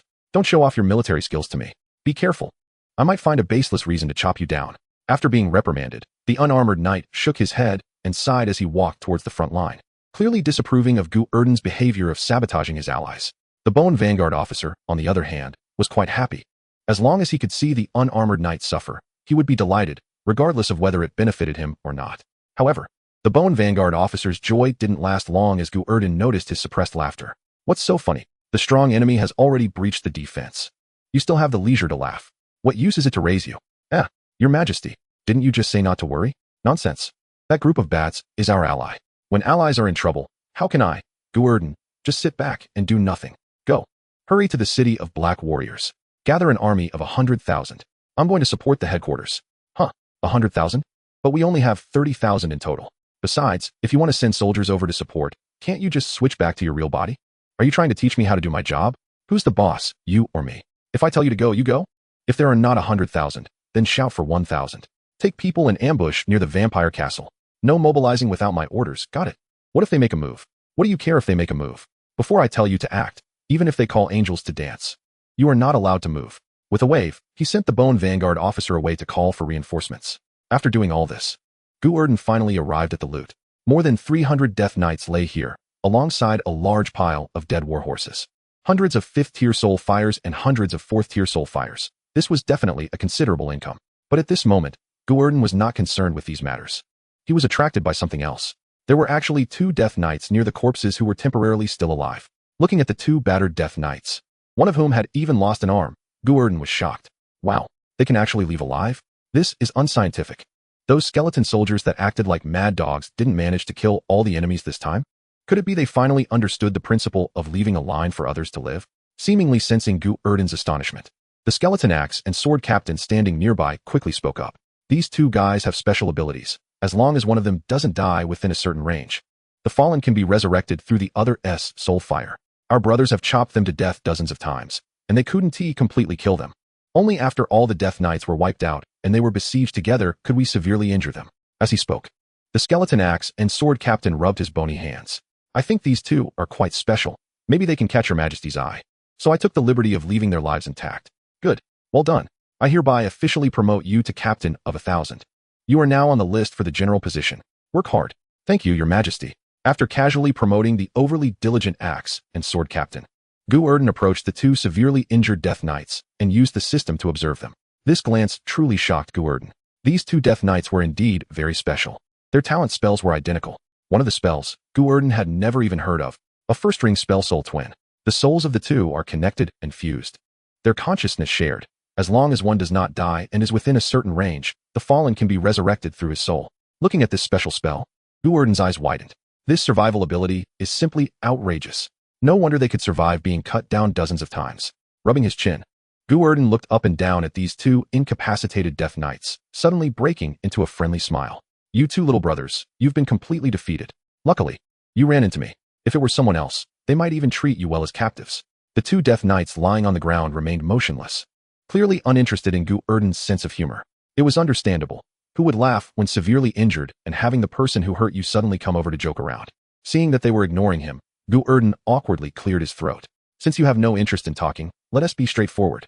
I am the ruler of the city of Black Warriors, a close friend of the Lord-level existence, the excellent leader of 30,000 soldiers, a good ally of the Vampire Alliance, Nicholas King Gu Erdan. Now, I formally invite you to join my ranks. There are many benefits. Preferential treatment. Enjoy 5 insurances and 1 fund. You can even become a general. Gu Erdan extended an invitation to these two very special Death Knights. The next second, he was ruthlessly rejected. The Death Knight with a broken arm, though unable to move at this moment, had an exceptionally cold gaze. If a gaze could kill, then at this moment, Gu Erdan would probably have saved even the money for cremation. Shut up. You're just a lowly skeleton soldier. What right do you have to demand our loyalty? I am one of the Death Twins. I shall be loyal to Lord Yair for life. You stop. No more insults. I understand your meaning. Gu Erdan waved his hand to the captain of the axe and knife soldiers beside him, closing his eyes in pain. Since you are so benevolent, how could this prince humiliate you? Whoever it is, go. Take him away for a grand burial. Yes. The captain of the axe and knife soldiers grabbed the last arm of the Death Knight and turned to leave. But just as they took a few steps, he suddenly dragged the Death Knight back. Your Majesty, this guy is hard to kill. He can revive. Are you stupid? Even if he can revive, there must be a limit to the range. Just stab him after 10 steps. When he stops reviving, then bury him. Even if you can't kill him, stabbing him 1,000 times would exhaust him. Your Majesty is wise. The axe and knife soldier picked up his axe and hoisted the Death Knight onto his shoulder. Turning to leave, the guy slung over his shoulder, despite being reduced to meat on a chopping board, had no intention of begging for mercy, and was cursing loudly, with full points in the Onmyoji attribute. His words were quite sharp. At that moment, another Death Knight lying on the ground, who had not spoken, suddenly spoke up. And his voice was surprisingly pleasant.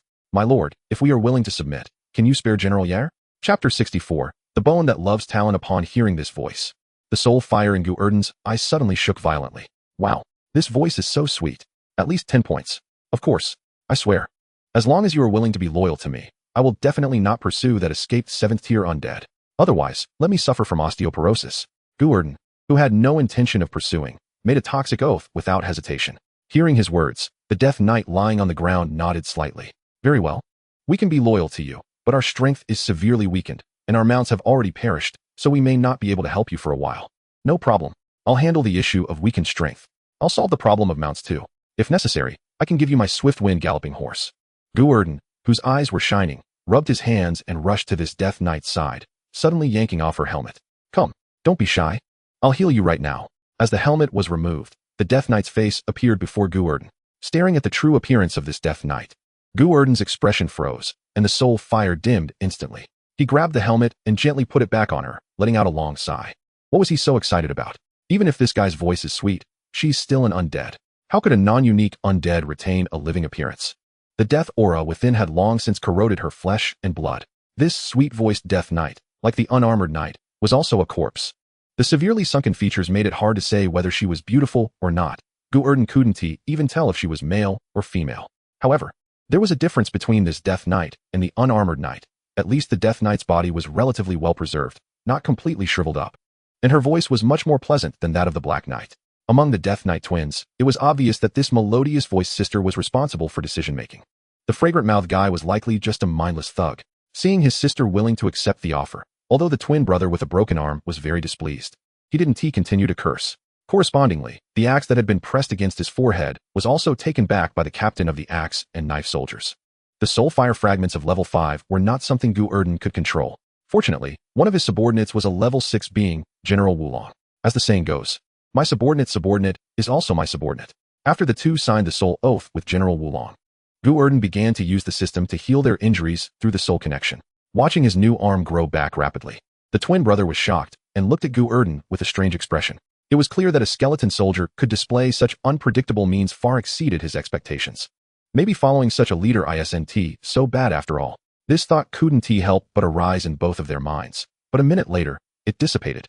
As Gu Erdan laid everything on the table, Gu Erdan placed great importance on the cavalry he had finally acquired, directly appointing the two as the commanders of the Black Knight City Cavalry. As for the original commander, the swift wind galloping horse, it was demoted because it stepped in with the left foot first upon entering today. However, the two who had been promoted to high positions were not happy. as this so-called Black Knight City cavalry force currently consisted only of the two of them and a donkey. Of course, it might also be a horse, or perhaps a mule. In any case, it was not a human, and it was highly likely that it wouldn't listen to commands. Looking at the strong and well-equipped troops under their fellow generals, then looking at themselves as mere figureheads, the two new recruits immediately felt the deep malice from their colleagues. Roll until death. Even for the undying undead, the level of internal competition is this intense. The battle in the Wailing Canyon ended 3 days later. The enemy lost their commander and the most elite ace cavalry. Though there were still a few level 6 undead stationed, those guys were also scheming against each other. No one willing to submit. Gu Erdan divided his forces into 3 routes and directly launched a strong offensive with land, sea, and air. The air force was not worth mentioning. A squad of 6 miscellaneous fish was just there to set the atmosphere. The army was led by the Bone Vanguard, with 7,000 skeleton soldiers launching a frontal assault. As for the navy, it was commanded by the unarmored knight, who relied on the formidable digging abilities of the skeleton rats to infiltrate from underground, forming a pincer attack. The Bone Sea is also a sea, isn't it? With a quality far superior to that of the enemy and no morals to speak of, they began to ambush. While the enemy was trapped in the canyon with no way to advance or retreat, a grand army of hundreds of thousands of skeletons was immediately encircled. Except for a few high-level undead who managed to force their way out through special means, the vast majority of the undead were completely wiped out in the canyon. Their bodies piled high. However, despite the significant gains this time, the quality was severely lacking. Gu Erdan had overestimated the quality of the enemies who came to charge. In his eyes, they could only be considered as the first few rounds of probing attacks, which actually constituted the most elite troops of this ragtag army. The first round was pure cannon fodder probing. The second round was elite troops mixed with cannon fodder for a strong assault. The third round was the entire air force. In the fourth round, the main elite forces intended to sneak away, but were blocked at the exit and beaten up, suffering over 50% losses. There were still some elites within the main force, but those were the confidants of several level 6 undead, although they obeyed the commands of the Death Knight Yair. It didn't mean they would obediently hand over their resources to risk their lives with others. The only one willing to risk his life had already left his life in the tunnels. If it weren't for the fact that there were truly no troops available, Death Knight Yair wouldn't have led his elite forces to charge headlong into the front lines. After a battle, the gluttonous Gu Erdan, having feasted well, began the return journey with his troops. However, before departing, Gu Erdan sent out an air squadron's third-in-command, a 4th-tier bloodbath, with his handwritten letter to find the Bone Vanguard. The battle here had already ended, so it was time to contact the reinforcements that had been dispatched from the city of Black Knights to the Bone Vanguard. One could only wonder if the successfully escaped Death Knight Yair brought any surprises to the vampires. He better not disappoint. As the large army returned, Gu Erdan still hadn't found a horse, but he had managed to gather a few burly skeleton soldiers and fashioned a simple skeletal palanquin, cobbled together to give himself a semblance of a triumphant return. After navigating the ever-changing mountain labyrinth, the large force twisted and turned until they reached the exit. They then quickly came to a halt. Whether Death Knight Yair had surprised the vampires, Gu Erdan didn't know.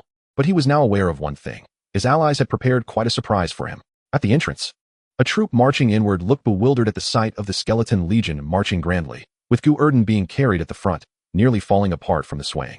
Had they arrived too late? Chapter 65. A sudden clash at the entrance of the mountain labyrinth. At the entrance of the mountain labyrinth, two teams faced off silently around a corner, the atmosphere awkward to the extreme. Gu Erdan, expressionless, looked at the opposing side and had already recognized their identity. Dark bones, neatly organized equipment, impressive momentum. This group of around 1,500 black bone skeletons was undoubtedly the subordinates of the Bone King Valkyris. Goodness. Luckily, he had finished fighting early. Otherwise, judging by this momentum, he'd be in serious trouble. Following Valkyris's orders, the skeletal adjutant had come to ambush Gu Erdan, but felt the increasingly unfriendly gaze from Gu Erdan and began to curse inwardly. It had only been half a month. The main confrontation between the vampire army and the underworld army hadn't even concluded yet. How could this kid have withdrawn his troops so directly? Was he not afraid that someone would take the opportunity to come out from the Wailing Valley and cause Elder Grace to blame him later? Originally planned as an ambush, the situation had now awkwardly turned into a face-to-face encounter. The skeletal adjutant felt somewhat at a loss. Although he looked down on these same-type losers, even ants can kill an elephant in numbers. There were over 30,000 on the other side, while he only had 1,500, all infantry, to reach their destination quickly. Most of these infantry were light-armored soldiers with thin bone armor. If it were an ambush, relying on superior mobility, the adjutant was confident he could break through Gu Erdan's defenses. But if it came to a fair fight, he would be at a great disadvantage. With an awkward smile, the skeletal adjutant softly spoke. Lord of the city of Black Knights, if I say we are here to support you, would you believe me? Gu Erdan remained silent, merely raising his head to look at the troops behind the adjutant. Among this group of over 1,000 soldiers, there were 4 strikingly large figures. These were 4 gigantic beings, standing 4 meters tall, with a body length exceeding 10 meters. These 4 creatures had not completely rotted away and belonged to the corpse lineage of undead, likely being decomposed corpses. With huge white bone horns on their heads and clad in tattered skin, these 4 were actually 4 enormous rhinos. 4th-tier undead transformed from 5th-tier magical beasts. The silver-horned rampaging rhino. With these 4 slow-moving yet incredibly destructive behemoths, once they gained momentum, nothing could stop them, and he dare say they were here to help? They were more likely to be the ones providing assistance. With a clatter, the skeleton soldiers raised their long spears and quickly formed a defensive line. A chilling aura emerged at the entrance of the mountain labyrinth. Seeing the fierce demeanor of the opposing side, the skeletal adjutant knew the situation could no longer be concealed. He decided to stop hiding and didn't give Gu Erdan's side any chance to arrange their formations. With a wave of his hand, the skeletal adjutant roared, "Unlock! Release the battle rhinos." With a roar, the sound of chains falling echoed. The 4 silver-horned rampaging rhinos, no longer bound, charged out, not caring about trampling their own men along the way. These 4 creatures even intentionally stomped on the bodies of skeleton soldiers, crushing over 20 unsuspecting skeletons in their path. Bursting out of the ranks, the 4 rhinos suddenly lowered their heads, aiming their massive horns at Gu Erdan and the others, their bodies accelerating rapidly. Dust filled the air. The 4 rhinos charged like tanks. Following closely behind were over 1,000 skeleton warriors with strength above the 3rd tier. The sounds of explosions erupted as a fierce battle broke out at the mountain entrance, with the fighting lasting a full hour and a half before concluding. The skeleton soldiers chased the skeletal warriors for over 10 kilometers, finally managing to eliminate all of them, despite being weaker than the skeleton soldiers. This group was surprisingly fast when they ran. At the canyon entrance, the captain of the axe and sword squad stood with his axe and shield, looking indignant. The Bone Vanguard and others had gone with Gu Erdan to hunt down the remaining fleeing soldiers, and Gu Erdan was determined not to let a single one escape, as he didn't want anyone returning alive to report back. Due to the difficulty in training axe and sword soldiers and their tendency to lose composure leading to casualties, Gu Erdan kept them behind under the pretense of guarding prisoners. In truth, there were hardly any prisoners to guard. The total number of skeleton soldiers that could be captured alive was only about 10, including that adjutant. This adjutant, with 6th-tier strength, was indeed quite brave during battle, truly leading from the front. Unfortunately, because of this, he, like the 4 rhinos, was targeted by the skeleton soldiers in the first round of their assault. The 4 rhinos immediately attacked, but the adjutant's strength saved him, allowing him to withstand the initial onslaught. Unfortunately, heavily injured, he soon faced the targeted encirclement from the Death Knight twins and the axe and sword squad, struggling for less than 3 minutes before collapsing. The captured adjutant did not admit defeat. He acknowledged that the strength of these skeleton soldiers was formidable, but that was all. No matter how many there were, they could not compare to quality. His boss was a 7th-tier undead. With 14 4th-tier skeletal knights under his command, they were indeed a strong force, and he was one of his boss's most trusted aides. Even if captured, what could it change? Would these guys dare to kill him? Looking up, he saw a skeleton soldier wearing a tattered hat, looking at him with a complaining expression. The adjutant, filled with anger, couldn't help but snort coldly. Just a garbage soldier responsible for guarding. His hat probably came from some dumpster. How dare he look at him like that? Did he think he was something special? What are you looking at? He shouted, startling the captain of the axe and sword squad, who was watching him, causing him to tremble. After realizing, the captain's eyes blazed with fury. A prisoner. How dare he speak to him, a future 4 kings, like that? What are you looking at? Try looking again. Try it, I dare you. I won't just look, I dare to fight.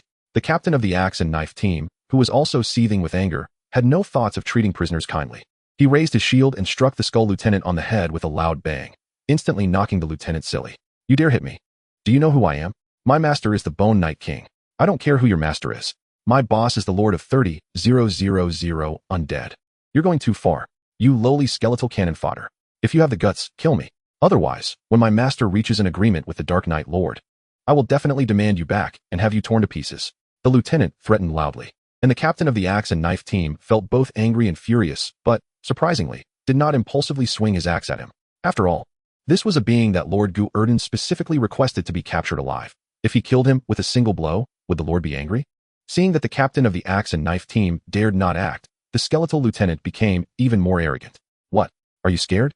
You pathetic bone frame that can only serve as cannon fodder.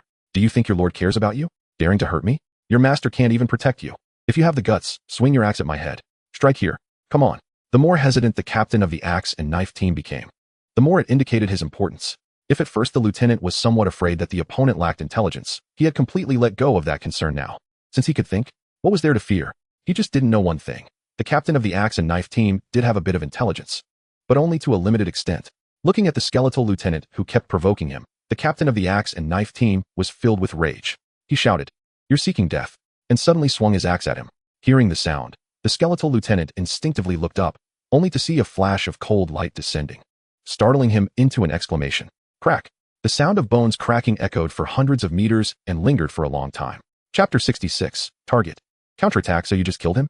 Gu Erdan, returning to the valley entrance with the spoils, looked at the skull lieutenant whose skull had been smashed and was speechless. The captain of the axe and knife team, with his head lowered, had not dared to look up at Gu Erdan even once. He committed suicide. Suicide? You hit yourself on the head over 20 times for that. Show me how to commit suicide. He told me to chop him.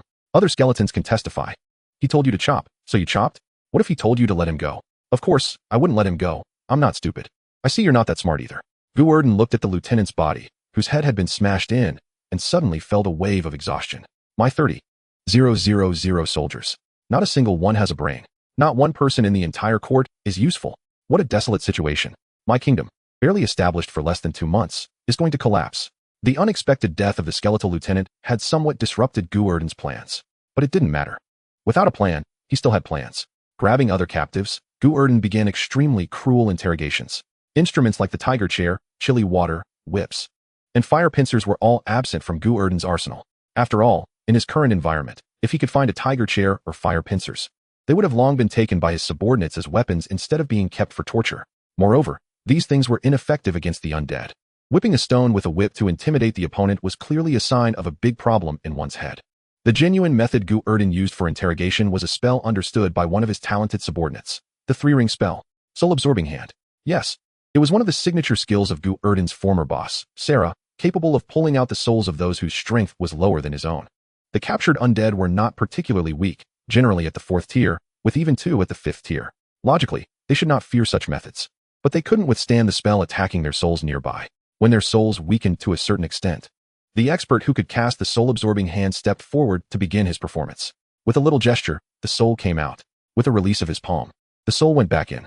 In this back and forth, the undead experienced dizziness and nausea for the first time. Their current sensation was akin to being tied to a chair and spun around crazily. After enduring this long torment for over 10 minutes, finally, 2 undead could no longer hold back and spoke up voluntarily. Lord City Master, we are willing to talk. Caving in? Why didn't you do that earlier? Hurry up and speak. Otherwise, don't blame us for continuing to absorb. We can talk, but you have to tell us first. What do you want to know? Cough. Where's that son of a bitch Valkyrs now? Leading soldiers at the Shadow Wind Tunnel. How many men does he have? About 3,000, all of the skeletal clan. Hiss. 3,000 more. Adding your 1,500. This guy actually has over 4,000 3rd tier or above undead. Quite a formidable force. That's right. Lord Valkyrs is the strongest lord in this area. Apart from the vampire clan, no one else can compete with him, including that lich. Humph. Take me to find him. As the saying goes, it is only polite to return a favor. Since he has so warmly entertained me, how could I not return the favor? Lead the way. With a sudden kick to one of the undead, Gu Erdan commanded them to lead the way, followed closely by his army. A vast crowd marched out of the maze of mountains and advanced towards the distant Shadow Wind Tunnel. Inside the Shadow Wind Tunnel, a force of several thousand troops was stationed. The skeletal clan, entirely black, was clearly not an easy opponent. As the saying goes, black is the proudest color. Just by looking at them, they could intimidate enemies. A group of completely black troops standing in front indeed had considerable deterrent power. The Shadow Wind Tunnel, as one of the largest entrances to the mountains of the dead, had undead forces that were not weak. In essence, the so-called guarding of the mountains was a battle between the Ghost Clan and the Vampire Clan's subordinate lords. 2 major races faced off directly, while countless subordinate races fought fiercely in the canyons. If a troop could break through the defenses and penetrate deep into the interior, it could indeed cause significant disturbances to the vampire army. But that was merely a disturbance. To expect a group of subordinate races to threaten the vampire army was purely a pipe dream. Although vampires looked like humans, they were still undead and did not need to eat or rest at all. Even trying to cut off their logistics would be futile since they had no logistics to begin with. Facing off against the skeletal army in the Shadow Wind Tunnel was a horde of ghoul troops. Ghouls, also known as corpse demons, were transformed from human corpses, and their levels varied. The weaker ones were just slightly stronger than skeleton soldiers, while the stronger ones could even become undead lords. These creatures' strongest ability was the infectious virus they carried within them, which could easily lead to a primitive version of a biological crisis if one was not careful. Therefore, ghouls had always been the most hated and guarded targets for humans. and they had even become the main force responsible for siege and conquest during the undead clan's invasions of other races.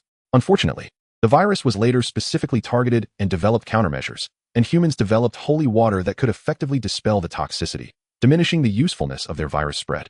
The ghouls also have a fatal weakness. Their poison can only infect the weak, specifically beings below the 3rd level. Once they encounter powerful ace troops, they often meet a tragic end. The ghoul lord opposite clearly did not anticipate that the one responsible for defense would be this guy, Valkyris. The name of the Bone King, Valkyris, is not small. Over the past few hundred years, he has left quite an impression on the subordinate lords of the opposing side. This guy even, at the 6th level, relied on the outstanding quality and large number of his subordinates to kill a 7th level big shot at all costs. He also relied on that soul ghost fire to advance to the 7th level of undead. Faced with such an adept in combat, and even better at group fights, the Ghoul Lord wisely chose to back down. Now, half a month has passed. Although the Ghoul Lord has been sending troops to harass, the misfit soldiers he sent over are not even capable of withstanding the ranged attacks long enough to reach the skeletal soldiers, let alone breach the defense line. To put it bluntly, this Ghoul Lord is just slacking off, and doing so openly. Valkyris is quite pleased with this, as the Ghoul Lord is also a high-level undead of the 7th level. Even if his strength is inferior to his, he is certainly not a soft target. Currently, Valkyris has dispatched over 1,000 troops to stir up trouble, and his strength has been somewhat discounted. It would be best if he could avoid fighting altogether. Chapter 67. Secret negotiations. Moreover, compared to fighting with a fellow 7th level big shot, there are more important matters for Valkyris to handle now. Deep in the skeletal army's camp, in a tent protected by layers of defenses, Valkyris sits across from a young vampire. As an experienced undead, Valkyris has managed to acquire quite a few treasures even in the resource-scarce undead realm. For example, the tent they are currently in, though thoroughly corroded by the pervasive death energy of the undead realm, still reveals traces of its former splendor. This is definitely a top-tier magical tent, and it is not a war tool used during military campaigns. It is a luxury item used by royalty and nobility during outings in the great nations of the human world. Valkyris's collection is quite impressive, but compared to the vampires, it can only be considered small potatoes. After all, skeletons cannot enjoy food, drink, and entertainment, while vampires can, and thus they understand enjoyment better.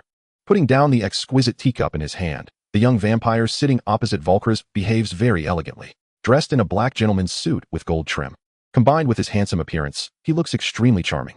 Lord Valkyris, what is your opinion on my father's views?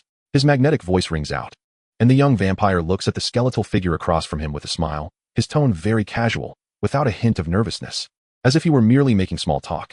Valkyris lowers his head and remains motionless for a long time before finally speaking in a slightly hoarse voice. I am also someone who has the hope of advancing to the 8th level. Why would I need to rely on others? That said, you are still only a 7th level being. While you may be rare in the borderlands, you still fall short compared to my father. Moreover, even if you can advance to the 8th level, what does it matter? To establish yourself in the undead realm, mere 8th level power is not enough. You always need to find a backing. To find a vampire of the same 8th level as a backing? No. My father's strength alone is certainly not enough to make you submit, but we vampires are a big family. My father has followed Prince Nikola, traveling and fighting for a millennium. Prince Nikola is my father's backing, a peak 9th level being. I believe he should be sufficient as your support, right? The young vampire's words put Valkyris into silence. After a long time, he finally spoke softly. I am under the jurisdiction of Elder Grace. To be precise, I am a lord under the jurisdiction of Elder Grace. You are not in a superior-subordinate relationship, but merely in a mutually beneficial partnership. Today, you may be his subordinate. And tomorrow, after changing locations, you can also become another person's subordinate, as long as you are willing to follow my father. Our Hussein bloodline can prepare a vast territory of 1,000 miles with a high quality of undead for you, as long as you bring your subordinates to settle there. As for the troubles with Elder Grace, we will handle them for you. At this point, the vampire took out a small box from his bosom and gently opened it, revealing 3 8th level soul ghost fires inside. This is a gift from my father to Lord Valkyris, just a small token of our meeting. Looking at the soul ghost fires in front of him, Valkyris's excited eyes flickered, and with a grip, he directly cracked the bony armrest. However, Valkyris has lived for hundreds of years. Even though there isn't much intrigue among the undead, the passage of hundreds of years has taught him how to conceal his emotions. Slowly releasing his grip, Valkyris looked deeply at the young vampire. It seems Elder Hussein has truly invested a lot. Not at all. If we can recruit someone like you at such a small cost, 3 8th level soul ghost fires are nothing. Moreover, our Hussein bloodline still has some resources. 3 soul ghost fires are merely what we can offer. The young vampire is quite adept at conversation, casually praising Valkyris's strength while subtly highlighting his family's financial power. Valkyris clearly appreciated the flattery, and a hint of a smile could not help but appear on his dark skeletal face. If he could absorb all 3 8th level soul ghost fires, Valkyries would have a great chance of breaking through to the 8th level. Elder Hussein's generosity is indeed much greater than that of Elder Grace. Of course, one of the main reasons for Elder Hussein's generosity is that top experts from the Hussein bloodline are too scarce, and they urgently need to recruit powerful lords. Valkyries cannot help but admit that he is tempted. There is no absolute loyalty among the undead, and the request made by the other party is not excessive. Although it requires him to hand over soul fragments, the fragments do not need to be complete, even if the two sides truly fall out. Elder Hussein would not be able to manipulate the soul fragments to kill him. At most, it would greatly diminish his strength. 3 8th level soul ghost fires in exchange for his absolute loyalty. Valkyries pondered for a long time before nodding. I can pledge my loyalty to Elder Hussein. But I have another request. Before Valkyries could finish speaking, the young vampire sitting opposite had already smiled and interjected. On behalf of the Hussein family, I assure you that if these 3 soul ghost fires do not allow you to break through to the 8th level, our Hussein family will do our utmost to assist you in breaking through. This is our family's promise, sworn by the honor of the bloodline. The words of the young vampire made Valkyries tremble all over, and he suddenly looked up at him, his eyes filled with both astonishment and confusion. Seeing this, the young vampire smiled slightly. In fact, helping you break through is also beneficial for us. An 8th level ally can provide far more assistance than 10 7th level subordinates. Lord Valkyries, you are the Bone King, possessing the power to create skeletal undead. Our family would love to see you leading hundreds or thousands of 5th level skeletal generals charging into battle. It is precisely because we see your potential that our family sincerely invites you to join. With both hands pushing against the small box, the young vampire smiled as he pushed the soul ghost fire towards him. Now, please make your choice, Lord Valkyries. Do you wish to accept our family's friendship? Valkyries lowered his head to look at the soul ghost fire pushed in front of him, his eyes revealing greed. Aren't you afraid I will forcibly seize it? Ha ha ha. You jest, my lord. Since I am here to negotiate with you, I naturally understand your character. Just 3 pieces of soul ghost fire. How could they make you commit such a treacherous act? Moreover, with Elder Hussein's financial resources, 3 pieces of 8th tier ghost fire are nothing. Our family doesn't care about them. If you really want them, I could even gift them to you. Boom. Before he finished speaking, a series of loud noises suddenly erupted above. Hearing the commotion, the young vampire suddenly pounced, pressing the small box on the table under his body, his expression filled with panic. What happened? Chapter 68. Who else 3 pieces of 8th tier soul ghost fire? To say we don't care is pure nonsense. Elder Hussein is only at 8th tier strength, and these 3 pieces of soul ghost fire are also valuable to him. If it weren't to win over Valkyries, Elder Hussein would never have given these away. The young vampire's earlier words were just for show.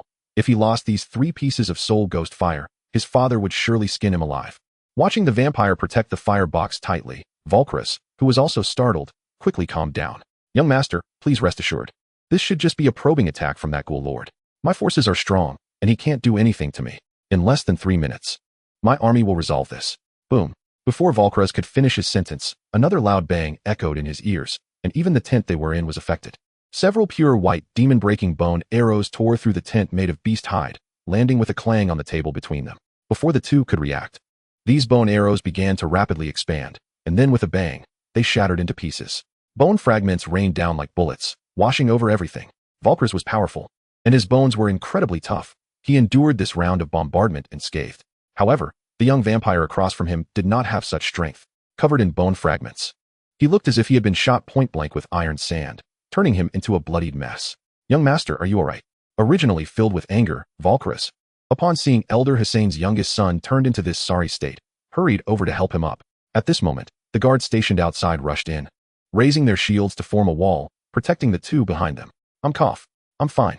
The vampire, whose wounds were rapidly healing, despite being injured like this, did not loosen his grip on the wooden box. What a terrifying attack. Could it be that the ghoul lord led his guards here personally? Young master, stay here. Seeing his good fortune disrupted, Valkyries was filled with fury and lifted the tent flap to stride out of the camp. Looking up, he saw only darkness in the sky. Countless arrows and spears whistled down in arcs, forming a covering that blocked out the sun. The enemy's third wave of bombardment has arrived.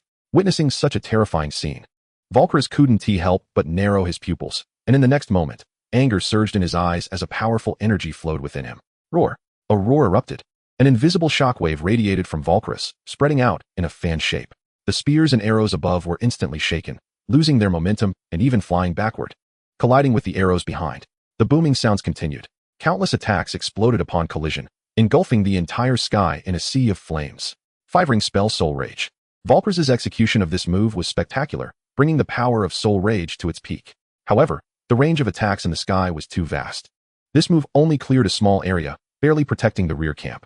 Uninterrupted attacks fell from the sky, striking the skeletal army and stirring up a bloody storm. The power contained in the spears and arrows was formidable. Even vampires with 5th-tier strength could be injured by a single wave, let alone the skeleton warriors, who generally only had 3rd-tier strength.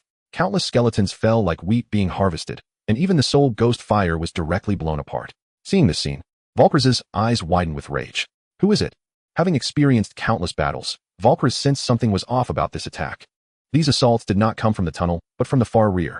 This meant the attackers had either somehow bypassed him to strike from behind, or were simply his own people doing this. Compared to the former, Valkras leaned more towards the latter. Boom. The 4th explosion sounded, but this time no attacks fell from the sky. Instead, the makeshift wall at the back was forcibly breached. Countless white skeleton soldiers surged into the camp like a tide. Leading them was a figure in simple black armor, wearing a broken bullhorn helmet on his head, with red cloth covering his eyes. He rushed through the gap, looking at the severely wounded skeletons in the camp, and with a wave of his bone knife, he roared, "Kill them!" A chorus of roars erupted as skeleton soldiers armed with various weapons charged out from behind the figure, racing towards the skeletal warriors. Skeleton spear soldiers, skeleton sword and shield soldiers, skeleton battle axe soldiers, skeleton slingshot soldiers. Countless skeletons engaged in fierce combat with the skeletal tribe, and their numbers rapidly increased. Even the white bone wall erected in the back completely collapsed amidst the continuous booming sounds, revealing an endless sea of skeletons behind. "It's you." Seeing the true face of the intruder, Valkras was both shocked and furious. At this moment, Gu Erdan was also looking at Valkras with an unkind expression. "That's right. It's me, your grandpa, the Bone Grandpa. I will kill you." As the saying goes, enemies meet with particularly red eyes, even if they had no grievances before. After such a fight today, their feud was definitely set. Valkras grabbed his skeletal battle axe and prepared to charge forward. The nearby vampire hurriedly spoke to stop him. "Lord Valkras, the enemy is numerous. I think it would be better to, young master, don't worry. These guys are nothing but chickens and dogs in my eyes. I'll be right back." Valkras roared and charged out with his battle axe. As soon as he burst out of the tent, a large number of skeleton soldiers pounced at him. Valkras's strength was indeed impressive. In hand-to-hand combat, he was even superior to the previous Death Knight, Yair. The battle axe swept. The terrifying force directly cleaved several skeletons in half. A punch swung out. It struck the face of a skeleton soldier charging beside him, shattering its skull into pieces. At that moment, a bone axeman suddenly leaped from behind, landing fiercely on Valkras's broad back, swinging his battle axe wildly. Sparks flew everywhere. But even though the bone axeman had entered a berserk state, with destructive power rivaling that of a 5th tier, he still couldn't inflict any harm on Valkras.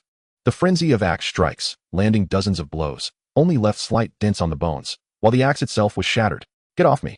Valkras, taken aback by the attack, grabbed the leg of the axeman on his back and forcefully threw him away, looking up at the increasingly numerous skeleton soldiers gathering around. Each more troublesome than the last, Valkras suddenly roared to the sky, grabbing his battle axe and spinning it wildly. 7-ring spell, Death Storm. Endless energy transformed into a cyclone, continuously expanding from Valkras's center. Everything within a 10-meter radius of Valkras, whether it was skeleton soldiers or bone skeletons, was instantly torn to shreds by this storm. The shattered bone fragments began to spin with the airflow, further amplifying the power of this death storm. The dark vortex lasted for more than 50 seconds before dissipating. As the fierce winds scattered, countless bone fragments flew everywhere, once again clearing the surrounding enemies. After circling the camp, Valkras returned to the entrance, wielding his axe with imposing presence. All around the camp, shredded bones were visible. The destruction caused by this move must have claimed the lives of hundreds of skeletons. Standing at the entrance with just one axe, Valkras glared angrily at the skeleton soldiers ahead and suddenly roared, "Who else is there?" The numerous skeleton soldiers exchanged glances, and tens of thousands of skeletons stepped forward in unison. With a series of explosive sounds, Valkras staggered back into the magic tent. Several javelins stuck in his ribs, and a bone axe lodged in his neck, looking quite disheveled. After nearly being knocked out by a round of ranged bombardment, Valkras turned to glance at the astonished vampire inside the tent, his old face unable to help but flush red. A 7th-tier high-level undead was actually pushed back by a group of 4th-tier undead. This was simply humiliating. "It was just a mistake. Just a mistake. I was careless. I didn't dodge." Hurriedly making excuses for himself, Valkras raised his skeletal battle axe and once again burst through the tent door, only to collide face-to-face with a small skeleton soldier. A second later, a deafening roar erupted, and Valkras, having just rushed out of the room, was sent flying back at an even faster speed, tumbling over all the tables and benches before finally crashing to the ground. His armor was cracked, his helmet shattered halfway, and even 2 of his ribs were broken. Lying on the ground, Vokras looked dazed, seemingly still not recovered from the previous attack. He remembered giving that little guy an axe strike, and then it seemed like that little guy exploded. Before Vokras could get up from the ground, the entire magic tent suddenly began to shake. A magical brilliance appeared on the tent's surface, and the waves grew larger. Clearly, someone outside was attacking the tent. And it was not just one attacker. Seeing this scene, both Vokras and the vampire's expressions changed. Before they could react, the ground beneath them suddenly rippled and then exploded. With a loud boom, the stubborn earth spell launched by dozens of skeleton mice took effect. The soil in a radius of several dozen meters was blasted up over 2 meters high. The magic tent nailed to the ground naturally did not escape unscathed. The pillars on the ground broke. The magical barrier above disappeared. Accompanied by countless skeleton soldiers pulling with all their might from outside, they forcibly overturned the magic tent. Vokras, next year on this day will be your festival, shouted Gu Erdan from 200 meters away, and countless skeleton soldiers surged forward. Hearing this, Vokras also shouted loudly, swinging his battle axe to smash the skeleton soldiers that were rushing at him. I am Vokras. Charge! Charge again! Relying on his terrifying strength, Vokras forcibly broke through the encirclement of the skeleton soldiers and marched towards Gu Erdan. The Black Knights who had been guarding Gu Erdan without moving raised their shields and pointed their spears, quickly forming a perfect spear formation. The sounds of explosions and fighting echoed through the air. The entire tunnel was instantly thrown into chaos. Under the protection of a few fifth-tier vampires, the young vampire barely safeguarded himself, watching the battlefield around him with shining eyes. A middle-aged vampire, who was closely guarding him, frowned deeply. Young master, Vokras's forces are no match for the enemy. It looks like they can't hold on any longer. Should we retreat? Retreat? No, we can't retreat. My father's task hasn't been completed yet. But at this rate, if we wait any longer, we might not be able to escape. Escape? Why should we escape? Pushing aside the 6th-tier bodyguard arranged by his father, the vampire suddenly shouted. Everyone stop. Bang. Before he finished speaking, a skeleton soldier nearby heard the noise and swiftly slapped him with a slingshot, causing his head to jerk back, nearly knocking him to the ground. Young master. No, it's fine. They're too far away. They can't hear us. Get closer. The team of a dozen vampires slowly advanced together, and everywhere they went, skeleton soldiers attacked them. Feeling the powerful strength of these skeleton soldiers, the light in the young vampire's eyes grew brighter. As they closed the distance to 10 meters, he called out, Please stop. I am. Whoosh. A spinning bone axe flew over, and the young vampire instinctively shrank his head in fright. The axe flying overhead accurately struck the back of a vampire behind him, causing him to scream in pain. Advanced 20 meters. I am Hussein. Just as he spoke, several javelins shot towards them. The 6th-tier bodyguard beside him reacted quickly, suddenly opening a magical shield to block the attack, saving them. The relieved vampire was just about to continue shouting when countless chaotic ranged weapons flew in from all directions. Bone spears, bone axes, bone javelins, bone clubs. The closer the vampire got to Gu Erdan, the more enemies targeted him. Gradually, even the 10 5th-tier vampires around them couldn't hold on any longer and began to sustain injuries. If it weren't for their magical armor, which could effectively resist damage, they would have long since been killed by the skeleton's relentless attacks. After enduring countless hardships, this young vampire finally crawled to within 30 meters of Gu Erdan. Looking up at Gu Erdan, who was surrounded by a protective circle, the vampire gathered his breath and suddenly roared. Both sides stop. I am the son of Elder Hussein. If there is a matter, please negotiate. Upon hearing this, Gu Erdan indeed turned his attention to the vampire. While gripping the neck of a 3rd-tier bone skeleton and using a small bone hammer to give it a pounding massage, Gu Erdan turned to look at the vampire and was suddenly taken aback. What the hell? How did a few vampires sneak out from among these skeleton soldiers? I never heard he had any connection with vampires. Something unusual is definitely happening. By the way, who is Elder Hussein? Who cares? Let's deal with him. With a sudden force, the palm yanked the head off the pitiful pawn that had been brought in to prove that he wasn't slacking off. The skull was flung away, and Gu Erdan kicked out with great strength. With a thud, the skull flew through the crowd, accurately hitting the young vampire's face. The powerful blow knocked the vampire onto his back, blood streaming from his face. In his ear, he heard Gu Erdan's voice. Who the hell do you think you are to tell me to stop? And who is Hussein anyway? Brothers, chop him up for me. As the saying goes, when the leader speaks, everyone responds. Gu Erdan's sudden shout turned the vampires into the main target of the crowd's attack. Countless skeleton soldiers surged forward, their numbers astonishingly dense. Seeing the situation turn against him, the only 6th-tier vampire suddenly clapped his hands together, gathering the overwhelming dark energy within him. He spread his hands wide. A blood-red wave of energy surged outward. 6th ring spell. Blood wave baptism. Cries of alarm erupted as all enemies within 100 meters, centered around 12 vampires, were instantly blown away. Skeleton soldiers flew everywhere.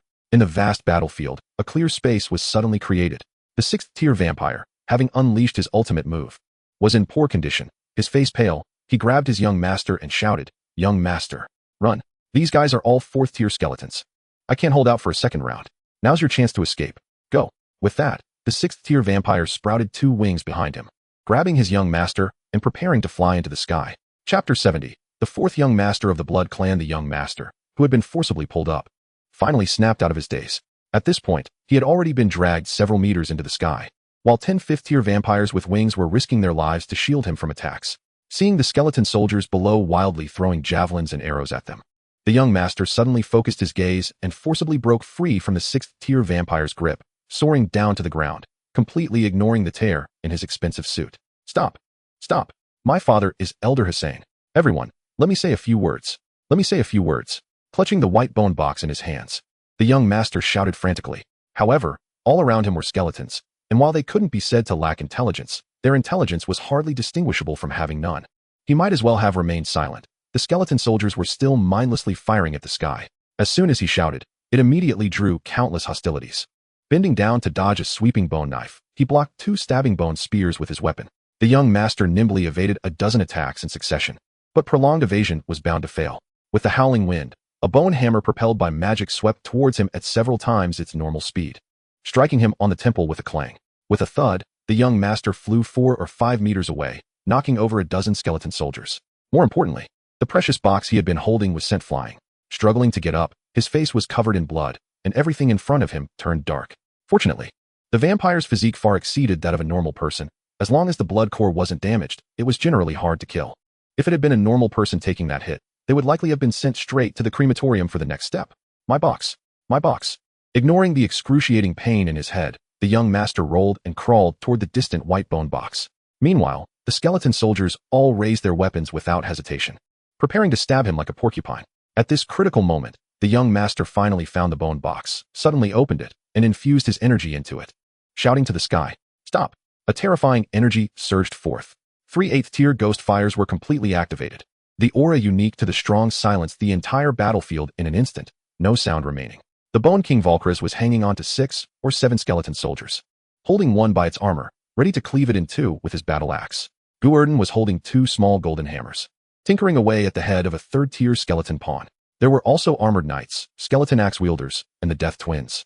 Everyone present stopped their actions and turned to look at the box in the young master's hands. More precisely, the 3 glowing silver ghost fires within the box. The young master lay on the ground, panting, watching as several of his kin descended from the sky, surrounding him for protection, and finally sighed in relief. "Gentlemen, I am one of the 4 elders under Prince Nikola, the 4th son of Elder Hussein. I am now officially representing my father and the Hussein bloodline. I request a negotiation with you two. Please give my father some face." Hearing the young vampire's weak words, Gu Erdan pondered for a moment, then finally waved his hand, signaling his brothers to return. Seeing Gu Erdan's side retreat, Valkyries, who was already at a disadvantage, of course, would not seek trouble, urgently signaling the skeletal race's undead to return and defend. However, as all the soldiers returned, Valkyries' face instantly darkened. Originally having over 3,000 skeleton warriors, there were now only a little over 1,000 left. In just a short moment, the losses were so heavy that they almost wiped out his entire fortune, which made Valkyries tremble with anger. Through gritted teeth, furious words squeezed out from between his teeth. "You bastard!" Gu Erdan, standing 10 meters away, was taken aback when he heard this, and after reacting, he immediately began to curse. "You broke loser. Who are you cursing?" "I'm cursing you." "What is wrong with that? What are you looking at? If you're not convinced, come out and duel. Have you ever chopped someone? Have you ever seen a dead person?"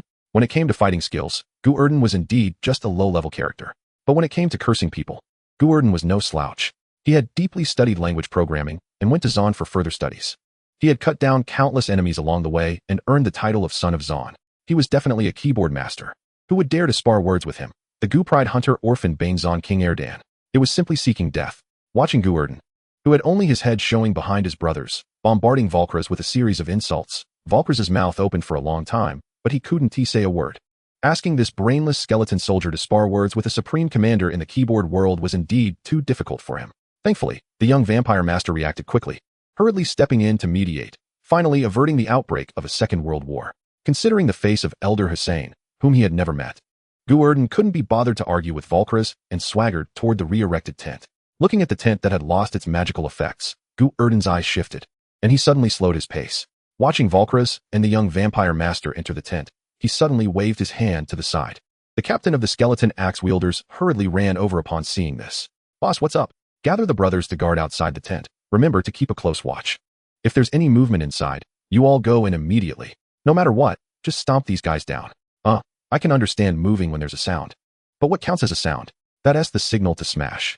As soon as you hear the sound of glass breaking, go for it. Gu Erdan whispered to himself as he snatched the tattered ceramic helmet from the nearby skeleton soldier and strutted into the tent with it tucked under his arm. Outside, the skeletons exchanged glances and began to gather in groups. Skeleton swordsmen, skeleton archers, black knights, and death knights silently pushed aside the less intelligent skeletons and surrounded the tent. Inside the tent, the vampires had already rearranged the tables and chairs. The young master eagerly took out his cherished tea set, boiled water, and brewed tea in one go. He cheerfully pushed the teacups in front of the two men, gesturing for them to help themselves. Gu Erdan and Volklas exchanged a glance, looked down at their ribs, then turned to the young master with blank expressions and said nothing. The silence lasted for a full 5 seconds, and finally, the young master gave a dry laugh and awkwardly pushed the teacups aside. You are both heroes among skeletons. I, House Sarah, greatly admire you both. Therefore, I would like to represent the House Hussein to recruit you two to collaborate on a grand enterprise. What do you think? Chapter 71. Betrayers will be crushed to pieces. Collaborate on a grand enterprise? Yes. With someone like him? Gu Erdan pointed at the unfriendly Volklas opposite him with disdain. Volklas, being a local overlord, could not tolerate Gu Erdan's continuous provocations and slammed the table, shouting angrily. What do you mean by that? Do you really think I wouldn't dare to kill you? Haha, you've truly shown your wolfish ambition. Let me tell you, this bone-headed fool. The moment you stepped into the tent, I already saw through your heart and lungs. Gu Erdan, also standing up angrily and slamming the table, spoke with great bravado. Who brings an axe to a negotiation? You have no intention of negotiating at all. You're clearly plotting against me. You want to take me out? Let me tell you, I have already ambushed 300 axe-wielding soldiers outside. As soon as I smash my cup as a signal, they will come in and chop you to pieces. Before they kill me, I will make sure to kill you first. Trying to scare me? You think I grew up scared? Even if you can kill me today, 20 years later, I'll still be a great skeleton. The two shouted at each other. And as Volklas raised his axe, Gu Erdan lifted his spittoon helmet. The young master of the Blood Clan hurriedly stood up to intervene. All right. What good will it do for you two to fight to the death? Showing momentary bravery is not the best move. Even if you kill each other, you would only obtain a 7th-tier soul ghost fire at most. I have 3 8th-tier ghost fires right here. Why don't we sit down and talk nicely? With the young master acting as a peacemaker, the two, who had been glaring at each other, returned to their seats. Although a bloody battle was avoided, their struggle had not ended. In fact, it became even more intense. Gu Erdan crossed his arms and looked at them with disdain. What benefits are you offering this kid? 8th-tier soul ghost fire. I don't care what benefits you gave him. If you want to buy me, you must increase the price by 30%. Why should I? As soon as Gu Erdan finished speaking, Volklas exploded. You're just a 6th-tier undead. Why should you ask for a higher price than me? Just because I have over 10,000 4th-tier brothers. Just because I have a strong army. Just because I reduced your army to only 1,000 soft-legged shrimps in half an hour. Is that reason enough? You. What do you mean by you? Let me tell you, Volklas, this is only because the Blood Clan saved you. Otherwise, your skull would already be my bowl. Nonsense. I would use your head as a chamber pot. Well, you have to be able to use it. You bastard. Before they could settle their differences, both sides were ready to fight again. Watching this scene, the young master of the Blood Clan did not get angry. Instead, a slight smile appeared in his eyes. Please calm down. Allow me to say something. Raising his hand to pacify the two, the young master's eyes sparkled with insight. I previously promised that the House Hussein would fully assist Sir Volklas in advancing to 8th tier. This promise will never change. As for this, may I know your esteemed name, Great Lord? Gu Erdan, King Nicholas Gu Erdan. All right, Lord Gu Erdan, your strength has not yet reached the threshold of a high-level undead. To be honest, for you at this moment, there is not much difference between 7th-tier soul ghost fire and 8th-tier soul ghost fire. Therefore, our family is willing to invite you to become our ally at the price of 24 7th-tier soul ghost fires. What do you think? The young master's offer was extremely generous, and Gu Erdan couldn't help but brighten up at the mention of the price. 24 7th-tier soul ghost fires. That is worth a lot of energy. This kid can be dealt with. What is the price? What is the catch? I don't believe you would give me so many benefits just for an ally status. Of course, while you become our ally, you also need to hand over a fragment of a broken soul. Even if we hold this broken fragment, it wouldn't be enough to threaten your life. But destroying the soul fragment could cause you significant loss of strength. The young master's words made Gu Erdan nod. For the undead, destroying their strength is akin to killing them. With this layer of insurance, the other party could indeed trust Gu Erdan without worry. As for Gu Erdan, it was even less of a problem. Didn't they want the soul fragment? Just give it to them. After all, this body belongs to General Wulong. With General Wulong's brilliant wisdom, he shouldn't blame himself for selling a part of his soul to gain benefits, right? At worst, I can compensate him later. If the destruction of the soul fragment leads to General Wulong suffering a significant loss of strength, I can just use the system to restore him. With his internal calculations clicking away, Gu Erdan agreed to the young master's proposal. Meanwhile, Voklas had already reached an agreement with the young master, and naturally, he could not refuse at this moment. Otherwise, what if the other party chose to team up with this pretty boy to kill him and silence him? Seeing that both had agreed to the terms, the young master couldn't have been happier. Successfully recruiting the potentially limitless Skeleton King Voklas, and unexpectedly finding a super potential stock with over 10,000 fourth-tier skeletons. Most likely with some secret method to produce fourth-tier skeleton soldiers, the young master felt that the position of clan leader was getting closer. Raising his hand, the young master excitedly lifted the teacup in his hand. So, gentlemen, I, the fourth son of Elder Hussein, House Sarah, hereby officially announce that you have reached an alliance with my House Hussein. Should there be any betrayal, you will be crushed to pieces, just like this cup. After saying this, House Sarah suddenly threw his most beloved cup heavily to the ground. Initially, Gu Erdan was indifferent, eagerly awaiting the rewards, but upon seeing this, his expression changed dramatically, and he lunged forward. Crash! Gu Erdan was still a beat too slow. The cup smashed to the ground in his shocked gaze. It shattered into pieces. The crisp sound of the collision echoed throughout the tent, and both House Sarah and Voklas looked at Gu Erdan with confusion, unsure why he was so agitated over just a cup. But in the next second, both suddenly understood. Kill him. With a loud crash, the surrounding tent fabric was torn apart by countless weapons. Over 200 skeleton axe wielders with glowing red eyes flew into the tent. The Death Twins, the highest martial representatives under Gu Erdan, did not act so recklessly as they charged directly at the crowd of vampires and Vokras. As soon as they entered the tent, they suddenly crossed their dual guns and collided them together. In the next moment, endless black mist spread out, enveloping the entire tent. 4th level spell, Death Fog. Turn off the lights. Release the dogs. Chapter 72. Who killed the young master? Everyone, stop it. Promotion and nobility. Right here, right now? Hack him. I've finally made it in the army. For the tribe. Where's my helmet? Who stole my helmet?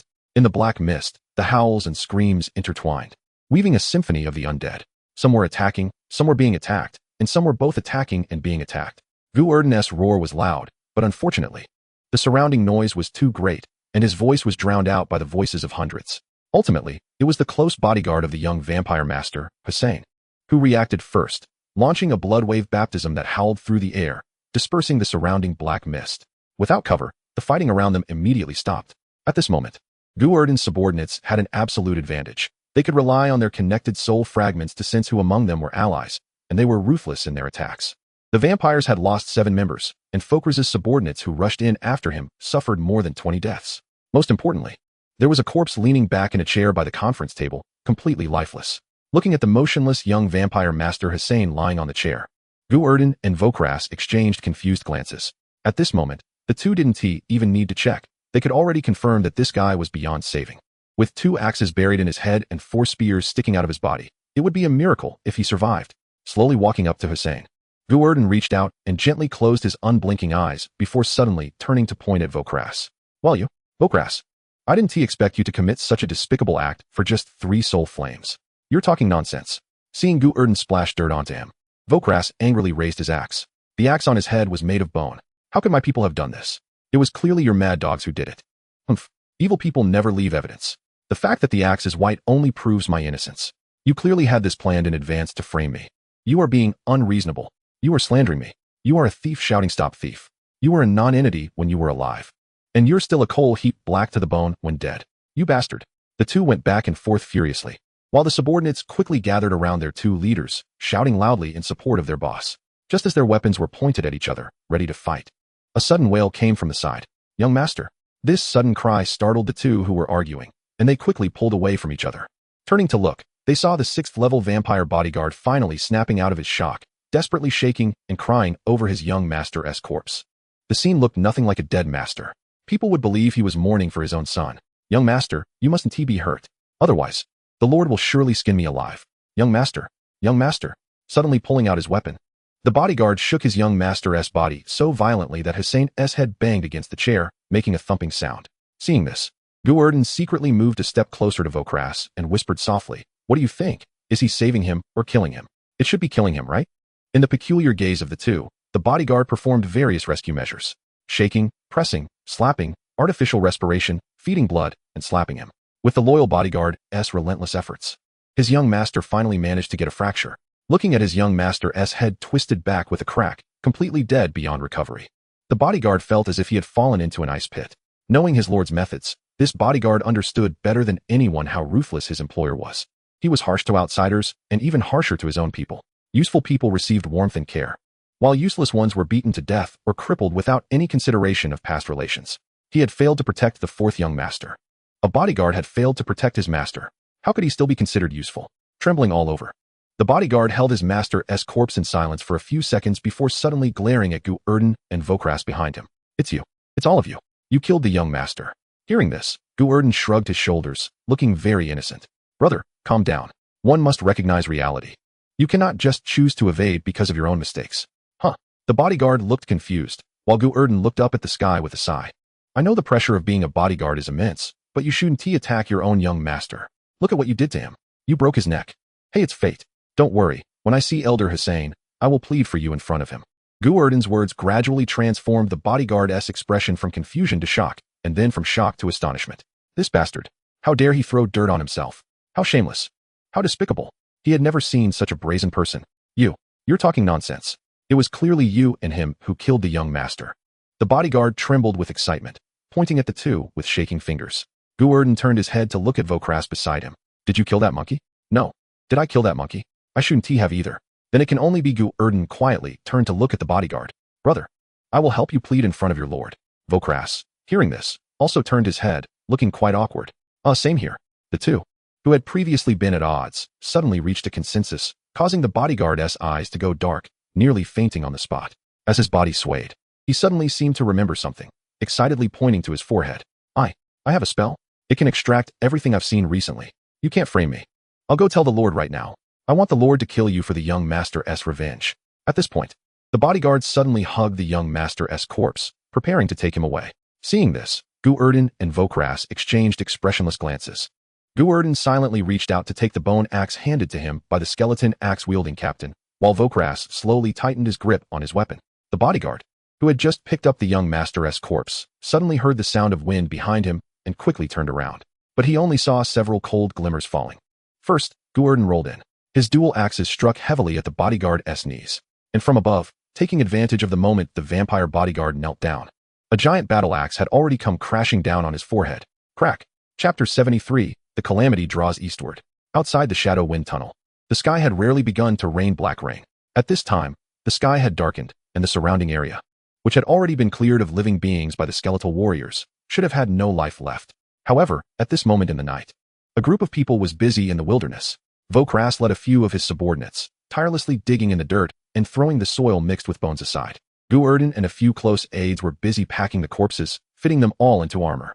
After digging a pit nearly 10 meters deep, Vokras casually tossed aside his shovel, revealing a look of hesitation in his eyes. Is burying the bodies really reliable? Don't worry. I've self-studied criminal law for many years. I've researched numerous detective novels, criminal law movies, and gangster comics. Deeply burying bodies is the most secure and common method of committing murder. But if they're buried in the ground, won't they really come back to life and crawl up under the influence of the black sun? What are you afraid of? Even if they come back, they're just a few walking corpses. Didn't I put armor on them? When the helmets are on, who would guess they turn into vampires? That's true. They tossed the bodies into the pit and worked together to cover them with dirt, with Gu Erdan even stepping on it. After handling the corpses, Gu Erdan suddenly turned and extended his hand toward Vokras. Give it to me. What? The hush money. What? Hush money. Why should I give you hush money? Don't forget you participated in this too.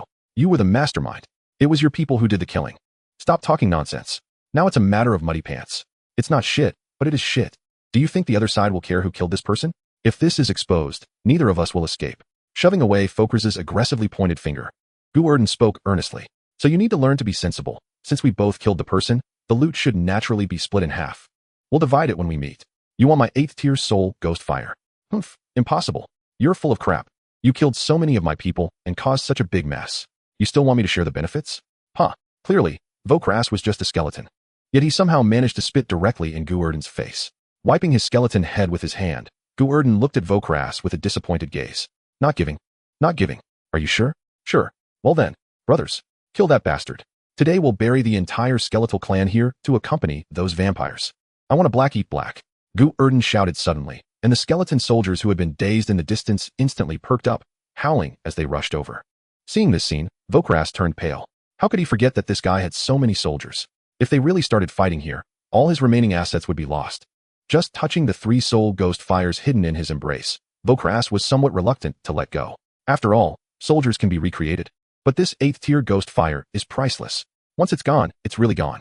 Seeing Vokras's gaze drifting, seemingly planning to abandon his subordinates and run away, Gu Erdan suddenly snorted coldly. You want to run, right? Fine. Run as much as you like. I forgot to tell you.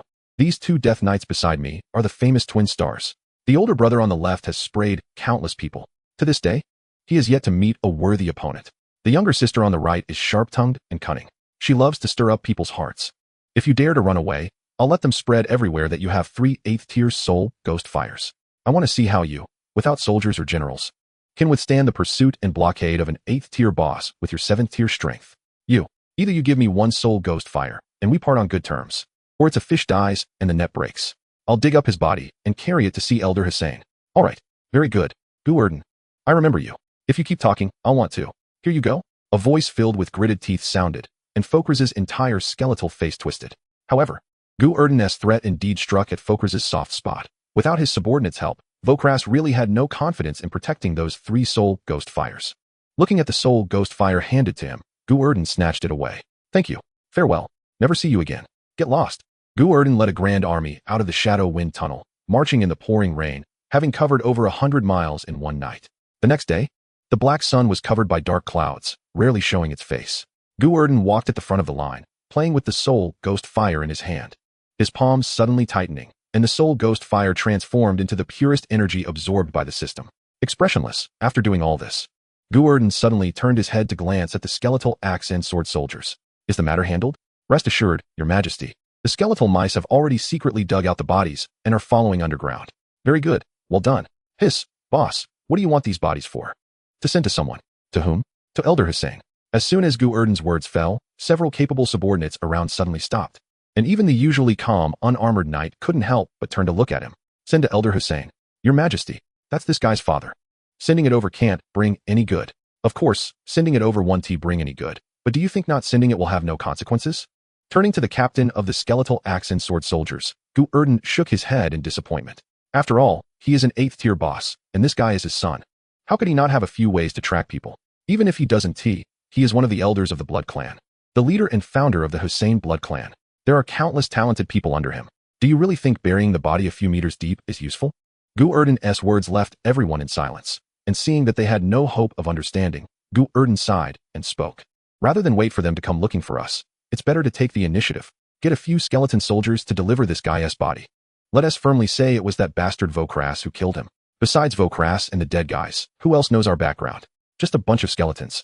In this undead realm, aren't there as many as we want? Do you really think a group of ordinary skeleton soldiers can take down this group of vampires? The weakest of whom are at least 5th tier? Or do it so cleanly and neatly? Gu Erdan's words made the eyes of the skeletal axe and sword soldiers light up more and more, nodding vigorously. Boss is brilliant. Stop flattering. I'm assigning you a task. Please give your orders. Chapter 74, The Coffin Lifting Squad Go. Pick out a few clever skeleton soldiers for me. Clever skeleton soldiers. The captain of the skeletal axe and sword soldiers turned to look at the many little brothers behind him, and after a few seconds of silence, shook his head. None. Then find me a few relatively clever ones. None either. How about those who aren't stupid? Not even that. I've had it.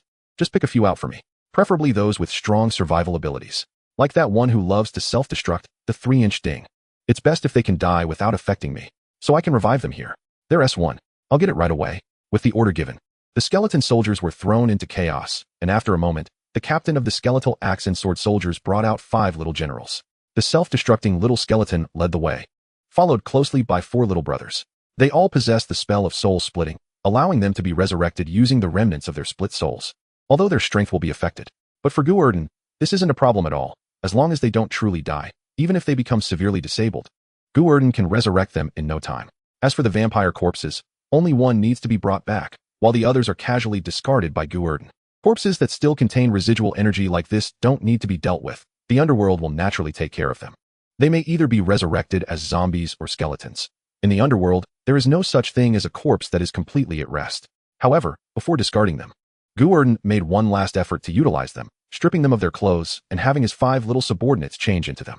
This was mainly to prevent the other side from piecing together clues that would lead them back to Gu Erdan, the mastermind behind it all. After all, ever since the skeleton soldiers under Gu Erdan gained intelligence, they began to enjoy imitating humans and doing silly things, like engraving identity patterns on their armor or carving the names of Gu Erdan and the Black Knight City on their weapons.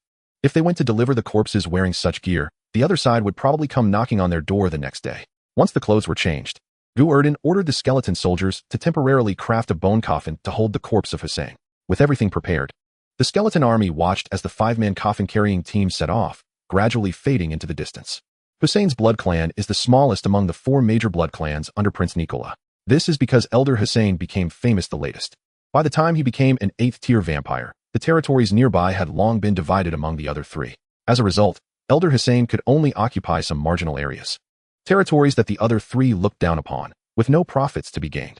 Without powerful lower lords or an unstoppable army, the only commendable aspect of Elder Hussein is his terrifying strength. It is rumored that Elder Hussein can achieve invincibility at the 8th tier, with powerful innate spells that can make any opponent of the same tier tremble. It is precisely because of his overwhelming strength that he is suppressed by the other 3 elders. Elder Hussein has 5 children, all still young, only in their 30s, with their strength only reaching the level of a 3rd-tier viscount, which is of no help at all. His other sons are somewhat accomplished, with the eldest having the strength of a 7th-tier Grand Duke, while the 2nd and 3rd sons are both 6th-tier dukes. Only the 4th son is lacking in strength, having practiced for over 200 years and only achieving the level of a 5th-tier count. However, this 4th son is clever and astute. Over the years, he has managed to recruit many powerful experts. Recently, the 4th son, Hussein, planned to recruit the strongest existence under Elder Grace, the Bone King Valkyris. This time, he took away 3 8th-tier soul fire, which can be considered a significant investment. If Elder Hussein said he wasn't heartbroken, it would be a lie. The 8th-tier soul fire is also a very important treasure to him. He usually wouldn't even dare to use it, let alone give it away. However, one must spend money to make money. Elder Hussein is a cunning and seasoned individual who understands that to break this deadlock of being constantly constrained, he must invest heavily. Yet, Elder Hussein is very worried about this operation. He trusts his 4th son's intelligence, but he doesn't trust the other undead. What if they encounter a hot-headed fool halfway who indiscriminately kills his precious son and runs off with the fire? If that happens, Elder Hussein would be furious. Therefore, since his 4th son set out, Elder Hussein has been sitting on the throne in the castle, quietly waiting for news. But as 1 day passed, then 2 days, 3 days, and in the blink of an eye, 7 days had gone by with no news of his son. This left Elder Hussein feeling a chill in his heart, giving him an ominous premonition. Could it be? At the same time, an unexpected guest was approaching the outside of the Hussein vampire castle. A self-destructing little skeleton, dressed in a black tuxedo, walked at the front, holding a cane. Behind him, 4 skeletons were carrying a bone coffin, swaying unsteadily in pursuit. The task assigned by Gu Erdan was taken seriously by the 5 little skeletons. However, being serious didn't help, as they had no idea where to go. Not only them, but even Gu Erdan didn't know where Elder Hussein's lair was. He didn't even know that there was a person named Elder Hussein. Ultimately, after much inquiry, physically, the 5 little skeletons finally found the castle with great difficulty and were now walking toward the entrance. The vampires guarding the entrance had actually noticed them as soon as the 5 appeared. After all, it was quite amusing to see 5 skeleton soldiers dressed in tuxedos, looking rather ridiculous. Initially, this group of vampires thought they were some sort of circus troupe, as some intelligent undead would put on performances to please powerful vampires. And training skeleton soldiers to perform tricks was a common occurrence.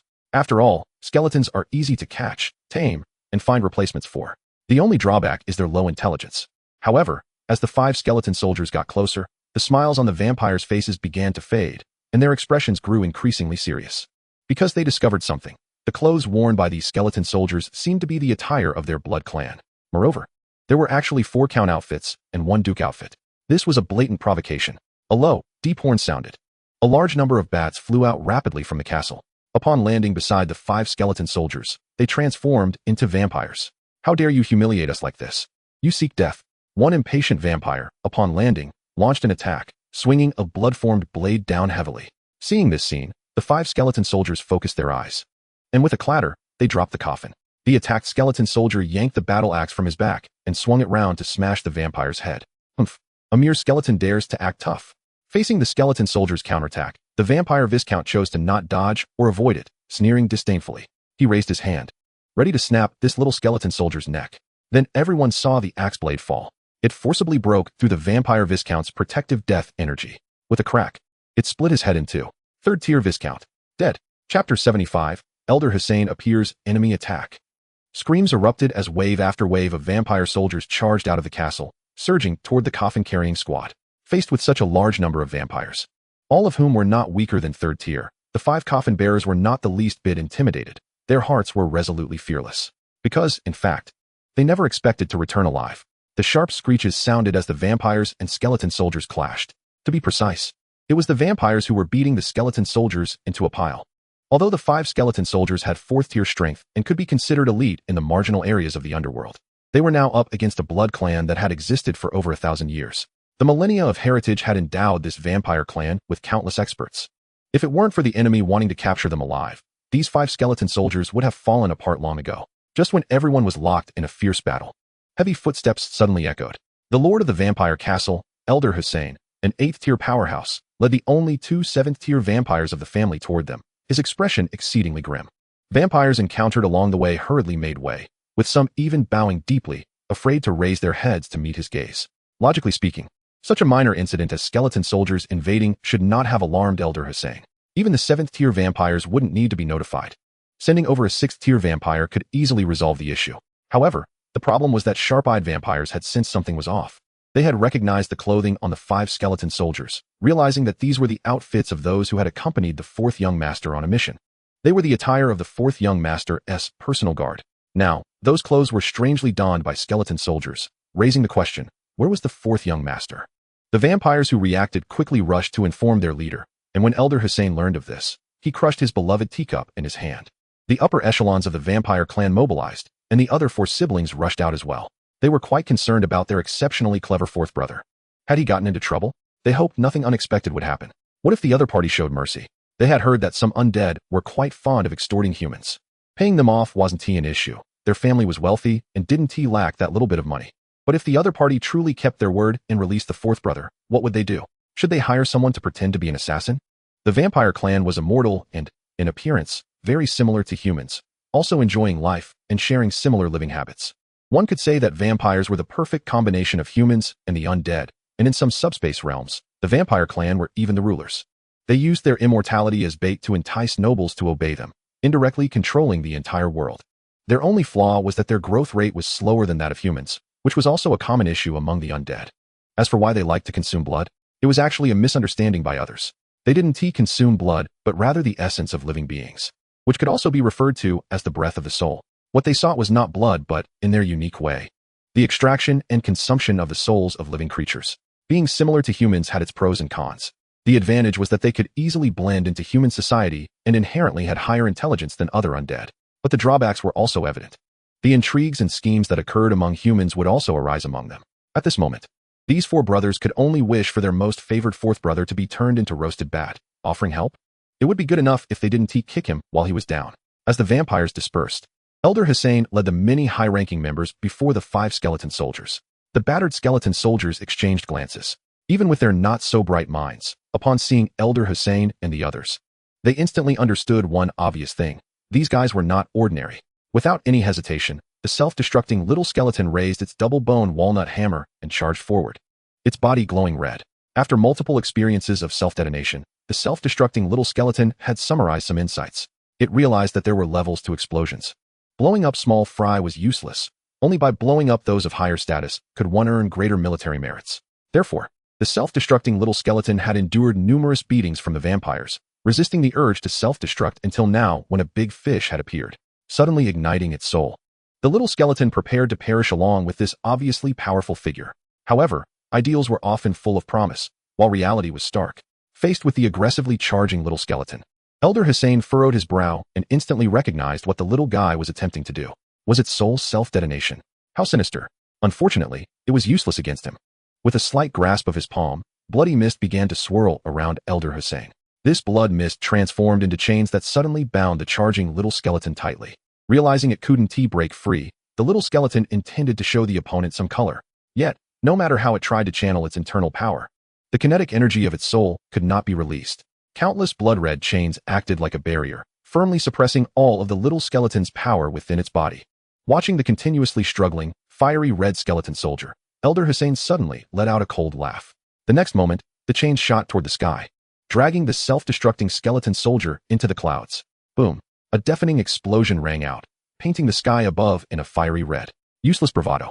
Looking at the little skeleton that exploded in midair, transforming into a brilliant firework, Elder Hussein sneered again and then looked down at the 4 skeleton soldiers opposite him. You've all reached the 4th tier. You should have some intelligence now. I'm giving you a chance. Tell me what happened. Who was the mastermind behind this? I am willing to accept your loyalty and provide you with the path to evolution. The 8th tier vampire elder actively offered an olive branch, which was monumental news for any undead, especially for lowly undead like skeleton soldiers. The possibility of being entrusted with something significant was not entirely absent, but it was almost negligible. The old saying goes, if there are resources, wouldn't it be more appealing to cultivate a vampire or a corpse demon? Even cultivating a black knight wouldn't be bad. Who would waste time cultivating skeleton soldiers? Originally, Elder Hussein thought that since these skeleton soldiers could communicate with each other, it indicated their intelligence was certainly not low. Thus, facing his proactive recruitment as a strong figure, they would surely obediently comply. But who would have thought that before he could finish speaking, the 4 skeleton soldiers suddenly raised their weapons and howled as they charged toward him. Chapter 76. Monkey Sai lay revived. Being recognized by an 8th tier powerhouse was indeed a great thing, but it depended on who it was for. For these skeleton soldiers, what did an 8th tier or 9th tier deity matter compared to their own boss? Their boss could help them instantly reach the peak of the 4th tier. Could this big shot do that? If he couldn't even do that, what kind of big shot was he? Not to mention that by following their boss, they might achieve merits and be promoted to generals, not only gaining unique titles, but also possibly experiencing a further surge in power like General Wulong. How long would it take to reach the 6th tier by following this guy? Even with a continuous supply of soul fire, it would probably take decades. Just a slight comparison in their hearts made it clear who they should follow. The 4 skeleton soldiers charged forward fearlessly, each unleashing their strongest moves. I'll chop you down. This one wielded an axe. I'll ruin your looks. This one was conjuring a sulfuric acid fireball. For the Majesty. This one was a die-hard fan. Wababab. This one simply had issues during evolution, leading to some lack of intelligence. Watching these 4 despicable guys daring to defy him, Elder Hussein's eyes flickered with fury. His palms suddenly tightened, and countless iron chains surged forth from the blood mist. They directly bound the 4 of them. The sound of cracking echoed as the bodies of 4 skeleton soldiers were instantly crushed by iron chains, leaving only their skulls intact. Raising his hand, 4 skulls floated before him, and Elder Hussein, suppressing the fury in his heart, spoke again. This is your last chance. Tell me. Suddenly, a mouthful of green, thick acid spewed from one of the skulls, which was the acid spray spell of the 3rd ring. The highly corrosive acid sprayed onto Elder Hussein's protective blood mist, instantly making a sizzling sound. The 3 other skulls beside it didn't spit, but they chattered their jaws incessantly, as if challenging him to a duel. Showing no signs of submission, Elder Hussein, whose patience had been completely worn out, saw this, and a glint of killing intent flashed in his eyes as he gripped the skulls tightly. With a crunch, he crushed the 4 skulls along with the ghostly flames inside them into fragments that scattered on the ground. You brainless fools, he muttered under his breath, ignoring the dead skeleton soldiers and raising his hand to summon something from a distance. The bone coffin that had been thrown on the ground slid to his feet, and the lid flew open instantly. Looking inside at the motionless form of his 4th son, who looked very peaceful in death, Elder Hussein, despite having suspected this beforehand, felt a tightness in his chest, and his expression darkened. The other sons who had come over to watch, upon seeing the familiar face inside the coffin, felt a tremor at the corners of their mouths, unable to control their reactions. The scene fell into silence, and no one dared to provoke Elder Hussein at that moment. Until a minute later, the 5th son suddenly knelt beside the coffin and began to cry loudly. 4th brother. This sudden outburst startled everyone. The other brothers quickly rushed over. 4th brother, you died so tragically. Don't worry.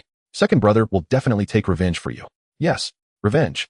The brothers spoke one after another, their tones filled with grief and indignation, making anyone listening feel tears welling up. Standing aside with an expressionless face, Elder Hussein suddenly waved his hand, blowing away the theatrics of the 4th brother, and squatted beside the coffin, gazing deeply at the corpse of his 4th son. A twitch appeared at the corner of Elder Hussein's mouth, suddenly revealing a hint of a smile. This bizarre scene made the 4th brother step back 2 paces in alarm. How could their father smile upon seeing his son dead? Could it be that the shock had caused him to lose his mind? They wondered if their clan leader had gone mad, and if they would still have a chance to become the next clan leader. Elder Hussein was unaware of what his sons were thinking at that moment. Otherwise, he would have stuffed these little brats into the coffin as well. 4th. It seems you've encountered an unexpected situation. Fortunately, I was prepared. He raised his hand and grabbed at the forehead of Hosilii, from which a crystal-clear blood light shot out, eventually transforming into a blood-colored gem. The other sons' expressions changed drastically upon seeing this item. They recognized it as the trophy their father, Elder Hussein, had obtained after killing a lich in his youth, known as the Lich's Life Box. It possessed extremely special powers. Its effect was quite similar to the Soul Split spell. It could split off a soul fragment for preservation, and as long as either the fragment or the main body was undamaged, it could be swiftly revived. In short, this item was a counterfeit created by the Lich based on the Soul Split spell, and it was one of the most important items for Liches. Obtaining an unused life box was far more difficult than killing a 9th-tier expert, not because Liches were hard to defeat, but mainly because such life boxes were very hard to produce. Once Liches completed the creation, they would usually immediately merge their soul fragments into it, making it rare to find an unclaimed one. Thus, this life box had always been Elder Hussein's treasure. But who would have thought that he had secretly used it for his 4th son? This made the expressions of the other sons darken, their faces nearly dripping with resentment. What is this? Just because he is the biological one. Are we all picked up from a bat cave? And he secretly gave it to him. Is it specifically to avoid them? This favoritism is too obvious. The 4 sons looked on with resentment from behind, while Elder Hussein activated the life box. Accompanied by the emergence of blood light, a mass of blood emerged from the box, twisting and rolling into the familiar figure of his deceased 4th son, Hosilii. At this moment, Hosilii's condition was not good. His already pale face looked even more frightening, and his strength had dropped from the original 5th tier to the 2nd tier. However, none of that mattered, as preserving life was the most important thing. If he lost his life, what use would it be if his corpse grew into a 9th-tier powerhouse? Holding his head and feeling dizzy, Hosilii took some time to regain his senses. Looking at Elder Hussein standing before him, he hurriedly saluted. Father, what is going on? Was it that Voklas guy? No. While I was negotiating with him, his enemies showed up. I thought that person had decent strength, so I wanted to pull him in too. But I didn't know what taboo I had violated. And then the skeleton soldiers suddenly swarmed in and killed me. Uffed. As soon as he finished speaking, laughter erupted from the side, coming from Hosilii's few brothers.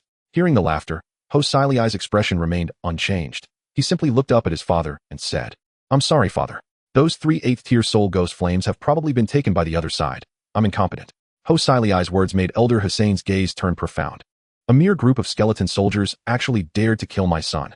They took my treasure. I will go kill them right now. As a renowned master known for his fighting prowess, Elder Hussein's temper was certainly not good, and he prepared to take matters into his own hands to regain his honor. However, upon hearing this, Hosilii's face changed, and he hurriedly raised his hand to stop him.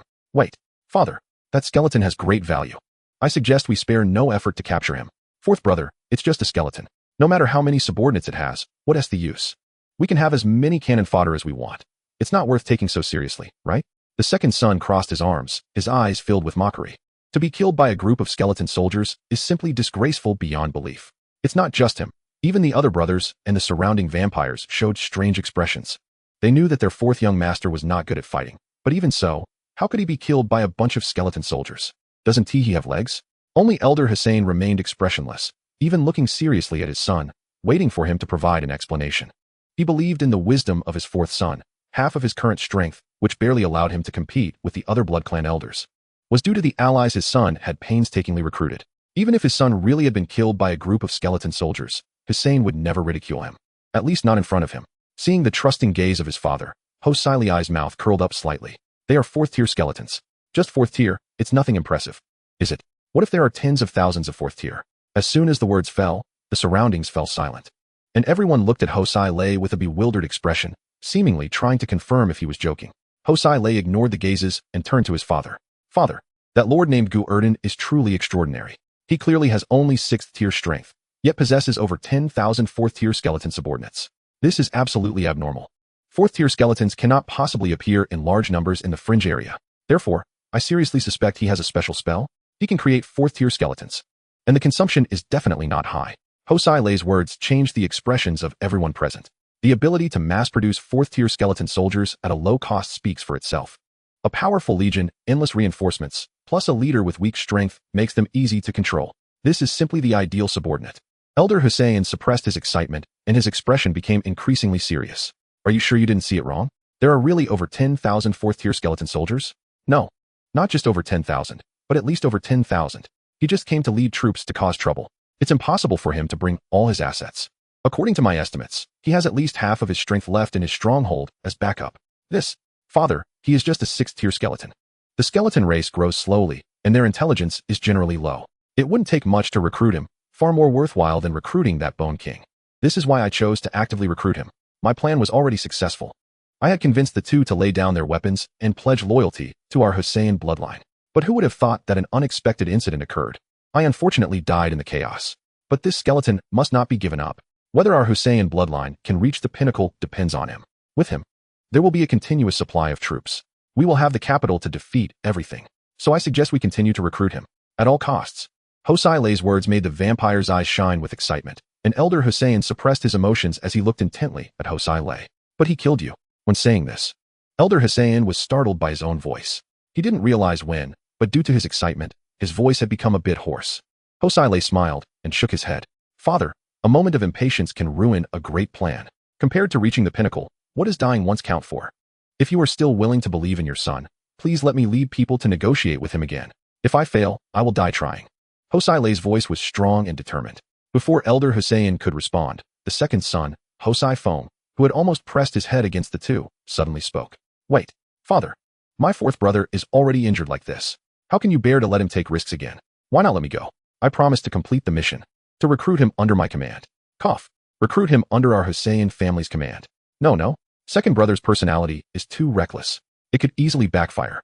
Let me go instead. Father, you know my third brother. I am a person who does one thing well. Stability. Not suitable. Third brother is too stingy. Don't offend the other party. Father, let me go? You know me. I'm very easy to talk to. Fifth, what are you interrupting for? With your half-baked strength. Going over there will only make him think we look down on him. That's better than you secretly skimming your subordinate's soul fire. Do you know what they say about you behind your back? They say you're 1 meter 50 tall. Your teeth are 1 meter 60 long. Your teeth are stuck in the ground. Your legs can't even touch the ground. You bastard. Just as several vampire brothers were acting out a scene of brotherly affection, and it seemed to be developing towards a real-life drama, Elder Hussein, unable to bear it any longer, suddenly snorted coldly. Shut up. Elder Hussein's deterrence was not low, and the few who were arguing turned silent instantly. Elder Hussein turned to his eldest son, who stood silently beside him, and asked, What do you think? Hosaida, standing aside, was silent for a second, suddenly stopping the spinning silver chess piece in his hand. Father, let me handle this matter. I will bring you a satisfactory answer. Remember, no matter the cost, you must recruit him. Yes, father. Hosaida nodded slightly, flicked his cloak, and strode away. The other children beside him opened their mouths, but ultimately did not dare to say anything.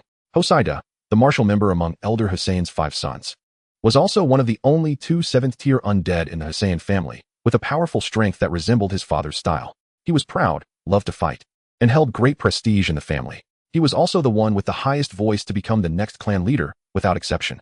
As the crowd dispersed, Elder Hussein's second and third sons quietly gathered together. Looking at the eldest son, Hosaida, who rode out of the castle, the two had very solemn expressions.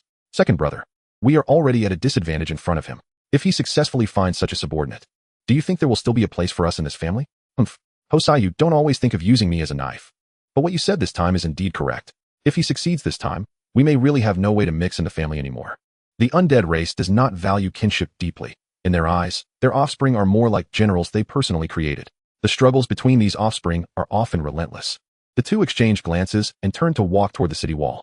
Moments later, they left the castle through a small door, heading to their secretly established stronghold. A new round of confrontation among the young masters of the Hussein bloodline, possibly the last round, officially began. Chapter 78, The Perfect Disguise. The black rain continued to fall over a desolate land of the dead, with numerous bones scattered about, appearing from a distance like a field of white snow. In the realm of the undead, the most abundant things are bones, human bones, beast bones, orc bones, countless. Such places where bones gather are not uncommon, if one looks closely. They might even see bone mountains, bone plains, and bone seas. However, the bone wasteland, continuously washed by the light rain, seems a bit strange. That is because they are arranged too neatly. On the wasteland, a skeleton soldier, influenced by the death energy contained in the rain, wobbled and stood up. Holding a worn-out iron sword that had changed owners countless times, this skeleton soldier suddenly opened its jaw and howled to the sky. A woo! Before the passionate shout could finish, a skull suddenly flew in from the side and thudded onto its head. The poor little skeleton had just been revived, and the next second, it fell apart again, leaving only a pale soul fire gradually dissipating into nothingness. Gu Erdan, who casually tossed a skull aside, was currently observing the situation in the distance with his monocular, looking very serious. In front of this plane, a military force was stationed. This army was none other than Elder Gress of the Blood Clan's direct troops, all of whom were vampires. The number reached 4,000. At least all of them were 4th-tier strength. The most terrifying thing was that among these 4,000, there was a team called the Bloodbat Legion, consisting of 800 members, all of whom were 5th-tier counts. 4 7th-tier dukes under Elder Grace have now led their respective teams to join forces with other vampire lords to form a coalition army, engaging in battle with the main forces of the Ghost Dungeon on the front lines. Elder Grace, however, remains stationed at the rear, quietly observing the situation and unwilling to take personal risks. It's no surprise that he is so cautious. After all, they are up against one of the 3 kings of the Ghost Dungeon, the King of Wraiths. The Ghost Dungeon has emerged as a new power in the last few centuries. With all 3 kings at the 9th tier, their combined strength is even more formidable than that of the vampire prince, Nicola. If it weren't for their relatively short rise to power, leading to insufficient foundations and lower-tier soldiers who can't compete with vampires, the Ghost Dungeon would have already swallowed up the vampire forces. After all, many ants can take down an elephant.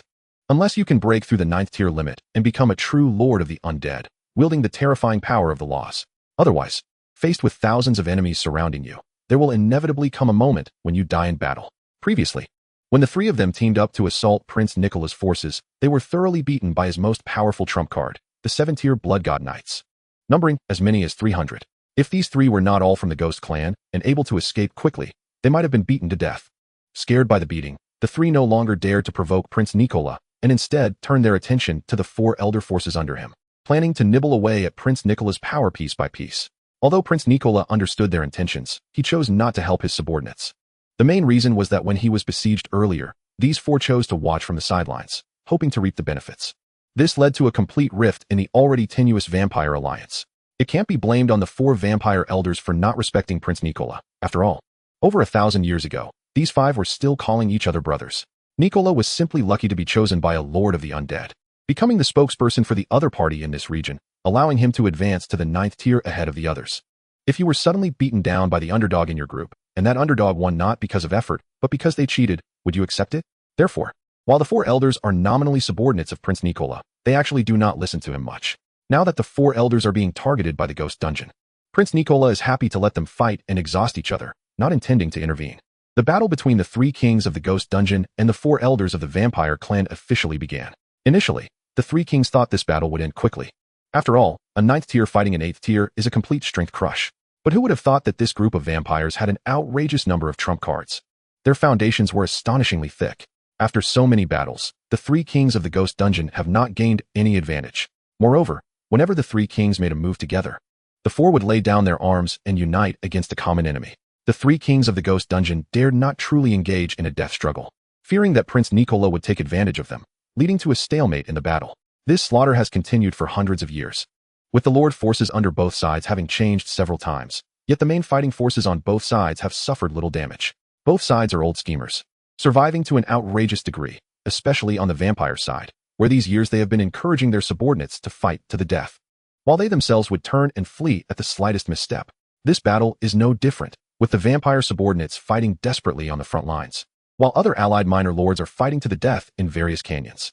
Elder Grace's main army, however, remains calmly hidden in the rear, truly embodying the phrase when allies are in trouble, remain as still as a mountain.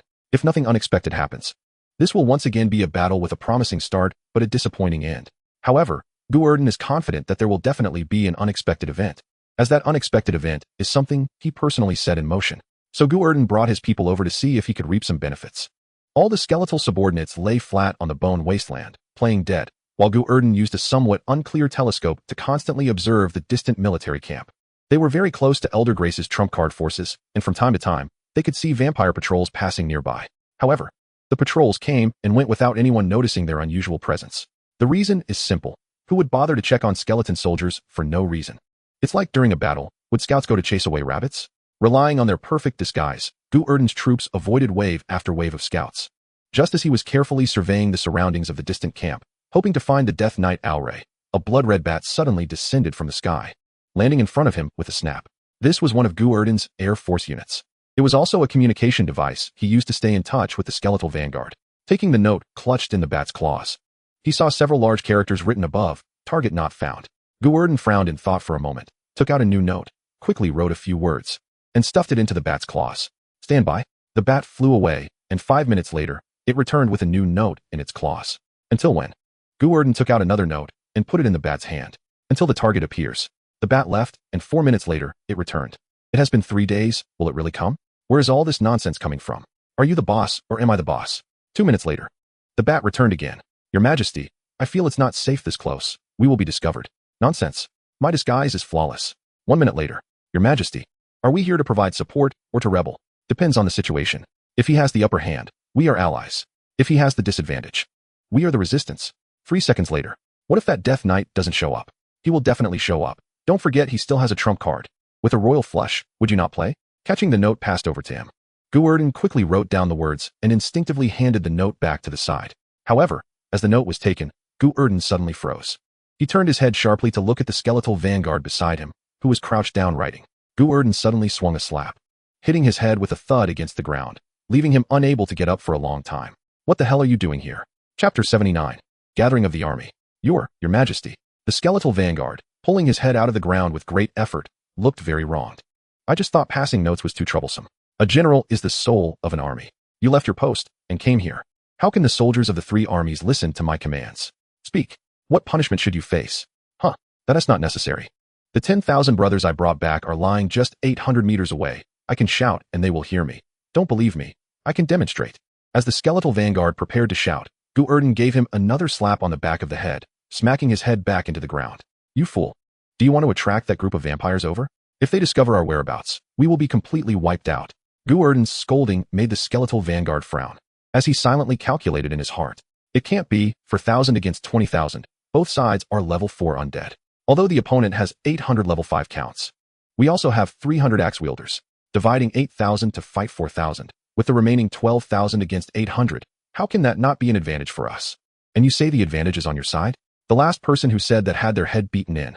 Boss, I think we don't need to be so cautious. As long as 20,000 undead rush forward, I have a 90% confidence in killing them. 90%. The Bone Vanguard commander was very confident in his subordinate strength, and he said this with pride. However, Gu Erdan rolled his eyes at this, and then wait for that Death Knight, Yale, who is hiding who knows where, to reveal his cards and take advantage. Big brother, we're here to fish in troubled waters, not to be the fish in the water. So what does His Majesty mean? Wait until his grandmother's fire burns the lock, until the dog licks all the surface clean, until the chicken finishes the rice, until the monkey steals all the peaches. I don't believe this bastard can stay hidden forever. Remembering the scene where Death Knight Yale led the Death Knight Legion to break through at all costs, Gu Erdan's eyes sparkled. Although part of this was due to Yale misjudging his side's strength, even if the opponent didn't misjudge their strength, the Death Knight Legion charging through the lines would still suffer more than half losses, paying such a high price just to escort that crystal into the heartland. If that thing doesn't have any miraculous properties, Gu Erdan wouldn't believe it even if he died. Conversely, Gu Erdan absolutely does not believe that Yale, who paid such a huge price to break through, would stay hidden indefinitely. If Gu Erdan had lost so many subordinates, even if he only had a lump of dung in his hand, he would still have to go over and hit the opponent. Otherwise, what is the point? It's clear that the opponent is waiting for a good opportunity to strike. Gu Erdan is also waiting for the opponent to make a move so he can launch a sneak attack. However, who to sneak attack specifically would depend on the situation. The back line maintained this subtle silence and remained motionless, as if it were in 2 different worlds compared to the heated battlefield in the front. In the vampire elite camp, Elder Grey sat quietly on the blood-red throne, listening to his subordinates report the situation. The frontline troops, as expected, have fallen into a disadvantage. The old-hand vampire lords are slacking off and conserving their strength. Only the newly risen vampire lords are fighting desperately with the enemies, trying to gain Elder Grey's favor in this way. This situation has become the norm, with the newly risen vampire lords suffering heavy losses in this battle. While those who survive enjoy the spoils, including the souls of their kind, they will become old lords, gradually learning to be cunning and even secretly plundering the souls of their own kind, until one day, a sufficiently powerful force catches their attention, and they are completely destroyed on the battlefield, starting a new cycle. Elder Grey has no intention of intervening to stop this situation. In fact, he is quite pleased with it. Only the subordinates directly under him are truly his people, a viewpoint he strongly agrees with. Thus, he allows his vampire forces to rise and fall in one enemy attack after another, not only refraining from helping, but secretly plundering their souls to cultivate his own subordinates. This is also the origin of his current strong army. Besides the situation at the front, Elder Grey's vampire subordinates provided him with another piece of information. That is, the enemy has several forces that have forcibly broken through the canyon defense line and have disappeared into the heartland. Elder Grey attaches great importance to this intelligence. They even risked everything to break through just to enter the heartland. It is clear that this is the opponent's plan. But what good can just a few experts entering do, with just that small number of them, let alone dealing with his elite army? Even he alone could wipe them out. The three guys on the opposite side are not lacking in intelligence. They shouldn't be doing such a thankless task. Moreover, the forces that forcibly broke through the defense line are all their confidants, willing to let their direct subordinates risk their lives, which seems to indicate they are after something significant. Could it be aimed at me? Elder Grays stroked his chin while sitting on the throne, pondering for a long time. For safety's sake, he decided to order the two Grand Dukes at the front to lead their subordinates back to defend, telling them that a large enemy force has infiltrated the heartland, and he is preparing to gather elite troops for a siege. After considering everything, Elder Grays still felt a bit uneasy and added, at the same time, sending someone back to the castle to draw out another 3,000 of the remaining 6,000 elite troops to come and support 8,000 level 4 vampire troops to guard. I want to see what the three old ghosts on the opposite side can do to me. An ant can kill an elephant. With so many mid-level undead gathered, even a level 9 undead must think twice about whether they can escape alive. Elder Grays, having gathered so many subordinates, felt he had already secured an invincible position, and his expression instantly relaxed, seeing that Elder Gray's mood had improved somewhat. A loyal subordinate kneeling below hesitated slightly and still whispered, Lord Grays. Another scout reported that over 20,000 skeleton soldiers have appeared nearby, lying in bone piles pretending to be dead. What do you think? Skeleton soldiers? Yes, most likely, they are lower-level lords, harboring fantasies of instant wealth, gathering a group of cannon fodder to come here to fish in troubled waters. Such gamblers have always existed and need not be overly concerned about. Casually moving his fingers and playing with the blood-red ring on his finger, Elder Grays spoke in a calm tone. Just call a duke. Take some people to deal with them, and don't let them be an eyesore nearby. Yes. The subordinate slightly saluted and prepared to retreat, but at that moment, a figure suddenly stepped out from the side. Father, let me handle this little task. Chapter 80, My disguise is seamless. Dressed in blood-red bat armor and wielding a two-bladed trident, with a cape like blood and long red hair. Looking at the boy who spoke, Elder Gray's cold expression softened rarely. This is his only son, Grays II, who possesses a strong talent, having risen to level 6 undead strength in just 100 years, and is about to enter the ranks of high-level undead. Most importantly, Regis II has a very rare bloodline talent spell, which is expected to help Elder Grays reach the peak. Therefore, Elder Grays treasures this son immensely and is unwilling to let him go out on adventures before he is fully grown. However, the more you wish to stop someone from doing something, the more they want to do it. Regis II is just like that. This is not the first time he has volunteered for such a task. Feeling the blazing fire in his son's eyes, Elder Grays fell into silence. Now that a great enemy is at hand, as the leader, he must set a good example. His son should also be the same. He can't let him hide behind without showing up. He at least needs to achieve some merit. Moreover, continually keeping his son off the battlefield is also a problem. What if he becomes useless if he keeps nurturing him like this? Now that there are a bunch of skeletons lurking nearby, it is completely possible to let his son go and encircle them, which satisfies his son's vanity and avoids being talked about by other vampire lords. As for whether just killing over 10,000 skeletons is too little of a merit, it's nothing to just make a slight modification.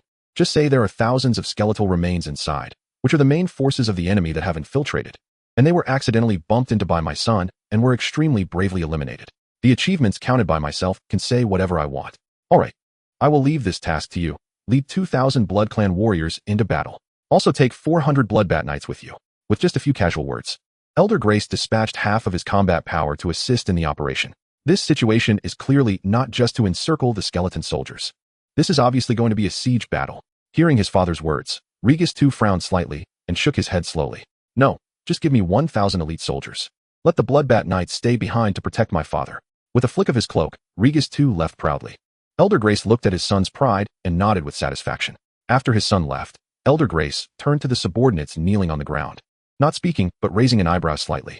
The subordinate nodded and respectfully exited the tent. Moments later, a team rushed out of the military camp.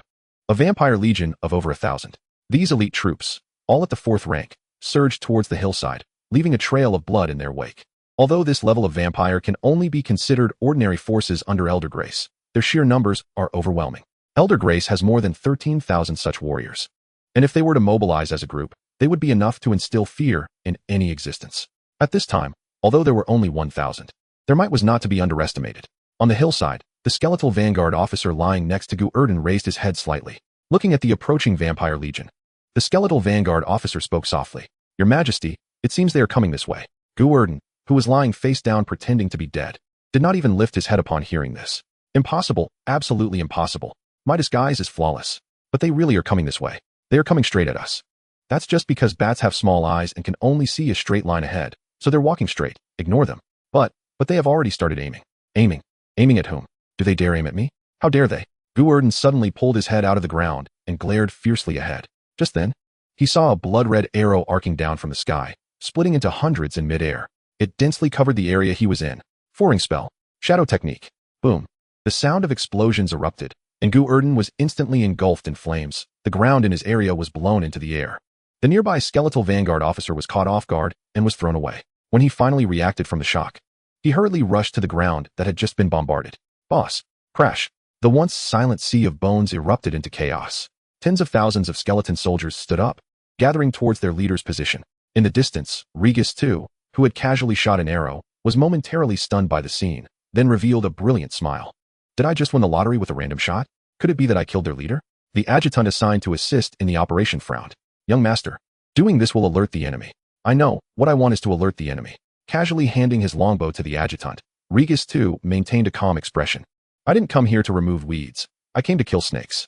If I don't scare the snakes out, do you expect me to search the ground inch by inch? Looking at the chaotic sea of skeletons a kilometer away, a cold light flickered in Regis II's eyes. Even these skeletons, as cannon fodder, must have their leader. It took me a lot to strike once. If I can't capture the leader and bring them back, wouldn't I be laughed at? Young master is wise. Among the skeleton soldiers, a large number of them frantically dug at the ground, using all their strength to finally unearth Gu Erdan. Your Majesty. Looking at the muddy Gu Erdan, the skeleton soldiers were filled with rage, and the more irritable skeleton axe wielders even drew their weapons directly. Don't speak yet. The dazed Gu Erdan suddenly raised his hand to stop everyone from speaking, pulling off his head to dust it off, pouring out the dirt from the hole. After doing all this, he put his head back on his neck, suddenly jumped up from the ground, snatched a slingshot from a nearby skeleton soldier, and charged out while shooting. Who dares to ambush me? Come out. Let us have a one-on-one. As Gu Erdan went berserk, a nearby unarmored knight quickly hugged him. Your Majesty, please calm down. I am calm. Very calm. I have already constructed 108 ways to deal with him in my mind. Don't stop me. While Gu Erdan was throwing a tantrum, a group of little brothers also joined in, cracking their knuckles, ready to charge. The unarmored knight only had 2 hands. How could he stop so many skeletons? It was the nearby calm Death twins who suddenly spoke at this moment. Your Majesty, we are very close to the enemy's headquarters. If we act here, it will easily attract their main forces. The words of the Death twins successfully calmed Gu Erdan down. He looked down at the unarmored knight. Do you think so too? The unarmored knight did not respond, just nodded vigorously. Gu Erdan casually rested his arm on the unarmored knight's helmet, hands on hips, looking at the vampire troops in the distance, only to find that after launching their attack, this troop was actually standing still. That one. Attack the one wearing the flashiest outfit. Stir him up. Let them follow us. We'll lead them far away to fight. Chapter 81. A minor injury with a whoosh. Dozens of projectiles sliced through the sky and landed with a crash, still 200 meters away from the vampire troops 1,000 meters away. Seeing this, the vampire troops burst into laughter, while Gu Erdan, on the other side, looked expressionlessly at the self-proclaimed sharpshooters beside him. So-called sharpshooters, is this it? At this moment, the skeletal slingshot soldiers were also quite embarrassed, hurriedly reloading and shooting another round. Then these projectiles, under everyone's gaze, once again landed 100 meters away from the vampire legion. Faced with Gu Erdan's increasingly unfriendly gaze, the skeletal slingshot captain awkwardly smiled. The range is not quite enough. How about moving forward a bit? The skeletal slingshot soldiers, the most adept at slacking off among Gu Erdan's skeletal army's ranged units, are typical of just filling in numbers. The reason Gu Erdan had them shoot was mainly to feign weakness. After all, if the archers were to shoot a volley and take down half the enemy, any fool could see that this group of skeleton soldiers had something wrong. However, this group, known as a ranged combat unit, but with their ranged attack power halved and melee attack power severely inflated, was completely different. Their ranged attack methods were practically smearing the 4th-rank skeleton's reputation. Achieving 3rd-rank damage would be a blessing. They neither exposed their strength nor attracted the target, and the slingshot soldiers, who had always been neglected, finally had their moment to shine. But when given the opportunity, they were useless. With a sullen face, Gu Erdan looked towards the slingshot troops, and the soul fire in his eyes flickered. Don't you have a few with longer arms? We do. A member of the slingshot army stepped forward, holding a larger bone slingshot compared to the others. He suddenly exerted force and shot out a projectile. With a whoosh, the projectile accurately soared over hundreds of meters, striking towards Regis II. Unfortunately, the power disparity was too great. Regis II merely waved his hand and deflected the projectile. Watching the other side's nonchalant action, the slingshot shooter, undeterred, shot again, but the result was the same. Just as he was angrily preparing to shoot a 3rd time, another slingshot shooter beside him suddenly handed over a dark green marble. Here, shoot this, it has more power. With another whoosh, the dark green marble shot straight towards Regis II's face, only to be casually pinched by him with his finger. Looking at the bone marble in his hand, Regis too sneered disdainfully. Skeletons are just skeletons, mindless fools. Even knowing it's useless, they still try. Ugh. Before he finished speaking, the dark green marble suddenly emitted a stream of brownish-yellow smoke that sprayed all over Regis II's face. An unbearable stench invaded his nostrils, and he nearly vomited on the spot. Three-ring spell. Stinking cloud.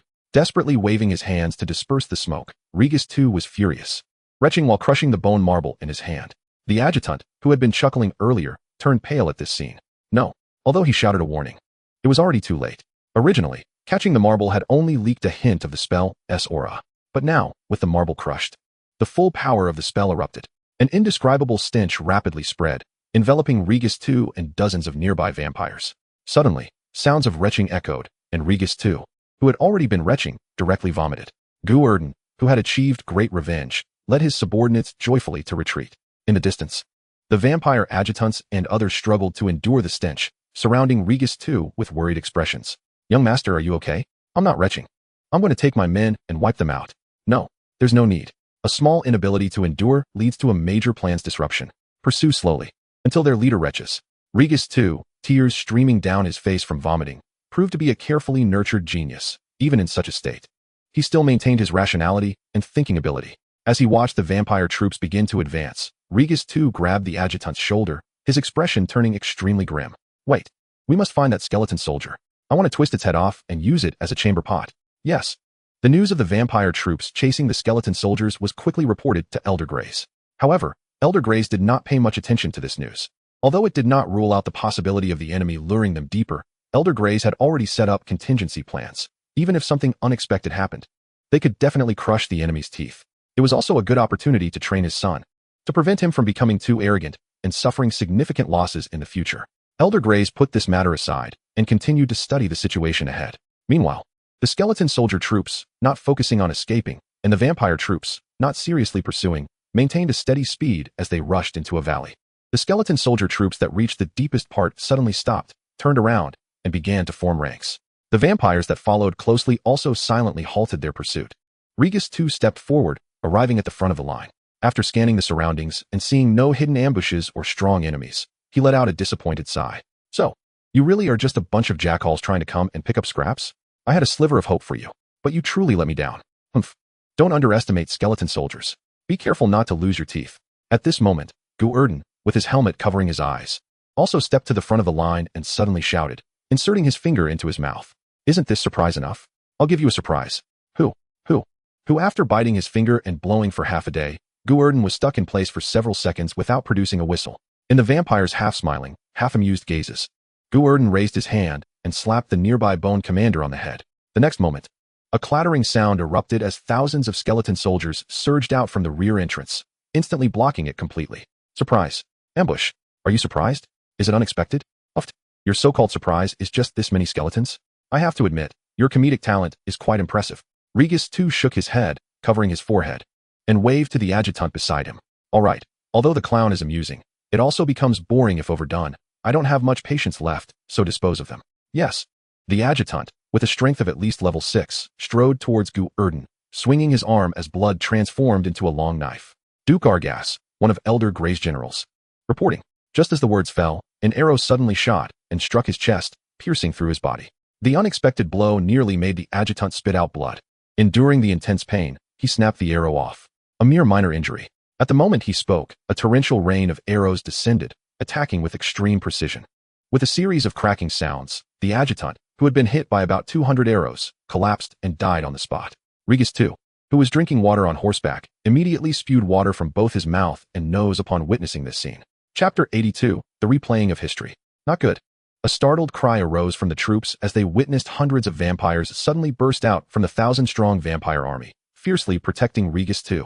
A tremendous aura emerged from their bodies. This was definitely not the power possessed by a level 4 undead. It was more like level 5. The strongest trump card of Elder Greys.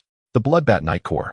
400 members of the Bloodbat Knight Corps, secretly placed by Elder Greys, now wore exceptionally grim expressions, with the leading 4 showing even more decisiveness. These 4 centurions, each possessing the strength of a duke, suddenly swung their arms, and blood sprayed from their wrists, quickly coalescing into a strangely shaped blood-red warhorse in front of them. The enemy is deceptive. This is a trap. Escort the young master to break through. Amid their roars, one warhorse after another was summoned by the Bloodbat Knight Corps members. Everyone mounted their horses and unhesitatingly charged towards the valley entrance, intending to rely on their strength and cavalry characteristics to force a breakout. However, Gu Erdan had long been prepared for this sole exit. It could be said that among the encircling troops, the skeleton soldiers at the exit were the strongest. As the cavalry charged to break through, numerous skeletons advanced instead of retreating, wielding long spears and halberds, making cracking sounds as they began to countercharge. The skeleton soldier at the forefront was a short figure, holding two bone hammers, clearly shorter than the other skeleton soldiers. The sound of crashing echoed as the Bloodbat Knights fiercely collided with the skeleton army. Countless long spears jabbed into the knight's armor, some even targeting the horse's legs in a treacherous manner. In an instant, many skeleton soldiers were smashed to bits, while some cavalry were knocked off their steeds, or even taken down along with their horses. These Bloodbat Knights were heavy cavalry, equipped with thick armor specifically designed for charging into battle. However, even their expertise in charging was of little use. If their impact was strong enough to break through the skeleton soldiers' blockade, then the Death Knight Legion, which also consisted of heavy armored knights and had an even greater charge power, would not have been completely defeated here. The 5th-tier Count Vampires, relying on their formidable strength and sturdy armor, could barely withstand the skeletons' attacks. But the problem was, while they could defend themselves, their mounts could not. The 3rd-tier Blood Horses, raised with special methods, were quite powerful, but they still couldn't withstand several rounds of attacks when faced with spears and javelins coming from all directions. Especially since the skeleton soldiers were all at the 4th tier, far exceeding their rank. As the frontline Bloodbat Knights fell alongside their steeds, the charging knights' momentum significantly diminished. They then found themselves in the same predicament as the Death Knight Legion, unable to break through the sea of enemies, not to mention accelerating forward. Even turning around was a struggle. The Bloodbat Knights, having lost their speed advantage, still possessed considerable strength, but faced with the skeleton soldiers' ruthless assaults targeting their legs, heads, and groins, they quickly became overwhelmed in the sea of enemies. However, not all knights were completely intercepted. A breakout team composed of 4 6th-tier dukes forcefully broke through the skeleton soldiers' encirclement and was advancing rapidly. The 4 dukes swung their long swords desperately, exerting all their strength to carve a path forward. Following closely behind, dozens of 5th-tier counts wielded their weapons to fend off the skeleton soldiers' attacks from all sides, with many being dragged off their horses or taken down along with their steeds. Anyone who stopped or fell behind would instantly be submerged by countless skeleton soldiers. Keep advancing. 100 meters, 200 meters, 300 meters. Ignoring the casualties, the 4 dukes continuously unleashed their power to charge forward, with fewer and fewer followers remaining behind. Logically, since the Blood Clan could fly, the best way to break out should have been to fly away. However, the Blood Clan could only fly at a low altitude. Additionally, there were many ranged units among the skeleton soldiers, and they were quite intelligent. Anyone daring to fly up would immediately become a target, suffering far worse than the previous lieutenant. Thus, everyone could only choose to break out from the ground. At least this way they would not be immediately focused on. And even if the enemy wanted to concentrate their firepower would be limited. However, as their stamina wore thin, the Duke's breakout speed began to slow down. The sight of the skeleton soldiers ahead still seemed endless caused the leading Duke, who was armed with a lance, to darken in expression. Before he could speak, a small skeleton wielding dual hammers suddenly swung at him, delivering a barrage of blows to his helmet. The Duke, almost dazed from the hits, regained his senses and was filled with rage. He desperately swung his lance, but found he couldn't knock the skeleton off, so he simply threw a punch at its head. Then boom, a violent explosion erupted, and the dust rose, sending the 4 dukes and Regis II flying from the shockwave. The horse beneath him didn't even make a sound, instantly shattered by the explosion. In the chaos, Regis II fell heavily to the ground, and before he could get up, several skeleton soldiers armed with weapons resembling explosive forks, but lined with sharp spikes, instantly pinned his limbs to the ground. The spikes couldn't penetrate his armor, but Regis II, with his limbs restrained, found it hard to move. Before he could struggle, a tall skeleton soldier, wielding a massive bone hammer, swung down with all its might. With a loud thud, Regis II's head was driven into the dirt, the back of his helmet severely dented. Fortunately, the ground was soft. If it had been solid stone, it wouldn't just have been his helmet that was crushed. Having failed to knock him out, the skeleton soldier prepared for a second strike. Unexpectedly, Regis II suddenly roared. His muscles bulged. His strength surged by more than 50%. Third ring spell, Flesh and Blood Awakening. Oh! With a roar, Regis II shot up, flipping in midair and flinging off the skeleton soldiers that were holding him down. Landing, he ducked under the sweeping bone hammer, and with a punch, he struck the skeleton soldier in the chest. A mass of ribs shattered. The bone hammer skeleton was instantly split in two. Regis II caught the falling bone hammer, swinging it like a mad dog. Skeleton soldiers rushing from all directions were struck, bones splintered, and soul flames scattered. Just as Regus II was fighting for his life against the skeleton soldiers, two skeletons suddenly rolled in from behind, with weapons resembling curved hooks. They swiftly grabbed Regus II's ankles and yanked him backward. Taken by surprise, Regus II was pulled down to the ground. At that moment, countless attacks rained down on him. Numerous skeleton soldiers, armed with long spears and knives, stabbed and struck at his back, creating sparks against his armor. The two skeletons holding his legs pulled hard, dragging Regus II across the battlefield. No matter where he was taken, he would enjoy the enthusiastic hospitality of the skeleton soldiers. If it weren't for Regus II's armor, which was not ordinary and possessed terrifying defensive power, he would have likely been killed by the barrage of attacks by now. Chapter 83. The Baptism from the Cruel Battlefield Attack. Attack again. Countless long spears stabbed down wildly. Most were blocked by his sturdy armor. But some attacks slipped through the gaps, inflicting severe pain on Regus II. Regus II, still trying to struggle despite his legs being held, found that the more he struggled, the more attacks he faced. Just as he grabbed a long knife and wildly swung it to sweep at the nearby skeleton's ankles, a skeleton suddenly broke through the crowd, and its head-sized bone hammer crashed down, heavily striking Regus II's palm. A crisp cracking sound echoed as pain shot through Regus II's entire being, distorting his features. The intense pain brought unimaginable explosive power. Regus II pushed against the ground, his legs contracting sharply. The two skeletons holding onto his legs were yanked forward, and before they could get close, Regus II kicked, shattering their skulls. Finally free from his restraints, Regus II spun up using his arms. He directly kicked away the skeletons that had surrounded him. Now standing again, Regus II's left hand was severely twisted, and his back was drenched in blood. If it weren't for the vampire's tenacity and their ability to quickly recover from injuries, at this moment, Regus II would have already been incapacitated. Holding a bone knife, he faced off against the surrounding skeleton soldiers, his face filled with panic. Under the protection of his father, he had never truly been on the battlefield. He had thought this would be an easy battle, and Elder Grace had allowed his son to lead troops into combat. But who would have thought that the battle, which should have been a straightforward victory, had turned into a desperate fight for survival? Regus II was now completely flustered, in his daze. He even forgot to break through and escape, still foolishly standing against the skeleton soldiers, seemingly waiting for his comrades to come to his rescue. However, at this moment, the Bloodbat Knights were struggling to protect themselves, let alone come to anyone's aid. The 4 6th-tier dukes were also warmly welcomed by the skeleton soldiers, and they did not possess the luxurious magical equipment that Regus II had.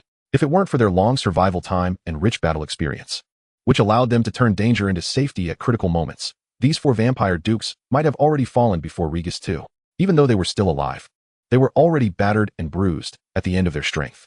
Regus II was afraid, but the skeleton soldiers were not. In their simple and straightforward minds, the only thing to do on the battlefield was to find the enemy and eliminate them to gain promotions and wealth.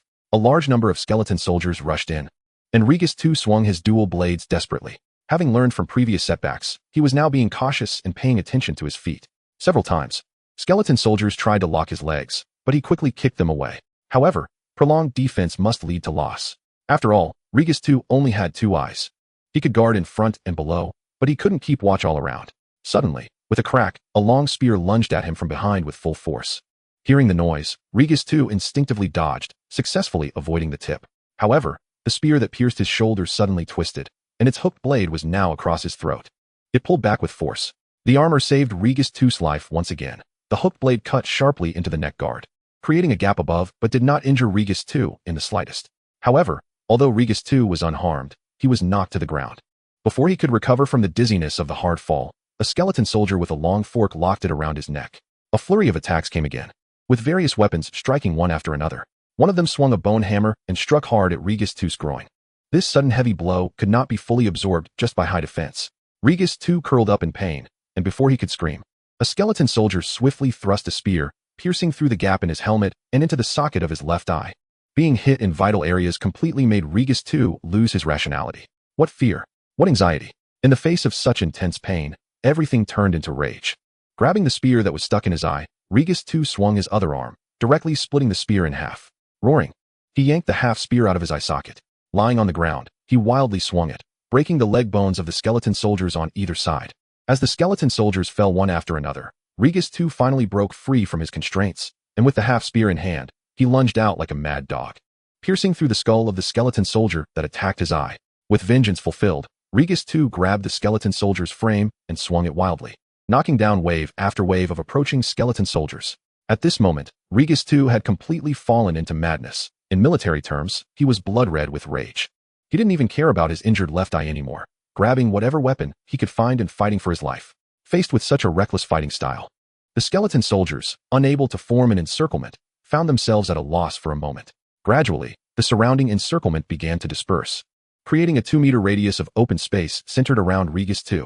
Looking at the skeleton soldiers that had tightly surrounded him but were no longer attacking, Regis II held a spear in one hand and a battle knife in the other, his expression more ferocious than ever. If the previous Regis II was merely a flower vase with strength, then at this moment, having fully entered the battlefield and being pushed to madness, he had become a qualified soldier. Watching the skeleton soldiers constantly change positions around him, Regis II raised his weapons nervously, and an ominous thought suddenly arose in his mind. Sure enough, in the next second, the skeleton soldiers in front suddenly retreated, and a large group of skeleton soldiers with 2-meter-long spears surged in from all directions. A forest of spears. Having learned about military tactics from books, Regis II's face changed drastically, and he rushed forward in an attempt to break through before the formation was completed. But by the time he launched his surprise attack, it was already too late. Before he could get close, dozens of long spears lunged at him, thrusting against his unbreakable armor. They knocked him off the ground. Regis II swung his long knife, using brute force to cut through the weapons. But as soon as he broke them, the following long spears came in to replace them. Regis II, who was pushed back several meters, felt a tightening at his back. It turned out that there were skeleton soldiers behind him using long spears to pin him down. Then there were more from the sides. Below, more and more long spears came from all directions, trapping Regis II in the middle. He couldn't move at all. Holding his long knife, Regis II swung desperately, but with only a 1-meter-long knife, he couldn't touch the enemy at all. As the surrounding skeleton soldiers suddenly exerted force, Regis II felt his body lighten. He was forcibly lifted into the air. Chapter 84, Non-Circular Spells. Blood God's Blessing, let me go. With no way to leverage his legs, and unable to reach the enemy with his weapon, Regis II, suspended in midair, could only watch as long spears from all directions pierced towards him, unable to even struggle. No matter how sturdy the armor was, it could shatter. As the skeleton soldiers' frenzied attacks continued, the armor gradually showed dents and cracks, and it seemed it would not hold much longer. With his right eye turning a deep red, Regis II suddenly let out a roar, his flesh and blood visibly shriveling. But his body erupted with an incredibly terrifying power. With a crack, Regis II swung his arm in a wide arc, and the long spears that crossed in front of him were all broken. Finally landing, Regis II charged forward, forcefully breaking through the first line of long spears formed by the skeleton soldiers. But that was just the first line. Behind these skeleton soldiers were not a hodgepodge of skeletons, but circle after circle of spear-wielding skeletons, already aiming their long spears at him, waiting to step in as replacements. Seeing this scene, Regis II's face turned pale, a hint of despair flashing in his eyes, but in the next second, it transformed into extreme rage. Enduring the thrusts of dozens of long spears, Regis II brought his arms together, directly pinching the long spears under his armpits. Holding tightly to the long spears, he charged forward with all his might. The skeleton soldiers, unwilling to let go of their long spears, were lifted high and crashed into the back row of the spear forest. The sound of bones cracking continuously echoed as line after line of defense was forcibly breached. However, the power of the charge would eventually run out. Yet the surrounding skeletal soldiers armed with long spears numbered in the thousands. After breaking through 8 defensive lines consecutively, Regis II felt his legs weaken, his strength completely exhausted. At the moment his speed came to a halt, a bone mace whistled through the air, striking his temple with a thud. Although there was a helmet to block the blow, the attack infused with magical power was still too fierce. With a thud, Regis II was sent flying sideways, rolling to the ground, his vision going dark, unable to discern direction. As he struggled to get up, a long spear was thrust toward him. Instinctively, Regis II turned his head to dodge, the spear grazing his shoulder as it flew past.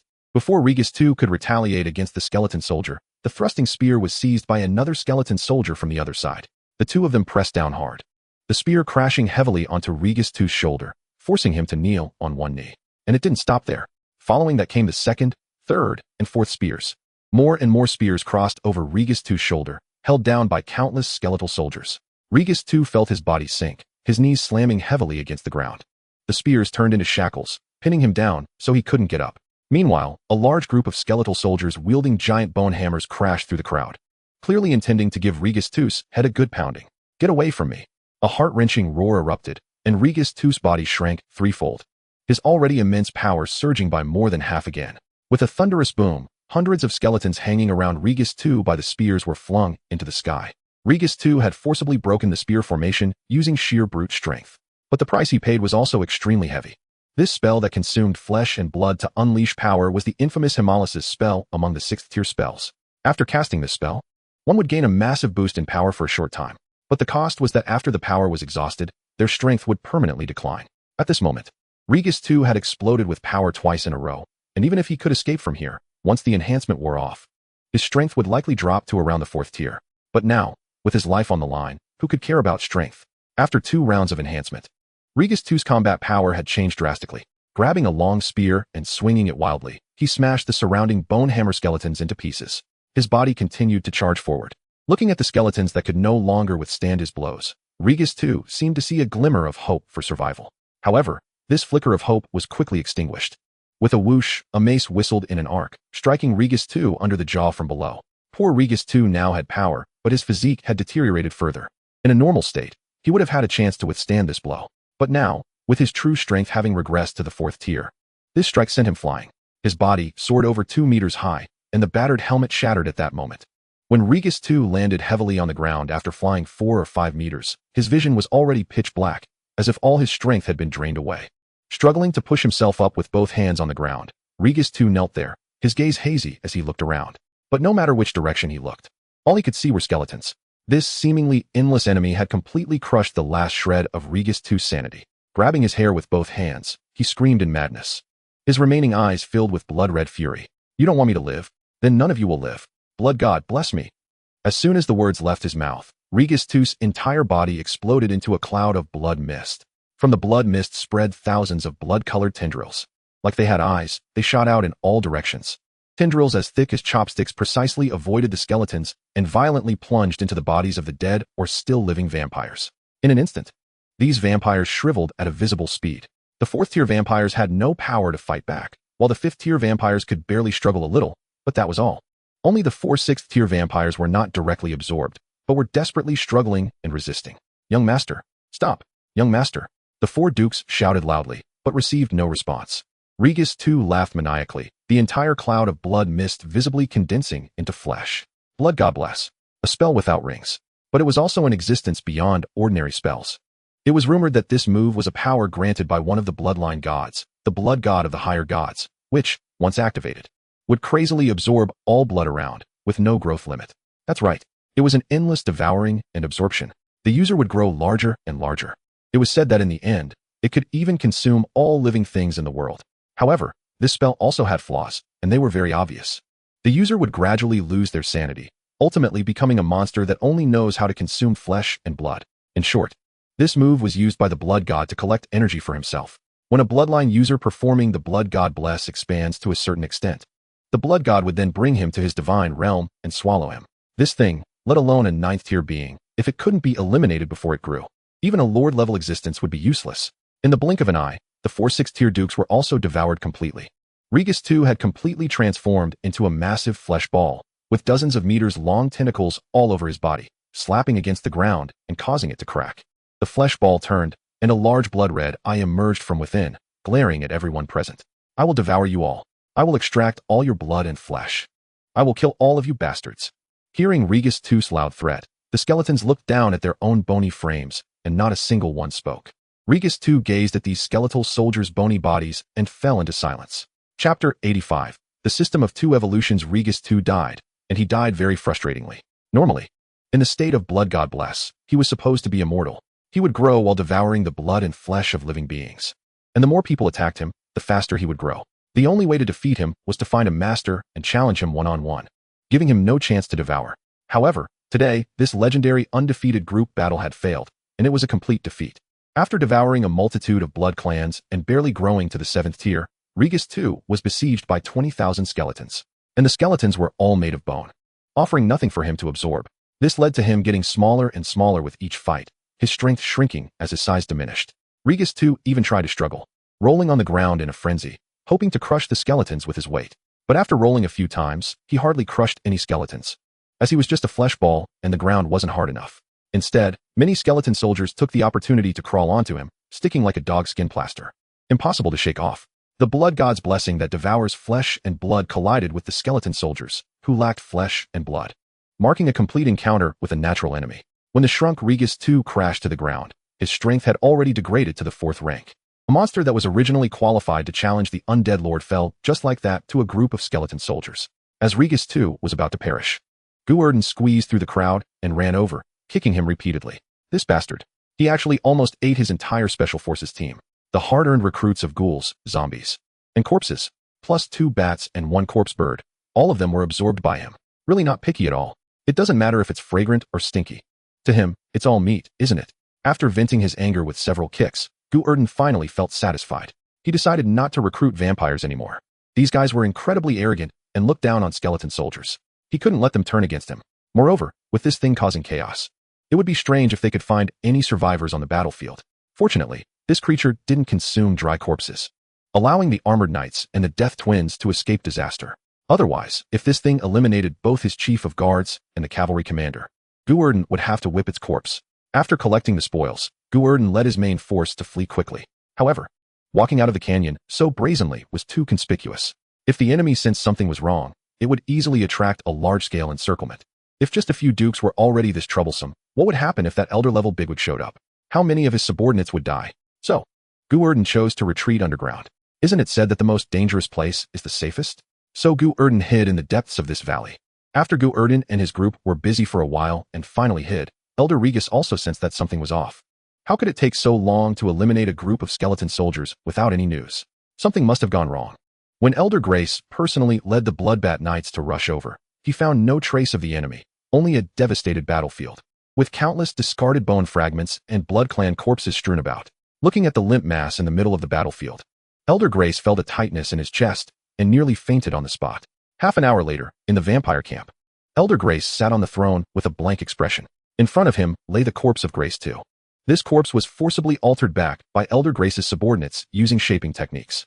Gazing at his only son lying coldly before him, Elder Grace's eyelids twitched. The more he remained silent, the more his subordinates feared. Even the 2 7th-rank dukes who had just returned with the troops didn't dare to speak. The entire tent was silent. At this moment, Elder Grace stared at the corpse, feeling as if his heart was bleeding. Not to mention how deep his feelings for his son were. Just the loss of his strongest trump card was enough to drive Elder Grace completely mad. The reason he dared to clash head-on with the 3 9th-ranked big shots from the Ghostly Palace was partly due to his son. If he really got angry, he wouldn't mind everyone dying together. Elder Grace wanted to see who would be the first to fear. Originally, Elder Grace had spent decades finding a drug that could allow Regis II to maintain some rationality for a time while transforming, just waiting for mass production so that his son could recklessly enter combat. But now that his son was gone, all plans were in vain. His grand ambitions, his dream of becoming a god, all turned to illusions. Extending a trembling hand, he gently pressed on his son's forehead, closed his eyes, and took a deep breath. When he opened his eyes again, a strong killing intent had already emerged in his gaze. Who do you think did this? The subordinates exchanged glances. I believe it was likely other blood clans. Ha ha ha ha ha. Other blood clans? If it were truly blood clans fighting with my son, then it wouldn't be my son lying on the ground. It would be them. Suddenly slamming the table, Elder Grace stood up angrily. The only things capable of countering the blood god's devouring power are those without flesh and blood.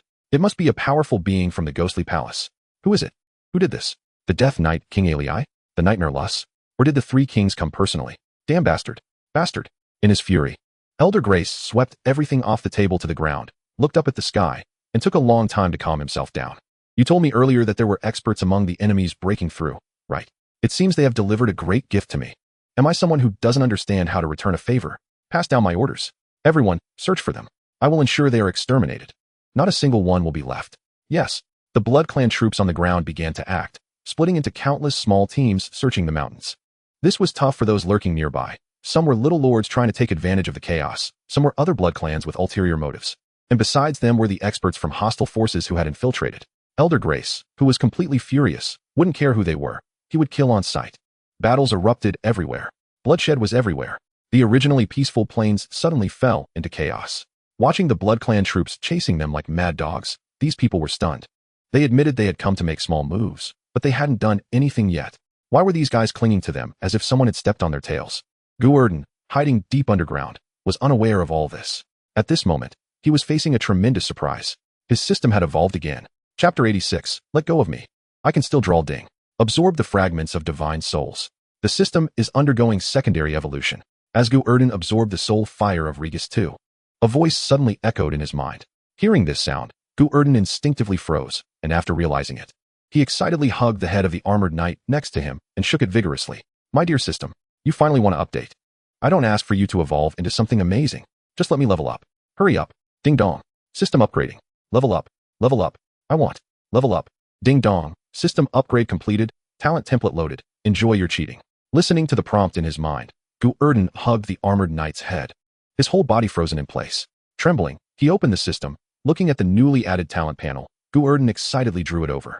The talent panel allows spending a certain amount of energy to reselect talents for his soldiers. First ring talents cost 5 energy each. Second ring talents cost 10 energy each. Third ring law talents cost 50 energy. Fourth ring talents cost 100 energy.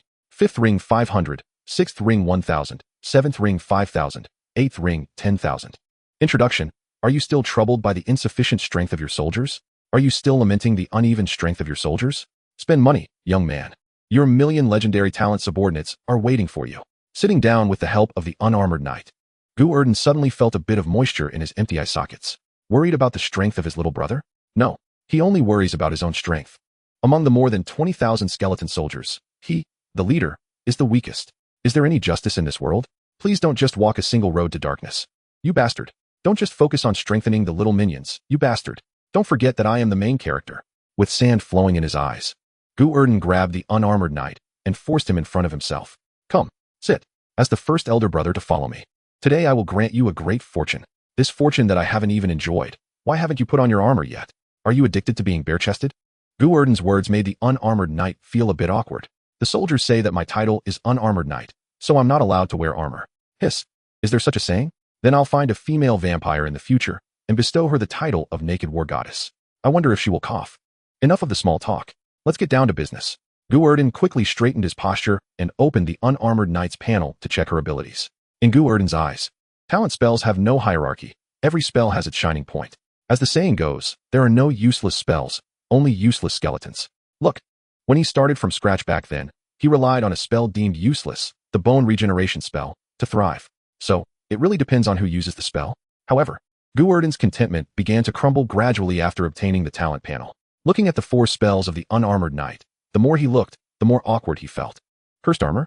Too mediocre. Change. Death javelin? Too extreme. Change. Earthly stealth? Too useless. Change. Soul shackles? Never heard of it. Change. Anyway, it only costs a little energy to filter once, and Gu Erdan has money. He can change them at will. Thus, hiding low in the ground, Gu Erdan began to update his little brothers. Moreover, during the refreshing of talent spells, Gu Erdan discovered a delightful thing. This talent refreshing ability can actually be applied to himself. This almost made him ecstatic. The happy time of refreshing spells flew by rapidly. On the first day, Gu Erdan filtered through all his little brother's talent skills and replaced them with abilities he deemed appropriate. On the second day, feeling that his choices from the first day were a bit reckless, he went to filter through them again. On the third day, thinking he was foolish yesterday, he continued to filter. Then came the 4th day, the 5th day, and the 6th day. By the 9th day, the unarmored knight and the bone vanguard were desperately holding on to Gu Erdan, trying to stop his actions. Meanwhile, Gu Erdan, with a distorted face, struggled and shouted, "Let go of me. I can still draw. I haven't spent all my energy yet. I will definitely draw the abilities I desire today. Absolutely." The bone vanguard, holding on to him, almost cried upon hearing this. "Please stop drawing. Chief." "Ah no, your majesty. All the nearby undead have been wiped out. We really can't continue slaughtering the undead. Otherwise, it will attract the attention of those vampires. So what if we attract their attention? If they dare to come, I'll chop them all up, trade them for energy to draw talents." The nearby skeleton soldiers gathered together, watching as their general and leader were in a chaotic struggle, exchanging glances and discussing something. That is, if they went up to knock the general out, would the general get angry? Actually, it wouldn't matter if he got angry. As long as the leader wasn't angry, taking down both generals and hunting with the leader, then filtering for stronger talent spells. It seemed like a bright future was just around the corner, just as the skeleton soldiers were rolling up their sleeves and getting closer. Preparing for an undead version of a coup, a group of black knights in full armor silently blocked their path. Both sides stared at each other in silence, their eyes filled with anger. One side thought the other was in the way, while the other thought the first was disloyal. Just as the two groups were getting closer, about to be face to face, a skeleton soldier suddenly ran over from a distance. This skeleton soldier had a strange appearance, with 4 flags stuck in his back, each with 4 Chinese characters written on them. The left flag read, "Allies in trouble. Praise from all directions." The right flag read, "Invasion like fire. Support like a mountain." The reconnaissance skeleton soldier swiftly passed through the crowd and suddenly knelt on one knee, sliding to Gu Erdan's front. Reports say, "The enemy forces that infiltrated our territory have suffered heavy casualties under the encirclement of the Blood Clan for several days. They are now gathering their remaining strength to make a final struggle. Scout again. Yes. The reconnaissance skeleton soldier cupped his fists, turned, and left, but had barely run far before vanishing into thin air. 4-ring spell, Shadow Shift, can instantly move to several designated locations. Although Gu Erdan was absorbed in drawing talents, he wasn't truly insane. Moreover, even if he wanted to go crazy, energy wouldn't allow it. Therefore, Gu Erdan only frantically filtered through his little brother's 1st and 2nd ring talents, while for 3rd and 4th ring spells, he would keep most of the ones with good effects. Of course, some special units still needed special modifications. For example, the Skeleton Knife and Axe Soldiers, and the Black Knight Legion. These 2 troops are Gu Erdan's trump cards, which he focused on modifying and cultivating. Then there are a few generals who are truly exquisite. The energy consumed on them is absurd. In addition, Gu Erdan also formed a new elite unit called the Gu Erdan Death Squad, also known as the Skeleton Death Squad. The leader is the newly promoted General Nicholas Gu Self-Destruct General. This is the little skeleton who made great achievements for Gu Erdan and was once suspected of being a reincarnated terrorist. He has finally made a name for himself, and now not only has he been given the surname Gu by Gu Erdan, just like Gu Erdan, but he also has his own unit, a self-destruct squad of 123 members. All members are equipped with 2 signature abilities. One is a 4-ring spell, Soul Self-Destruction. The other is a special spell, Soul Split. Now, the 4 kings under Gu Erdan have finally gathered, namely Bone, Crouching Dragon, Unarmored, Self-Destruct, along with the 6 generals of the Death Twins. What? You say there are 6 kings among the 4 kings? Does being wealthy really mean you have to carry 1,000 pieces of gold? This is just a metaphor. Every general under Gu Erdan is called one of the 4 kings. Chapter 87. Appointing officials learning that a major battle was about to take place. Gu Erdan finally struggled out of the abyss of drawing cards. Of course, not having money in his pocket was also a major reason. Hiding in a canyon, he officially began to arrange a grand military parade, and as he looked at the troops in front of him, a sense of pride suddenly welled up in his heart. The first 2 ring spells of the skeleton soldiers are quite unified. The first ring spell is called Bone Armor, which can strengthen the hardness of bones to create armor and weapons. The second ring spell is called Basic Bone Hardening. Gu Erdan has this ability as well. Its effect is simple and brutal, which is to enhance bone strength. As for the subsequent 3rd and 4th ring spells, they are completely random. If he encounters good ones, he keeps them. If he encounters trash, he continues to draw. In theory, the skeleton soldiers equipped with the Bone Armor spell should have very consistent gear. However, that is not the case. Even skeletons have their own aesthetic preferences. Some think one style is ugly, while others think another is lacking in taste. This has led to the skeleton army under Gu Erdan being equipped in a hodgepodge of styles, each quite unique. For this reason, Gu Erdan did not force them to adopt a uniform appearance, partly for the sake of camouflage. After all, overly uniform gear screams elite, which some people specifically target. Secondly, he was too lazy to care. They were just a bunch of skeletons, not stunning beauties, so why bother designing elaborate gear for them? They could very well go shirtless. What is next? Should he dress skeletons in black silk? Unlike the elite rabble that the skeleton soldiers represent, the Black Knights are dressed in a much more imposing manner. As one of his ace armies, Gu Erdan granted them significant privileges. For example, while other skeleton soldiers can only have the first 2 spells in common, the Black Knights enjoy 3 spells in unison. Their first 3 spells are identical, wasting Gu Erdan's vast energy, but the results are evidently powerful. The first ring spell is the infamous Blessing of the Dead among the Black Knights. Its effect allows the soul flame to move freely within their bodies. In other words, killing them is like opening a mystery box. You might chop them into pieces and they won't die. But just stepping on their toe might make them go pop and perish.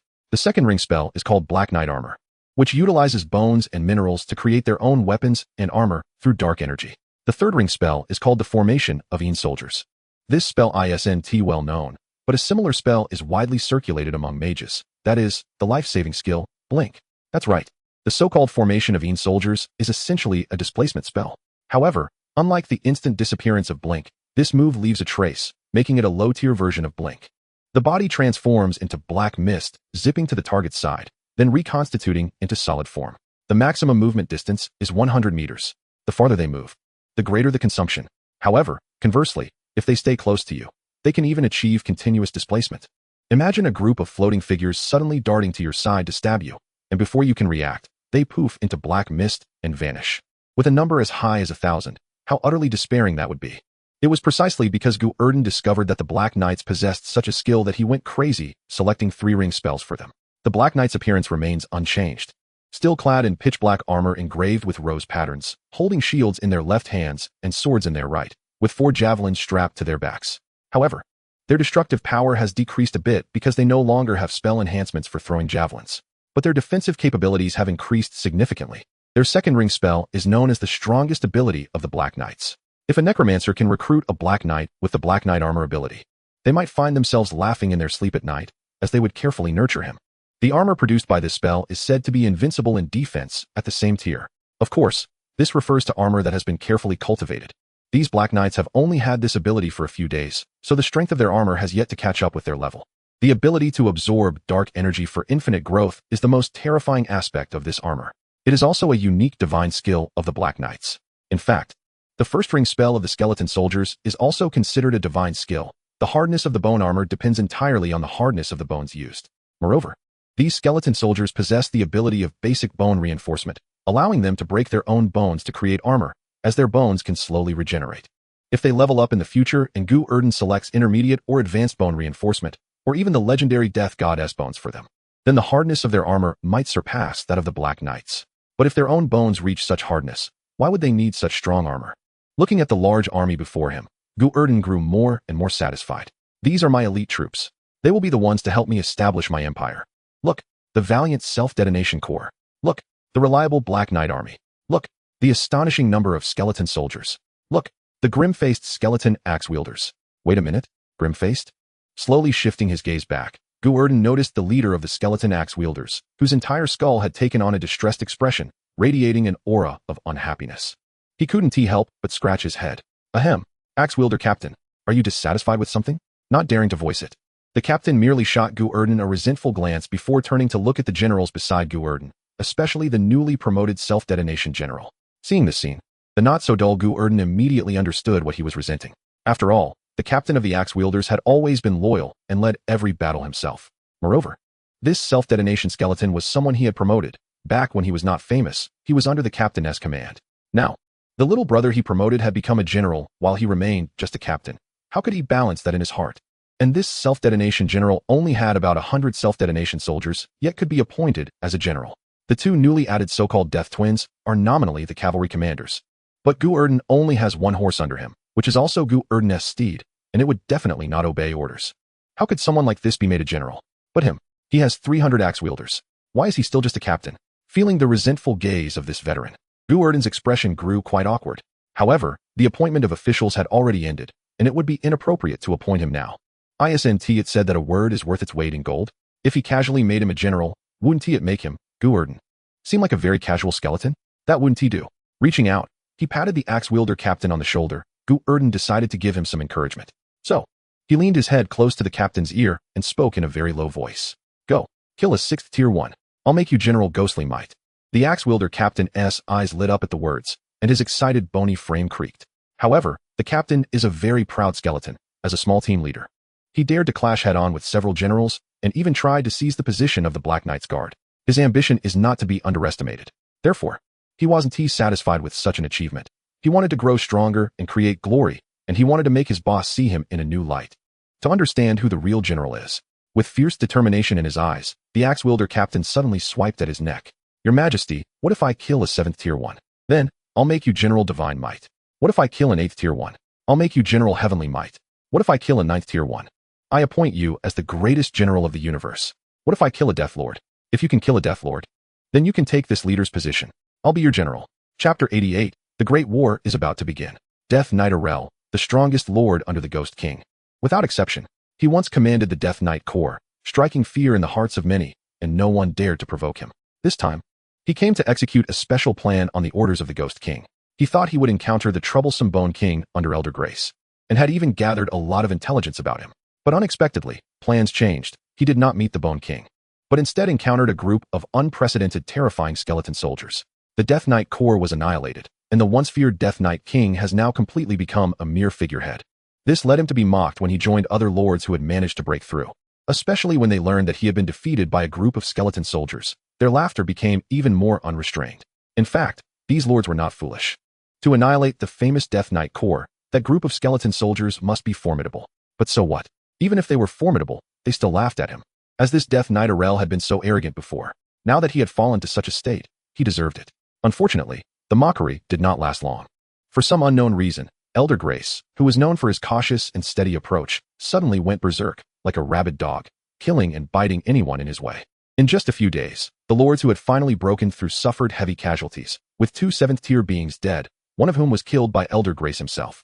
Everyone still couldn't understand why Elder Grace was so fixated on that ghost, especially since there was no known deep-seated hatred between him and the Ghost Lord. If Elder Grace wanted to wipe them out completely, that wouldn't be right either, because at that time, there was a corpse demon lord by the Ghost side.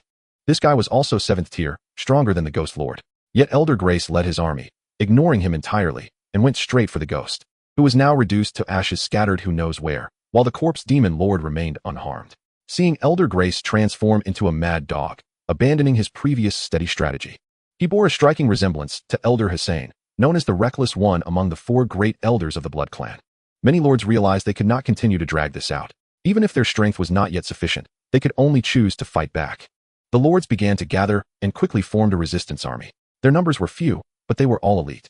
Because those who were not elite had either died during the previous canyon breakout or had been killed or wounded in the recent encirclement. The force numbered about 2,000, with all being above the 4th tier, barely qualifying as a strong brigade. This force even had the qualifications to challenge Elder Grace's ace troops. The 2 sides faced off on a plain, with 2,000 elite troops composed of breakout forces standing on the left, while on the right were Elder Grace's coalition of over 23,000 vampires. Yes, over 23,000. Upon seeing such a massive number, the breakout troops were stunned. Among the more than 20,000, the vast majority were around the 3rd tier, belonging to the 2 7th-tier vampire dukes who had rushed back to provide support. As for the remaining 8,000, they were direct troops under Elder Grace. To avenge his son and vent his anger, Elder Grace had nearly emptied his resources. Apart from the 400 Bloodbat Knights who had died, all remaining Bloodbat Knights participated in the battle, even the reserve units were deployed. The total number reached 1,200, plus nearly 7,000 elite 4th-tier troops. This scene did not look like an encirclement, but rather a desperate fight. The vast battlefield was silent, both sides tense and poised. Several commanders from the breakout army gathered together, their expressions wrinkled like orange peels. This number isn't right. Even if the opponent really wanted to fight desperately, they should have brought a large army to the front lines. Who brings so many to encircle? The disparity in strength was too great. If a real fight broke out, their side might not even be enough to fill the gaps in the enemy's ranks. The remaining 5 7th-tier commanders looked at each other. They were already the top subordinate forces in the Ghost Underground Palace. This time, they had mobilized all 9 strongest 7th-tier lords to break through. As a result, the Ghoul Lord was blocked by the skeletal army and failed to break through. The remaining 8 did manage to break through, but 2 were killed in the previous encirclement. And another coward fled with his little brothers when the situation looked grim. At this moment, looking at the vast army on the opposite side, they suddenly began to envy that fleeing guy. It seemed that fleeing was such a clever move. The conference hall fell silent, and after a long time, Death Knight Arel suddenly spoke. I do not recommend a direct confrontation. The disparity in forces is too great. The corpse demon lord beside him frowned at these words, his ugly features scrunching together. This isn't about us wanting to fight. It's about them forcing us to fight. What? Do you want to compare escape speeds with the vampires? The corpse demon lord's words left Death Knight Arel momentarily speechless. The strongest among the vampire clan is not the heavy cavalry, nor the infantry. The most fearsome troops of the vampire clan are the highly mobile light cavalry and aerial units. Comparing escape speeds with them is akin to seeking one's own death. The rotting corpse lord sitting beside him suddenly snorted coldly. Lord Arel, why have you become so timid? Did the annihilation of your knight core take away your courage as well? Hearing the taunt from the rotting corpse lord, Death Knight Arel did not get angry. Having been a skeleton for hundreds of years, he had a very calm demeanor. I am not afraid of these vampires. Then what are you afraid of? I am afraid of that group of skeletons. You have not fought against them, and you cannot imagine how terrifying they are. Their numbers are vast, and they are fearless in battle. Compared to these vampires, they are more like the main force. Death Knight Arel's words left the surroundings in silence. Although they had been mocking Death Knight Arel for being defeated by a group of skeletons, they had been colleagues for many years and had thoroughly understood each other's strengths. They knew how terrifying the force that could defeat and annihilate the Death Knight Corps would be, so none of them refuted his words.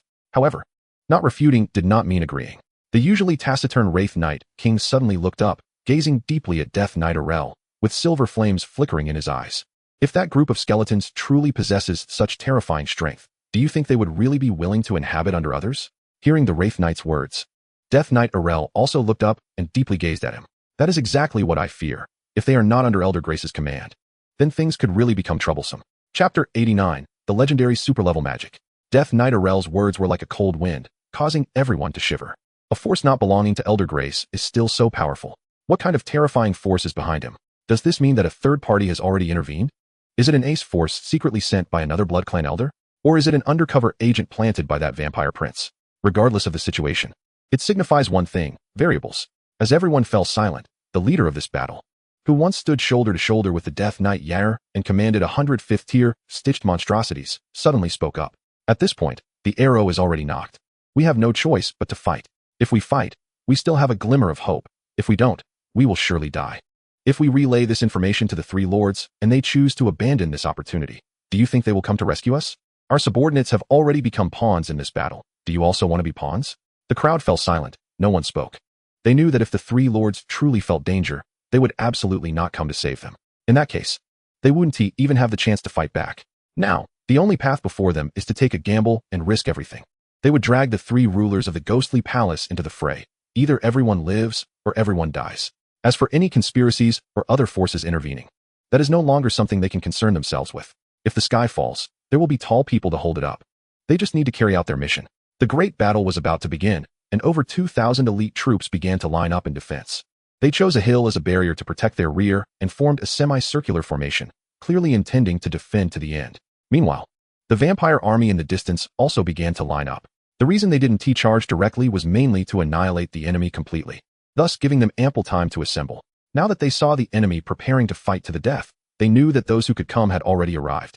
And those who hadn't shown up by now likely wouldn't come even if they were killed. Accompanied by the resounding sound of horns, countless vampires clad in magnificent armor launched their attack.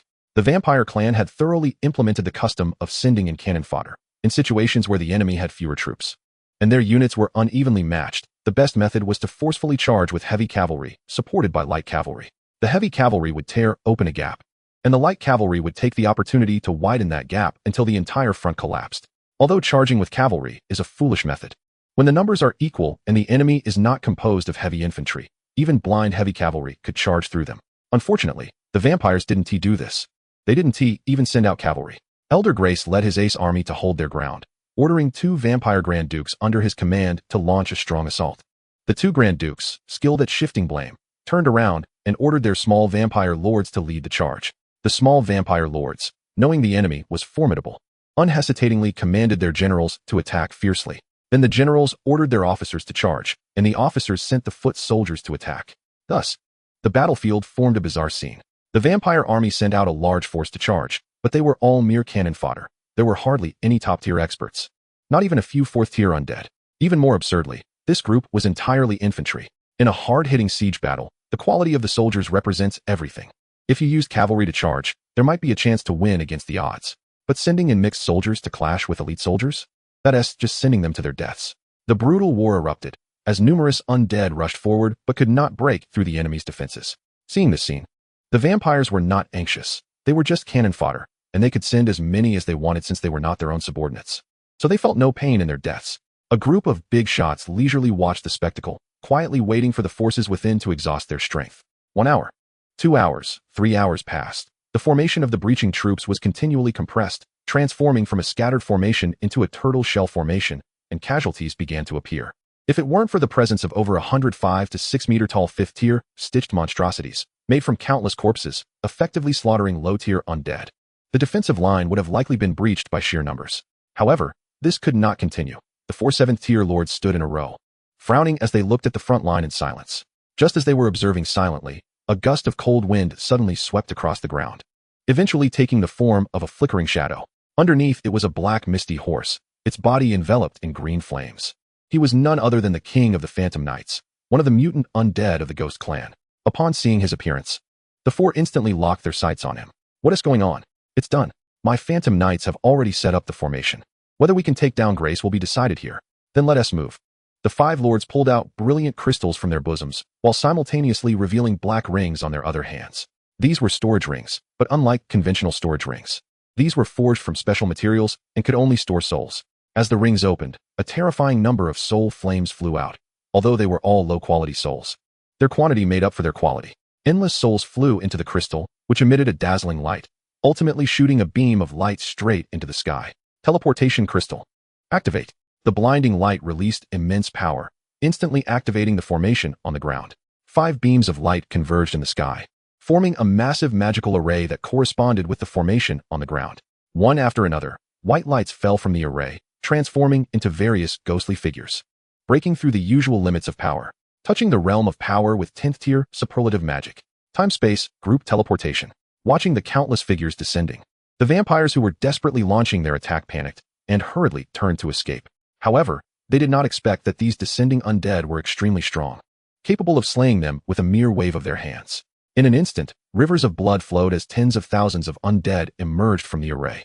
Leading them were two tall yet flickering figures, the rulers of the ghostly palace, the ghost King Kasal, the wraith King Udal.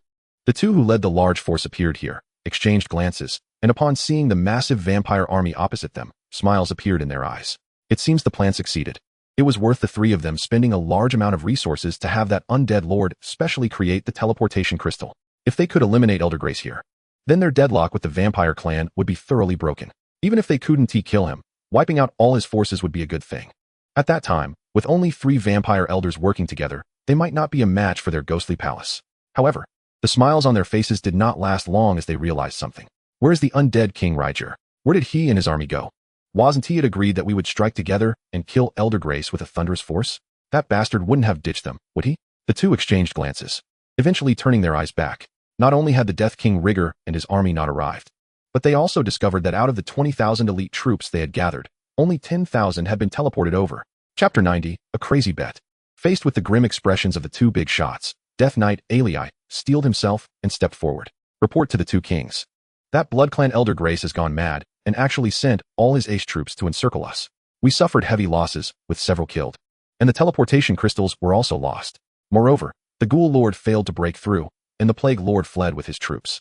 We only managed to gather 5 teleportation crystals, so we can't bring everyone over. Alii's words slightly eased the expressions of the two, though their tone remained unfriendly. Even if the soldiers couldn't be teleported, the Death King Rigger should have arrived, right? Why hasn't he shown up? When we teleported just now, we discovered another force interfering with the teleportation, causing the failure to bring over Death King Rigger. Forget it, if he didn't come. Then he can forget about sharing the spoils here. The two 9th tier big shots turned their heads to look at the distant vampires, their faces revealing grim smiles. Now, it's time to solve the trouble. Go. With a command, countless undead surged out from behind them. These creatures were all above the 4th tier, making up a significant portion of their entire assets. They originally intended to put everything on the line, but unfortunately, due to the teleportation issues, some soldiers couldn't be teleported over. But this was still enough, with so many soldiers combined with the two of them. They were already capable of swallowing Grace's Elder's entire army. The slaughter began again, but the situation had already reversed, with these two 9th tier undead in action. Grace and his Elder were simply no match. Many vampire lords, seeing the situation turn against them, had already begun to choose to flee. Facing this situation, Grace the Elder showed no panic, only a dark expression. Under normal circumstances, he could have laughed maniacally, sending out his precious son. Then his son would activate the Blood God's blessing, absorbing the countless corpses on the battlefield, growing directly to the 9th tier, or even reaching Lord Strength. At that time, he would definitely be able to crush the skulls of those two fools across from him. He could also take this opportunity to intimidate the crowd, directly swallow all the forces of the ghostly tomb. But now, everything was over, because his son was dead. With a face as dark as a pot bottom, Grace the Elder suddenly crushed the crimson crystal around his neck. As a veteran vampire skilled in management, Grace the Elder had an astonishing number of trump cards. For him, this situation could only be described as a perilous one, far from a dead end. Let's not forget that their vampire clan had a treaty of offensive and defensive alliance. As the crystal shattered, a large amount of blood energy spread out, quickly drifting in all directions. The corpses that had already died on the ground began to dissolve gradually, their blood and flesh transforming into blood mist that gathered towards the sky. This was not a superior spell. At that level, Grace the Elder couldn't cast it. Nor did he have a place to do so. What he was using now was an 8th tier spell called Blood Mist Teleportation. To be precise, it was an 8th tier dark spell. The so-called dark spells refer to those devious spells that harm others for one's own benefit. Once this spell is activated, it can create a long-range teleportation portal using blood mist, and the more blood absorbed, the larger the portal's scale. If the blood is sufficient, its teleportation scale can even rival that of superior spells. Grace the Elder was a battle-hardened veteran. He had long guessed that the opponent must have some trump cards, otherwise, they wouldn't dare to break through so recklessly. The reason he had just allowed the two dukes to command the cannon fodder to their deaths was actually for a reason. The more that died, the more blood he could absorb, and the greater the power of the teleportation portal when it opened. But Grace the Elder couldn't go slaughter his own subordinates, so he had to choose this insidious method, letting the two subordinates take the blame. Now, with the blood boiling, a huge blood red will began to form in the sky. The sound of countless wings flapping echoed as dark clouds descended from the sky. and upon closer inspection, it turned out to be innumerable bats. Reinforcements from the other 3 elders of the Blood Clan. They've arrived. When the lips are gone, the teeth are cold. Although the vampire elders were mutually antagonistic and scheming against each other, they all understood one principle. If they couldn't unite against a strong enemy, once their kind perished, the next to die would be them. Therefore, at the moment Grace the Elder used his life-saving spell, the other 3 unhesitatingly sent their troops rushing into the teleportation portal, completely disregarding whether it was a trap. In such life-threatening situations, no one dared to set traps. Otherwise, when the wolves truly came, no one would come to save you. What rushed over this time were a mix of ragtag troops and elite forces. Sweeping in like a tide, and judging by the numbers, there were probably over 100,000. If all were lost here, it wouldn't be an exaggeration to say it would hurt the 3 elders for years.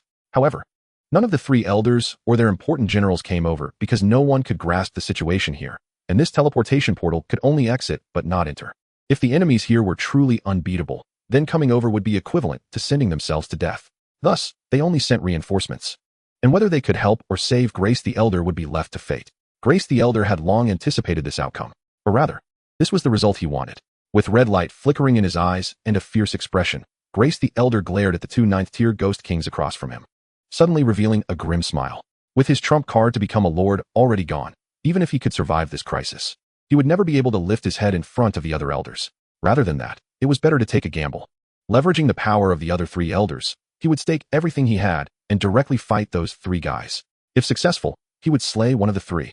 He would ascend using their soul flames and become a nobly exalted prince. If he failed, then it would only mean death. Fear not death. How can one be threatened with death? If not successful, then die trying. With a roar, Grace the Elder forcibly urged the soul flames of 2 7th-tier dukes within him, compelling them to send troops to fight the enemy to the death. Even the other 2 7th-tier dukes were on their way here. He had completely abandoned the front line, only seeking to take one of the opposing forces down with him. If he failed, then his power would be completely annihilated here. The brutal battle officially began, with the 2 9th-tier ghost kings leading over 20,000 elites above the 4th tier to engage in a death struggle with the vampire clan's hundreds of thousands. Although most of these vampires were only at the 2nd or 3rd tier, the saying goes, many ants can kill an elephant. When facing the tactic of overwhelming numbers, the old saying applies. Those who do not become 10th-tier lords will eventually exhaust their strength. Those who do not become demigod lords will ultimately face annihilation. Chapter 91. The Encounter of 2 Harvesters. Just as the battle raged fiercely in the distance, a small accident occurred over at Gu Erdan's side.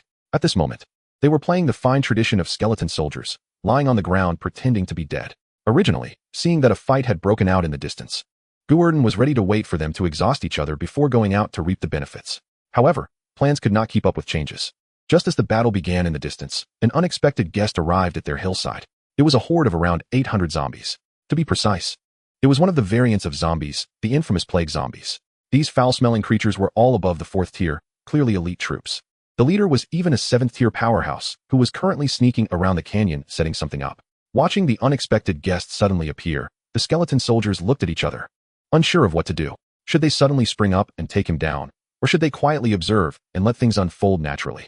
Not only were the little brothers conflicted, but Gu Erdan was also in a dilemma. If they started fighting, would the 2 sides in the distance notice? If they did notice, was there a possibility that they would join forces to attack him? These 20,000 skeleton soldiers were the elite troops that Gu Erdan had painstakingly cultivated. He did not want to go back to square one. Therefore, Gu Erdan chose to endure. Even though this group of guys stank, their odor was like socks soaked in durian and stinky tofu for a month. But for the sake of the greater plan, Gu Erdan chose to bear the humiliation. The plague zombies did not pay any attention to Gu Erdan's thoughts. They quickly set up a magic array and took out a crystal from their robes. For some reason, Gu Erdan felt that the crystal looked somewhat familiar, as if he had seen it somewhere before. As the crystal activated, a large number of souls were injected into it, and a brilliant portal opened. Over 2,000 figures slowly emerged from it, led by an armored spectral energy being. One of the 3 kings of the ghostly tomb, the king of the undead, Ligel, looking at the plague lord bowing and scraping before him. The king of the undead, Ligel, nodded in satisfaction. Very good. You are indeed loyal to me. Once I take them down and advance to the position of lord, I will definitely appoint you as my first general. Thank you for your appreciation, my lord. I am willing to go through fire and water for you. While the plague lord expressed his gratitude, he took out the map he had just drawn. My lord, the 2 ghostly kings have officially gone to war with the vampire clan, and we have successfully disengaged from the battlefield according to plan. As long as we wait for them to exhaust each other, we can find the right opportunity to strike and take them all down. Don't rush. Both sides have plenty of trump cards. Let them fight it out slowly. I didn't expect Elder Grass, that coward, would actually show genuine fire. Could it be that he lost his son? Haha. The usually serious king of the undead, Ligel, was clearly in a good mood, and even had the leisure to make a joke. The Plague Lord laughed along, exuding an air of servility. Ligel turned to look at the troops that had been teleported over and suddenly frowned. Why are there only so few people? Even if I can't bring my entire 10,000 troops over, at least 5,000 should have been teleported. Why did only 2,000 come? Hearing the displeased tone of the king of the undead, the Plague Lord trembled and hurriedly explained. The Ghost Lord was killed by the vampire Elder Grass, and his crystal disappeared with him. Plus, my subordinates suffered heavy losses and couldn't set up a large-scale teleportation array. There was nothing I could do. Forget it. There are too many variables in this battle. It's already a feat that anyone made it over. Let it be.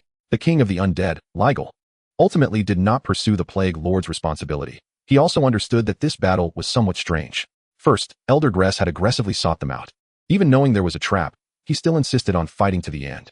Moreover, the troops that broke through this time also suffered heavy losses. The Death Knight, Yair, the strongest warrior under the ghostly tomb, was actually left as a bare commander. It is said that he was taken down by a group of skeleton soldiers. This is simply ridiculous. There are too many variables in this battle. It is likely that many are thinking of picking peaches, and one must be cautious, and again cautious. Turning his gaze around, the king of the undead, Ligel, suddenly locked onto something not far away. Looking at the skeleton soldiers lying on the ground, their bones white to the point of being frightening, Ligel showed an odd expression. He turned to the Plague Lord and slightly raised an eyebrow. Your soldiers? No. Then why are there a group of skeleton soldiers where you summoned me? My lord, I did this for safety. The commotion of opening the portal was a bit loud and could easily alert the enemy, so I found a group of skeleton soldiers to disguise us. Even if someone comes to investigate, they would only think it was the noise made by the skeletons. A clever move. Thank you for the compliment, my lord. However, since I am already here, there is no need to keep these skeleton soldiers. They are quite an eyesore here, so eliminate them all. Yes. The Plague Lord raised his hand in salute and led his subordinates aggressively towards Gu Erdan and the others. As they watched hundreds of plague zombies marching toward them, several generals lying beside Gu Erdan looked at him. Boss, it seems our disguise has been seen through again. Of course. You made the bones so white. It's only natural to be seen through. Are you trying to become a star with such whiteness? But this is due to the primary skeletal enhancement. Shut up. Dare to argue with me. Do you believe I will dismiss you? In just a few words, Gu Erdan directly silenced the disobedient bone vanguard. Gu Erdan turned his head fiercely toward the plague zombies. He just wanted to pick a peach and ended up encountering such an unexpected situation. His bones weren't even black. How could he be so unlucky? Stop pretending to be dead. Get up. Kill them. With Gu Erdan's order, the skeleton soldiers across the mountain stood up in unison, directly surrounding the king of the undead, Ligel, and the Plague Lord. Looking at the aggressive skeleton army drawing out their weapons, the Plague Lord sneered disdainfully. With such low-level goods, he could stand here without moving, and they wouldn't be able to touch him. However, standing behind, originally prepared to watch the show, the king of the undead, Ligel, suddenly furrowed his brows. Looking at the skeleton soldiers around, for some reason, he felt that something was off. These skeletons looked so strange. Their bones were too white, almost abnormal. Speaking of which, the color of these guys' bones was quite similar to that of a fifth-tier skeleton soldier under his command, who had excellent talent and possessed both primary and intermediate skeletal enhancement spells. His bones were incredibly tough. Wait a minute. Suddenly raising his head, staring intently at the surrounding skeletons, as he looked at their frighteningly white bones and the same colored heavy bone armor outside, it seemed that the king of the undead, Ligel, realized something, and his mind buzzed. What the hell? Chapter 92. Save me, save me. On the battlefield, it was a scene of injury and disability. The vampire army and the elite troops of the ghostly tomb had been fighting for several hours. Out of the hundreds of thousands of vampires, only less than 20,000 remained. The elite troops of the ghostly tomb had also dwindled to only a few hundred. The survivors on both sides were almost all injured. Elder Grass had his arm severed, and the wound was entwined with curse power, making it impossible for him to recover in a short time. The two ghost kings flickered in and out of visibility, as if they might fall apart at any moment. Both sides underestimated each other, and after revealing all their trump cards, they found themselves evenly matched. Elder Grace, that old rascal, somehow managed to procure a sacred relic from the church and took advantage of his opponent's moment of inattention to stab him directly. The relic shattered, unleashing all its power, nearly causing the hit Ghost King, Udar, to lose his soul on the spot. At this moment, both sides were in a standoff, with the remaining vampires on Elder Grace's side being his elite troops. Although all were injured, their ferocity remained undiminished. Over 20,000 people surrounded the two Ghost Kings and their remaining forces, their expressions fierce. However, they did not dare to launch a rash attack. The strength of the two Ghost Kings was too formidable, and even though they were now severely injured, they did not dare to be careless. After all, a cornered beast is still dangerous. Looking at Elder Grace, who had lost an arm and appeared extremely disheveled, Ghost King Udar suddenly chuckled lightly. Elder Grace, you truly are a seasoned powerhouse. I admit I underestimated you, severely underestimated you. If you were standing at the same level as me, you would be even more troublesome than Prince Nikola. However, now that we have both suffered heavy losses, it would be wise to discuss a truce, wouldn't you? I am willing to offer you 10 of my treasured 8th tier soul ghost flames as compensation for this offense. Ghost King Udar had softened, as a 9th tier being. He was now actively seeking peace with the 8th tier Elder Grace. This was because the Ghost King Khazar next to him had already been rendered a level 3 cripple by a single stab. And continuing to fight like this left him unsure of victory. Rather than continue to clash with his opponent, it was better to strategically retreat for now. Although this would cost him 10 8th tier soul ghost flames, he still had a half-dead Ghost King Khazar by his side. Ghost King Udar's thoughts were quite optimistic, but unfortunately, Elder Grace was not swayed by this at all. He had already exhausted his resources, and if he were to negotiate for peace at this moment, he would indeed gain many benefits. The 8th tier soul ghost flames treasured by Ghost King Udar were definitely not of the same caliber as the inferior products Elder Grace could use to deceive his subordinates. But the problem was that even if he could obtain them, he needed to be alive to spend them. Udar could go back and recuperate, becoming another 9th tier powerhouse. But what about him? Even if 10 8th tier soul ghost flames could help him break through to the 9th tier, would Udar give him that time? Therefore, he had only one choice left, to fight to the death, relying on the high-quality 9th tier soul ghost flames to force a breakthrough in a short time. With a darkened gaze fixed on his opponent, Elder Grace did not speak, but simply waved his hand slightly. In the next moment, his carefully cultivated elite troops began to converge, their weapons pointing at the enemy. Seeing the negotiation fail, the smile on Ghost King Udar's face gradually disappeared. Not wanting to clash directly with his opponent, he had no choice but to reveal his final trump card. Elder Grace, don't forget that we are the 3 Ghost Kings. There is still one who hasn't made an appearance. Oh, is that so? Then call him over. I would like to see whether he will come to kill me or you. Ghost King Udar's threat was immediately countered by Elder Grace. Having survived for so many years, Elder Grace was already well acquainted with the nature of the undead. Udar was just an 8th tier undead. He held no allure for a 9th tier undead. If the Death King Ligel truly came, that guy would certainly not hesitate to kick them when they were down and kill both his companions. If he could use their soul ghost flames to break through to the 10th tier Lord level, the Death King Ligel would reach the pinnacle of power in this undead world. This was a temptation that no undead could refuse. Elder Grace's words caused Ghost King Udar's expression to darken instantly. After a moment of hesitation, he suddenly took out a crystal and infused it with power. The crystal emitted a dazzling light, and a familiar portal of teleportation lit up. This was a life-saving item reserved among the 3 kings. The 3 of them had signed a defensive alliance and agreed that if one encountered a crisis and had to activate the teleportation crystal, the others must come to support. But it was merely talk. Such life-saving crystals not only had limitations on the range of teleportation. The farther away, the fewer people could be teleported. Moreover, this was a tool for saving one's life. When beings of the same level encountered a life-threatening crisis, do you think the others would risk coming to help? Who knows what kind of big shots might be on the other side of the portal? They would probably only send a few minions to scout and wouldn't even consider sending troops for reinforcement. Ghost King Udar was not expecting the Death King Ligel to bring people over when he used this item. Or rather, if that guy did come, that would be a real problem. Ghost King Udar activated this item simply to divert his opponent's attention. Meanwhile, the other hand hidden behind him had already gripped another device. The random teleportation crystal was Ghost King Udar's true life-saving tool, capable of randomly transporting a few people over 100 miles away. As Ghost King Udar activated the crystal, he stealthily moved closer to Ghost King Khazar, preparing to take him along. This was not out of deep camaraderie. It was purely Ghost King Udar coveting the other's soul ghost flames, intending to eliminate him safely afterward and strive for a breakthrough to the 10th tier Lord. However, as the teleportation crystal emitted a dazzling light, an unexpected scene suddenly unfolded. A figure shot out rapidly from the trembling portal created by the teleportation crystal. The one who charged out was none other than one of the 3 kings, the Death King Ligel. This unforeseen event stunned Elder Grace, causing him to widen his eyes and instinctively take a step back. Not only him, but Ghost King Udar, who also hadn't anticipated the arrival, took a step back in shock, his expression one of panic. Having already been beaten to a pulp, if the Death King Ligel in his prime saw him, he would definitely skin him alive and steal his soul ghost flames. How could that guy, with nothing to do, possibly risk coming to provide support? It defied logic. In the midst of the panic-stricken expressions of both sides, the figure of the Death King Ligel gradually became clear. However, this guy was covered in tattered armor, his helmet missing, revealing a bald soul head. As he rushed out from the portal, he hadn't run far before he was tackled to the ground.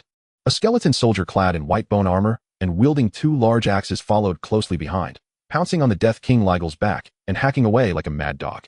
Along with this skeleton soldier, countless other skeleton soldiers emerged from the portal, armed with a hodgepodge of weapons. Some carried spears, others long swords, some wielded shield axes, and others had bows and arrows. The skeleton soldiers surged through the portal, overwhelming the Death King Ligel with frenzied hacking sounds, the sound of bones cracking resonating endlessly. Overwhelmed by a tide of bones, the Death King Ligel was left with only one arm exposed, desperately waving it towards Ghost King Udar. Save me! Help me! Chapter 93, Kill him for me. The vast battlefield was silent. Only the clattering sounds of countless skeleton soldiers and the wails of the Death King Ligel echoed through the air. As more and more skeleton soldiers rushed out of the portal, after about 10,000 had emerged, a disheveled figure suddenly sprang out, covering its head and screaming frantically. Kill him! Get him killed!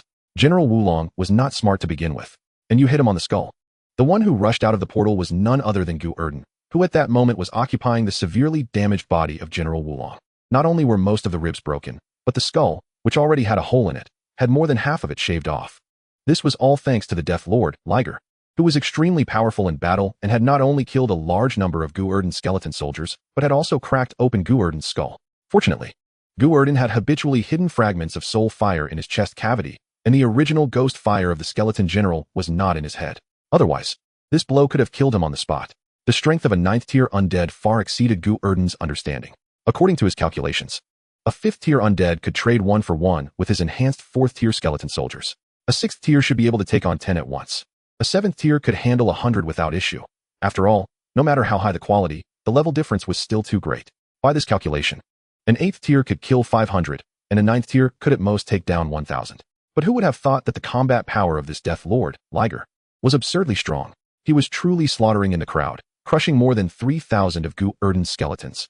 However, no matter how fierce he was still outnumbered and ended up being overwhelmed, especially after the self-destructing squad boldly charged in, initiating a chain reaction of explosions that left the Death Lord Liger severely injured. If it weren't for the sudden opening of a portal beside him, giving him a moment's respite, the Death Lord Liger would probably have been reduced to ashes by Gu Erdan. The skeleton soldiers charged fearlessly, with the skeleton axe and sword wielders being the most aggressive. Ever since Gu Erdan promised the captain of the axe and sword wielders that he would promote him to general if he took down a 7th-tier being, this guy had become completely overconfident. Not only was he arrogant, but he also couldn't keep his mouth shut. To show off, he told his subordinates about this promise. And then the captain of the skeleton axe and sword wielders found himself in an awkward situation. His subordinates no longer listened to his commands. The skeleton soldiers had a simple mindset. We are all skeleton soldiers, and we are all axe and sword wielders. If the boss made a promise to you, then we should also be entitled to it, right? After all, we're all just bones, and our troop types are the same. This led to a collective loss of control among the skeleton axe and sword wielders, especially when they saw the Death Lord Liger being blown to pieces, one by one. They rushed in with bloodshot eyes. At this moment, it was truly a case of knocking 1 down and 2 coming up, knocking 2 down and 3 coming up, like a stubborn adhesive plaster that wouldn't yield no matter how much you hit it. The Death Lord Liger was already severely injured, which greatly reduced his strength. This group of skeleton axe and sword wielders had also been specially enhanced, and their bone armor and basic skeletal enhancement provided them with terrifying defense. While they couldn't necessarily withstand the attacks of the 9th-tier Death Lord Liger, they could certainly hold their own against ordinary 5th-tier undead in one-on-one combat. Faced with this pack of mad dogs tearing at him, the Death Lord Liger was chilled to the bone and desperately called for help from his companions. Meanwhile, the Wraith King Udar, who stood by and was already dumbfounded, was also chilled to the bone. He had realized the strength of these skeleton soldiers because he had been to the core area and witnessed large-scale high-level skeleton soldiers. The strength of these skeleton soldiers. They must have already reached the 4th tier. Where the hell did this bastard attract so many high-level skeleton soldiers from? And he even dared to take on 10,000. Was he looking for death?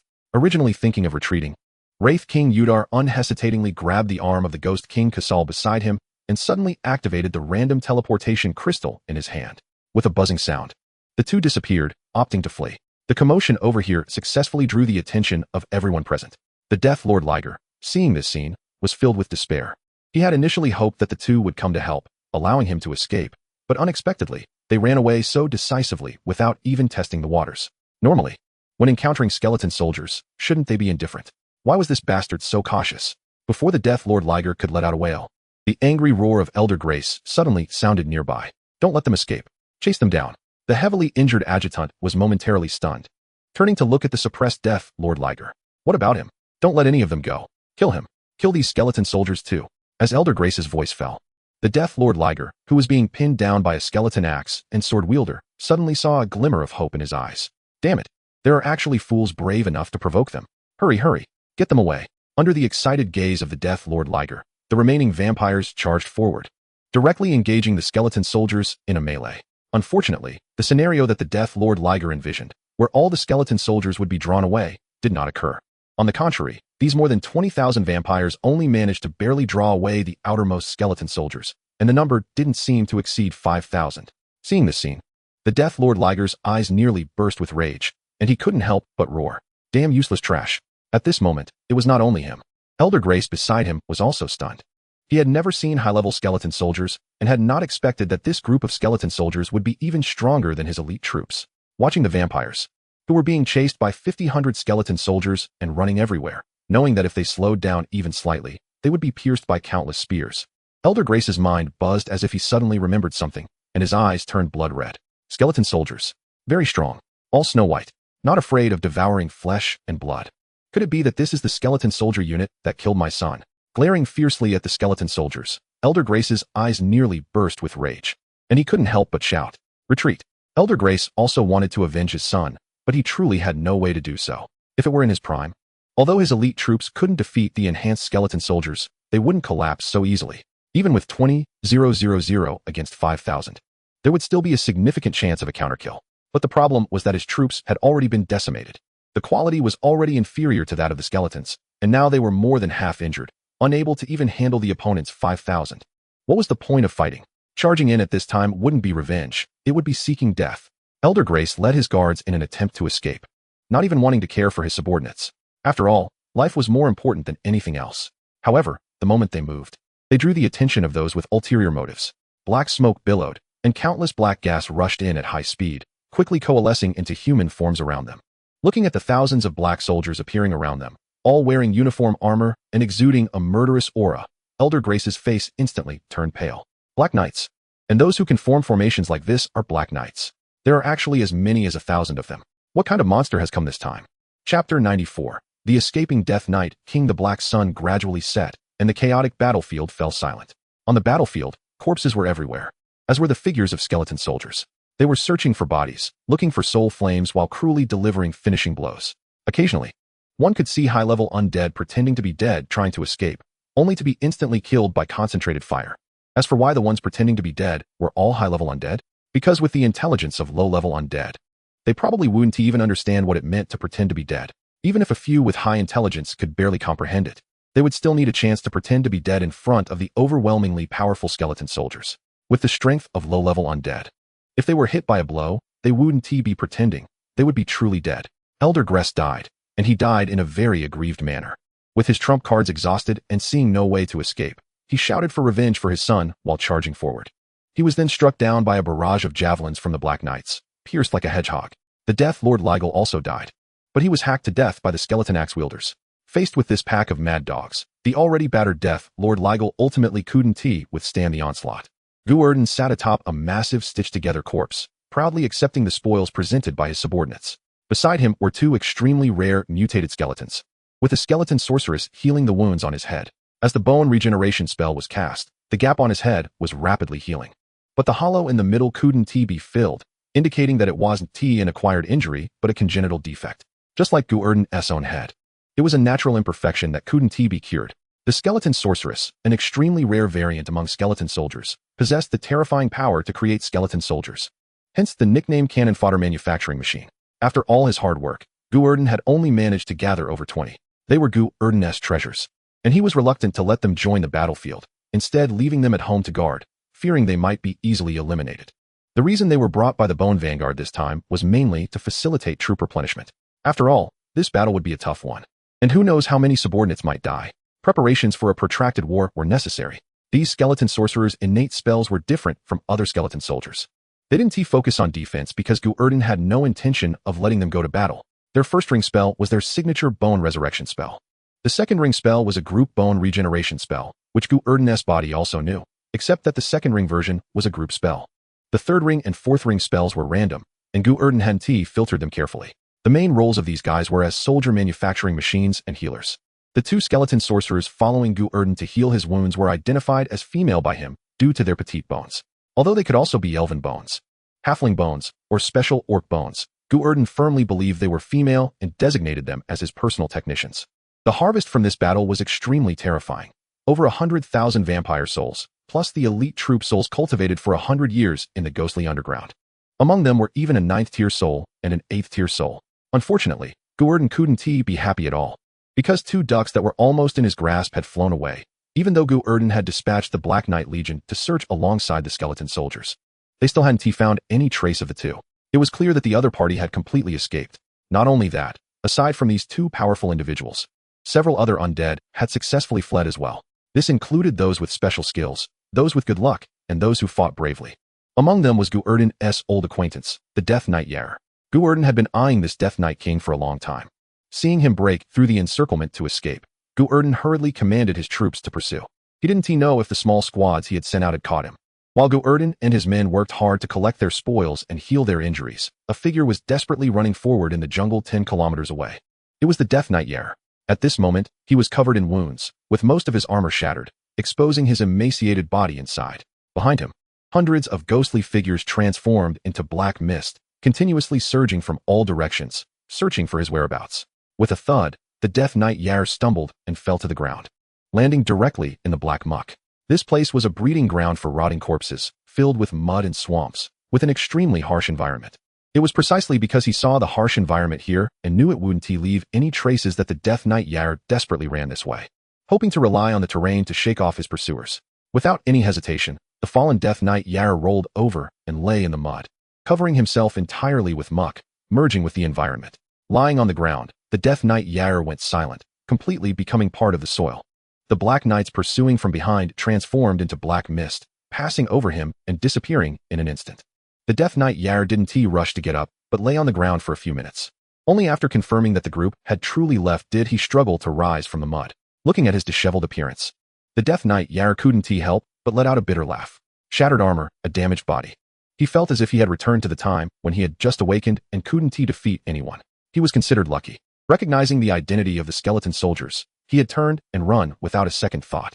Thanks to his quick reaction, by the time the skeleton soldiers launched their attack, the Death Knight Yair had already run far away. Unlike his colleagues, who still thought about confronting the skeleton soldiers, they were all beaten to death in a group, with no one managing to escape, especially that stitched-together corpse king, who was said to be a living person.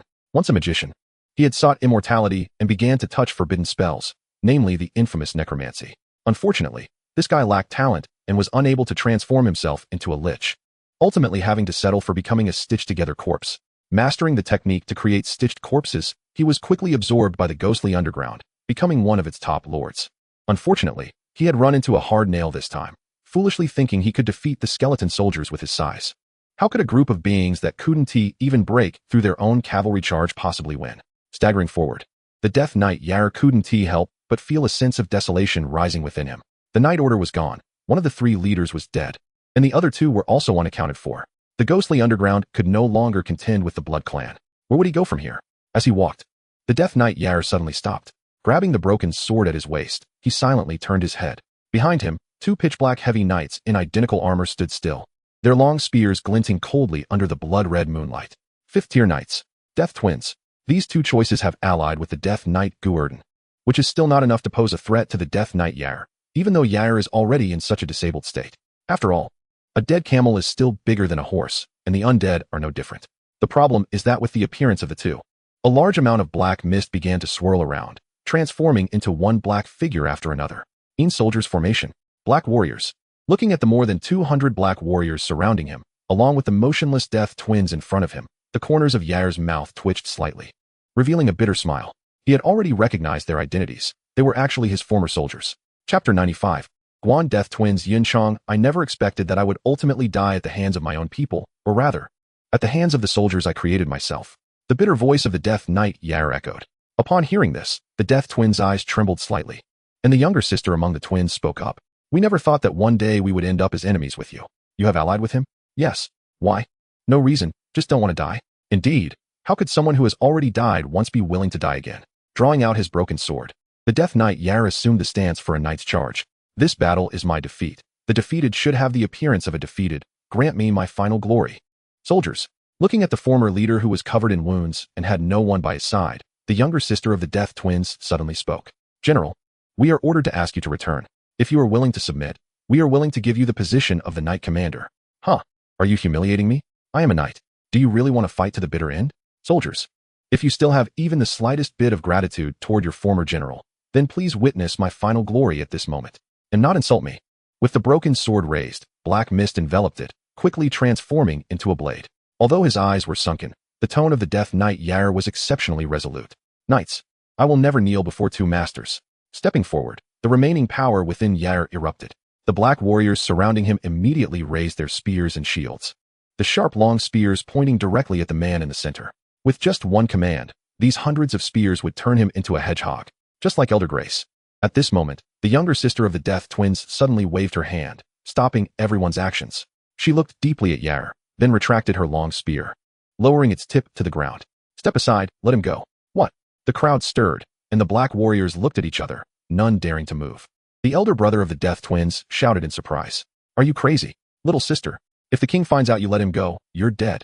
Hearing this, the younger sister shot him a glare. First, we are all dead. If I am punished, you won't escape either. Second, he was our former general. He is the one who created us. But the debt has already been repaid. We have already exchanged our lives for his. That was just one debt cleared. We still owe him a life. Get out of the way. Seeing her elder brother rendered speechless, the younger sister of the Death Twins turned to the black warriors, only to find them frozen in place. Seeing this scene, her eyes narrowed, revealing a fierce light. I now order you in the name of the Black Warrior City. As the Knight Commander, step aside. The black warriors remained unmoved, the leader silently glancing at her. But we are the Royal Guard. We only obey the orders of the king and the armored knights. If you do not step aside, I will strip you of your soldier status and report this matter to the king. Don't forget it was the king who ordered you to follow my commands. If you can't even obey orders, what are you doing as royal guards? The younger sister's threat had an effect. The black warriors looked at each other and ultimately cleared a path. Only the captain at the front remained still staring at her fiercely. Do you know what you are doing? Traitor. I know. I will take full responsibility for this matter. Step aside. Faced with the younger sister of the Death Twins' resolute words, the black warrior captain quietly stepped aside, but still issued a warning. I will report this matter to the king truthfully. The black warriors split into two teams, revealing a passageway leading outside. The Death Knight Yair stood before the passage and took a deep look at the Death Twins. Without saying much, he turned and left, gradually disappearing into the swamp forest. As for what happened here with Guan Yun Chong, Gu Erdan was unaware. At this moment, he had completed the aftermath work, reviving all the younger brothers who could be revived, and burying those who could not on the spot. Even the bodies of the vampires and undead were commanded by him and his younger brothers to be buried together. Although the undead world is not afraid of plagues, and even the places where plague zombies gather are natural plague zones, Gu Erdan still carried out the cleanup work to cover up the traces of his actions. After everything was settled, and having gained a large amount of energy, Gu Erdan led his subordinates triumphantly, leaving only a dozen small teams still searching for enemies. A team composed of 100 enhanced 4th-tier undead would make even 6th-tier undead think twice. Even 7th-tier undead would have to consider whether it was worth attacking them. So Gu Erdan was not worried about these younger brothers encountering problems. After marching for a day, Gu Erdan finally returned to the long-lost Black Warrior City.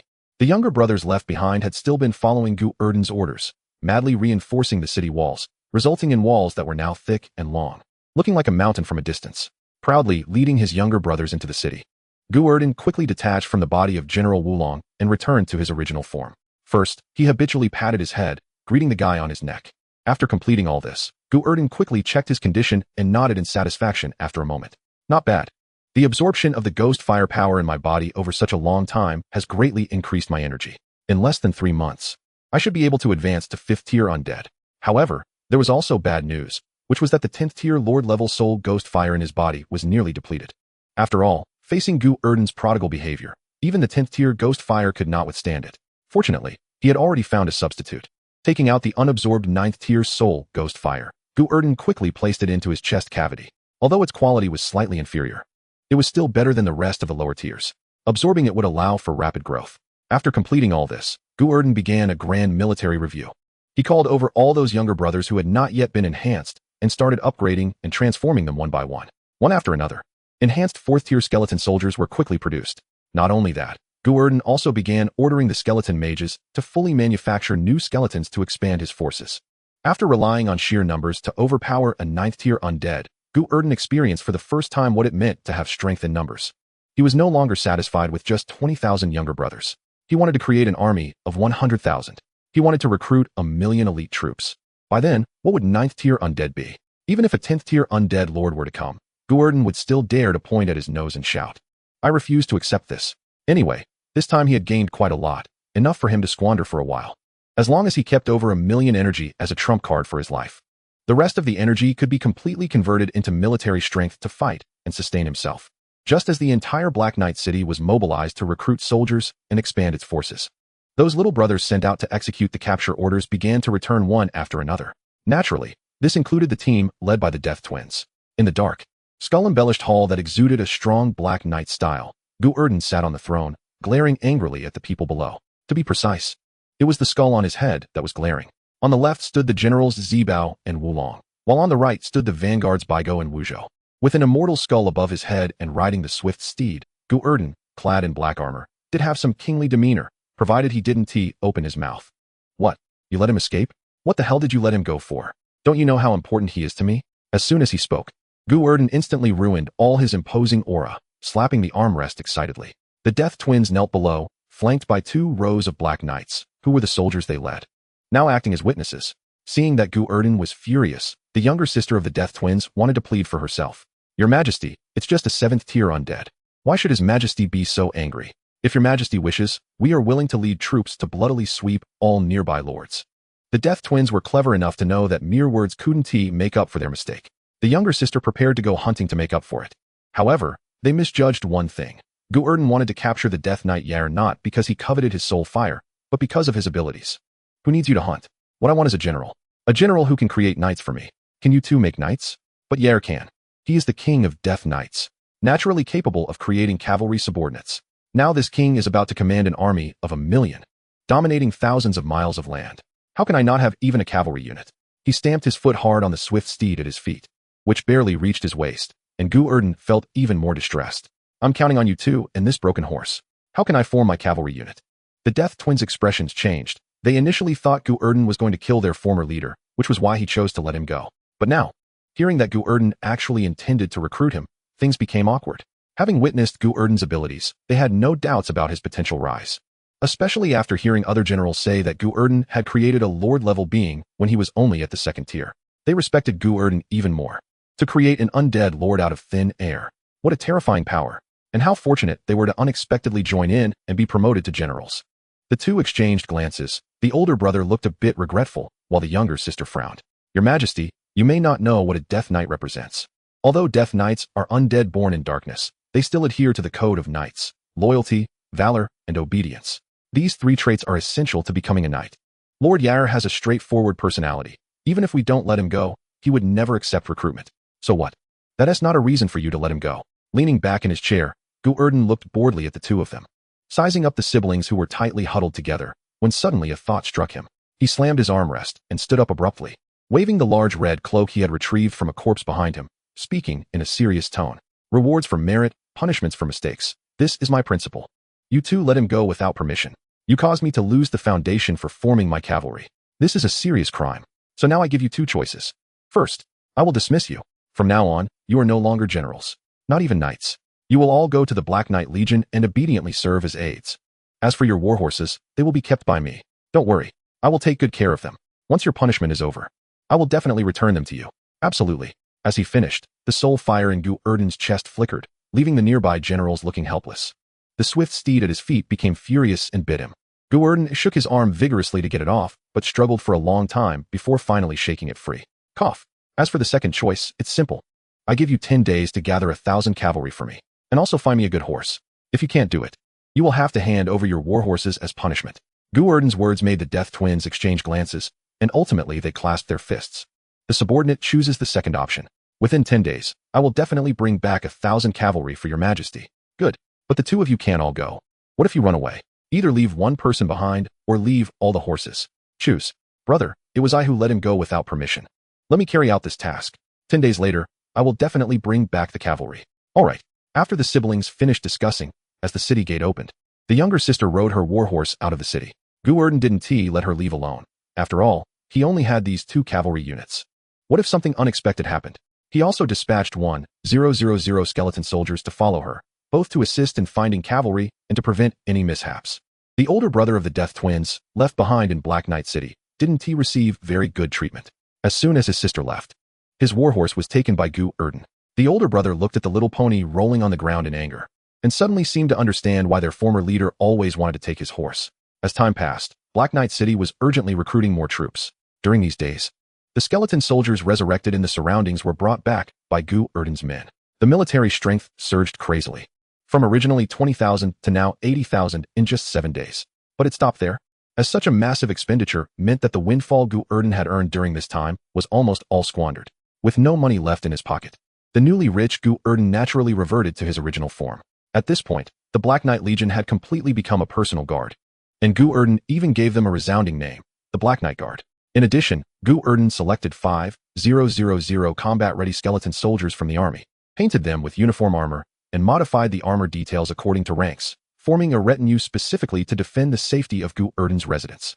This army was also given a new name by Gu Erdan, the Bone Imperial Guard, just as Gu Erdan was continuously modifying his army in his lair, copying armor from various dynasties such as Qin, Han, Jin, Sui, Tang, Song, Yuan, Ming, and even gathering a lot of Western armor.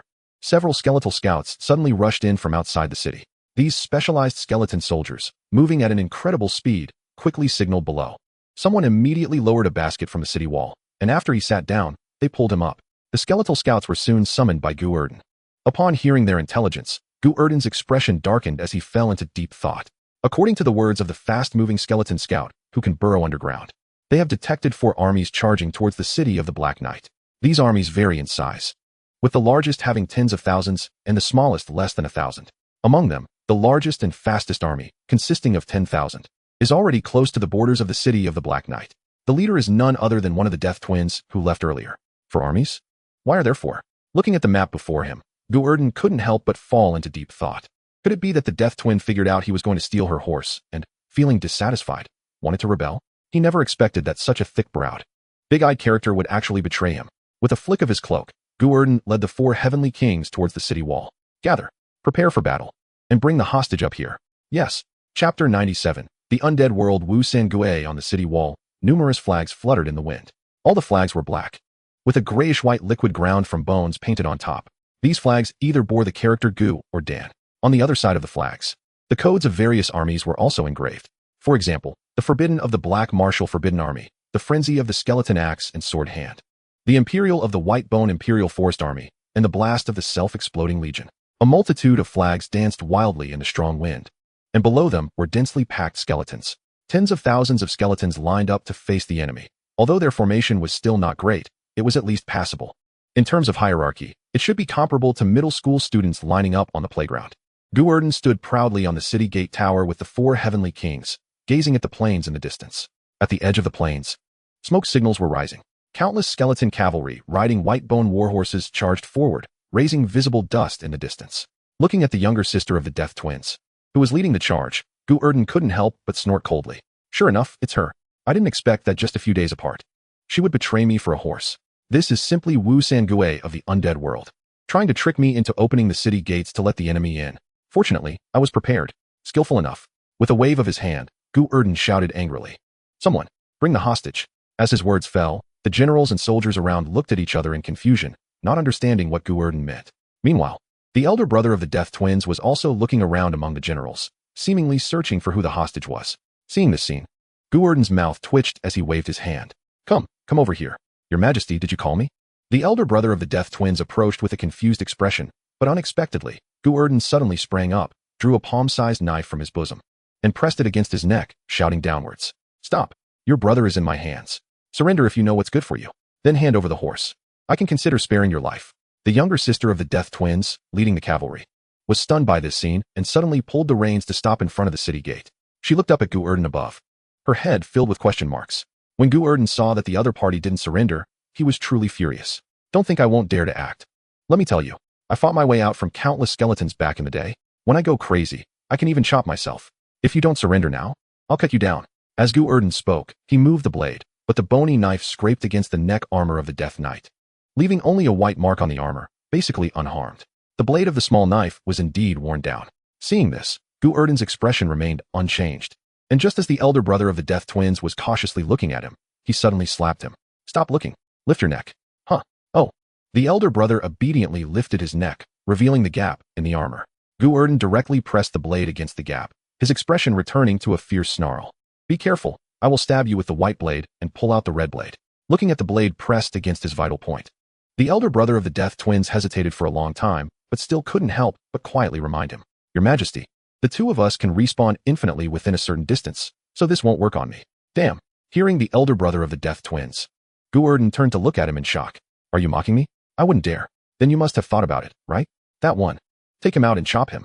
Drag him far away to chop, so he won't respawn. Yes. Standing beside them, the skeleton axe and sword hand who had just been promoted to general due to his military merits, grabbed the elder brother of the Death Twins by the neck and dragged him out, while his other hand swung the axe and sword. Seeing this scene, the elder brother panicked and struggled desperately to explain. Your Majesty, I'm innocent. Axe and sword hand. Wait, don't drag me. I'm innocent. Who are you calling axe and sword hand? Call me General Shenwei, the captain of the axe and sword hand, who had been conferred the title of General Shenwei, began to grapple with the struggling elder brother of the Death Twins. However, one was at the 4th tier and the other at the 5th tier, and their strength varied significantly.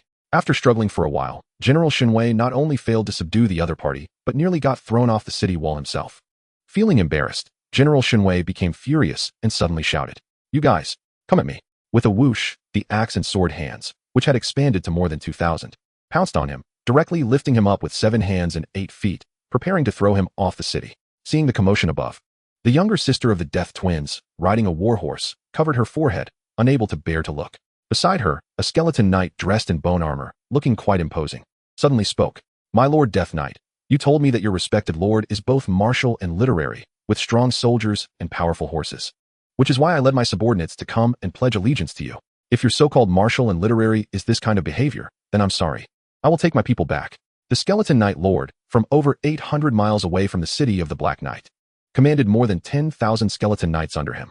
The so-called skeleton knights were actually a variant of skeletons, whose strength was uncertain, generally between the 1st and 3rd tiers.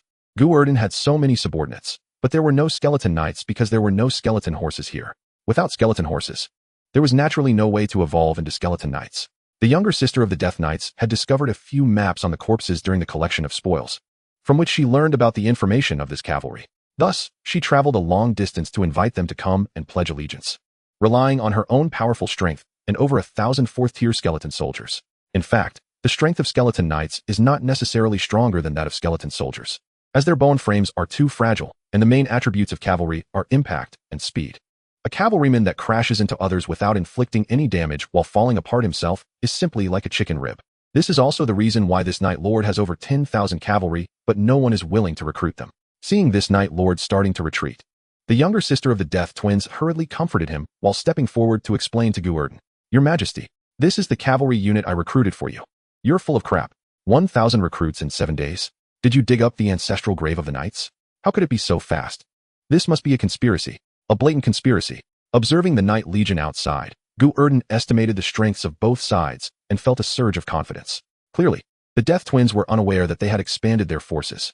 They believed they only had 20,000 subordinates. 1,000 cavalry against 20,000 infantry indeed has a significant advantage, but against 10,000 versus 80,000, and all of his troops were heavy armored units. That made all the difference. Open the city gates. Charge. With a loud shout, a dull drumbeat began to resonate. The heavy bone door, reinforced crazily, slowly descended to the ground with the combined effort of over 100 4th-tier skeleton soldiers manipulating the bone chains. In the next moment, hundreds and thousands of skeleton soldiers surged out, looking at the distant white skeletal figures, which appeared like a sea of heavy armored skeletons. The previously unconcerned skeleton knight lord suddenly turned to glance at the 1,000 4th-tier skeleton soldiers beside him, comparing the colors and armor styles of both sides. The skeleton knight lord felt a chill run down his spine, a wave of coldness flooding his mind. Could it be that they were all 4th tier? Slowly turning his stiff body, the skeleton knight lord looked at the Death Twins' younger sister beside him and sensed her pride as she nodded arrogantly. Seeing her nod, the skeleton knight lord shivered all over, abruptly yanked the reins, turned around, and fled, even abandoning his subordinates. Witnessing their leader's escape, the confused skeleton knights also began to run. In an instant, over 10,000 skeleton knights fled in a panic, kicking up clouds of dust. leaving only the Death Twins' younger sister and the 1,000 fourth-tier skeleton soldiers standing alone in the cold wind. Chapter 98. The Skeleton Knights joined the ranks. The fleeing Skeleton Knight Lord ultimately could not escape. In his attempt to flee, he was shot down by a spear from an armored knight and was subsequently captured by the advancing skeleton soldiers. As for his subordinates, they were captured one by one in their futile struggles. Faced with skeleton soldiers whose numbers overwhelmingly surpassed theirs and whose combat power could form an absolute crush, these skeleton knights appeared utterly powerless to resist. The strongest among them, a guard unit, only possessed third-tier strength, with less than 20 capable of reaching fourth tier. This was still their strongest unit. The other units were merely at first or second tier. Against the enhanced fourth-tier skeleton soldiers, they struggled just to break through the enemy's defenses, let alone deal any harm. The Death Twins' younger sister was also bound, but she didn't struggle at all. She merely reminded the skeleton soldiers to be careful not to kill the cavalry they had so painstakingly recruited when they charged in, especially concerning the Skeleton Knight Lord, who was the king of skeleton knights and had the ability to create skeleton knights. Although the strength of the soldiers he created was often unpredictable and likely to be first or second-tier cannon fodder, a king is still a king, representing a source of troops. Moreover, the city of Black Warriors never cared about the strength of their soldiers. The skeleton soldiers created by the skeleton wizards were initially only at first-tier strength, yet they had now become elite soldiers. As the Death Twins' younger sister was taken into the city, the misunderstanding was soon resolved. After all, no one had ever heard of a group of cannon fodder attacking a city alone, much less a group of cavalry. Attacking a city with cavalry? Did they think he was Genghis Khan? With the misunderstanding completely cleared, Gu Erdan hurriedly went to untie the Death Knight's younger sister and the Skeleton Knight Lord, deeply regretting his recklessness. If this had happened in ancient times, he would have at least gained a reputation for treating talented people with respect. Not like Chowmunda, who rushed to greet a friend while wearing his shoes backward. Of course, based on Gu Erdan's previous behavior, he was more likely to be Yuan Shao, someone who could ruin a good hand of cards. The Death Knight's younger sister naturally would not complain, as she was there to make amends anyway. Given her history of releasing people without permission, Gu Erdan's treatment of her was not excessive. As for the Skeleton Knight Lord, he was nearly scared out of his wits. He was just a mid-level undead of 5th tier. Looking around at the densely packed 4th-tier skeleton soldiers forming a sea of bones, he no longer dared to voice any complaints. If he said the wrong thing, he wouldn't even need the entire force to overwhelm him. A mere 10 or so small soldiers could easily take him down. The reason he chose to accept the Death Twins' younger sister's summons was partly to seek protection, and partly because he couldn't defeat her 1,000 subordinates and feared angering her would result in his immediate demise. If he couldn't handle 1,000, how could he face 80,000? Faced with Gu Erdan's enthusiastic invitation, the Skeleton Knight Lord nodded in agreement without hesitation. Gu Erdan was overjoyed and immediately appointed this Knight Lord as one of the 4 heavenly kings, named the Knight Vanguard, temporarily serving as the deputy to the Death Twins until the forces expanded, at which point he would lead troops into battle independently. With these skeleton knights enhanced, the overall strength of the city of Black Warriors surged again, bringing the total military strength close to 100,000. Among them were 13,000 cavalry, 76,000 infantry, plus 5,000 Imperial Guard and 1,300 elite troops. The increase in military strength was a good thing, but with the misunderstanding resolved, a new confusion arose in Gu Erdan's heart. Since the Death Twins had not betrayed him, who were the other 3 forces approaching? Could it be that the vampires knew he had killed Elder Grace and were coming to trouble him? Or were the 2 9th-tier big shots from the ghostly underground coming to provoke him? It seemed impossible for them to have recovered their strength in just a few days. Gu Erdan dispatched the newly acquired skeleton knights for reconnaissance, and to be cautious, he began directing the troops to infiltrate the tunnels, preparing for a surprise attack. At this time, regardless of who the incoming forces belonged to, they should be unaware of his troop expansion. Thus, it was uncertain who would outmaneuver whom. The skeleton knights sent out for reconnaissance had already been upgraded to 4th tier by Gu Erdan. Moreover, they were one of the advanced varieties of skeleton knights. Known for their speed, the skeleton light cavalry. Although their resilience was somewhat weaker, they could run incredibly fast. Even the warhorses they rode were upgraded to 4th tier, which caused Gu Erdan's system to nearly exhaust its stored energy. In addition to these light cavalry, there were also the terrifyingly powerful heavy cavalry, the armored knights skilled in melee combat, and the archers proficient in ranged combat, among others. The characteristic of skeleton soldiers was their variety, which was also evident among the skeleton knights, with the main force concealed underground.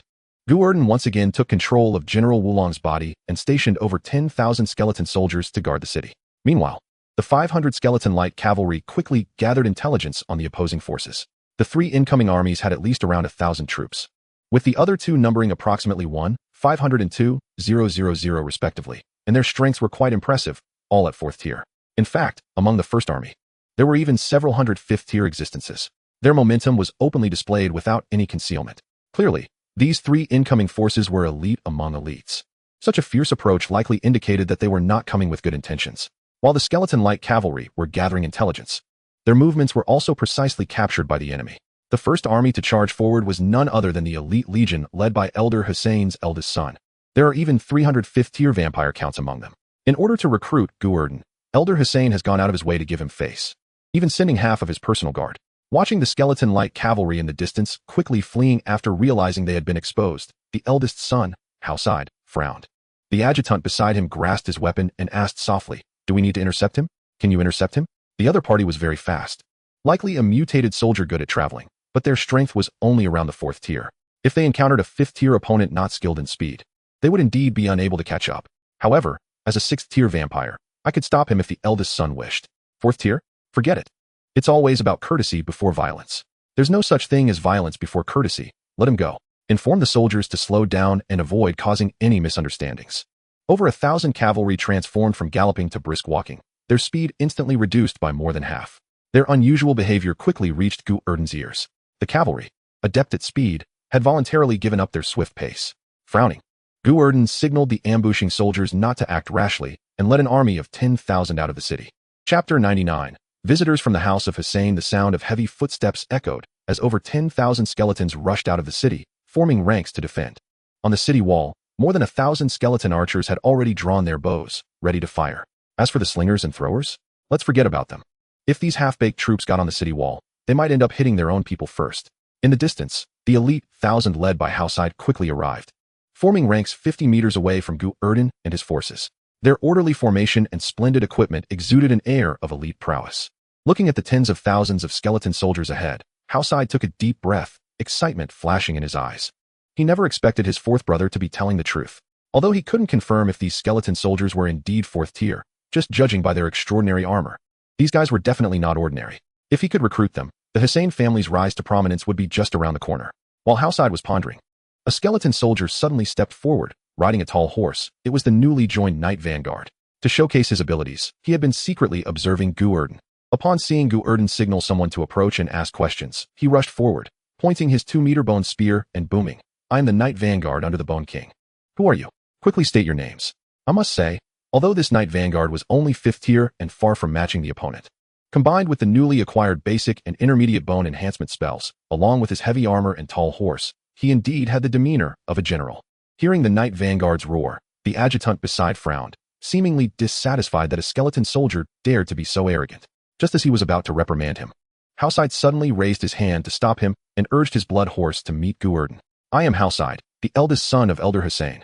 I come at my father's command to invite the Bone King to discuss great matters." Upon hearing this, Gu Erdan's expression changed. "House, why does that surname sound familiar?" Just as Gu Erdan was trying to recall, Hausaid added with a smile, "My brother, Hausley." At this moment, Gu Erdan finally remembered where he had heard that name. Wasn't he the one who wanted to recruit him, but ended up getting killed by a chaotic mob after throwing a cup? Goodness, this has become a matter of revenge. Where's the Bone King? Could it be that guy has already been wiped out? Bah, what a useless fellow. Even as a shield, he was so weak. How can he call himself a king?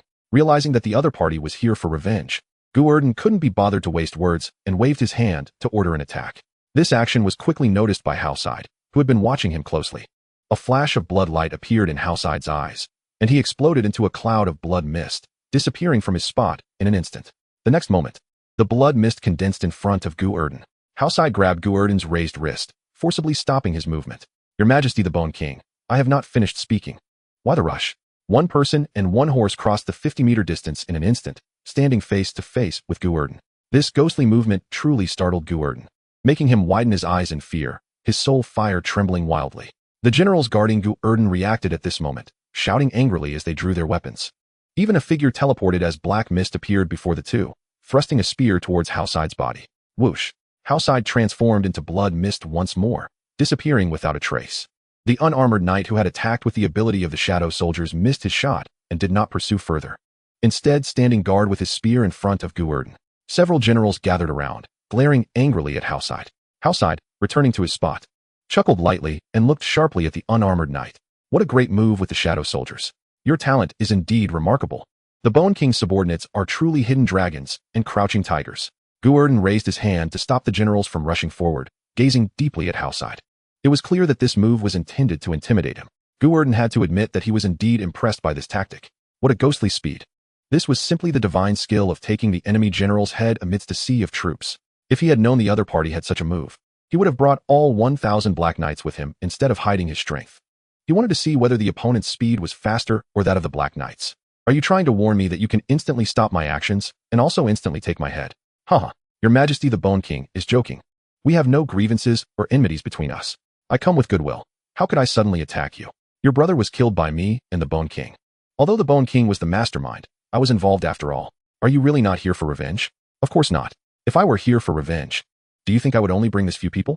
Halcide, riding on his horse, looked deeply at Gu Erdan's army, his eyes revealing a mix of caution and greed. I am merely self-confident, not arrogant. Even if these 1,000 elites are powerful, they could never defeat 14,000 fourth-tier undead. Your army is indeed magnificent. Retracting his gaze. To prevent Gu Erdan from making any impulsive actions, Halcide directly made his intentions clear. To be honest, my brother has already been resurrected by my father. Our blood clan has many tricks up our sleeves, including methods for resurrection. After my brother's strong recommendation, my father has developed a keen interest in your forces and specially sent me, the future heir of the family, to lead the most elite troops to discuss matters with you. What matters? Cooperation, alliance, great endeavors. Feeling Halcide's piercing gaze, Gu Erdan secretly sighed in relief. Thankfully, they were not here to fight. Otherwise, having just killed a Blood Clan elder, they were in a tense period with the Blood Clan. If something big happened during this time, it could easily raise suspicions. If they were to go all out against the Blood Clan, who knows how many minions would die? All right, since you want to talk, I shall accompany you. How do you want to discuss? Seeing that Gu Erdan agreed to negotiate, Halcide felt relieved. Luckily, this guy wasn't some brain-dead fool. He at least understood how to think and could communicate normally. Otherwise, if the other party had no brains and suddenly shouted, "You dare scare me," while leading his minions to fight, Halcide would have been in big trouble. His earlier display of authority was actually a gamble, a test. The risks were not small. Fortunately, he won the bet and realized that the other party's intelligence was not low. This made things easier. With a radiant smile on his face, Halcide suddenly reached out slightly towards the city wall. There was no need to rush the negotiations. We traveled a long way. And Your Excellency Wu and T want us to stand here in the wind to talk, right? Please let the young lord enter the city. Guests should not overshadow the host. Please, Your Excellency, go ahead. Chapter 100, Profitable Business. The Ho family has been a branch of the Blood Clan for hundreds of years. The Blood Clan, being a species with naturally high intelligence, has accumulated immense wealth over the centuries, far beyond what other undead can compare to. This is evident from how Elder Gress of the Blood Clan could confront 2 9th-tier undead head-on, even when all his cards were on the table. Therefore, the Blood Clan can easily gather a force, and many undead are willing to cooperate with these wealthy individuals. At this moment, Gu Erdan is one of them. Halcide's negotiation style was very straightforward, and he seemed to worry that Gu Erdan might not understand, so not only did he speak directly, but he also patiently explained every complex statement he made. This posture resembled Gu Erdan reprimanding his subordinates while explaining the meaning of his words. It seemed that this young master Halcide had previously suffered from the simplistic thinking of other undead, and he had formed a habit of treating others this way. However, Gu Erdan was not an idiot. The way the other party negotiated made him feel a bit awkward. Watching young Master Halcide try to test his abilities while also explaining himself out of fear that he wouldn't understand was like someone asking how much money you have at home while simultaneously assuring you that they weren't interested in your family's wealth. Just genuinely curious. With a helpless look at Halcide, Gu Erdan finally confirmed that this guy was treating him like an idiot. What's going on? Does he think other undead are so low in intelligence? Somewhat dissatisfied, he glanced around at the generals. Looking at General Wulong's wise eyes and General Jibao's carefree demeanor, and Gu Erdan fell into silence. With such talents around him, it was understandable that the other party would treat him as simple-minded. Since the other party regarded him as a fool, Gu Erdan was willing to play along. After all, you wouldn't want to compete with someone of low intelligence, and generally, people wouldn't be too guarded around those of lower IQ. The 2 most difficult types of people to deal with in negotiations are those with extremely high intelligence and those with extremely low intelligence. One does not trust your words because they understand the traps within, while the other simply does not trust you for no reason whatsoever. In the brief conversation, Gu Erdan had already roughly figured out why Halcide and his group came to recruit him. They had actually guessed that he could create 4th-tier undead and even accurately pinpointed the number of soldiers under his command at around 20,000. This made Gu Erdan break out in a cold sweat. He never expected that the foolish guy who had been hacked to death had so much insight. Truly worthy of a big family. They should have just burned his body, since the other party had, to some extent, guessed his capabilities and placed significant importance on them. Gu Erdan decided to drop the pretense. He laid his cards on the table. Yes, he, Gu Erdan, could indeed create 4th-tier undead, and the cost was not high. It would take him about 1700 energy to create one 4th-tier undead. Given that a 1st-tier undead could provide a maximum of 10 points, a 2nd tier could provide 50, a 3rd tier 100, and a 4th tier 1000. It meant that by killing a dozen 3rd tier or 30-some 2nd tier undead, he could create one 4th tier undead. Moreover, there are not many high-tier undead, but low-tier undead are everywhere, practically as many as one could want. Of course, Gu Erdan wouldn't honestly report the precise energy requirement of 1700. When making minions for the other party, it would be reasonable to cut some corners, right?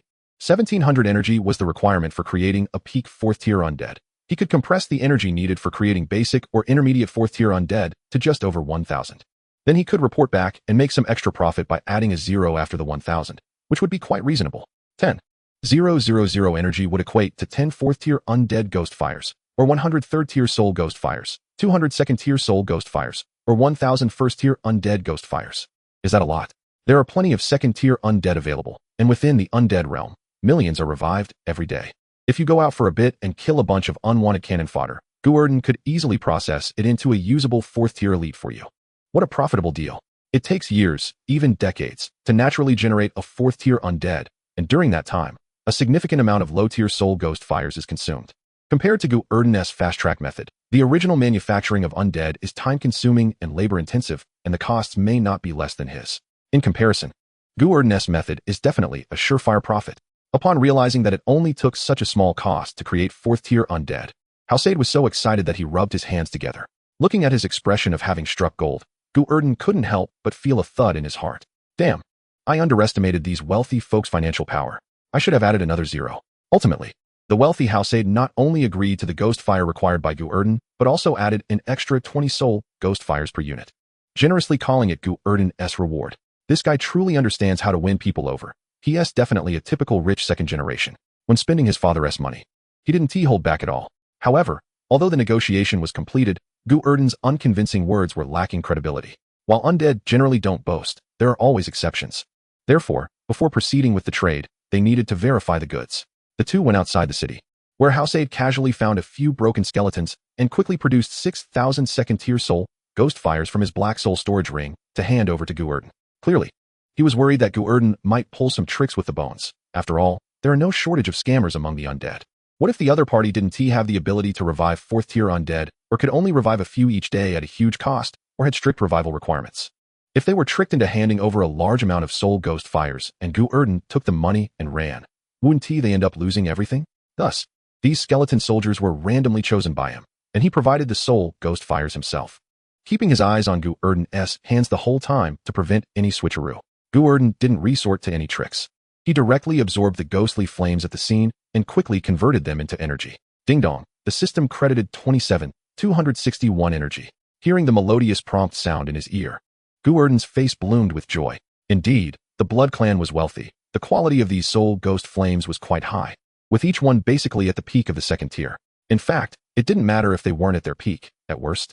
The energy provided would be slightly less, but even in that case, 200 2nd tier ghost flames would definitely exceed the cost of Gu Erdan creating a single undead. If it really came to that, he could always ask the Blood Clan for more. After all, they weren't short on money. After receiving the energy, Gu Erdan quickly infused a portion of it into the 1st tier skeleton soldiers ahead. As the white energy transformed into light points and integrated into the skeleton soldiers' bodies, their forms shuddered slightly, and their momentum began to rise continuously. 2nd tier, 3rd tier, 4th tier. The enhancement speed was slow, as Gu Erdan intentionally slowed down the energy infusion rate. However, in the eyes of Prince Hausaid beside him, this advancement speed was already outrageous. Once the skeleton soldier's strength reached the early 4th tier, Gu Erdan quickly halted the energy input and let out a breath. The energy was exhausted. The soul ghost flames you provided could only create these soldiers. Hausaid did not pay attention to Gu Erdan's words and didn't even hear them clearly. He was staring intently at the 34th tier undead before him, his face full of excitement. After a long pause, Hausaid couldn't help but exclaim, "What the hell?" 3 voices rang out at that moment. Chapter 101. The wealthy Blood Clan Hausaid, who exclaimed in surprise, felt a chill run down his spine when he heard the other 2 voices at the same time. Someone was eavesdropping. The secret was discovered. Silence them. Several thoughts flashed through his mind, and Hausaid suddenly exploded, slamming his hands heavily on the ground. Who dares? Die? Without even giving the other party a chance to identify themselves, Hausaid, whose important secret had been discovered, directly unleashed his strongest killing move. Seven-ring spell. Blood Goddess Hand. Dense blood mist spread out, transforming into thousands of blood-colored arms reaching out in all directions. These arms were between reality and illusion, directly ignoring all obstacles in their path and instantly passing through them. They would only attack living beings, or more precisely, things with souls, ignoring barriers. Precise tracking. And once they hit, they would attract all other blood hands to them. Capable of mass attack, capable of single strikes, both offensive and defensive. This move was so powerful that Hoshide had once relied on it to kill a peer-level powerhouse. Thousands of blood-colored arms surged towards all living beings around, except for Gu Erdan and his companions. Upon seeing Hoshide unleash this move, piercing screams suddenly rang out, clearly indicating that the opponents knew the power of this move and had been frightened. Big brother, spare me. It's me, third brother. Hearing the familiar voices amidst the blood mist, Hoshide was startled for a moment and instantly recognized who it was. His third brother, Hoshide. What was he doing here? He must be here to compete with him for people. Should he take this opportunity to get rid of him directly?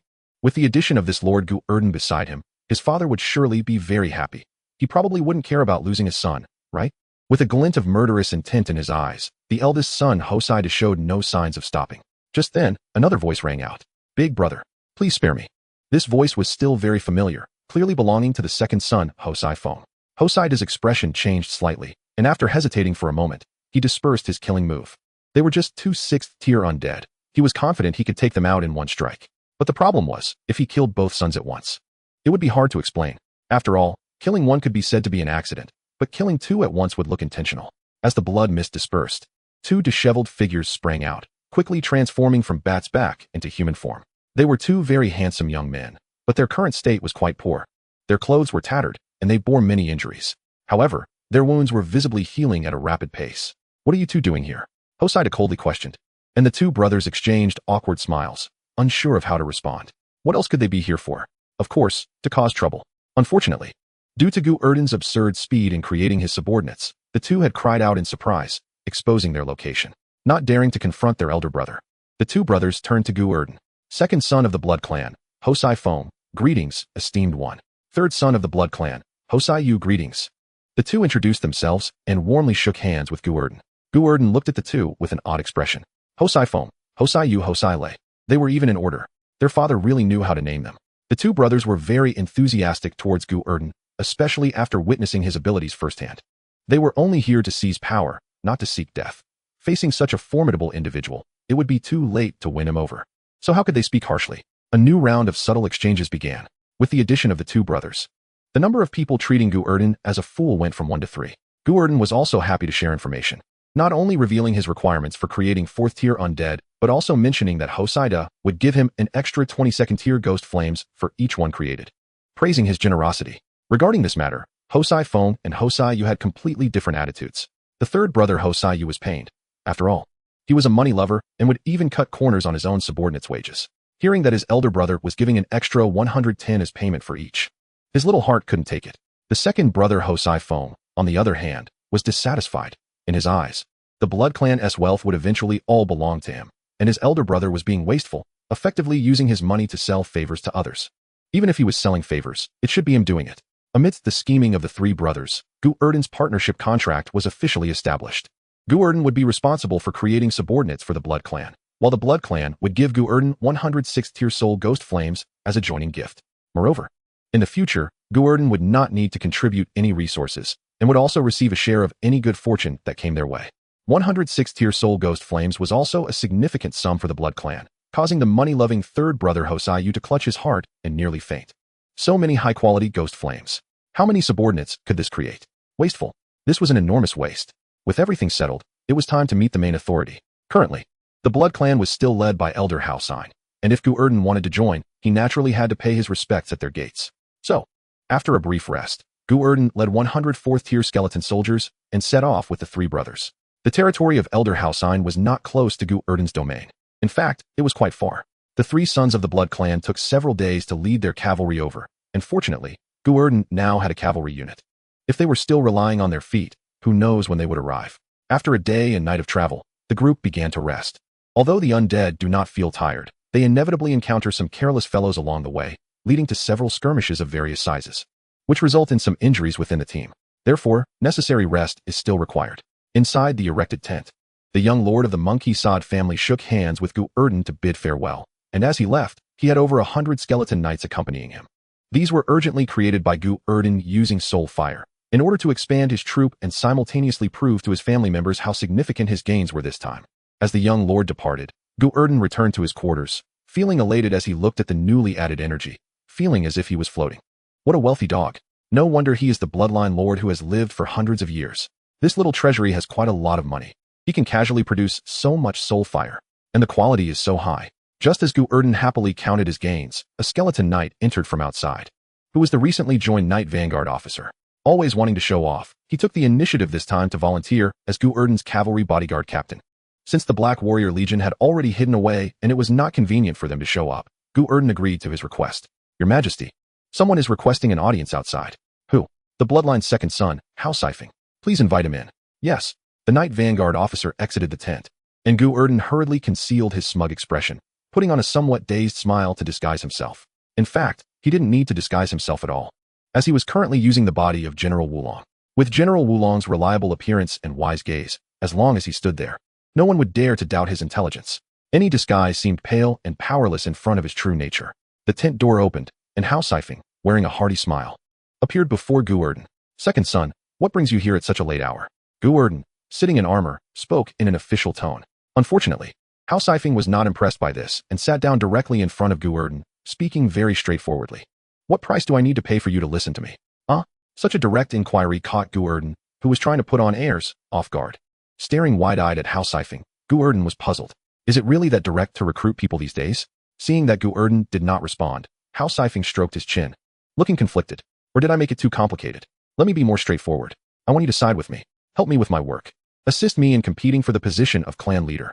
Once successful, I am willing to give you all the souls in the family's reserves. You only need to produce skeleton soldiers for me at a 2-to-1 price. What do you think? Wow. House Ifing's bold words made Gu Erdan gasp in surprise. So direct. So decisive. So reckless. Is this guy really a vampire? I didn't expect there would be such a naive fellow among vampires. However, although this guy's words were straightforward, the meaning behind them stirred Gu Erdan's greed. Gu Erdan had to admit that this kid's courage and boldness were indeed impressive. Such a direct approach truly provoked Gu Erdan's greedy heart. Producing skeleton soldiers at double the price, how much would he earn? However, the reason this kid was so generous was most likely due to his severe disadvantage in the power struggle. Otherwise, under advantageous circumstances, who would be foolish enough to offer such substantial benefits? Even the Grand Lord Houseside, who wanted to win people over, would only give an extra 10% benefit. Gu Erdan did not want to get involved in the rivalry among these three brothers. Making money steadily was the way to go. No matter who ended up as the boss, the soul fire in his pocket would still have to be used by him in the end. So why should he get involved? Thinking of this, Gu Erdan quickly revealed a silly smile. I mean, if you support me, no. You probably didn't hear me clearly. If you join, Before he could finish, he was interrupted repeatedly by Gu Erdan. House Ifing was a bit reckless in character, but certainly not a fool. Seeing that the other party was unwilling to discuss the matter, he sighed helplessly. Maybe my sincerity is not enough. Forget it. Let's take our time to get along. And you should find out that I am more suitable to be a leader than others. The main reason I came this time was to ask you for a favor. A favor? Sure. What kind of favor? I would like to ask you to produce a batch of skeleton knights for me, 4th tier, in the quantity of 500. As House Ifing spoke, he took out a ring and placed it in front of Gu Erdan. Here are 80,000 3rd tier soul fires, which is more than half of my fortune accumulated over the past few hundred years. Among them, 50,000 are for producing skeleton knights, and the remaining 30,000 can be considered as your reward for this time. House Ifing's words almost made Gu Erdan bite his tongue, even though he didn't actually have a tongue. Looking at the ring pushed in front of him, Gu Erdan gasped. Are vampires really this wealthy? A lord can take out such a large sum of money? Truly, they are worthy of being the Jewish clan of the undead world. Moreover, this guy actually offered more than half of the benefits. This is much more generous than his elder brother. However, Gu Erdan was reluctant to engage in such a highly profitable business. First, the benefits you receive are too high, which can easily cause the other party to harbor grievances and affect the relationship between both parties. Secondly, pulling out the roots is not as fragrant as harvesting the leeks. A quick knife may be ruthless, but it will never be as cruel as slicing flesh slowly. If you squeeze too much milk at once, the cow will get upset. But conversely, if you squeeze it slowly and feed it good fodder while doing so, it might even get used to, or even like that feeling. Gu Erdan smiled and accepted the ring, his expression very bright. I will accept these soul fires, but let us not talk about the reward. This is our first transaction. Since the second son is so generous, I am not the kind of stingy person. 80,000 third-tier soul fires. 800 fourth-tier skeleton cavalry. I will deliver them to you immediately. Not a single one less. Good. I like this kind of generous brother. Much better than those pretentious guys. When we get to our blood clan's territory, I will definitely make you my sworn brother in front of the whole clan. House Sifing excitedly slapped the table, taking out so many soul fires at once and generously offering over 30,000 to the other party. It was a lie to say he wasn't feeling heartbroken. That was all his savings over the past few hundred years. But for the sake of his grand cause, he could only grit his teeth and pretend to be generous. Seeing that Gu Erdan was unwilling to accept, House Sifing was overjoyed and wanted to give him even more. Not willing to accept a gift? This kind of person is definitely worth making friends with. Brother, you are too polite. How can I let you help me for free? 25,000 as a reward. The rest will be used to make soldiers. No. I will not let my companions suffer losses. At most, I will just earn a bit less. 5,000 as my reward. The rest will be used to make soldiers. 20,000. At least 20,000. No. 10,000. At most 10,000. Let's compromise. 15,000. This is my bottom line. If you don't accept it, you're looking down on me. After a round of bargaining, Ho Siphon left satisfied, accompanied by 700 naive newly promoted 4th-tier skeleton knights. Watching the second young master leave, Gu Erdan finally confirmed one thing. This group definitely came prepared. Not far from their camp was a place where skeleton knights were produced, and they likely chose to camp here for the convenience of creating cavalry. As Ho Siphon departed, Gu Erdan didn't choose to rest immediately. Instead, he sat in his armor with closed eyes, meditating. Sure enough, it was only 3 minutes later that another guest arrived. The third young master of the blood clan, Ho Siyu. With 2 older brothers suddenly acquiring so many powerful soldiers, how could he not notice? If he lacked even this level of observation, he could forget about competing for the position of clan leader and should just go home and be a salted fish. Quickly finding his way over, he was immediately summoned by Gu Erdan. Unlike his older brother, this Ho Siyu was not so generous. After going in circles for a while, he finally got to the point, explaining his purpose for coming. Brother Gu Erdan, you've already helped my older brother and second brother create their subordinates. So you can't treat me differently, right? Why not help me create some subordinates as well? I have 90,000 second-tier soul fire here. How many subordinates do you think you can help me create? I believe we will definitely have a long-term cooperation in the future, and we should understand and accommodate each other. How about you help me out and create 500 4th-tier skeleton knights? Ho Siyu's words left Gu Erdan stunned, and it took him a while to react. 90,000 second-tier soul fire to create 500 4th-tier skeleton knights? Based on a cost of 200 per night, good heavens. His brothers were paying him for help, and now he was expected to pay others? Is this guy a miser reincarnated? Looking at the fawning smile on Ho Siyu's face, Gu Erdan's mouth twitched slightly as he forced out a smile. Alright. Chapter 103. The strange competitive spirit of men. An hour later, outside the tent, Gu Erdan and Ho Siyu silently observed the skeleton knights standing in a disorganized line ahead. After a long while, Ho Siyu finally spoke. Aren't they a bit abnormal? Are they? They seem pretty normal to me. They're all 4th-tier undead, and their strength is definitely up to standard. True, they are indeed 4th-tier, but why do they look so dull? Looking at the 500 skeleton knights with vacant expressions, appearing quite dull-witted, Ho Siyu silently compared them to the subordinates his 2 brothers had just acquired and felt very uncomfortable. His brother's skeleton knights were quite normal. So why were all of his appearing to have some kind of developmental issue? Hearing Ho Siyu's inquiry, Gu Erdan shrugged helplessly. You get what you pay for. I can't help it. To save costs and not affect their combat power, I had to cut back in this area.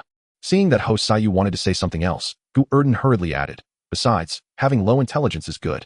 They won't have too many schemes and won't ask you for wages. Just think about it. If they were other 4th-tier undead, how much would their annual expenses be? Gu Erdan's words sparked an idea in Ho Siyu. No wages? That was indeed good news. If that were the case, then having subordinates with slightly lower intelligence wasn't really a big deal. Satisfied, Ho Siyu returned to his camp area with his 500 subordinates, while Gu Erdan similarly returned to his room, feeling pleased. The reason these skeleton knights were so dull was due to Gu Erdan's severe cost-cutting. The normal 4th-tier skeleton knights under Gu Erdan had to go through multiple processes to be made. First, they needed to enhance their strength, which cost nearly 2,000 energy to forcibly elevate them to the peak of the 4th tier. Then came the talent selection, which also consumed a significant amount of energy. To select suitable talent spells, multiple rounds of filtering were required, and even if the first and second ring spells had low consumption, the energy needed was still close to 1,000. Of course, if luck was bad, it might take several thousand. While good luck might yield results in just a few tries, the gap between a non-lucky person and a lucky one was immense. This meant that creating an elite subordinate cost Gu Erdan at least 3,000 energy. However, the subordinates created for the Blood Clan were standard low-quality products. 1,000 energy could elevate them to the early 4th tier, with talent spells completely random, and only a few might reach the mid-4th tier, which was definitely not due to luck. The total energy was limited. Reaching the early 4th tier was the maximum. The emergence of higher-level phenomena was due to errors during their enhancement. Yes, the mistake was in their intelligence. Enhancing intelligence also required energy, and not a small amount. After observing, Gu Erdan discovered that the less intelligent subordinates under him used significantly less energy during their enhancement compared to others, including General Wulong. Thus, Gu Erdan successfully created this group of dull-witted skeleton knights. The cost for them to reach the 4th tier was only a mere 700 energy. As for the price, it was a severe lack of intelligence, though their combat power was not too affected. However, one should not underestimate intelligence. High intelligence means they can understand commands, quickly learn to form ranks, and better cooperate with each other. The elite subordinates under Gu Erdan coordinated quite well, even developing many tactical techniques. On the other hand, relying on this group of dull skeleton soldiers to learn tactics, they would be lucky to distinguish friend from foe. Moreover, the main issue was that they were cavalry. Cavalry that can form ranks and charge compared to those that can only charge randomly have vastly different combat power. Therefore, such behavior of cutting corners and saving costs to create dull subordinates is very unwise. But all of this has nothing to do with Gu Erdan. The wool comes from the sheep. If you give less wool, don't blame him for knitting thin sweaters. After all, these aren't his soldiers. He couldn't care less whether they are intelligent or not. Just as Gu Erdan was about to rest after another wave of energy collection, another unexpected guest arrived. It was the eldest son of the blood clan, Hosaid, who looked very displeased. Having acquired over 100 strong subordinates, he was just about to celebrate with a nice bottle of wine when he looked up and found that his 2 younger brothers had somehow gathered 600 or 700 skeleton knights. What does this mean? Is it a hard competition? Do they have to go head-to-head with him? Hosaid did not blame Gu Erdan for casually creating subordinates for them, as it had been previously agreed to provide soldiers for the Hosai blood clan. He was also a member of the Hosai blood clan, as were his 2 younger brothers.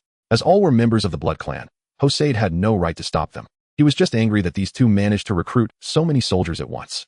If they returned to the family with nearly 1,000 4th-tier skeleton knights, while he only had over 100, who would be credited for the deal? How would the family members view him? What would his father think of him? Looking at Gu Erdan's confused expression, Hosaid forced a smile on his face. Your Excellency Bone King, I thought about it a bit when I went back and felt that bringing back 100 skeleton knights was somewhat inappropriate, as it could easily lead our family members to misunderstand your ability to create troops. So I want to increase the number of troops. Stroking the ring on his hand, Hosaid's expression showed a hint of hesitation. In the end, he gritted his teeth, took it off, and handed it to Gu Erdan. Let's temporarily increase it by 1,000. An hour later, Hosaid returned to the camp with 1,000 skeleton knights. The other 2 brothers, seeing this scene, began rummaging through their things with dark expressions. Moments later, the second brother, Hosaifing, grabbed the ring and strode towards Gu Erdan's tent. In the blink of an eye, 2 days passed, and the territory of the Housine family remained as quiet as ever. No one was willing to provoke this desperate warrior. After all, his family had little wealth, and he was such a formidable fighter. Even the 3 kings of the ghostly underground palace had never considered attacking this fellow. The reasons were twofold. First, his territory was too remote to launch an attack, and second, he was too strong, making it not worth the risk. However, the Housine territory, which had been silent for countless years, suddenly heard a different sound today. The piercing sound of a horn echoed through the sky, waking all the vampires in the castle. This was a warning of an external invasion, and judging by the sound, the approaching enemy was likely not ordinary. Countless vampires donned armor and headed for the city walls. As they looked into the distance, their expressions changed dramatically. At the horizon, billowing smoke rose like a storm approaching. It was cavalry, tens of thousands of them. These cavalrymen were clad in bone armor, and their war horses neighed, creating an extraordinary momentum. Some vampires skilled in sensing had already detected the opponent's strength from their unmasked aura. 4th tier. All of them were 4th tier, not just the riders, but even their war horses were enhanced. They were either 2nd tier or 3rd tier. Looking at the cavalry forces advancing in a straight line, seemingly ready to flatten the city, it was unclear who screamed, "Enemy attack!" With that cry, all the vampires inside the castle erupted in chaos. Oh no, unknown cavalry is coming to kill us. Quick, someone. The ghostly underground palace's army is here to wipe us out. Requesting support. Requesting support. The city was in disarray and facing the aggressive cavalry forces outside. The vampires inside were terrified and panicking. Over 10,000 4th-tier undead had already become the top combat power that an ordinary blood clan could muster, and even the Housine clan might not be able to field such a force. Moreover, this was an entire cavalry. Cavalry was not that easy to produce.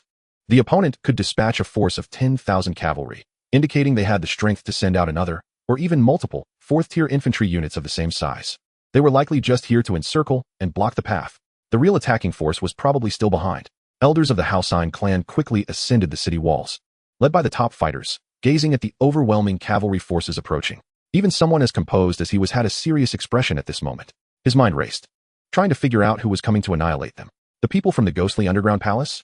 Impossible. While they could muster a fourth-tier undead force of over 10,000, they could not easily gather more than 10,000 cavalry.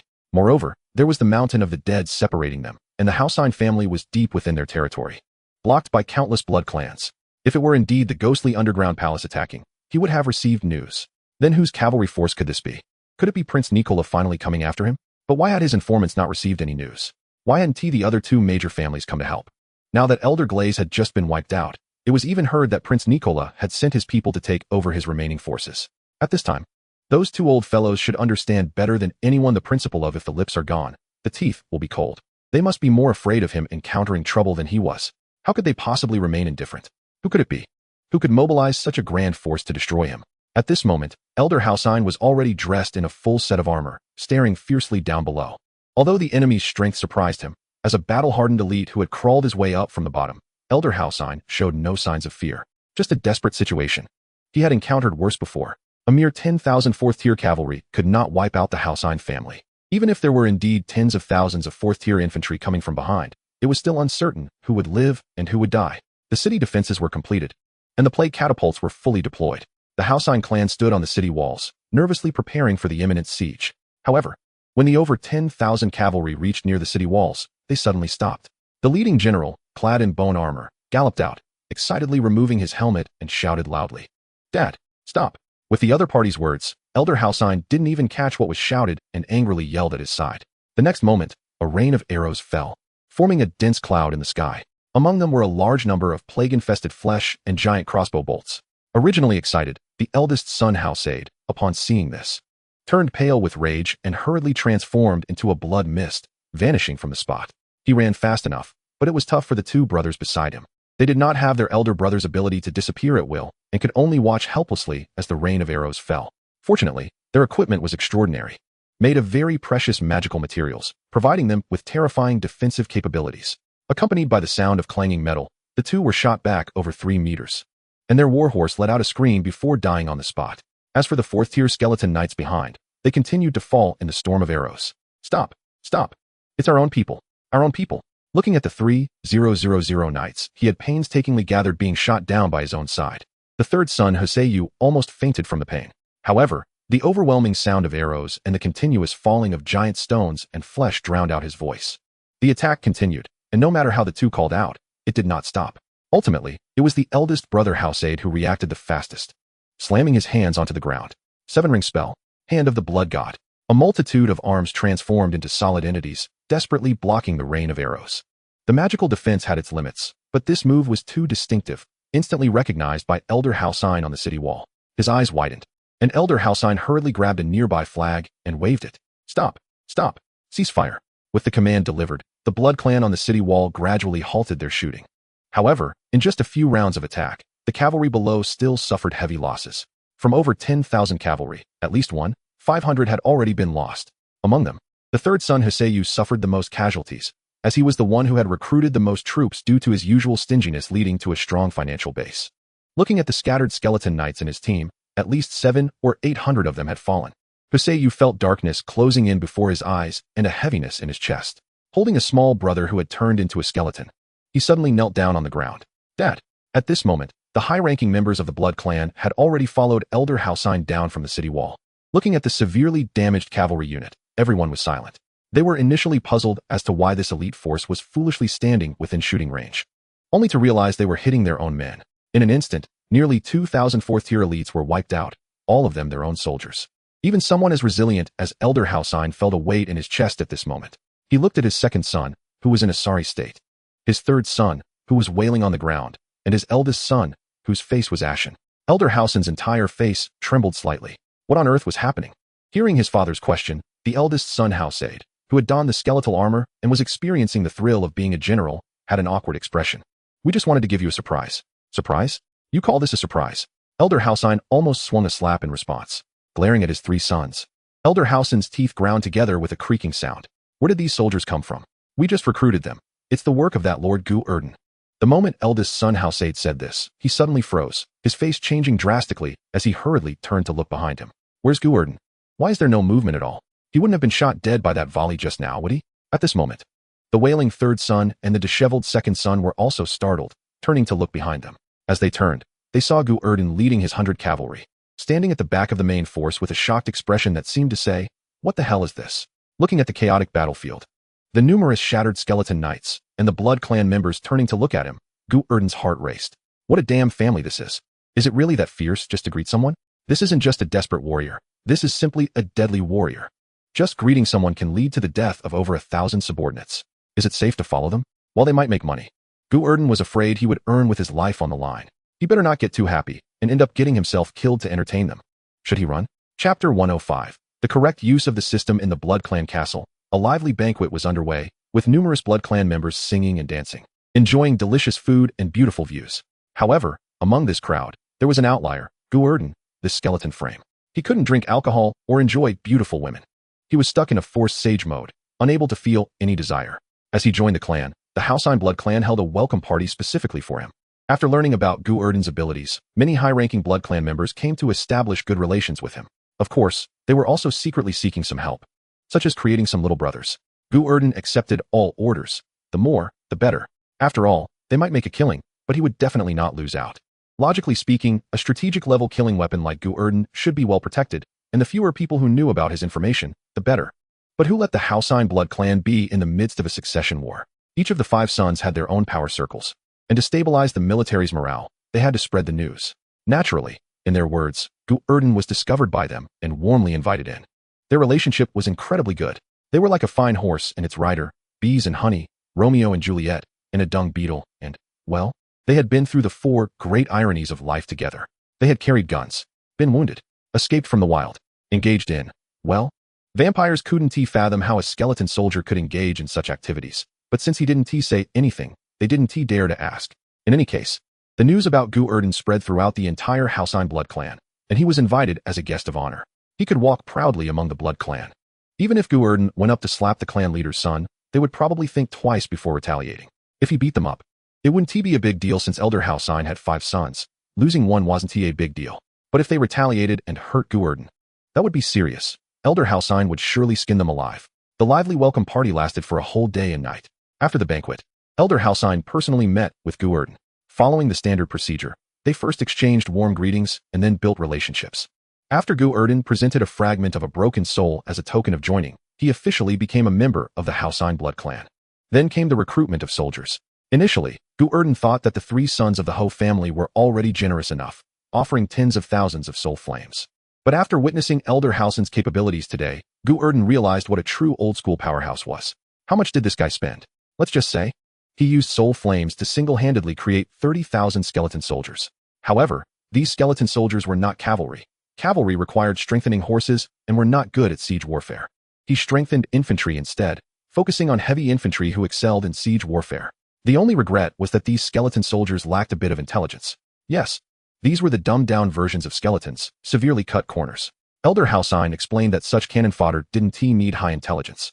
They just needed to charge forward and be able to fight. Higher intelligence would only make them harder to manage. Gu Erdan seriously suspected this was just an excuse from the old man, who simply didn't have money. Because the last batch of soul flames he provided was of severely low quality, clearly pieced together. With an instant increase of 30,000 combat power, Elder Hausain was beaming with satisfaction. Gu Erdan also profited immensely. He initially thought Elder Hausain would take some time to rest, either to continue gathering troops or train the newly acquired soldiers. However, the outcome far exceeded Gu Erdan's expectations. He underestimated the degree of dominance this old-school powerhouse had. The day after obtaining the soldiers, Elder Hausain, with lightning speed, commanded 30,000 infantry to cooperate with his son's 10,000 cavalry to wipe out the surrounding lord powers completely. In just one night, the death toll of the undead exceeded 200,000. Even half of the newly acquired 40,000 4th-tier skeletons were killed. When Elder Hausain appeared before Gu Erdan with a large number of soul flames, Gu Erdan suddenly felt a chill rise in his heart. Looking into Elder Hausain's eyes, filled with blazing fire, Gu Erdan read 2 words: ambition. To fight with war. To kill with kill. This guy's actions at this moment were already a blatant provocation. Because most of the undead powers he wiped out were owned by others, basically belonging to the factions of the other two Blood Clan elders and Prince Nicola. This blatant act of provocation was akin to tearing off the facade in public. A large amount of soul flames quickly transformed into combat power in front of Gu Erdan. An elder Halcyon, through his actions, demonstrated to Gu Erdan what the correct way to use his system looked like. Small factions, kill. Large factions, kill. If there are factions to ally with, kill. If lords form a coalition to resist, kill, kill, kill. He forcefully rolled forward like a snowball. During this time, an elder of the Blood Clan led elite troops to his door, intending to negotiate and stop this madman's reckless behavior. However, in the previous second, Elder Hussein, who was laughing and chatting with the other party, turned around and directly commanded the encircling army of undead to attack. The elder brought with him 14,000 elite 4th-tier soldiers and 800 5th-tier ace troops, all of whom, including himself, were annihilated overnight in the territory of the Hussein family. When Elder Hussein appeared before Gu Erdan, holding the head of the Blood Clan elder of the same rank, Gu Erdan felt a chill run through him. He had confirmed it. This old man was definitely a tyrant. A thorough tyrant. Instead of conserving energy and building up to claim kingship, this guy directly swept through everything with unreasonable force. In just 7 days, Elder Hussein had managed to roll his army of 40,000 skeletons to a staggering 180,000. The only reason he paused the attack was that Prince Nicola finally reacted, directly uniting all nearby undead forces to form a massive coalition army. Faced with top-level experts, elite troops, and a coalition of millions far surpassing his own numbers, Elder Hussein finally halted his expansion. But he did not retreat. Instead, he abandoned the scorched earth around him and began to gather all his forces. This guy actually planned to confront the enemy head-on. Inside Hussein Castle, Gu Erdan was heavily protected, or rather, monitored. At this moment, he was boredly absorbing soul fire, while lamenting Elder Hussein's ruthlessness. In just 7 days, the amount of soul fire this guy had obtained was already higher than all of Gu Erdan's gains during this time. Such a terrifying rate of plundering showed that he had figured out how to use the system. Chapter 106, 10,000 troops as per Elder Hussein's outrageous growth rate. If this old man really got the system, he could probably flatten the entire undead world within 3 years. Within 5 years, he could venture out to conquer other worlds. Within 100 years, he could become a notorious world destroyer. Shouldn't I try to learn from him? Gu Erdan looked down at his bony frame and immediately abandoned the impulse in his heart. The other party was powerful, which is why they could play this way. If someone as weak as himself dared to do the same, it would be pure foolishness. When lacking in strength, it is wise to develop cautiously. During this time, Gu Erdan hadn't been idle. Although General Wulong's body was controlled and he was not allowed to return to Black Warrior City, don't forget that Gu Erdan's true body was still here. While Elder Hussein expanded his forces, Gu Erdan in Black Warrior City was also crazily expanding. Come on. Isn't it just about having more people? I can extract 90 from my 100 soul fire. Would I be afraid of you overwhelming me? A seller of arms would fear a buyer of arms? If Gu Erdan were to go crazy, he would completely qualify to raise a coalition army of 1 million. All enhanced 4th-tier undead, which could easily bury him. However, Gu Erdan did not want to fight everywhere like this madman. What if he encountered someone powerful and got his head chopped off? It's better to obediently sell weapons. If Elder Hussein wants to be a tyrant, let him be. When I become a 10th-tier undead lord and form a 10th-tier undead army, it won't be too late to dominate the world. At this moment, 300 miles outside Hussein Castle, a large number of camps were stationed, resembling a sea from afar. In reality, the camps stretched for dozens of miles, with no end in sight. The various lords were holding a meeting, but everyone's expression was very grim, clearly not in a good mood. Even the legendary highest leader of the Blood Clan, the 9th-tier powerhouse Prince Nicola, had a dark expression at this moment. He couldn't understand. He had only taken a few days to relax and rest. How did his originally foolish little brother transform into such a formidable opponent? Over 100,000 4th-tier skeletons. If he were to face the other party in a one-on-one, he might be turned to ashes. Fortunately, the other party's front lines were too deep, making all the lords feel uneasy, and they quickly formed a coalition to resist. After unexpectedly defeating one of the enemy's 10,000-strong troops, the coalition successfully frightened the enemy away. However, although this surprise attack was victorious, it was still a Pyrrhic victory. They lost over 40,000 men. The reason for such heavy losses was that everyone had not yet adjusted their mindset and instinctively chose to send the cannon fodder first. The result was that the enemy was not cannon fodder. They were elite 4th-tier troops. They were soundly slapped in the face, causing significant psychological and physical damage. Just thinking about the fact that the enemy could still muster 17 such armies made everyone shiver. Even more outrageous was that the enemy could grow stronger through battle. If they didn't effectively stop this, the numbers would only continue to grow. This made everyone even more horrified. Prince Nicola raised his hand to support his forehead, looking despondent. There's no wall that doesn't leak. He had already learned why Elder Hussein had so many fourth-tier soldiers. A monster lord who could freely create fourth-tier skeleton soldiers? Where did this son of death come from? He had sent elite troops multiple times to secretly scout Hussein Castle, hoping to persuade Gu Erdan to join him. If that didn't work, he could capture him, and, once convinced by reason and emotion to join, he would directly expend all the soul fire he had accumulated over the years. It would definitely greatly enhance the coalition's combat power. Unfortunately, Elder Hussein was also a cunning old fox, with absurd levels of guarding over Gu Erdan. He had even set up a myriad of false formations, to the point where even his own sons did not know where Gu Erdan was specifically hidden. Several explorations were not entirely in vain. At least Prince Nicholas' secret troops had successfully captured one of Elder Hussein's sons. They initially intended to use this to create a diversion, forcing Elder Hussein to reveal his true self. After all, the only one who could save a person from their elite troops would likely be the most elite troops under Elder Hussein's command. And that loyal troop was probably responsible for guarding Gu Erdan at this time. As long as they showed themselves, everyone would definitely be able to follow the clues to find Gu Erdan's hiding place. But who would have thought that even after they killed Elder Hussein's son, the other side didn't move even once? Clearly, in the other party's eyes, sons were plentiful, but Gu Erdan was the only one. So Elder Hussein's youngest son met his unfortunate end. Frowning at the map before him, Prince Nicholas suddenly spoke. Did you all remember what I said? Remembered. The lords below hurriedly nodded. Seeing this, Prince Nicola was still not at ease and solemnly repeated, we cannot let him obtain soul fire. Even if the losses are heavy, we cannot. Any soul fire that falls into his hands will rapidly transform into soldiers, so it's better to destroy it. We must not let him get it. Understood. Also, how's the contact with the ghostly necropolis going? Don't they understand the principle of a tooth for a tooth? If we let that old ghost Hussein wipe us out, he won't just have over 100,000 soldiers, but rather hundreds of thousands, or even millions. By that time, even if the undead lord comes personally, there is only one choice, to avoid confrontation. After we die, the next to die will be them. Prince Nikolai's words left everyone in shock. They never expected to find themselves standing side by side with former enemies one day. Communication has already been established with that side.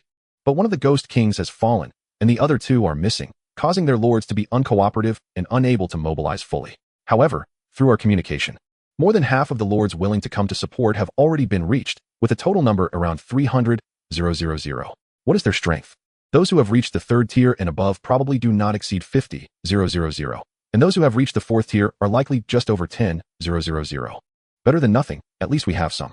Prince Nikolai leaned wearily against his chair, facing the reckless strategy of the opponent, no matter how many tricks he had. It was difficult to make a meal without rice. The terrifying numbers, combined with the crushing quality, could already form a dimensional strike. If it weren't for his quick reaction in time to stop the expansion, even he would have had no choice but to flee if given him 10 days or half a month to develop. The remarkable existence of Gu Erdan. Why would you choose to help him? Clearly, there is a better option here, little ghost. Murmuring to himself, Prince Nikolai slowly closed his eyes. Meanwhile, in front of Hussein Castle, the army has gathered. The great battle is about to begin. Chapter 107.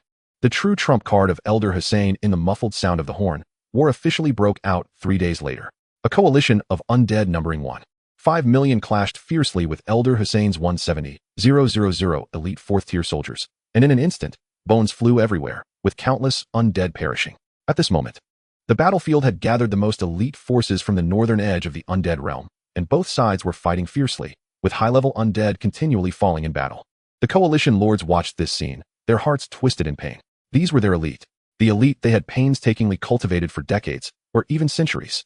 Now they were dying on the battlefield like cannon fodder, not even able to stir a ripple. At most, they could take down one or a few skeletons with their lives. In contrast, Elder Hussein, who was also watching from a distance, wore a fierce grin. He was not afraid of losses. He didn't care if these soldiers all died. As long as he could achieve victory, as long as he could enjoy the final fruits of the battle, then the fruits of victory would still belong to him. As long as he could swallow this force, as long as he could defeat them, then his army would expand to hundreds of thousands, even millions. By that time, just as Elder Hussein was envisioning his future, a sudden rumbling sound echoed in the distance. Elder Hussein focused his gaze and saw a blood-red figure breaking through the ranks of countless skeletons. The strongest legion under Prince Nikolai. The 300 blood god knights of the 7th tier. 300 knights formed a conical shape, like a hot knife cutting through butter. They directly sliced through tens of thousands of 4th-tier skeletons. Following these 300 knights were hundreds of lords. Understanding that there were no perfect eggs under a collapsing nest, they led their strongest undead to charge alongside the blood god knights. Their plan was clear. Behead. At this moment, over 100,000 skeletons were all under the command of Elder Hussein, and the intelligence of the skeletons was very low. Therefore, as long as they could take down Elder Hussein, it would be enough to leave these skeletons without a leader, and they might even instinctively turn on each other. The low intelligence of the skeletons was something that everyone gradually figured out after several battles. A group of simplified, castrated, brain-dead skeletons. How could their intelligence not be low? Watching the ferocious blood god knights charging from afar and staring at Prince Nikolai, who was at the forefront, Elder Hussein's mouth trembled slightly and finally couldn't help but curl into a brilliant smile. How long had it been since he had seen him so flustered? He originally thought he would only be able to make him wary after breaking through to the 9th tier, but unexpectedly, the tides had turned, and now he was already capable of making him feel fear. Turning to look at the skeletons standing around, a glint flashed in Elder Hussein's eyes.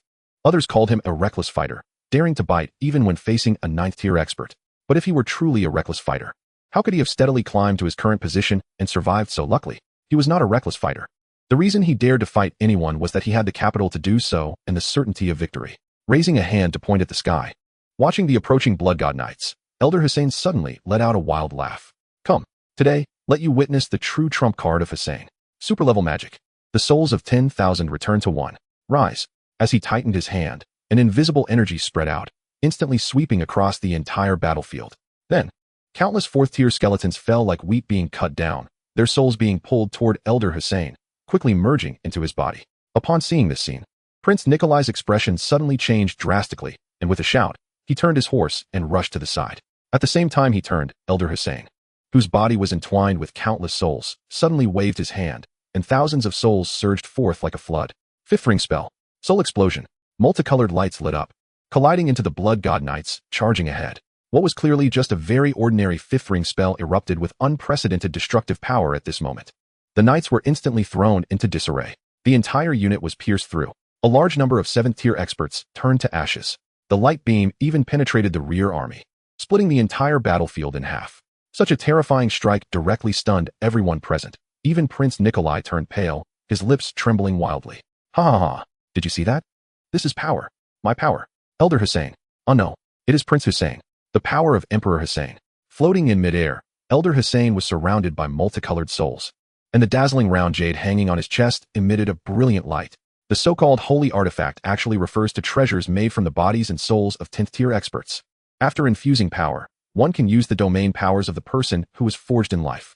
Besides holy artifacts, there are also semi-artifacts, which are made from the bodies and souls of 11th tier, demigod level experts. They can create domain stances. Above semi-artifacts are true artifacts. These are made using authentic divine attributes. They can create their own small divine realms. At this moment, what Elder Hussein activated was a standard holy artifact, containing the power of the soul domain. He can extract the target soul through soul fragments and connect them to his own soul. These soul pendants will amplify his power. The more pendants, the stronger the power. Sounds impressive, right? But in reality, it is purely a chicken rib, because the souls that are absorbed cannot be returned, and ultimately, they will dissipate when the energy is exhausted. In other words, these souls will become one-time consumables. Although it can lead to a tremendous burst of power in a short time, the prerequisite is that the quality of these souls must not be too poor. Just imagine, who would be willing to transform their elite troops into one-time consumables and waste them? Therefore, this is just something that is useless to eat but regrettable to discard. Until Elder Hussein encountered Gu Erdan. Endless soldiers. Endless souls. At this moment, Elder Hussein drew out nearly 10,000 4th-tier souls in one breath, all loaded onto himself. This also led to his spell power reaching an unprecedented level. The 2nd ring spell, Blood Whip Blade.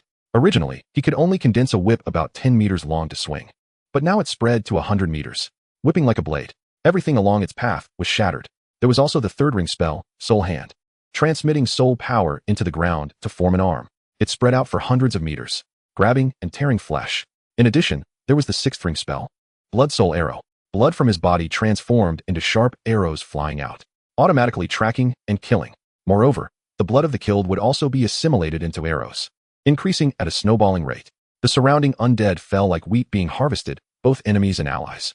Elder Hussein's frenzied outburst naturally came at a cost. That is the destruction of the hanging souls.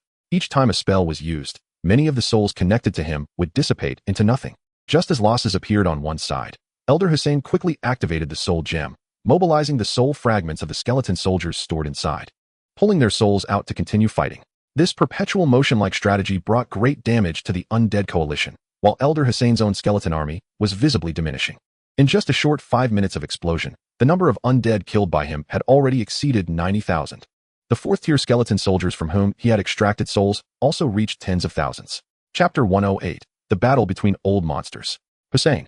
A roar suddenly sounded from beside him. Prince Nikolai transformed into a blood mist and appeared next to Elder Hussein. With his hands clasped together, the blood-red airflow turned into a storm rushing towards Elder Hussein, creating visible ripples in the air along the way. Eighth ring spell. Twisted Space Blade.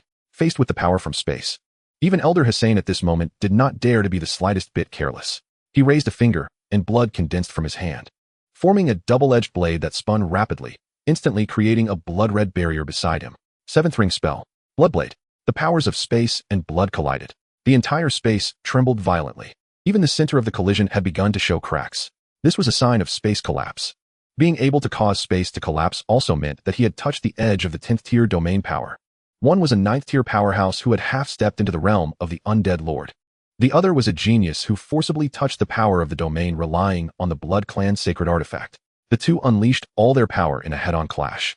For a time, it was hard to distinguish between victory and defeat. However, as the energies of the two clashed together, it was the surrounding undead who suffered.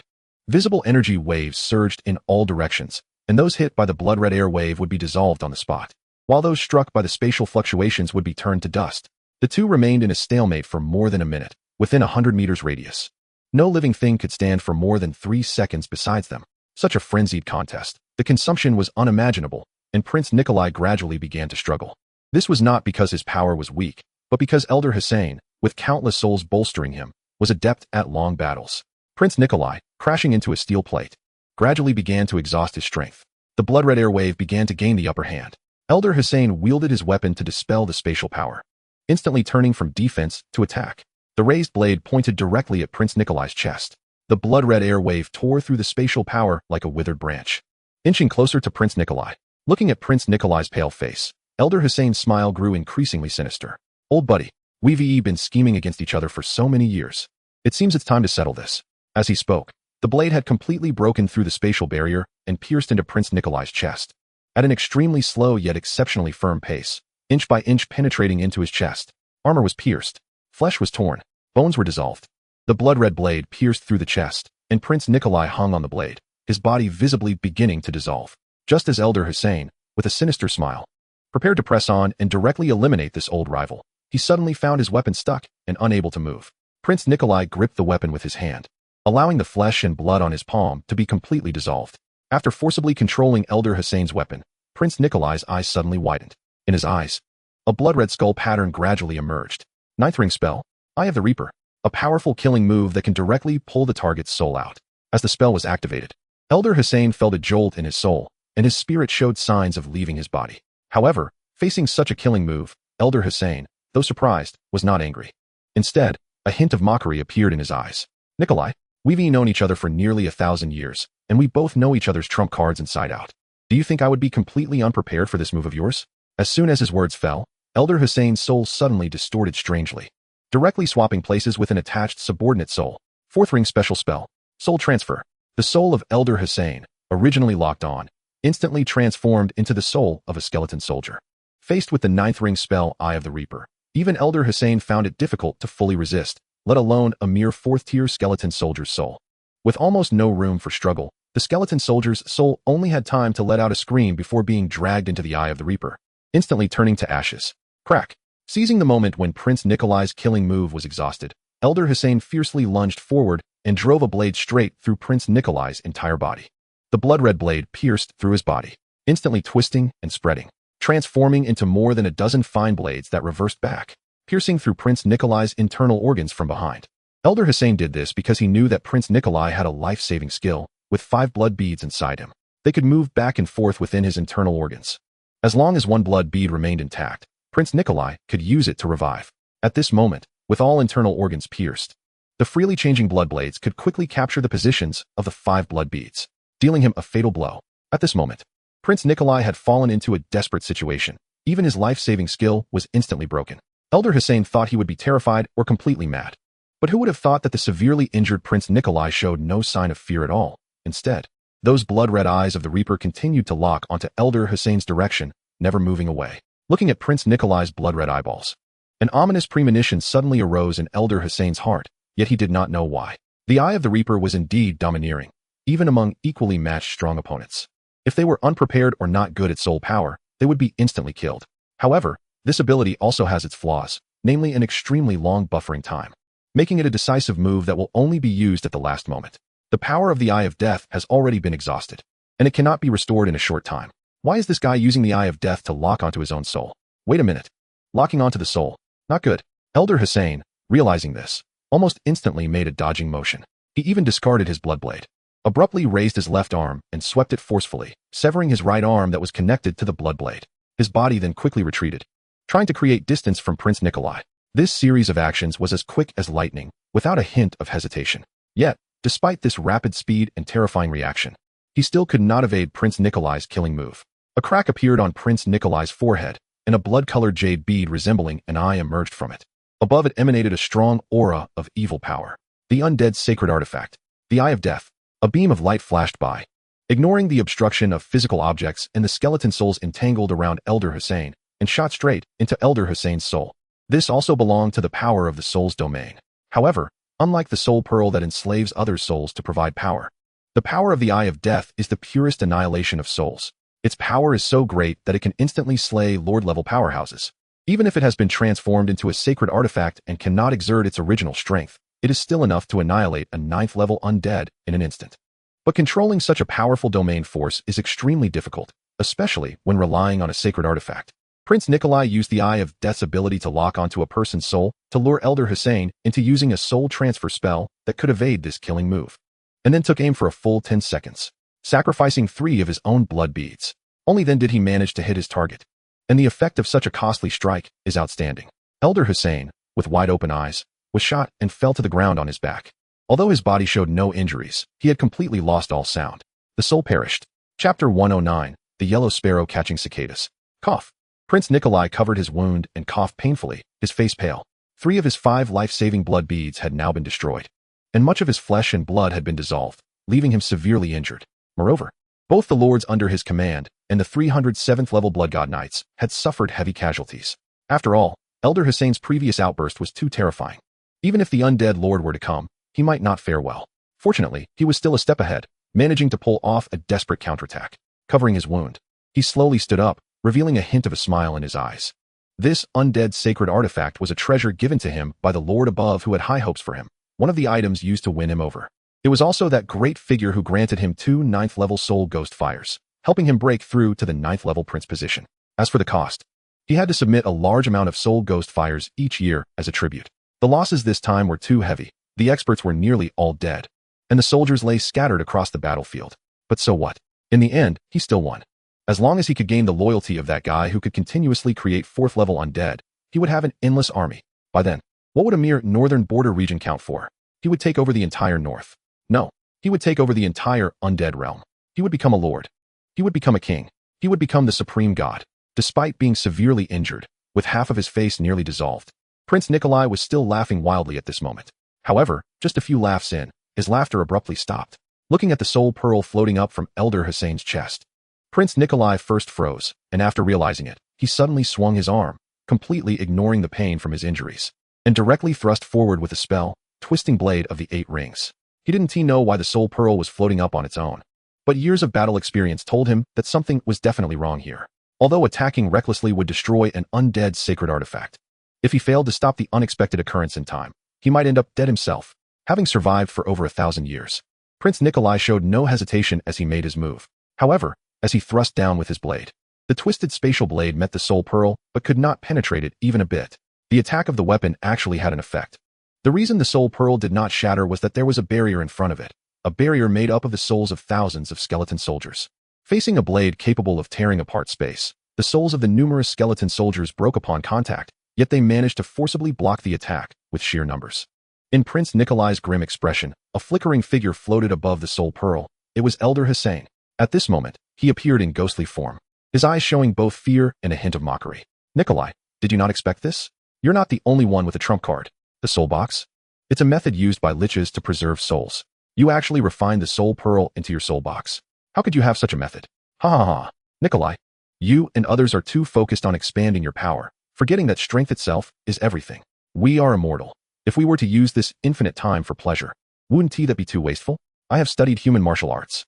I have learned the techniques of mages. I have studied dwarven forging. I have practiced elven swordsmanship. I have been learning and improving throughout my long years. A void-like hand suddenly reached towards the sky, and the power belonging to the soul spread out. The power of the soul's domain. Superspace magic. All souls returned to one.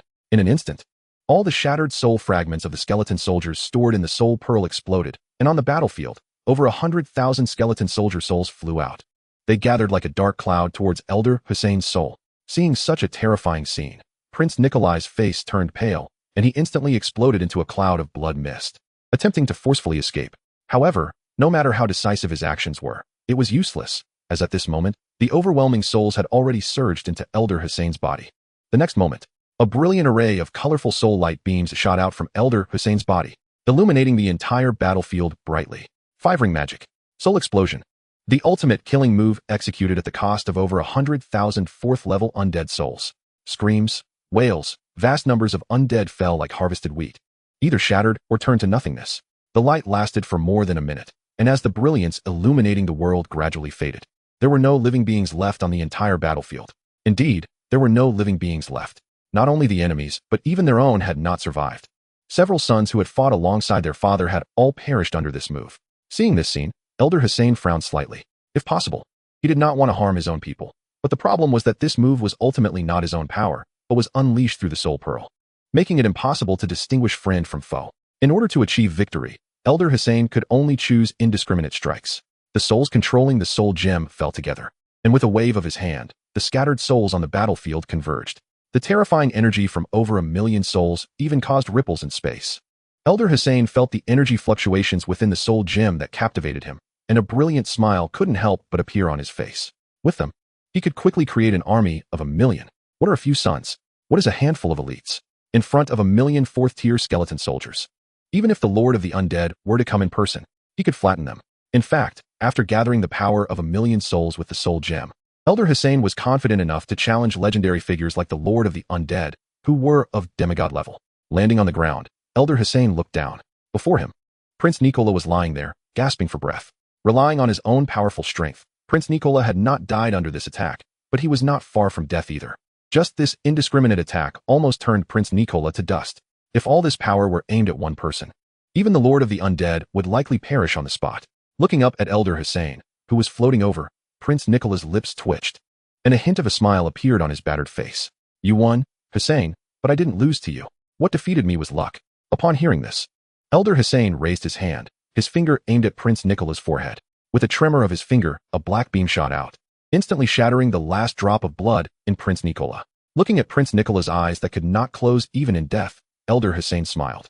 Luck is also a part of strength, isn't it? You are right. Luck is also a part of strength. Just as Elder Hussein finished speaking, a voice suddenly rang out from behind. Hearing the voice, Elder Hussein's pupils constricted, and he turned around abruptly to strike with his palm. The massive amount of souls stored within him ignited and exploded, turning into beams of light that shot backward, spreading out for hundreds of meters. Who? Uft. The attacking Elder Hussein only had time to exclaim before his body was pierced by a transparent weapon. And this attack did not come from the direction of the voice, but from Prince Nikola's position. With his back turned to that side, Elder Hussein's eyes widened in shock. Struggling to turn his head, he saw the lifeless body of Prince Nikola, but above it floated a dim and flickering figure. The Lord of the Phantom Crypt. One of the 3 kings. The King of Vengeful Spirits, Udal. Chapter 110, Tier 10 Lord, King of Vengeful Spirits. Elder Hussein stood frozen in place. His entire soul body trembling violently as a massive amount of soul power surged towards the King of Vengeful Spirits, Udal. Udal looked at him with a smile, examining him carefully for a moment. Oh, you really are adept at the crafting methods of the soul boxes. I've heard that you obtained an unused soul box from a lich. I never expected you could reverse engineer the crafting method of the soul box. You truly are a talent. Hussein.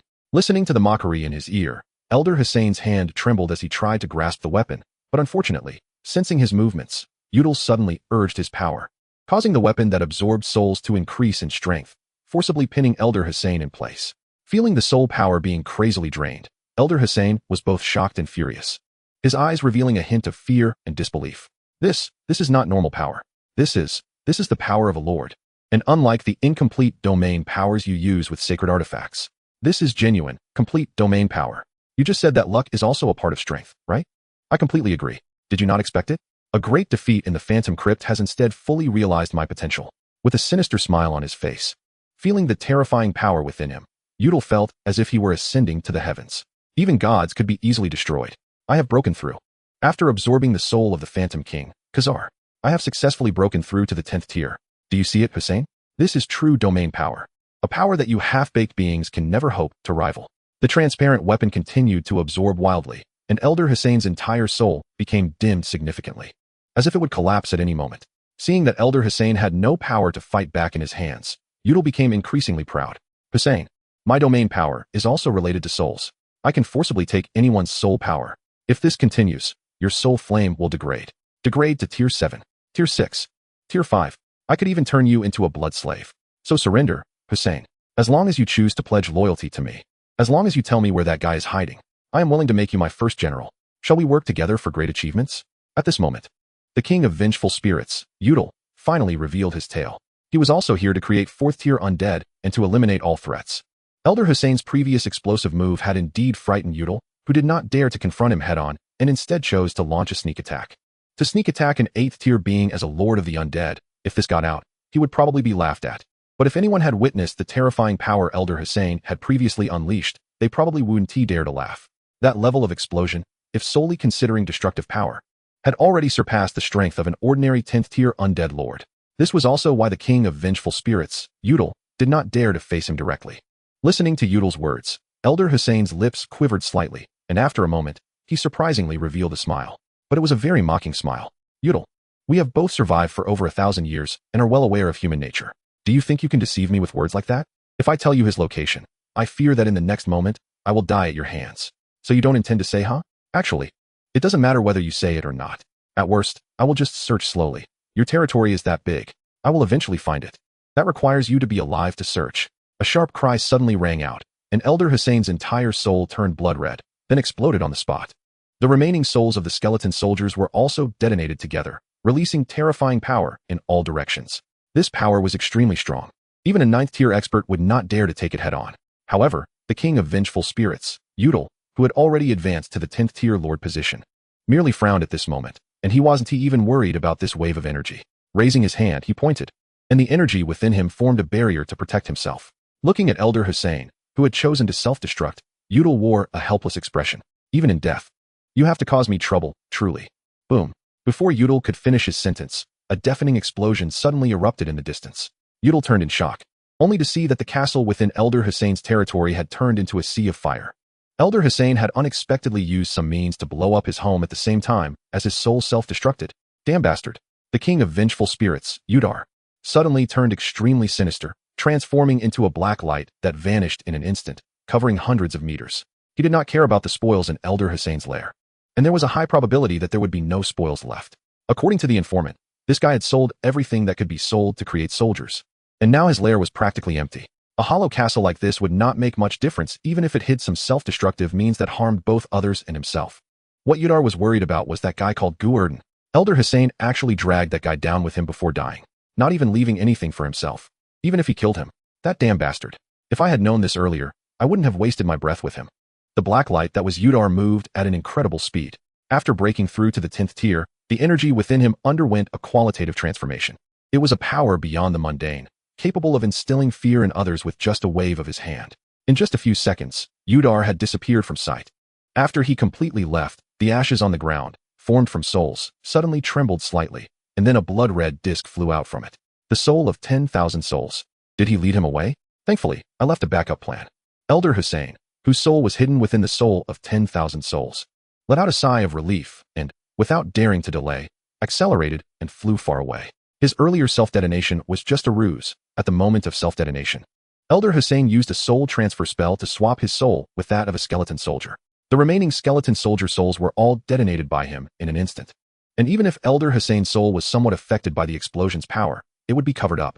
The main thing was that, compared to killing Elder Hussein, Udar was more concerned about the skeleton soldiers that could create subordinates for him. So when he saw the castle explode into the sky, he unsurprisingly didn't stay behind to check. However, this tactic could only deceive him for a moment, now that the opponent had grown into a 10th tier lord, who knew what kind of perverse abilities they had. If he did not prepare a countermeasure before Udar reacted, Elder Hussein would still face death. The blood-red light flew close to the ground, quickly arriving at a secret underground castle. This was truly Gu Erdan's hiding place. Elder Hussein, for the sake of safety, did not keep it within the castle. Otherwise, he wouldn't have activated the self-detonation system without hesitation. He was still counting on Gu Erdan's abilities for a comeback.